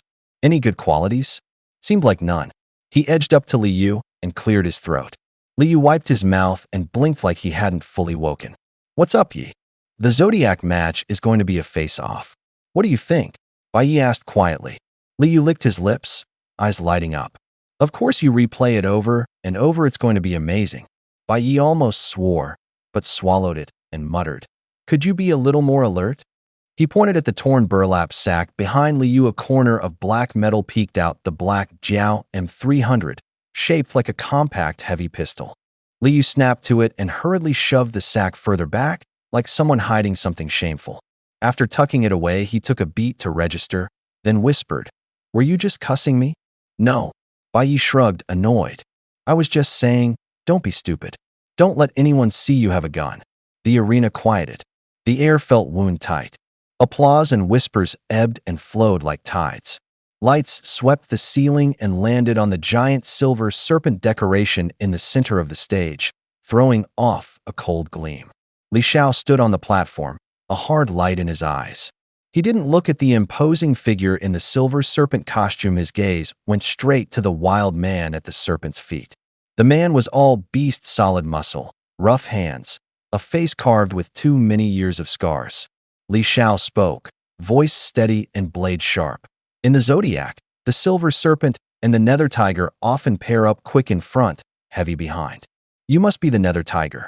The man who'd been named only gave him a cold once-over, contempt plain in his eyes. No answer, even sound, seemed swallowed. Li Xiao raised an eyebrow, sarcasm dripping. So the once famous nether tiger is mute. Tianqi Company's eye for talent is curious. A wave of snickers rolled through the crowd short, like pebbles plinking into water. Baiye's heart dropped. Behind the wild man, not far off, stood a line of figures. Each looked modified. Baiye counted in one glance and nearly blurted it out: 200. 200 genetically altered soldiers. Their gazes were iron cold, staring at the arena. Are you kidding me? Baiye scolded himself silently. Can't you pick your moments? They're escorting 200 cannon fodder bodyguards, and you open your mouth on stage, you're asking to be ripped apart. A chill rose under his feet. He stepped back softly, trying to melt into the crowd behind him. The soles of his shoes made tiny scraping noises. Breaths around him grew careful, as if afraid to disturb something. He eased to the end of the line and finally let out a small breath, only to realize someone had been faster. The other moved like a cat. His shadow reached the spot first. Baiye froze, throat dry. The sounds around him stretched thin, the tension twanged even tighter. Li Zhua, when did you get here? Just a little before you. Liu scratched his head and smiled sheepishly. On the boulder, Minghu rose to his feet. Blood and qi roiled through him. A beast-like pressure spread outward like a tide. The air almost solidified. The shadow of Li Xiao stood quietly at his feet. No sound, only a cold sneer. Shadow Man Li Xiao, do you want to die? Minghu asked under his breath. Li Xiao's shadow tilted, refusing to answer directly. It replied coldly, you think you can? The scene froze. Some stifled laughs, some people holding their breath. Gao Banqing's forehead broke out in sweat. He stepped forward quickly, raising a hand to stop things. Don't, Mr. Minghu, my father. Clang. Before he could finish, a bright, clear sword note sliced the air. All eyes went up. Xiao Yi's long sword had flashed across from above, its tip aimed at Minghu. The blade caught the sunlight and threw off a cold gleam, as if it had torn a strip of silence. At that instant, 200 augmented soldiers drew their weapons at once. Submachine gun muzzles, like black holes, trained on Gao Banqing and his group. The metal reflected a hard, cold light. Silence was compressed into a taut wire. Back! Xiao Yi charged forward and yanked Gao Banqing by the sleeve. He forced a thin smile. His voice was dry. Everybody, don't rush. If I told you this was just a misunderstanding, would you believe me? What answered him were 200 muzzles and a deathly quiet. Gao Banqing went whiter, thinking, what kind of teammates did I find? Mr. Li, where are you? Xiaobai, where are you? Still he forced a strong voice and shouted, my father. Gao Shana. He bellowed his father's name. The sound acted like a token, cutting through the crowd and dropping into the center. The silence split like a knife. Much of the pressure eased. People instinctively took a step back. A flicker of something complex passed through Minghu's eyes. He slowly raised his hand and pressed it down. The augmented soldiers behind him lowered their guns without argument. And you are? Minghu asked, his voice cold but curious. Gao Banqing panted and answered in a rush. I'm Gao Banqing, son of the president of the Zhenfu Merchants Guild. He hurriedly pulled an iron token from his chest, the Shana token. It was cold in his hand. The engraved edge caught the sunlight with an unavoidable gravity. Mr. Minghu, this really is a misunderstanding, he pleaded, words spilling out. My friends didn't mean to pick a fight with Tianqi Corporation. Please give us some face. Minghu glanced at the mountain and river token. His brow eased and his tone softened. So you're Chairman Gao's son. He slowed his words. Your company's close with the guild. Young Master Gao needs to save face. Put the gun down. He said it and flipped back onto the boulder. The stone was ice cold. For a few seconds, everything went quiet, like everyone was waiting for a signal. Li Xiao Wunti let it drop, his challenging look cut across like a blade. Gao Banqing hurriedly stepped in front of him, lowering his voice. Li Xiao, don't forget why you came to Black Mountain. Li Xiao snorted, a smile twisting the corner of his mouth. What's wrong with teaching a few small-timers a lesson before taking down the 10 kings? There was heat and impatience in his voice. Gao Banqing's heart pounded, but he kept a calm face. He fixed Li Xiao with a low voice. If you make a move now, these aren't 10 kings level opponents. Your attack will only make people question why you're here. You came for a big job, not to vent. Li Xiao's gaze pulled back. After a long moment, he said coldly, fair enough. We'll let him go today. Gao Banqing exhaled and urged the people around him to move. Go head north. There were more people gathering to the north. Around 300 of them, maybe even more than Tianqi Company. They outnumbered the others, but weren't unified. Small clusters formed, murmurs rolling like waves against the rock. Metal rang out now and then, clashing blades, the scrape of cloaks, the echo of boots on stone. The air stung of gunpowder and smelled of sweat and leather. They'd come from different places. Some looked like mercenaries, rough leather patched over their shoulders. Some were from so-called ascendant groups, taut and hunting-eyed. Representatives of various powers mingled, their clothing and weapons mismatched. Daggers, longbows, chemical smoke grenades, everything imaginable. Tianqi Company had the advantage on this terrain: better gear, more men. The weaker factions had temporarily banded together because none of them wanted Tianqi to swallow up the entrance to shelter number 189. Bai Yi blended into the crowd without making a sound, his eyes scanning fast. A few people huddled in tight rings, whispering plans. A dozen squeezed together like they were plotting. Others stood alone, rigid as stakes. Among them, one figure was hardest to miss. She wore light armor and a dark cloak over one shoulder. Her sword hung at her hip, the metal edge catching the torchlight in tiny sparks. She stood perfectly straight, like a small tower. The crowd called her the young knight of the silent court. She spoke little, but she seemed to be announcing to everyone around, don't make any reckless moves. The second time he saw her, Bai Yi wasn't surprised. She had clearly come for shelter 189. The young knight leaned against the slope, as if wary of whoever might be behind her. Her jet black hair was lifted by the wind. A slim silver cross-hilted sword was clutched to her chest like a talisman. She wore only black and silver, clean, sharp, without any needless decoration. No one came within 2 meters of her. The patch of ground around her looked deliberately left empty. The crowd knew she was not to be messed with. Some went out of their way to avoid her, others lowered their voices. The air felt tense. She seemed to sense the stares. Her hazel eyes rose calm, unreadable. She gave Bai Yi a short, polite nod, then looked away. Bai Yi didn't let himself get smug. He hadn't washed his face for 3 days. Sun and wind had baked mud and dust into his skin. He knew she noticed him not for his looks, but for what he'd done in the dust town. He looked around as well, as if checking the surrounding movement. Then the nearby bushes shivered twice. Leaves rustled. A man stepped out from behind the trees, a smile carved like a knife. He wore a threadbare suit. His face was painted like a clown, the red at the corners of his mouth pulled wide, as if stretched toward his ears. He stood out from the crowd. No one else was like him. Some wore masks, some had mechanical eyes, but none like this. He scanned the people, then sat down in the northern clearing. He dropped to the ground with a casual air, as if he'd wandered into his own backyard. He laughed happily with a voice that had a metallic, coin-clinking brightness. There was almost no one near him, yet he chattered to the air. One moment he pulled faces at the empty space beside him. The next he feigned surprise. The children took a few steps back, the adults exchanged uneasy looks. The wind blew dust into their noses and somehow made the scene's strangeness feel even sharper. He didn't look like he was here for refuge. He looked like he'd come to put on a show. The crowd treated him like a madman. Some laughed. Some pointed. The laughs sounded like coins clinking. Some cursed under their breath. Some took a step back. Others stopped and stared. He acted as if he couldn't hear them, talking to the air, a half smile at the corner of his mouth. His voice was low, but it felt like chatting with an old friend. That chat moved through the crowd like wind, carrying away a bit of their unease. Fat Gao, who's that? Bai Yi poked an oil-stained finger and asked, curious.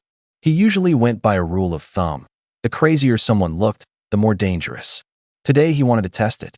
Gao Banqing's face darkened. He glanced at Li Yuyi, as if he'd swallowed an unpleasant word, then looked where Bai pointed.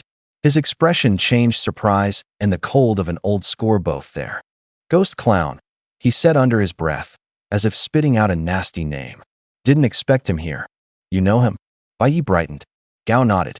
First time seeing him in person, but his look is too obvious. Impossible not to recognize him. Bai raised an eyebrow. Is he one of those modified ones? Gao managed a bitterer smile. Probably not. Probably. Even the nearby chatter dropped. Gao broke it into short, hard pieces. He's very strong. A sentence like a hammer. But not from gene mods, and not from mechanical prosthetics. Another strike. No energy beams, no shell weapons. Nobody's seen him use that kind of stuff. Bai's eyes lit up. Then what does he use? Gao pressed his lips together. Qi and blood martial arts. Don't treat it like mysticism. He trains the body into a weapon. Breath, blood, muscle, everything turned into an edge. Even somebody who looks skinny can make a fist as hard as a rock. Could he really beat folks who've had multiple injections?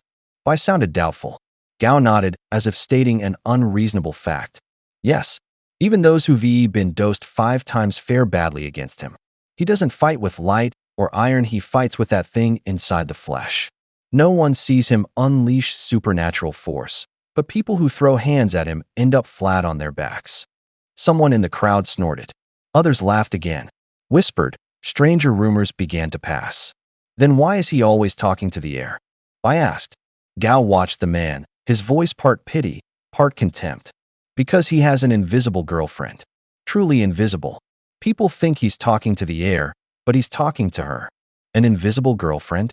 Bai's voice went thin. A few in the crowd sucked in breath. We call her the ghost girlfriend. Gao went on. Nobody can see her. Like a shadow, but not. Like a ghost. So people nicknamed him Ghost Clown. He delivered the nickname cleanly, like tossing an envelope into a fire. There are rumors, he paused, lowering his voice. Some say the girlfriend might actually be real. Some say that's his power. No one's proven it. Only rumors. Only the scars on the people he's knocked down bear witness. The ghost clown turned. The hem of his coat scraped a rusted iron railing with a soft rasp. The crowd rippled. Some wanted to move closer for a better look. Others dared not. He went on talking to the air, joking, murmuring lines meant only for some private stage. His voice was flat, even, unreadable. Still, being a little nearer felt like approaching some unnamed boundary you didn't want to cross. Even if he isn't a legendary level powerhouse, his strength is still frightening. Gao Banqing smiled mysteriously. How much? Someone asked in a low voice. 170 million. Gao Banqing dropped it like a bomb. A ripple of noise. Short, sharp intakes of breath. What? Doesn't that mean Li Xiao doesn't even equal a fraction of him? Someone blurted. Li Xiao turned, his gaze like a blade, coldly fixing on the man. Kid, he said, voice low and dangerous. Try saying that again. Bai Yi didn't back down. A provocative smile tugged at his mouth. What? Can't even state facts now? If you've got the guts, raise your own bounty to 170 million. Li Xiao's fist clenched, knuckles widening. The air felt taut. He didn't strike. His eyes swept the crowd and finally settled on several stronger opponents. Clearly, he only got serious with people who were actually strong. Bai Yi shrugged, as if he'd expected this, then spat out an even bigger name. Tyrant Yang, Jia has a bounty of 1.29 billion. Once I take him out, breaking 1.5 billion will come fast. Laughter and murmurs spread. Bai Yi, like a boastful seagull, let his voice bounce across the plaza. He ignored Li Xiao and moved toward the phantom clown at the edge. The clown cradled empty air with one arm, movements gentle as if embracing a real person. The smile on his face was as soft as moonlight. His voice was very small, but earnest. Do you like the view at Black Mountain too? When this is over, I'll take you to watch the sunrise there. He paused as if listening for an answer, then murmured a few more sugary words. People snickered. Some said he should have stayed with the circus instead of coming here. Others mocked that he'd be eaten by a mutated beast. The laughter fell like tossed pebbles, bright and cold. Only Gao Banqing's expression was different. He didn't laugh or join the taunts. There was a light in his eyes. Those numbers weren't surprising to him, given the intel he'd been privy to. As the son of the richest man, the information he had access to ran far deeper than the scraps floating around. The crowd's din was background music to him. He'd already heard what truly mattered. The ghost clown wasn't a celebrity. Most people had never even seen him. Even if he were famous, it would be hard for everyone to recognize him. Someone laughed. A mocking, low, sharp sound. The clown didn't stop smiling. His smile was gentle, with a stubborn edge. His eyes were fixed on a blank patch of air. But in his eyes it wasn't air. There sat a girl in a white pleated skirt. Her brows and eyes were soft, her smile like spring. She looked about 18, plain-faced, but in the bright bloom of youth like a newly opened flower, every little movement carrying a girl's shy flutter. Her name was E. Her fingertips absently twisted the hem of her skirt. Her voice was as thin as the wind. "Why are they laughing?" The clown reached out and gently brushed her hair. His fingers touched nothing but his own air. "Calm and proud," he said, "because they can't see you." E looked up at his brightly painted face and smiled. "Then why are you smiling?" He smiled wider. His pride had the smugness of a thief. There was a secret hiding in his eyes. He said, "Because only I can see you." Hiss. Bai Yi, eavesdropping nearby, sucked a cold breath into his chest. The air felt like it had been pricked by needles. His scalp tingled. He could see nothing, hear nothing of Yi's voice. The only thing he saw was the clown pouring out a passionate confession to empty space. The mix of sincerity and strangeness made his spine go cold. He stepped back quickly, away from the clown, and rejoined the group. Gao Bansheng was talking with others. Someone had an arm slung over his shoulder, and they were laughing loudly. "Brother Bao, why are you all waiting at the cave mouth? Why don't you go in?" someone asked, impatience in his voice. Brother Bao lowered his tone. "Boss Gao, if you really want to know, I'll tell you straight. If it were anyone else, I wouldn't even bother with him. Didn't you see those dozen or so corpses at the cave entrance?" "A dozen or so?" The other froze. "How did they die?" "By the guards inside the cave," Brother Bao said, his voice low, as if he'd swallowed the words. "Guards inside the cave?" Someone in the crowd went still. The air even carried a faint metallic tang of blood. Gao Bansheng put on a look of surprise, but the corner of his eye was laughing. Bao reveled in being admired. Making the son of the richest man look astonished, vanity flamed up inside him. "That thing is terrifying." Bao lengthened his voice like he was telling a ghost story. "A huge silver-armored man. Its eyes can spit lasers, like twin blades snapping through the air, leaving a wave of heat and the smell of burning. All of us can't take down one robot." Someone scoffed, half laughing. "Don't underestimate it." Another voice said gravely, pointing off into the distance with a quick motion. "That thing is a weapon from the old world. It can raise an energy shield. When the shield comes up, bullets explode into sparks on it, bombs detonate in midair and don't even leave a scratch." The man imitated the hiss of a dagger cutting through the air. Everyone could picture that shield reflecting attacks like a mirror. The air still held the acrid tang of singed things. Outside the tent, the wind rubbed the canvas with a low, grinding sound. "See the 12 zodiacs over there?" he continued, his tone urgent. "They've been at it for a month, attacking that robot every day. They can't break in, and they can't get within 100 meters. The machine's rigid. So long as nobody steps inside that 100-meter ring, it won't activate its close-range defenses. So what do we do? Just wait." Gao's brow tightened. He was the son of the wealthiest man and knew a little about old-world tech. Controlled nuclear fusion sat in his mind like a stone. If that robot carried a small reactor and could power itself forever, no number of attackers could wear it out. "We haven't been idle either." The man waved his hand, calm but sounding like he had a plan. "The Steel Brotherhood and the 12 Zodiacs worked out a strategy. They take turns charging it at intervals. Then they fall back beyond 100 meters to drain its energy. Wear it down slowly. Sooner or later its light will go out." Gao forced a dry laugh, feeling less certain than before. In the dark, the campfire flickered and people's shadows stretched across the tent. "HM." A low call came suddenly from the south. Short and familiar, like someone calling out half asleep. Everyone froze. Bai Yi followed the sound. His gaze landed on the row of Tianchi Company tents to the south. The canvas quivered and light leaked through the seams. The tent shuddered twice. The canvas slapped with a dull, muffled thud. The sound had come from inside, but Silver Snake and Minghu were nowhere to be seen. Bai Yi stood to the side, eyes wide, silent for a long moment. His face went blank, then broke into a helpless, bitter smile. Black Mountain, where were you going to find anyone normal? A thought popped into his head, blunt and apt. Don't expect rules here. Gao Banqing froze too. The noise from the tent sounded like an animal's low moan. He narrowed his eyes, half angry, half embarrassed. Are they always like this? Bao Ge shrugged, his smile eerily calm. Don't be too surprised. They're used to it. Those two aren't ordinary people. I heard they were injected with Tianqi Corporation's gene serum. It can turn someone into a fighting machine, but the side effects are obvious. Gao Banqing waited, his face darkening. Bao Ge lowered his voice, as if passing along a secret that shouldn't be spread. The serum kept the animal nature. Certain urges stay. Animal nature is animal nature, no sense of occasion. Only after half an hour did the sounds finally quiet. Warm air seeped from the tent flap, thin threads of sweat and perfume drifted out through the seams. Minghu smoothed her clothes and walked forward. Silver Snake stepped out slowly, her skirt whispering against the ground, her look softer and all the more dangerous. Her beauty moved like temptation. From the north came a gaunt old man, all white hair and skin like wind-dried paper. He strode forward with a dozen or so people behind him, their bodies showing the marks of mechanical modification. Each step brought a faint metallic scrape, like gears turning. Bao Ge leaned toward Gao Banqing and whispered, his name's He Qianjun, instructor for the Steel Brotherhood, called the chief of the 100,000 Iron Guard. They say he trained them all. His presence is different. He can stand still, and the air around him feels pressed down. He's one of the few instructors who didn't get mechanical modifications. Gao Banqing's eyes narrowed and his mouth twitched.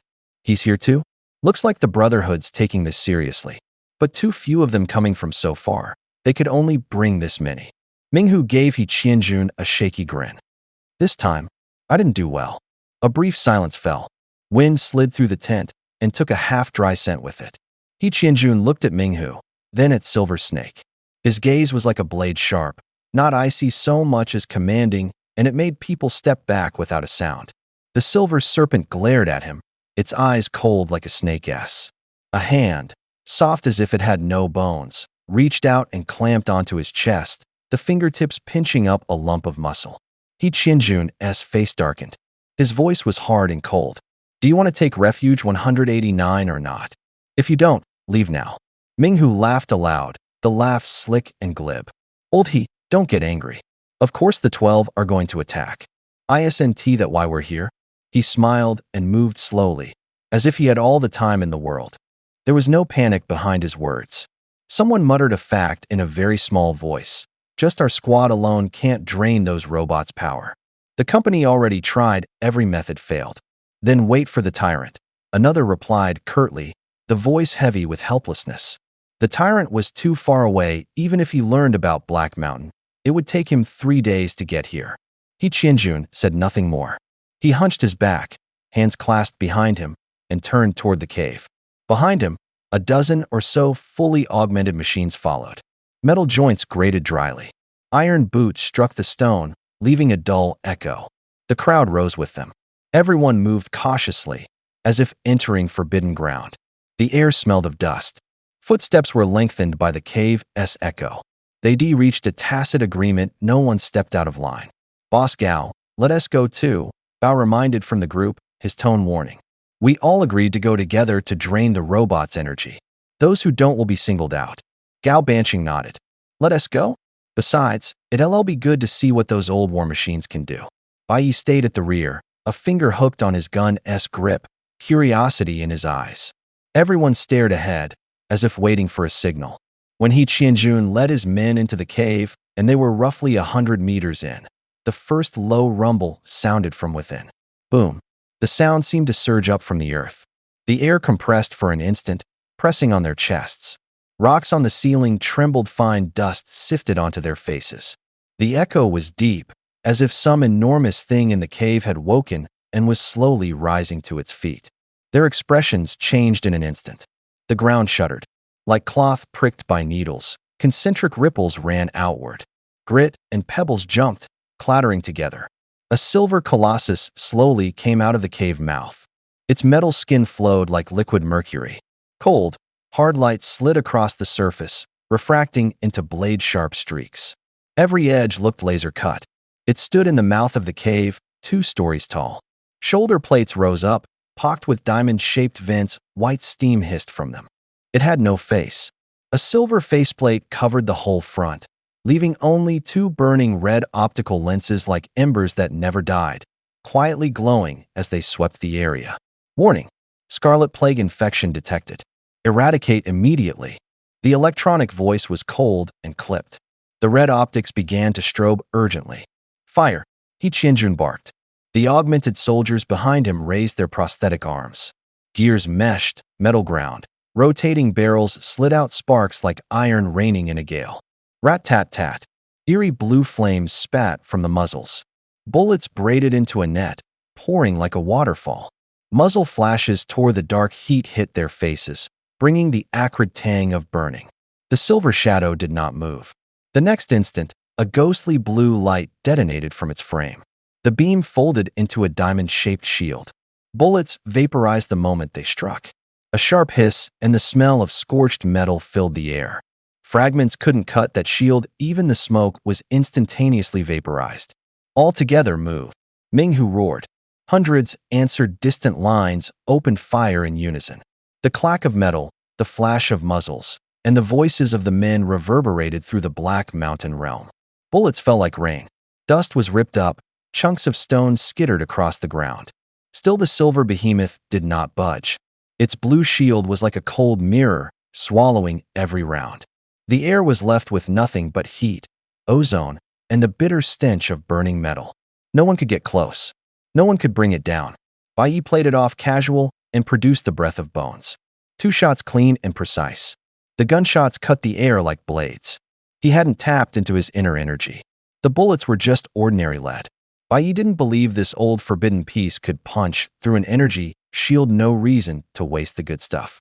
Gao Bansheng was slacking off too. The richest man's son didn't want to act.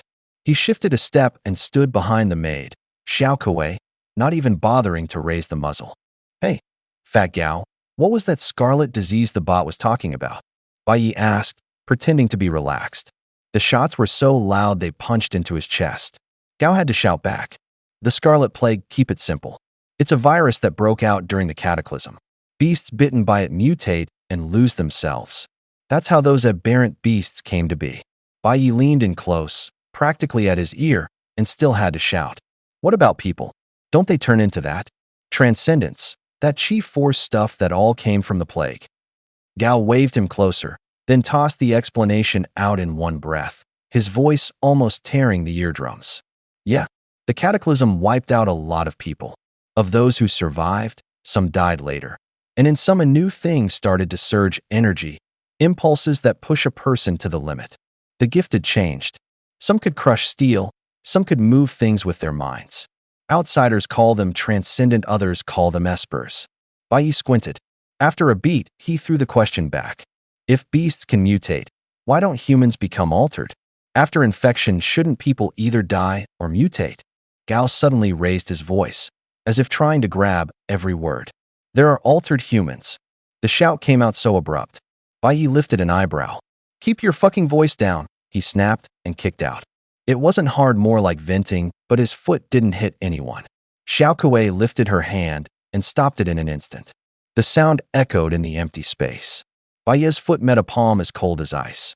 Xiao Kuei stood motionless, face blank. Her eyes looked ordinary but had no spark, like pupils in a mirror, clear and hollow. Gao hurried over and murmured calming words. Xiao Kuei slowly turned her head, as if awakened half a beat late. Gao Bansheng flashed a smug grin at Bai Yi. Bro, I'm just a regular guy with a little money. He shrugged, sounding flippant. If you dared come to Black Mountain, you've got some nerve. Don't get handsy with me. I don't want Xiao Kuei to get the wrong idea. Bai Yi froze for a beat, his eyes narrowing. He didn't answer. Gao started again, like he was telling an old joke. Years ago there were some mutated people. Back then humans pretty much wiped them out. He waved a hand, laughter edged with contempt. They looked scary, big muscles, fierce roars. But they weren't smart. They could frighten civilians, but they couldn't stand up to guns. When he said guns, his voice dropped a little, as if forcing a criticism into a cold fact. You see, once firearms showed up, what got torn wasn't flesh so much as that raw impulse. The altered creatures couldn't even hold a candle to ordinary monstrous beasts. A flicker of disbelief crossed by Ye's eyes.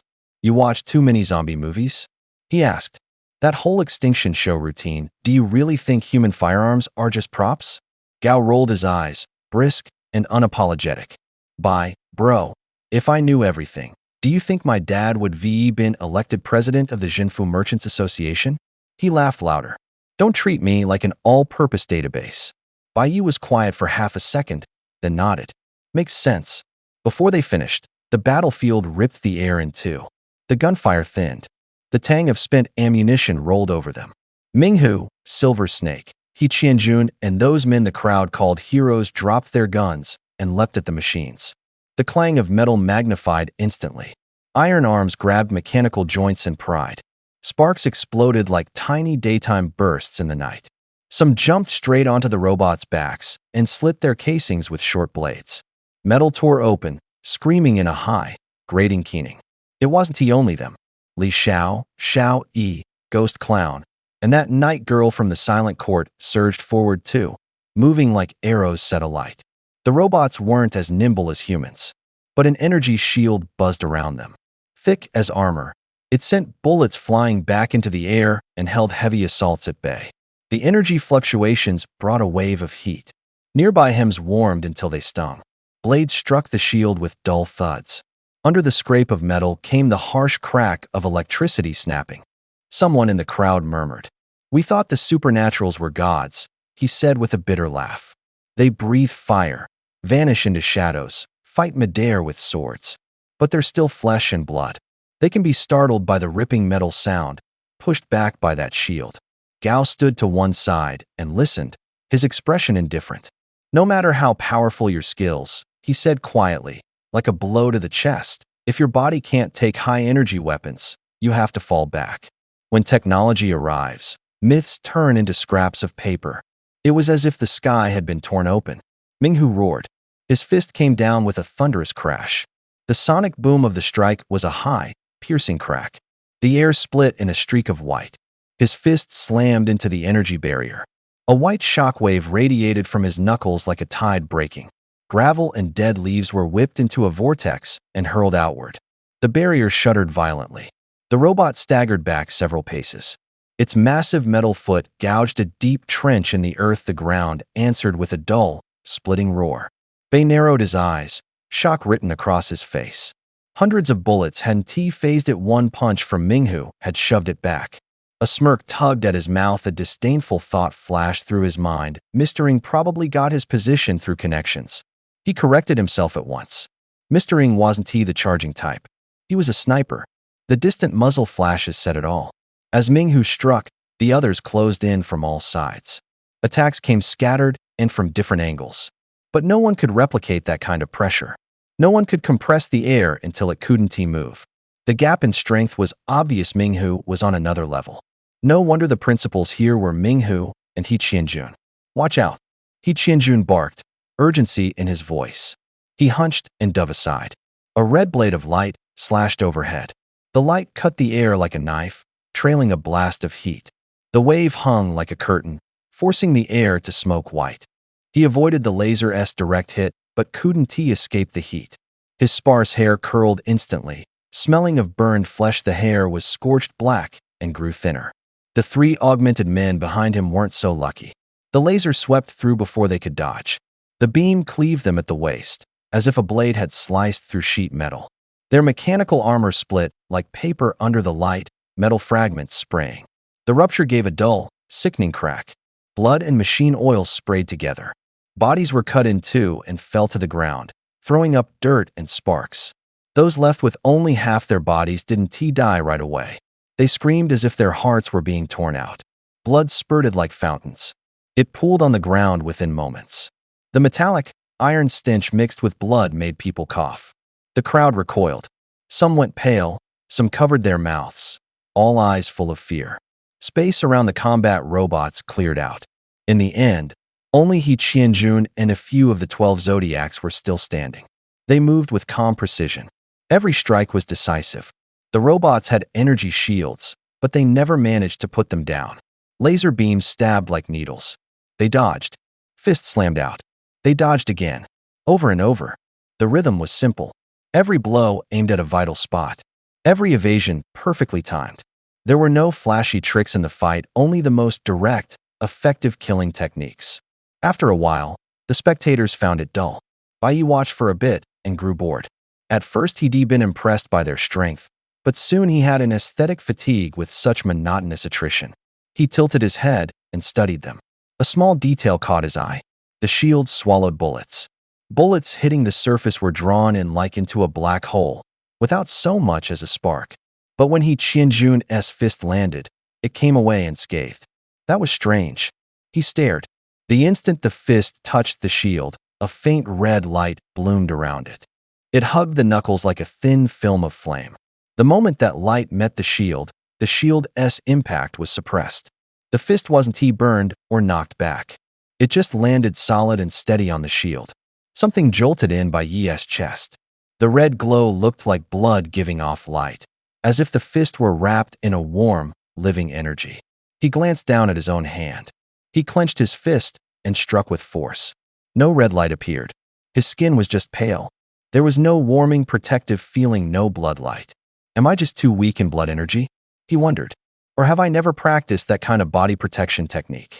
Suddenly, he realized how unfamiliar he still was with the basics of this world. There were a lot of common things he didn't understand. Once the Black Mountain business was settled, he'd have to catch up on lessons. Nearby, Gao Banqing glanced toward the cave mouth, frowned, and asked, "Why don't they rush into the cave right now?"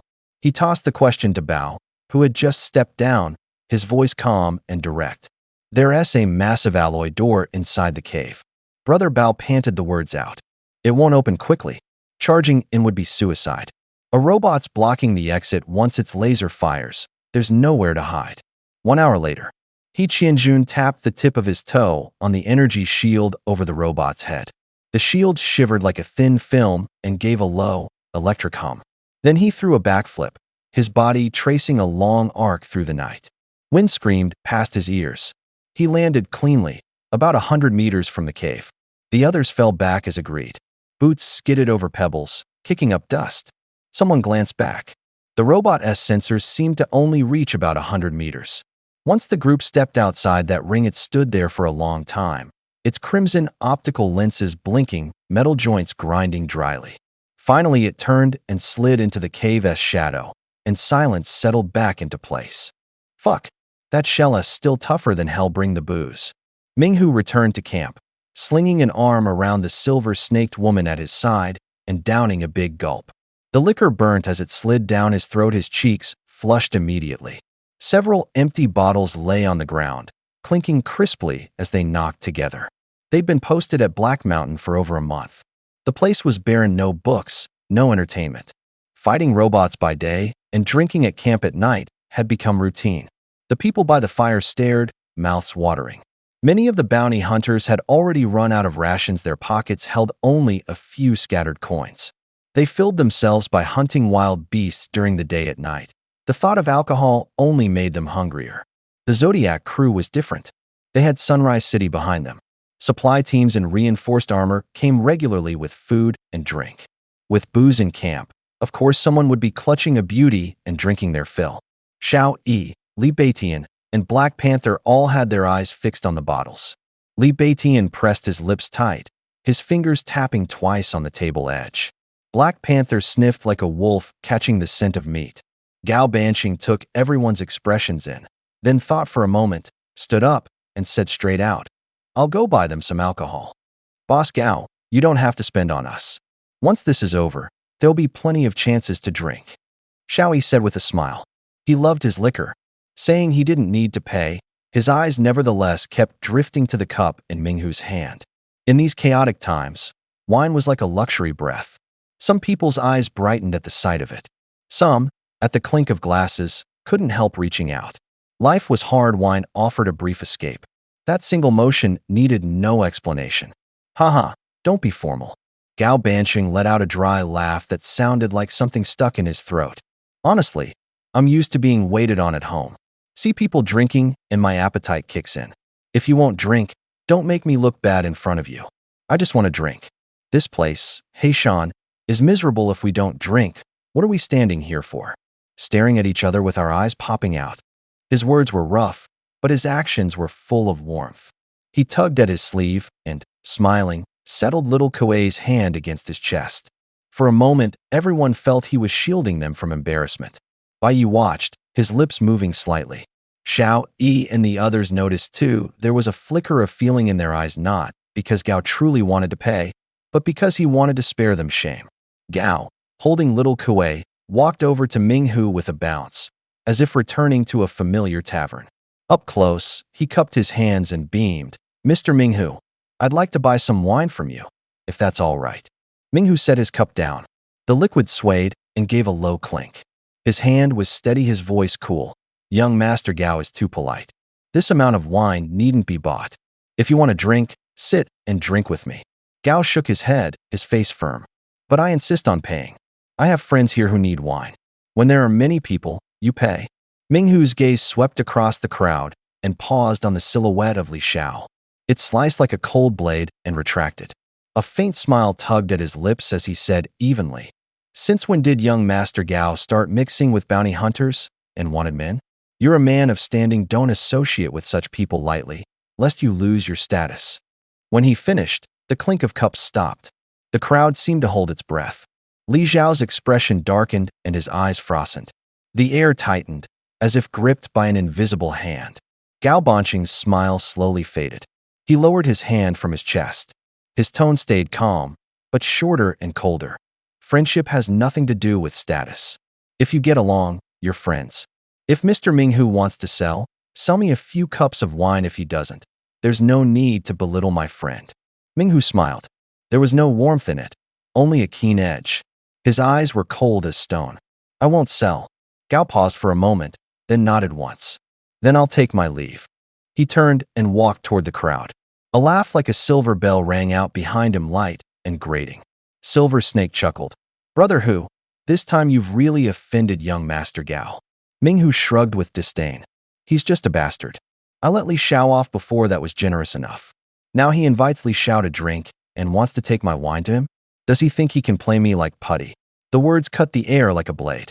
Gao Banqing's steps stopped. He stood motionless for a long time. In the end, he said nothing and walked back slowly. He stopped before everyone, smiling brightly, but his voice was different. "If they won't sell, they won't sell. Once we leave Black Mountain, I'll take you all to the best hotel in Wangguanjing." The laughter was bright and the crowd's anger was doused, as if with a bucket of cold water. Silence fell. Only suppressed whispers lingered in the air. Danger flickered in Bai Ye's eyes. He fixed his stare on Gao Banqing. Bai Yi had always taken a liking to this man. Being mocked, fine, but Minghu hadn't just mocked him, he'd rallied others to shame him. Bai Yi couldn't tolerate that. He cleared his throat, his voice low and direct. "Gao Banqing, why don't you pay? I'll take care of Minghu for you, have Mr. Li handle Minghu." The words dropped like a stone. Everyone went silent, eyes shifting between Bai Yi and Mr. Li. Someone sucked in a breath. "Kill Minghu. That's Minghu of the 12 Zodiacs." Even saying it aloud felt like lighting a fire. A voice in the crowd whispered, incredulous and afraid. "You want to kill Minghu of the 12 Zodiacs? Not bro, you're Ten King." Bai Yi raised an eyebrow. Gao Banqing's eyes softened for a beat. Then he hurriedly waved his hand, voice urgent. "No, no way. Really don't, it's not necessary." Li Xiao snorted coldly, his voice low and steady. "This is my fault. I'll explain. I'll be right back."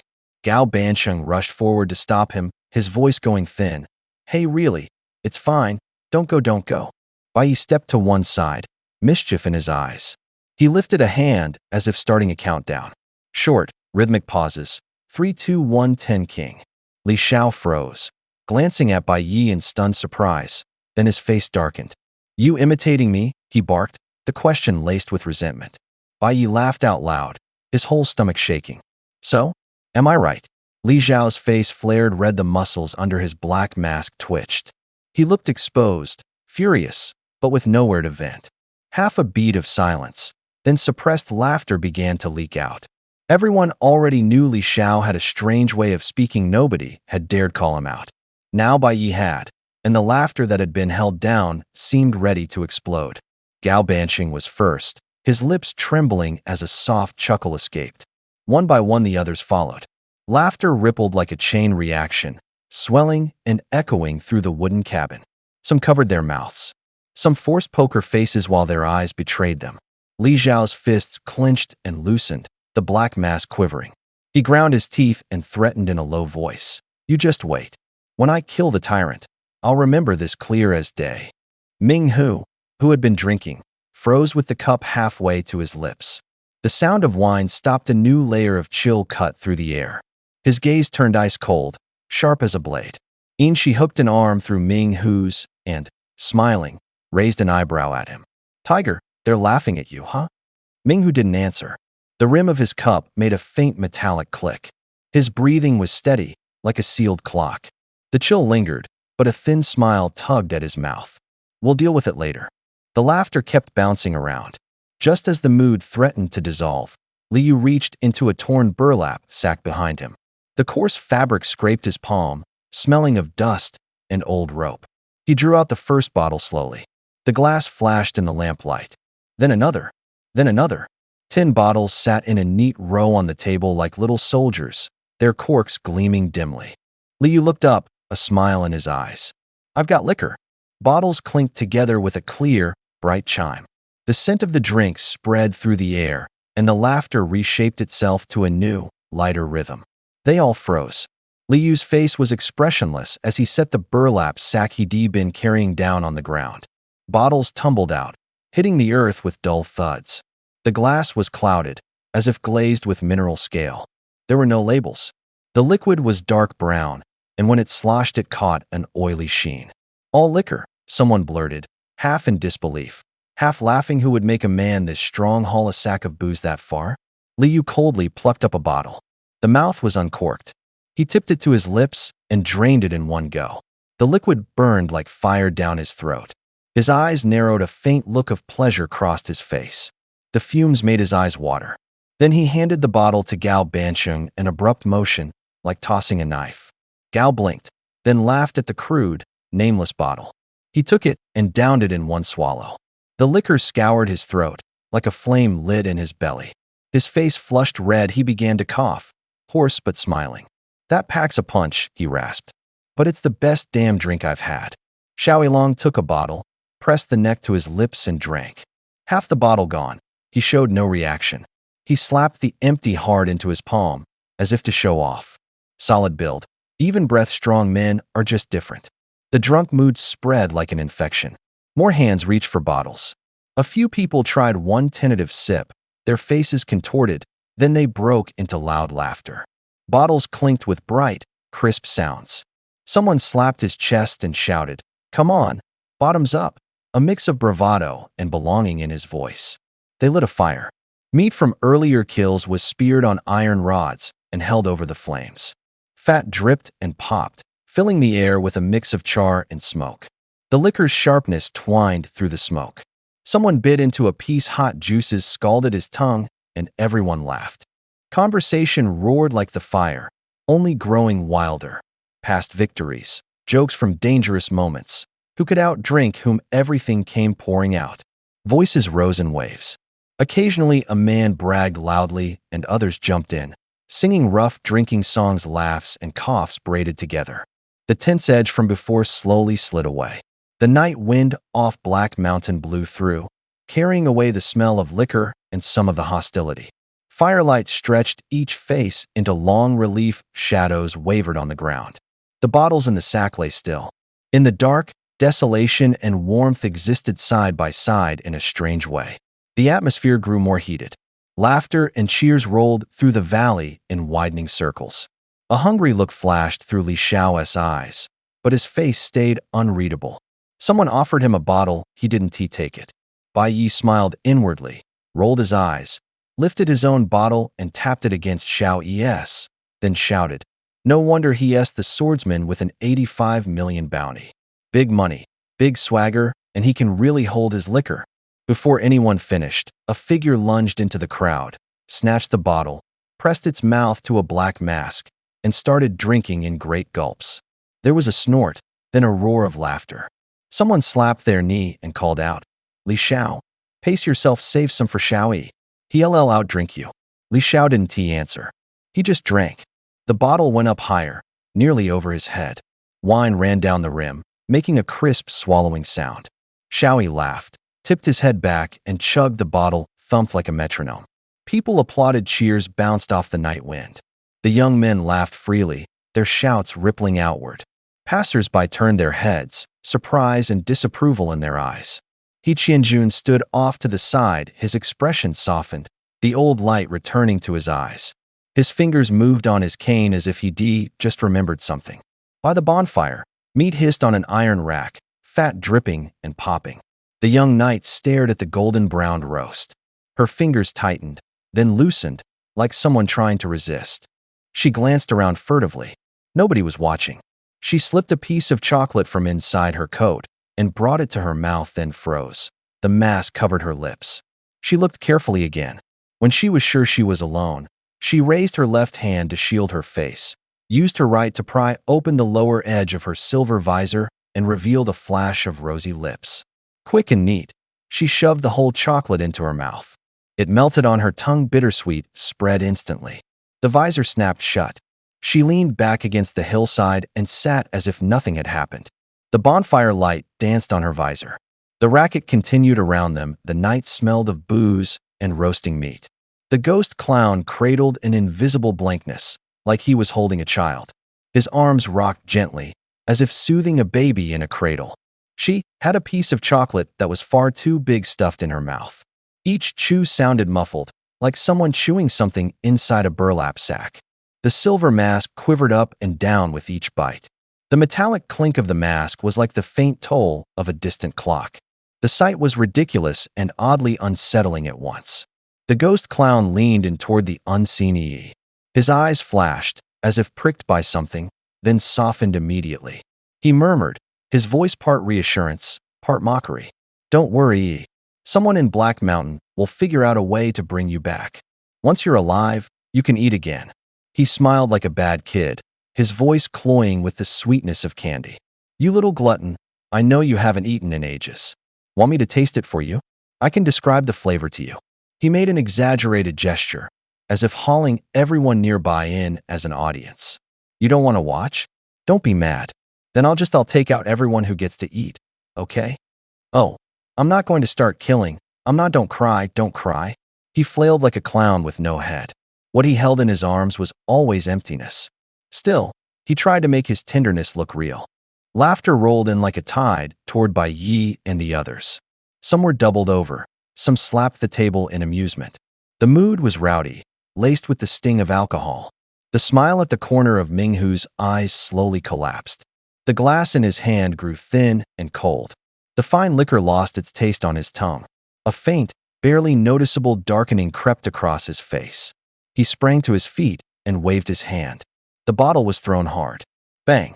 The bottle hit the floor and shattered. The shards fanned out like paper cut by a knife. Wine splashed, the sharp sting of alcohol rushing up. Glass tinkled and scraped on the floor, a sound that grated. The laughter cut off. The room fell into a stiff, sudden silence. Everyone looked at him. Their gazes were like spotlights. Minghu said coldly, his voice low but edged like a blade, "It's noisy. Don't ruin my mood for drinking." He said it plainly, yet with the deliberate aim of being heard by Gao Banqing and the others. The words sliced through the silence and settled on everyone's chest. The air felt as if half its warmth had been sucked away. Faces froze. Hands tightened around glasses and then loosened. Gao Banqing's knuckles whitened, the blood drained from his palms. Still, he said nothing. His eyes held restraint and calculation. He knew he couldn't provoke the 12 zodiacs. He knew, even more, that Tianqi Corporation's power was immense. This was Black Mountain's turf, not a place where he could make moves on a whim. Minghu let out a satisfied sneer and picked up another bottle. He cast a look downward, as if surveying a bunch of little bugs, then slowly poured himself a drink. The liquor swirled in the glass with a faint, eddying sound. The room was left with nothing but that little slosh and the stifled breaths of the people there. Li Xiao couldn't help but stand up. Gao Banqing grabbed him and held him down. The grip was cold and hard. No one noticed that Bai Ye's hand had quietly slipped to Li Yu's back. His fingertips brushed the exposed skin a few times, like writing, like igniting some secret signal. The glass was refilled. Ming Hu leisurely set the bottle down and lifted the glass. Just as he was about to raise it to his lips, he heard a cold warning. If you don't want to drink, then don't. The voice was as faint as a winter wind. Everyone turned. The man sat among Gao and the others, his clothes in tatters, his right hand wrapped in thick bandages like a wounded soldier crawled out of the ruins. He looked broken, and yet he dared to speak to Ming Hu face to face. Ming Hu's hand froze. His eyes narrowed, a predatory glint flashed in his pupils. He let out a low "you." And then, in that instant, everything changed. Bang! The glass shattered in his hand. The crisp crash echoed through the hall. Shards sprayed like rain. Warm liquor splashed across his chest, ran down over hard abs, soaked into his crotch, and left a dark, wet circle. Ming Hu jerked back as if shocked. His solid body tightened, hands snapping up into a defensive posture. A blood-hued glow rippled across his skin, like it might tear the air itself. Li Yu did not rise. He did not look at him. The bandaged right hand lowered slowly, clean, nearly soundless. Then, as if it were nothing, he picked up the bottle beside him and, in a voice as calm as commenting on the weather, said, "Drink." Gao Banqing and the others exchanged looks. No one spoke. The hall fell suddenly quiet. Eyes flicked between Li Yu's face, the bandage on his hand, and Ming Hu's palm full of glass. Bai Ye's hand still hovered in midair. The faint marks his fingertips had left on Li Yu's back were just visible. The shattered glass, Ming Hu's furious and humiliated expression, and that unruffled Li Yu, all the details snapped together like puzzle pieces. Someone in the crowd murmured so low it was almost swallowed by the silence. He did it. Panic filled the room. There were no ordinary people here. Refuge 189 only let in heavy hitters. Even the weakest among them carried bounties in the millions. So what everyone saw now was all the more unbelievable. Ming Hu wasn't the type to lose control. A slip of the hand, a cup shattering, hot liquor spilling onto his leg. This shouldn't happen to him. No sooner had Li Yu finished speaking than the glass in front of him exploded into shards. There had been no warning, no trace of wind. Then a single crack, and the tiny fragments fell like rain, tinkling against the floor. The shards flashed painfully bright under the light. The scent of liquor sprayed out. The steam carried a faint bitterness. Ming Hu's gaze was nailed to Li Yu. His face shifted, slower and slower, like a tightened string. The smile on Silver Snake's face vanished. She bent to look at the shards, her fingers tapping her knee as she said in a low voice, "Look at these marks." The force was light, just enough to break the cup. But with such little force, how could it have traveled that far? She paused, lowering her voice. It clearly looks like it was broken at close range. She had assumed it was a pebble or some kind of covert projectile. If the bandaged man had fired from a distance, how could the impact be so weak? A slower projectile would have been noticed in advance. It didn't make sense. Ming Hu shook his head, as if denying every inference. "I didn't see anything," he said, his voice low. "My animal instincts didn't flare. I didn't smell any wind. It's like nothing happened, yet the cup is broken." The room sank deeper into silence. Everyone was listening to that silence, as if the air itself had been sucked out. Heartbeats became the only rhythm. Fingers clenched white along the table edge. Someone took a step back, a heel scraped faintly across the floor. Real fear showed in Silver Snake's eyes. She stared at Li Yu in a way that made people uneasy. "Silent, invisible force is the most dangerous," she said coldly. "This time it's just a cup. Who's to say the next time it won't be a head?" Ming Hu's fist clenched and loosened. He could feel the heat in his palms. Silver Snake reached out and gave his shoulder a light, firm pat. "Don't be impulsive," she said, voice steady and firm. "We still have a job to do. Don't cause trouble here. You know what the company will do if we do." Ming Hu's knuckles went white. Bulging joints gave a faint, creaking sound. A flash of anger crossed his eyes, but the mission forced it down his throat. He had to wait.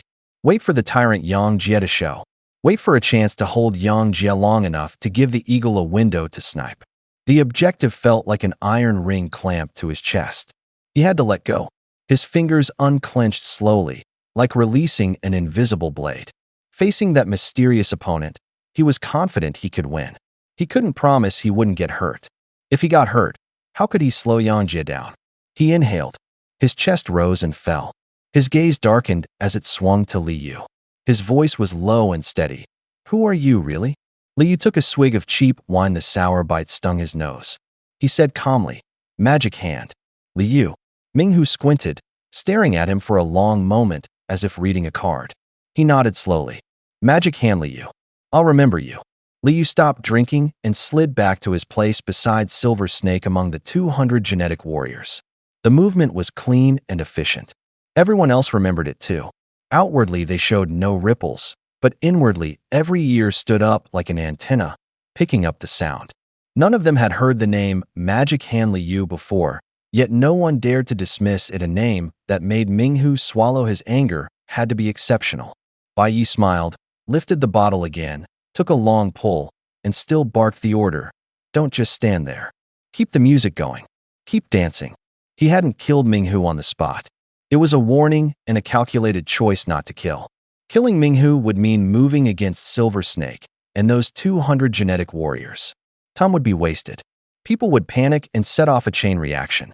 If the tyrant rushed in during the chaos, the situation would get out of control. Bad for Bai Ye's plan to grab the Panga USB. When they heard that reasoning, people slowly snapped back. They stole glances at Li Yu, who was still drinking. Some changed expressions, some raised their cups again. The music picked up, the dancers resumed their steps, and the room's atmosphere slid back into its old groove. Gao Banqing suddenly lifted the bottle.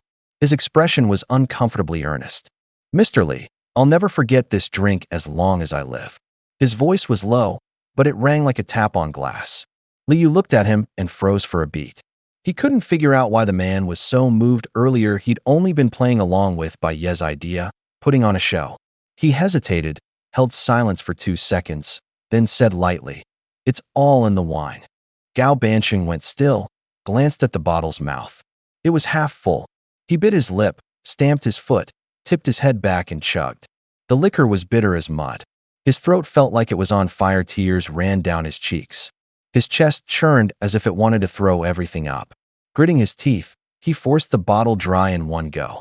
Once the drink hit, his face flushed red. His eyes went hazy and he laughed rough and loud. The laugh was thick and hearty, like a big fat man roaring with joy in a courtyard. Before he could finish his words, he suddenly puked a mouthful of foam, spraying the table. Everyone froze, then burst into laughter. The mood warmed in an instant. Bai Yi didn't hold back, either. He slammed down a big gulp. The liquor slid with a harsh swallow, but it tasted like victory. He grinned, raised his cup, eyes bright. 5 seconds to gamble for face. What 5 seconds bought was the laughter of everyone at the table in this sudden, clear moment. He dropped the cup back on the table with a clatter, voice rough. "As long as we're happy tonight." On the peak of Heishan, the cold wind still blew. In the crowd, there was laughter, the smell of alcohol, and unspoken secrets. But for now, they raised their cups together. Looking around, Bai Yi had only one thought. While we're alive, might as well have a good time. Bai Yi drank his fill, grinning like someone who'd gotten the better of a deal. Li Xiao, however, was distracted. Li Yu's 3 simple lines kept looping in his head. "If you don't want to drink, then don't drink. Magic Hands, Li Yu." Those few words were like blades, slicing through him. Li Yu sat among the crowd, his face cold as a knife's edge, holding his cup without so much as a twitch. The others were stunned. He was as calm as a still lake. Li Xiao watched, chest tight. Jealousy flickered in his eyes, along with admiration and a touch of resentment. He straightened instinctively, copying Li Yu's indifferent expression, even reaching to touch his arm as if trying to wrap himself in bandages too. With bellies and throats full, the next move began. They advanced toward the cave as planned. The goal was to draw out the robot.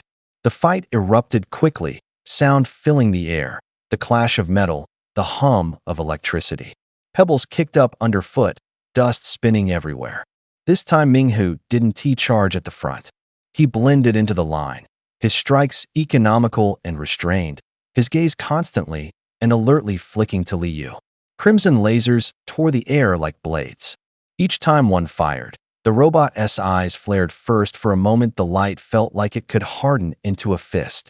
Minghu read the cue, dropped low, and slipped aside. It wasn't that he was faster than the light. He caught the prelude to its strike. After dodging the beam, he planted one hand on the ground. Veins stood out on his arm, muscles coiling like springs. Using his hand as a pivot, he snapped his torso, and his right leg launched like a cannon. The boot's tip slammed into the energy shield. The shield gave a low, resonant hum. Electric sparks exploded outward, a fissure of light like glass cracking. The robot was shoved back several steps, rivets whining in a sharp scrape. Seizing the opening, Minghu sprang up, and with the corner of his eye scanned the crowd. Liu stood off at a distance, watching quietly, not intervening. Minghu's brow tightened. Beside him, He Qianjun was staring at Liu too. It wasn't just them. Every fighter bold enough to close with the machines split their attention in half for Liu. Their gazes were like magnets, pulled toward him again and again. Minghu's eyes swept over everyone's faces. The unspoken words hung in the air. Some tightened their shoulders. Some lowered their voices. Some stared at Liu without blinking. There was wariness in those looks, and resentment too. Like on a battlefield where everyone up front is frantically squeezing the trigger, and suddenly someone in the back doesn't move who wouldn't wonder whether he'd open fire at the crucial moment. The corner of Minghu's mouth twitched. He turned, voice low and clear, carrying a force you could feel down to your bones. Liu, you can pull off tricks like that, and you're clearly no weakling. So why hide at the back of the crowd, planning to wait until everyone else runs out of ammo, and then clean up the leftovers? The line dropped, and everything went quiet. Several of the stronger fighters' gazes stabbed at Liu like needles. People murmured judgments in low voices. The scrape of metal and the distant clank of robot footsteps beat through the air like a heartbeat. Silver Snake flashed aside, nimbly avoiding the heavy swing of a robot's iron arm. She cocked her chin and let out a high, provocative laugh. Brotherly, a woman like me went up there. What's the matter, big man? Scared to go out front? Her words were a spark thrown into dry tinder. Even more eyes turned to Liu. A cold prick ran down his back, like being jabbed with needles. The wound on his right hand throbbed faintly. The tendons at his wrist were taut as strings. He looked up at Bai Yi. Bai Yi returned a brief look, no extra meaning in it. But the message was clear: don't get involved. Liu's mouth twitched. He smiled bitterly in his chest. He kept his head down, voice calm but resolute. No need to step in. At that, some scoffed, some snorted. The tension grew another notch. Minghu stepped forward, one brow raised, tone laced with a barb. Oh? So you mean you want to get into Shelter 189, but you don't want to do any work? Metal rang. The wind scraped across the metal shavings. Liu's chest rose and fell. Sweat slid down the side of his neck and, along with the tension, trickled down to his hand. His gaze cooled a few degrees, but his tone grew even more even. I won't strike from behind. It's just that now isn't the time for me to step forward and save the situation. Minghu's eyes darkened. He decided to force Liu to act. He wanted to see exactly what Liu could do. Liu's fingers trembled. Sweat slid from his palms down between his fingers. His heart pounded like a drum against his ribs. His mind went blank. His throat was dry. His voice came out hoarse and urgent. I said, there's no need to do this. He said it again and again, like a stuck tape. Minghu's face grew cold. His gaze was a blade. The others tightened their brows. Someone muttered under their breath. He doesn't even see us? Another ground their teeth in anger. You think those rusty old robots are nothing? What are we, some sideshow? Then, from the east, came a low rumble. At first it was faint. Quickly it rolled in like waves, closer, louder. What is that? Someone asked, disbelief in their voice. Sounds like a train? Bai Yi looked up, recognizing the familiar cadence from memory. You're kidding, Xiaoyi frowned. This is the Black Mountain wasteland. Off-roaders can't even get up here. Where would a train come from? Rumble. The ground shivered. Loose pebbles hopped out of cracks. Birds exploded into the sky, their screams cutting the air. The wind smelled of coal soot and hot oil. Then a sharp, high-pressure hiss of steam ripped through like a metal door being pried open. Look, someone pointed to the eastern horizon, voice thick with disbelief. They all looked up as if struck by lightning. The eastern sky split open as if torn by a black hand. A column of cold, dark smoke billowed, shredding the light. Through the rent in the clouds, a steam locomotive emerged. It was enormous, a beast dragging a plume of gray-black smoke like a dragon across the heavens. Its wheels seemed to grind the air itself, kicking up a fierce gust as it raced toward Black Mountain with terrifying speed. The scene looked like a miracle. Silence fell over the crowd. Hair stood on end. Even powerful figures like Ming Hu and He Qianjun were no exception. Someone stepped back, fingertips trembling. The train was a full kilometer long. The colossal leviathan that had lain flat on the tracks now hung, suspended in midair. It no longer felt like an ordinary locomotive, but like a steel monster that scoffed at gravity. Wind tore around its hull. Metal released a low, mournful groan. Steam billowed like fog, and the whistle stretched into the sky like a drawn-out horn. Bai Yi's eyes widened. He'd seen relics left by lost civilizations, but he had never seen a train run through the sky. The air thrummed with a strange vibration, like distant thunder compressed into a low frequency that made your chest feel heavy. Wait, he and T fully processed it. The exclamation died on his lips. There was a person standing on the engine. As the train drew nearer, the figure resolved out of the smoke. A man stood steady on the prow. Crimson armor flashed. Dark gold filigree snaked across the plates. The pauldrons were shaped into beast heads, fangs bared as if ready to rip the air apart. He stood with his arms folded across his chest like a statue. His gaze was cold enough to freeze the heart. He didn't shout. He didn't move. He simply stood there, like a god looking down on mortals. Li Xiao's voice broke out, hoarse and desperate. The tyrant Yang Jie? He pressed against the wanted poster on the wall, fingers clutching the paper until his knuckles went white. The face on the poster had come alive. Li Xiao's legs went weak. He nearly fell to his knees. He had played their meeting over in his head 1,000 times. He had imagined himself victorious. Now, watching the man arrive astride a kilometer-long steam train from the horizon, every scrap of confidence and fantasy shattered like glass, cracking and raining down. Low murmurs ran through the crowd. He's one of the 10 kings, someone said. The 10 kings? Bai Yi sucked in a breath. Someone else put it more plainly. The 10 kings are 10 people who command overwhelming power. When they appear, their presence compresses the very air around them. It's not a title so much as the oppressive force of their existence. Compared to him, everyone else's entrance paled. Some brandished long swords, silver light scattering. Some performed like actors, relying on tricks and laughter. Some fought with bare fists, muscles like taut steel cables. Others drew eyes with flashy costumes. That cramped, gimmicky aura felt childish and weak in his presence. Tyrant Yang Jie literally drove the train into the sky. The scene was like adults smashing into a kindergarten. Absurd, dangerous, disorienting. No one knew exactly who Yang Jie was. All they saw was him hauling a kilometer-long steam locomotive into the air. In that moment, the power itself was terrifying. Bai Yi listened to Li Xiao muttering about the 10 kings, those 10 supposedly godlike strongmen. He had assumed that even if any of them were stronger than Li Xiao, they wouldn't be this far beyond him. Now it seemed Bai Yi had underestimated Li Xiao's guts. Or he had been completely wrong about him. Bai Yi looked at Li Xiao. Li Xiao froze. Bai Yi gave a casual thumbs up, smiling as if it were all a joke. Still you, Li Xiao. He shook his head slowly. I always thought you only knew how to look cool. Guess I was wrong. You don't just look cool, you actually know how to make people laugh. Way better. From now on, don't call yourself the Shadow. How about the funny dart thrower instead? Li Xiao didn't hear a word. His gaze was pinned to the man in the sky.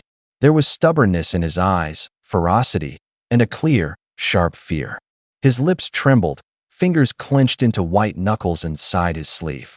It felt as if an invisible hand were pressing on his chest. His breath came shallow, and his heart thudded like a drum. He hated his own incompetence. He hated his cowardice. Once the 10 kings had been his goal, now he couldn't manage a single move. Up above, Yang Jie tapped the chimney. Steam roared. Black and white smoke, like the exhalation of some giant beast, was blown apart. The locomotive dove like a raptor, the whole train hurtling downward. The air tore. Wind whipped at faces like lashes. Waves of hot steam slammed into the crowd. The metallic tang and the sting of oil smoke filled the air. A long, keening whistle battered their ears. Run, someone screamed. The shout was shredded by the wind, trembling. The robots people had set aside were abandoned, no one cared for them. People turned and fled in a chaotic scramble. Dry leaves crackled underfoot. Everyone finally understood how close the danger was. Who could stop a train falling from the sky? No one stayed.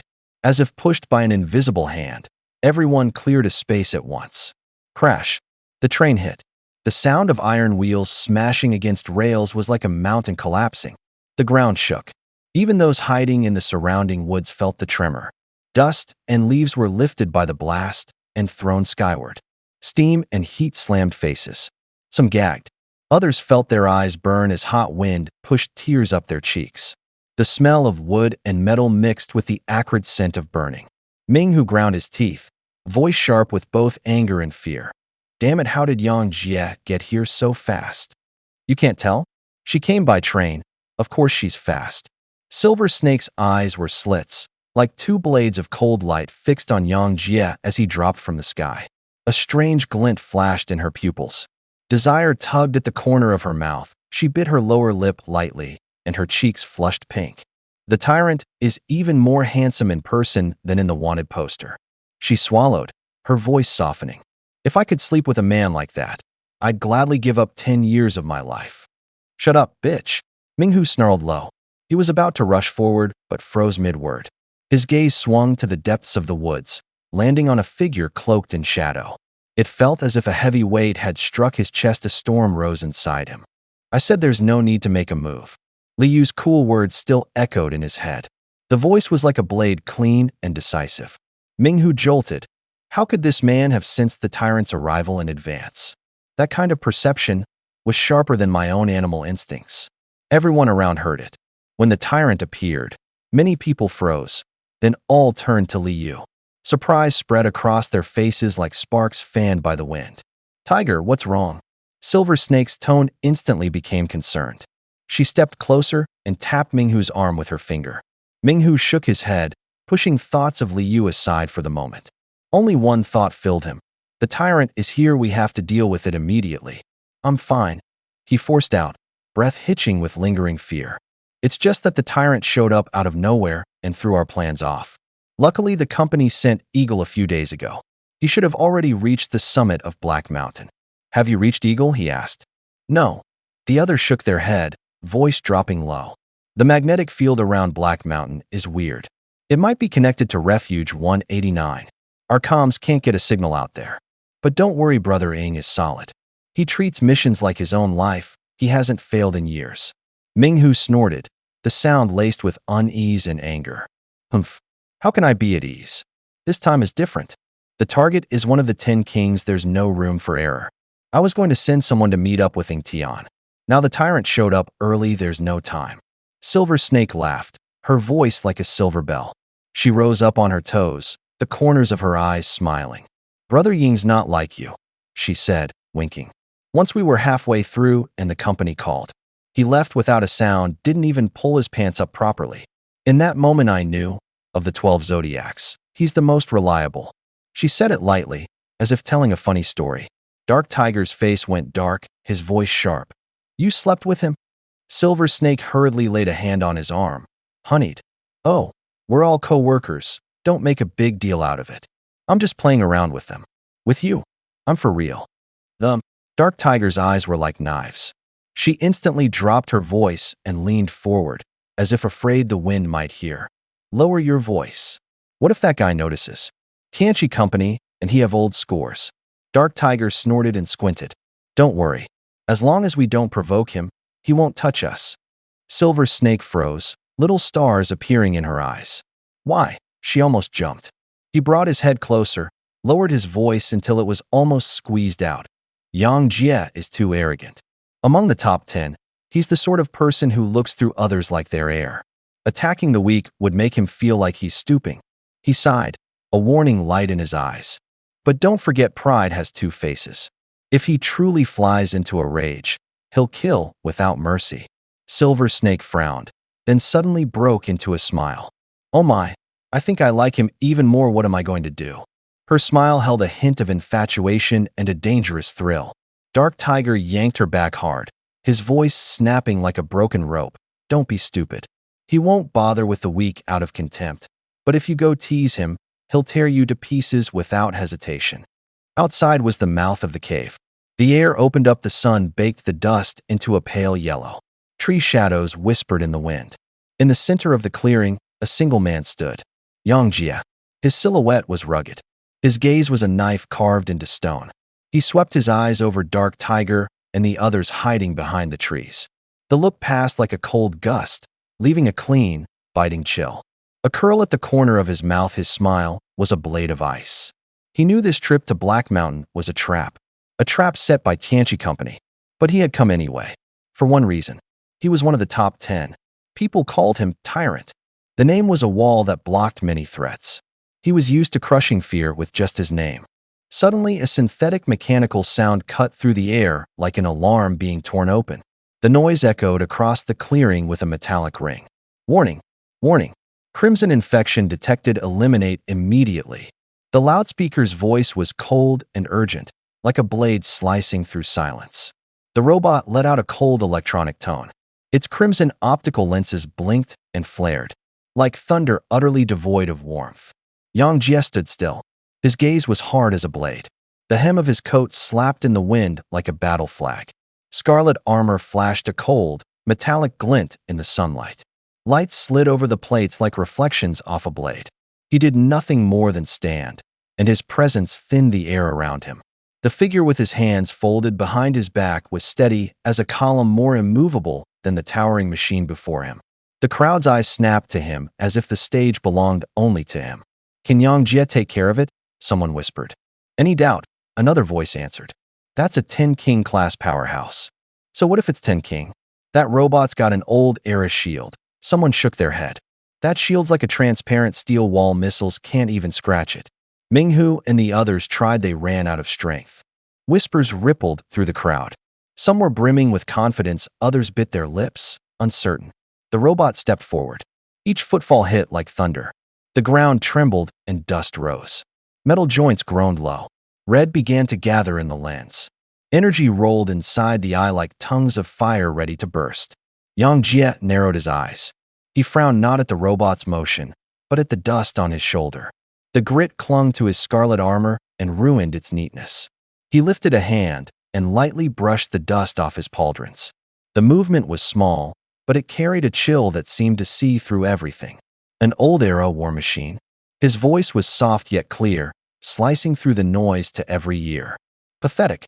Weak. The crowd froze. Snickers and doubts died away. Weak? They stared at a machine that could shrug off missiles and could hardly believe what they'd heard. A laser had already condensed into a line in the robot's eye. In the next instant, the energy tightened like a drawn string, hissing.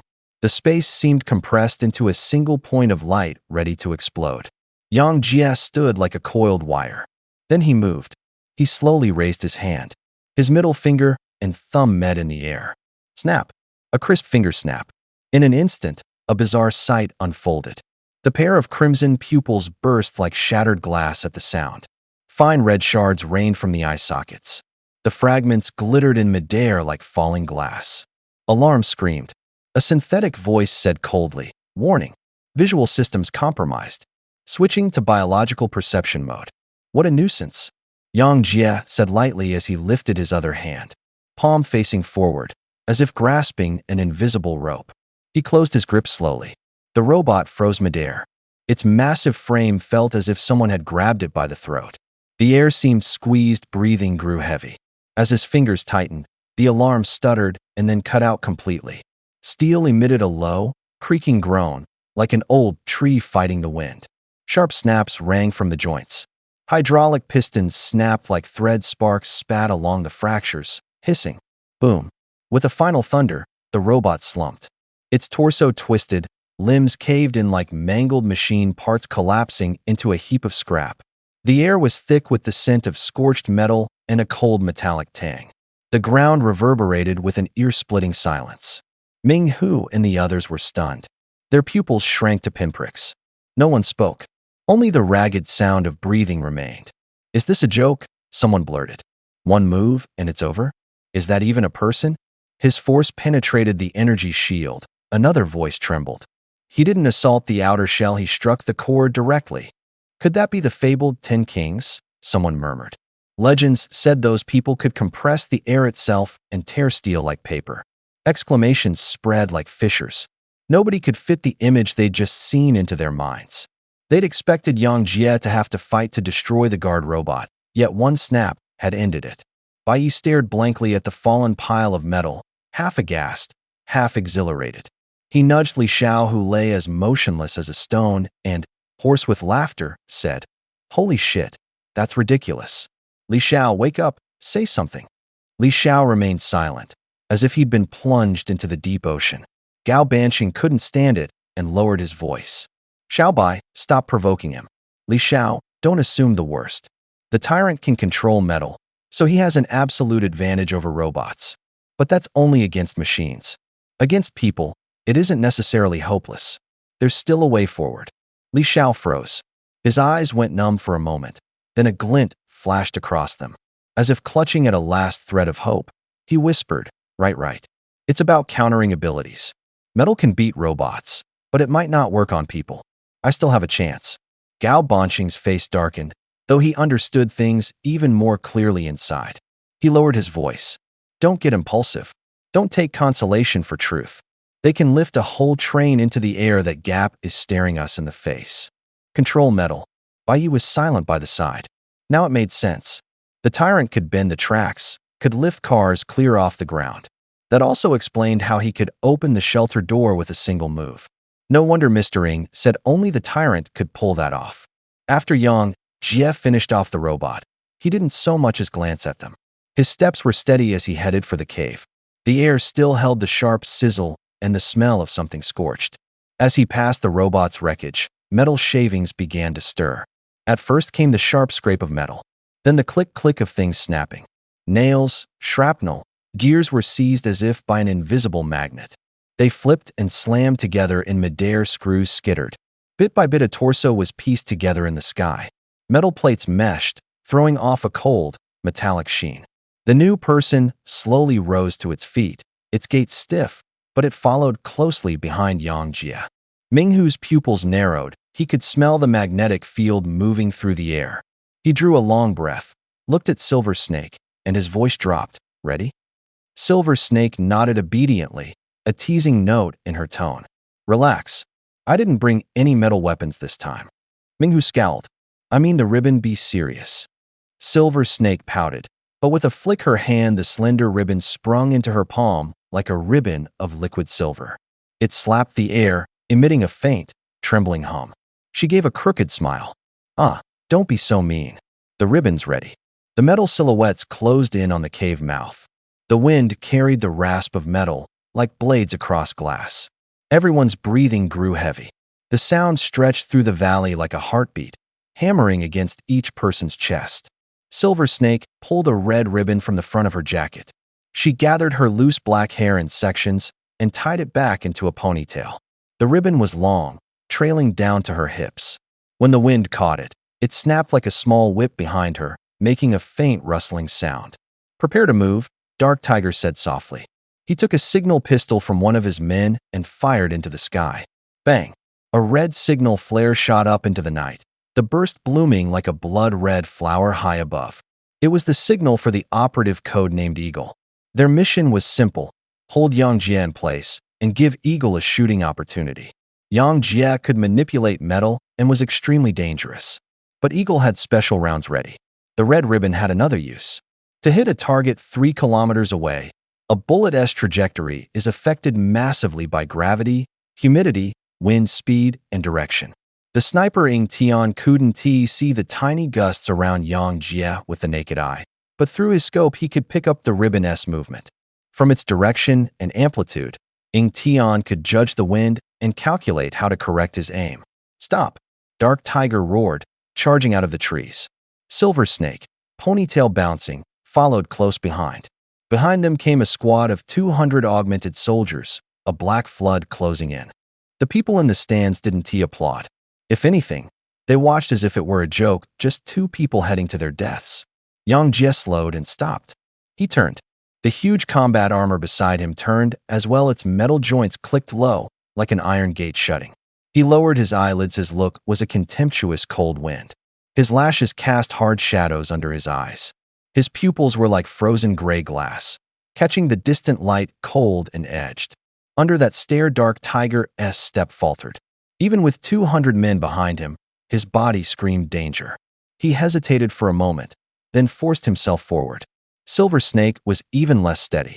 Her gaze flitted around, her cheeks slightly flushed. She looked like a girl who'd seen her idol. Her fingers nervously twined the ribbon, and any sound she made was small and trembling. You destroyed one of the company's satellite cities. Answer for it. Minghu growled. His voice landed like an iron hammer on the chest. Bai Yi lifted a hand and rubbed his brow. His eyes darted away. Embarrassment was written all over his face. He glanced at the man beside him, thought of the overly dramatic Mr. Ng, and felt even more awkward speaking up for Minghu. Yang Jie stood like an iceberg. There was no ripple in his eyes, only cold. Leave or die, he said lightly. His voice wasn't loud, but it cut like a knife. Minghu's face fell and fury flared. With a roar, he surged forward, limbs striking the ground as if to tear it apart. 200 fighters behind him exploded into motion. Their shouts rose like a tide. Their stomps kicked up dust, the earth trembling slightly. These were not ordinary goons. Muscles bulged, veins ran like steel cables, and their eyes shone. Most bore injection marks the cost of modification. Some had multiple puncture scars, like battle-hardened veterans. Leading them was the burly man who called himself Minghu. A crude badge hung on his chest. He lowered his head like a beast and charged with his men. The scene threatened to rip the night apart. Even the watching heavyweights held their breath, whispering with a touch of awe. Yang Jie slowly drew his right hand from his coat. The motion was so slow it felt as if time were stretched. The air around him seemed to tighten. The wind fell silent. Even the stirred dust began to settle. Minghu slammed to a stop. He raised his palm in a halt gesture. 200 men froze at once, chests heaving. Every face tensed. No one dared meet Yang Jie's eyes. Everyone waited for the instant to explode. Fist, blade, energy wave, any of them could come. But the hand Yang Jie raised was not for violence. He rested it on the crimson pauldron at his shoulder and brushed a speck of dust away with his fingertips. The sound was faint, like fabric sliding. The air turned awkward and silent in an instant. Minghu went pale. The fighters behind him exchanged glances, bewilderment written all over their faces. The scene, once fierce and pressing, suddenly froze into a stalemate. The crowd not far away froze in unison. He merely lifted a hand. The 12 Zodiacs and 200 genetic warriors all stopped in their tracks. It felt as if an invisible hand had clamped their chests. Shadows seemed to draw inward, even their breathing grew quieter. Although it was Minghu and the others who had surrounded Yang Jie, the scene felt as if Yang Jie alone had ensnared everyone. True strength doesn't need blades. One name was enough to dominate everything. You don't even dare to look up at me? Yang Jie's voice was as cold as a gust of wind. After he spoke, he turned and walked toward the cave. His steps were light, he didn't even look back. Minghu's expression changed. Muscles tensed, blood boiling like fire through his veins. He let out a roar, fists hard as iron. Kill, he shouted, the single word tearing from his chest. A bloody aura churned around him. A ferocious tiger head afterimage cracked into being around his fists. The tiger head sliced the air like a blade, dragging a scalding white current behind it. Tiger fury, he bellowed, his voice hoarse. The current, like a flaming finger, aimed straight for Yang Jie's back. But the instant the current brushed his shoulder, a black shadow surged like a tidal wave. It flowed over Minghu and swallowed him in an instant. Boom! The fist crashed into iron armor. A shock wave erupted from the point of impact, rippling outward like translucent waves. Trees bent violently, branches snapped, and leaves fell like rain. The air carried the smell of scorched metal and the bitter tang of dust. The robot's steel arm snapped under the punch with a crack, like an old iron spring breaking, and fell heavily to the ground with a dull thud. Its internal precision mechanisms had already been ruined by Yang Jie. The core no longer worked. The energy shield couldn't rise, and its intelligence was dead. On the outside it might still have seemed functional, but it was just an empty shell. Yang Jie's iron puppet. Puppets have their advantages. They can be smashed without consequence. They don't feel pain. They don't flinch. Precision machines can be smashed, circuits short, programs crash. But this iron body was no ordinary machine. The severed mechanical arm trembled in midair. As if yanked by an invisible cord, it snapped back into the robot's shoulder with a sharp click. Metal meshed together like fangs closing. Minghu ground his teeth. His fist dented steel plates, sheared linkages, ripped open armor. But the body always put itself back together. Wherever he smashed, more parts slid back into place along invisible tracks. Minghu's fist hung in the air, punching at a monster that simply would not fall. The legs of 200 genetically engineered warriors shook. Chests rose and fell, sweat trickling down necks. They forced their fear down into their throats, gave low, raw roars, and slashed forward. Their steps, though, were like walking on ice, heavy and uncertain. Rumble. The coal-black steam train came alive. It tore out of the mountain pass, the cars linked into a single, enormous black chain.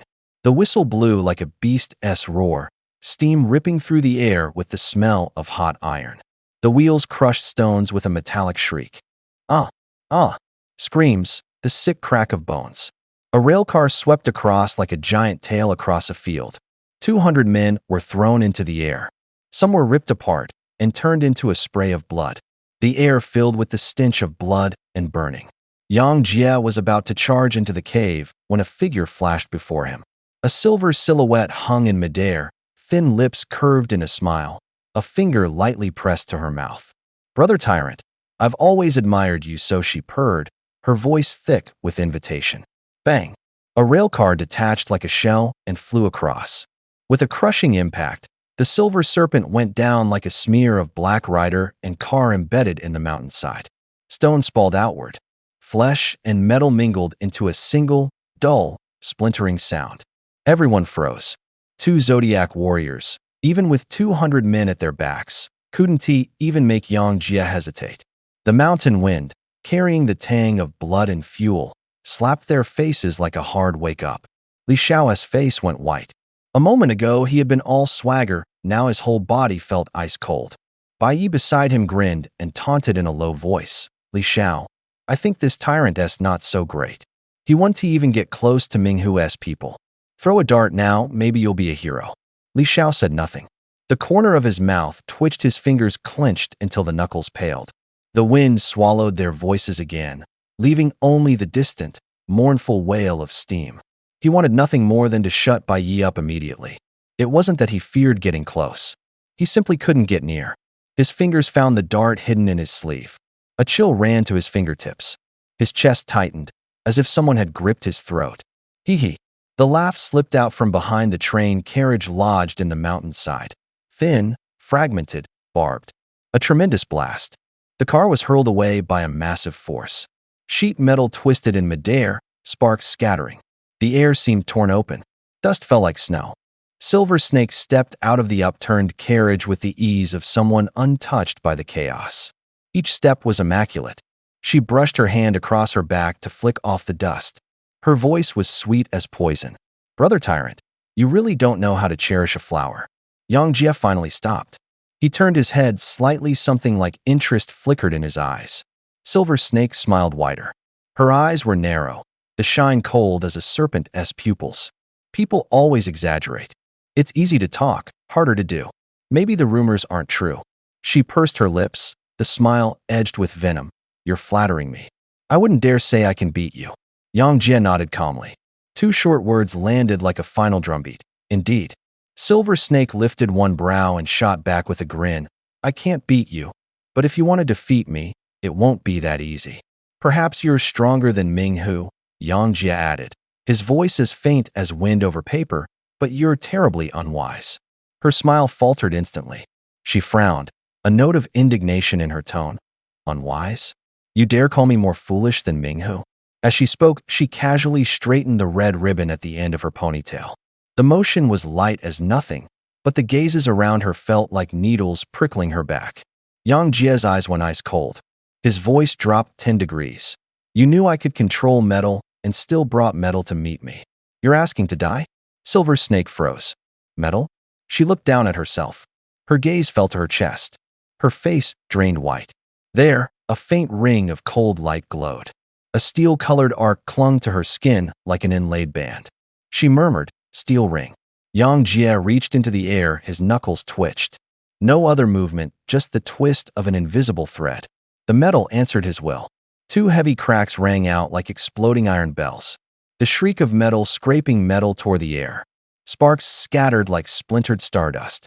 A wave of heat hit them, carrying the acrid tang of burning metal. The steel ring across Silver Snake's chest convulsed and snapped with a sickening crack.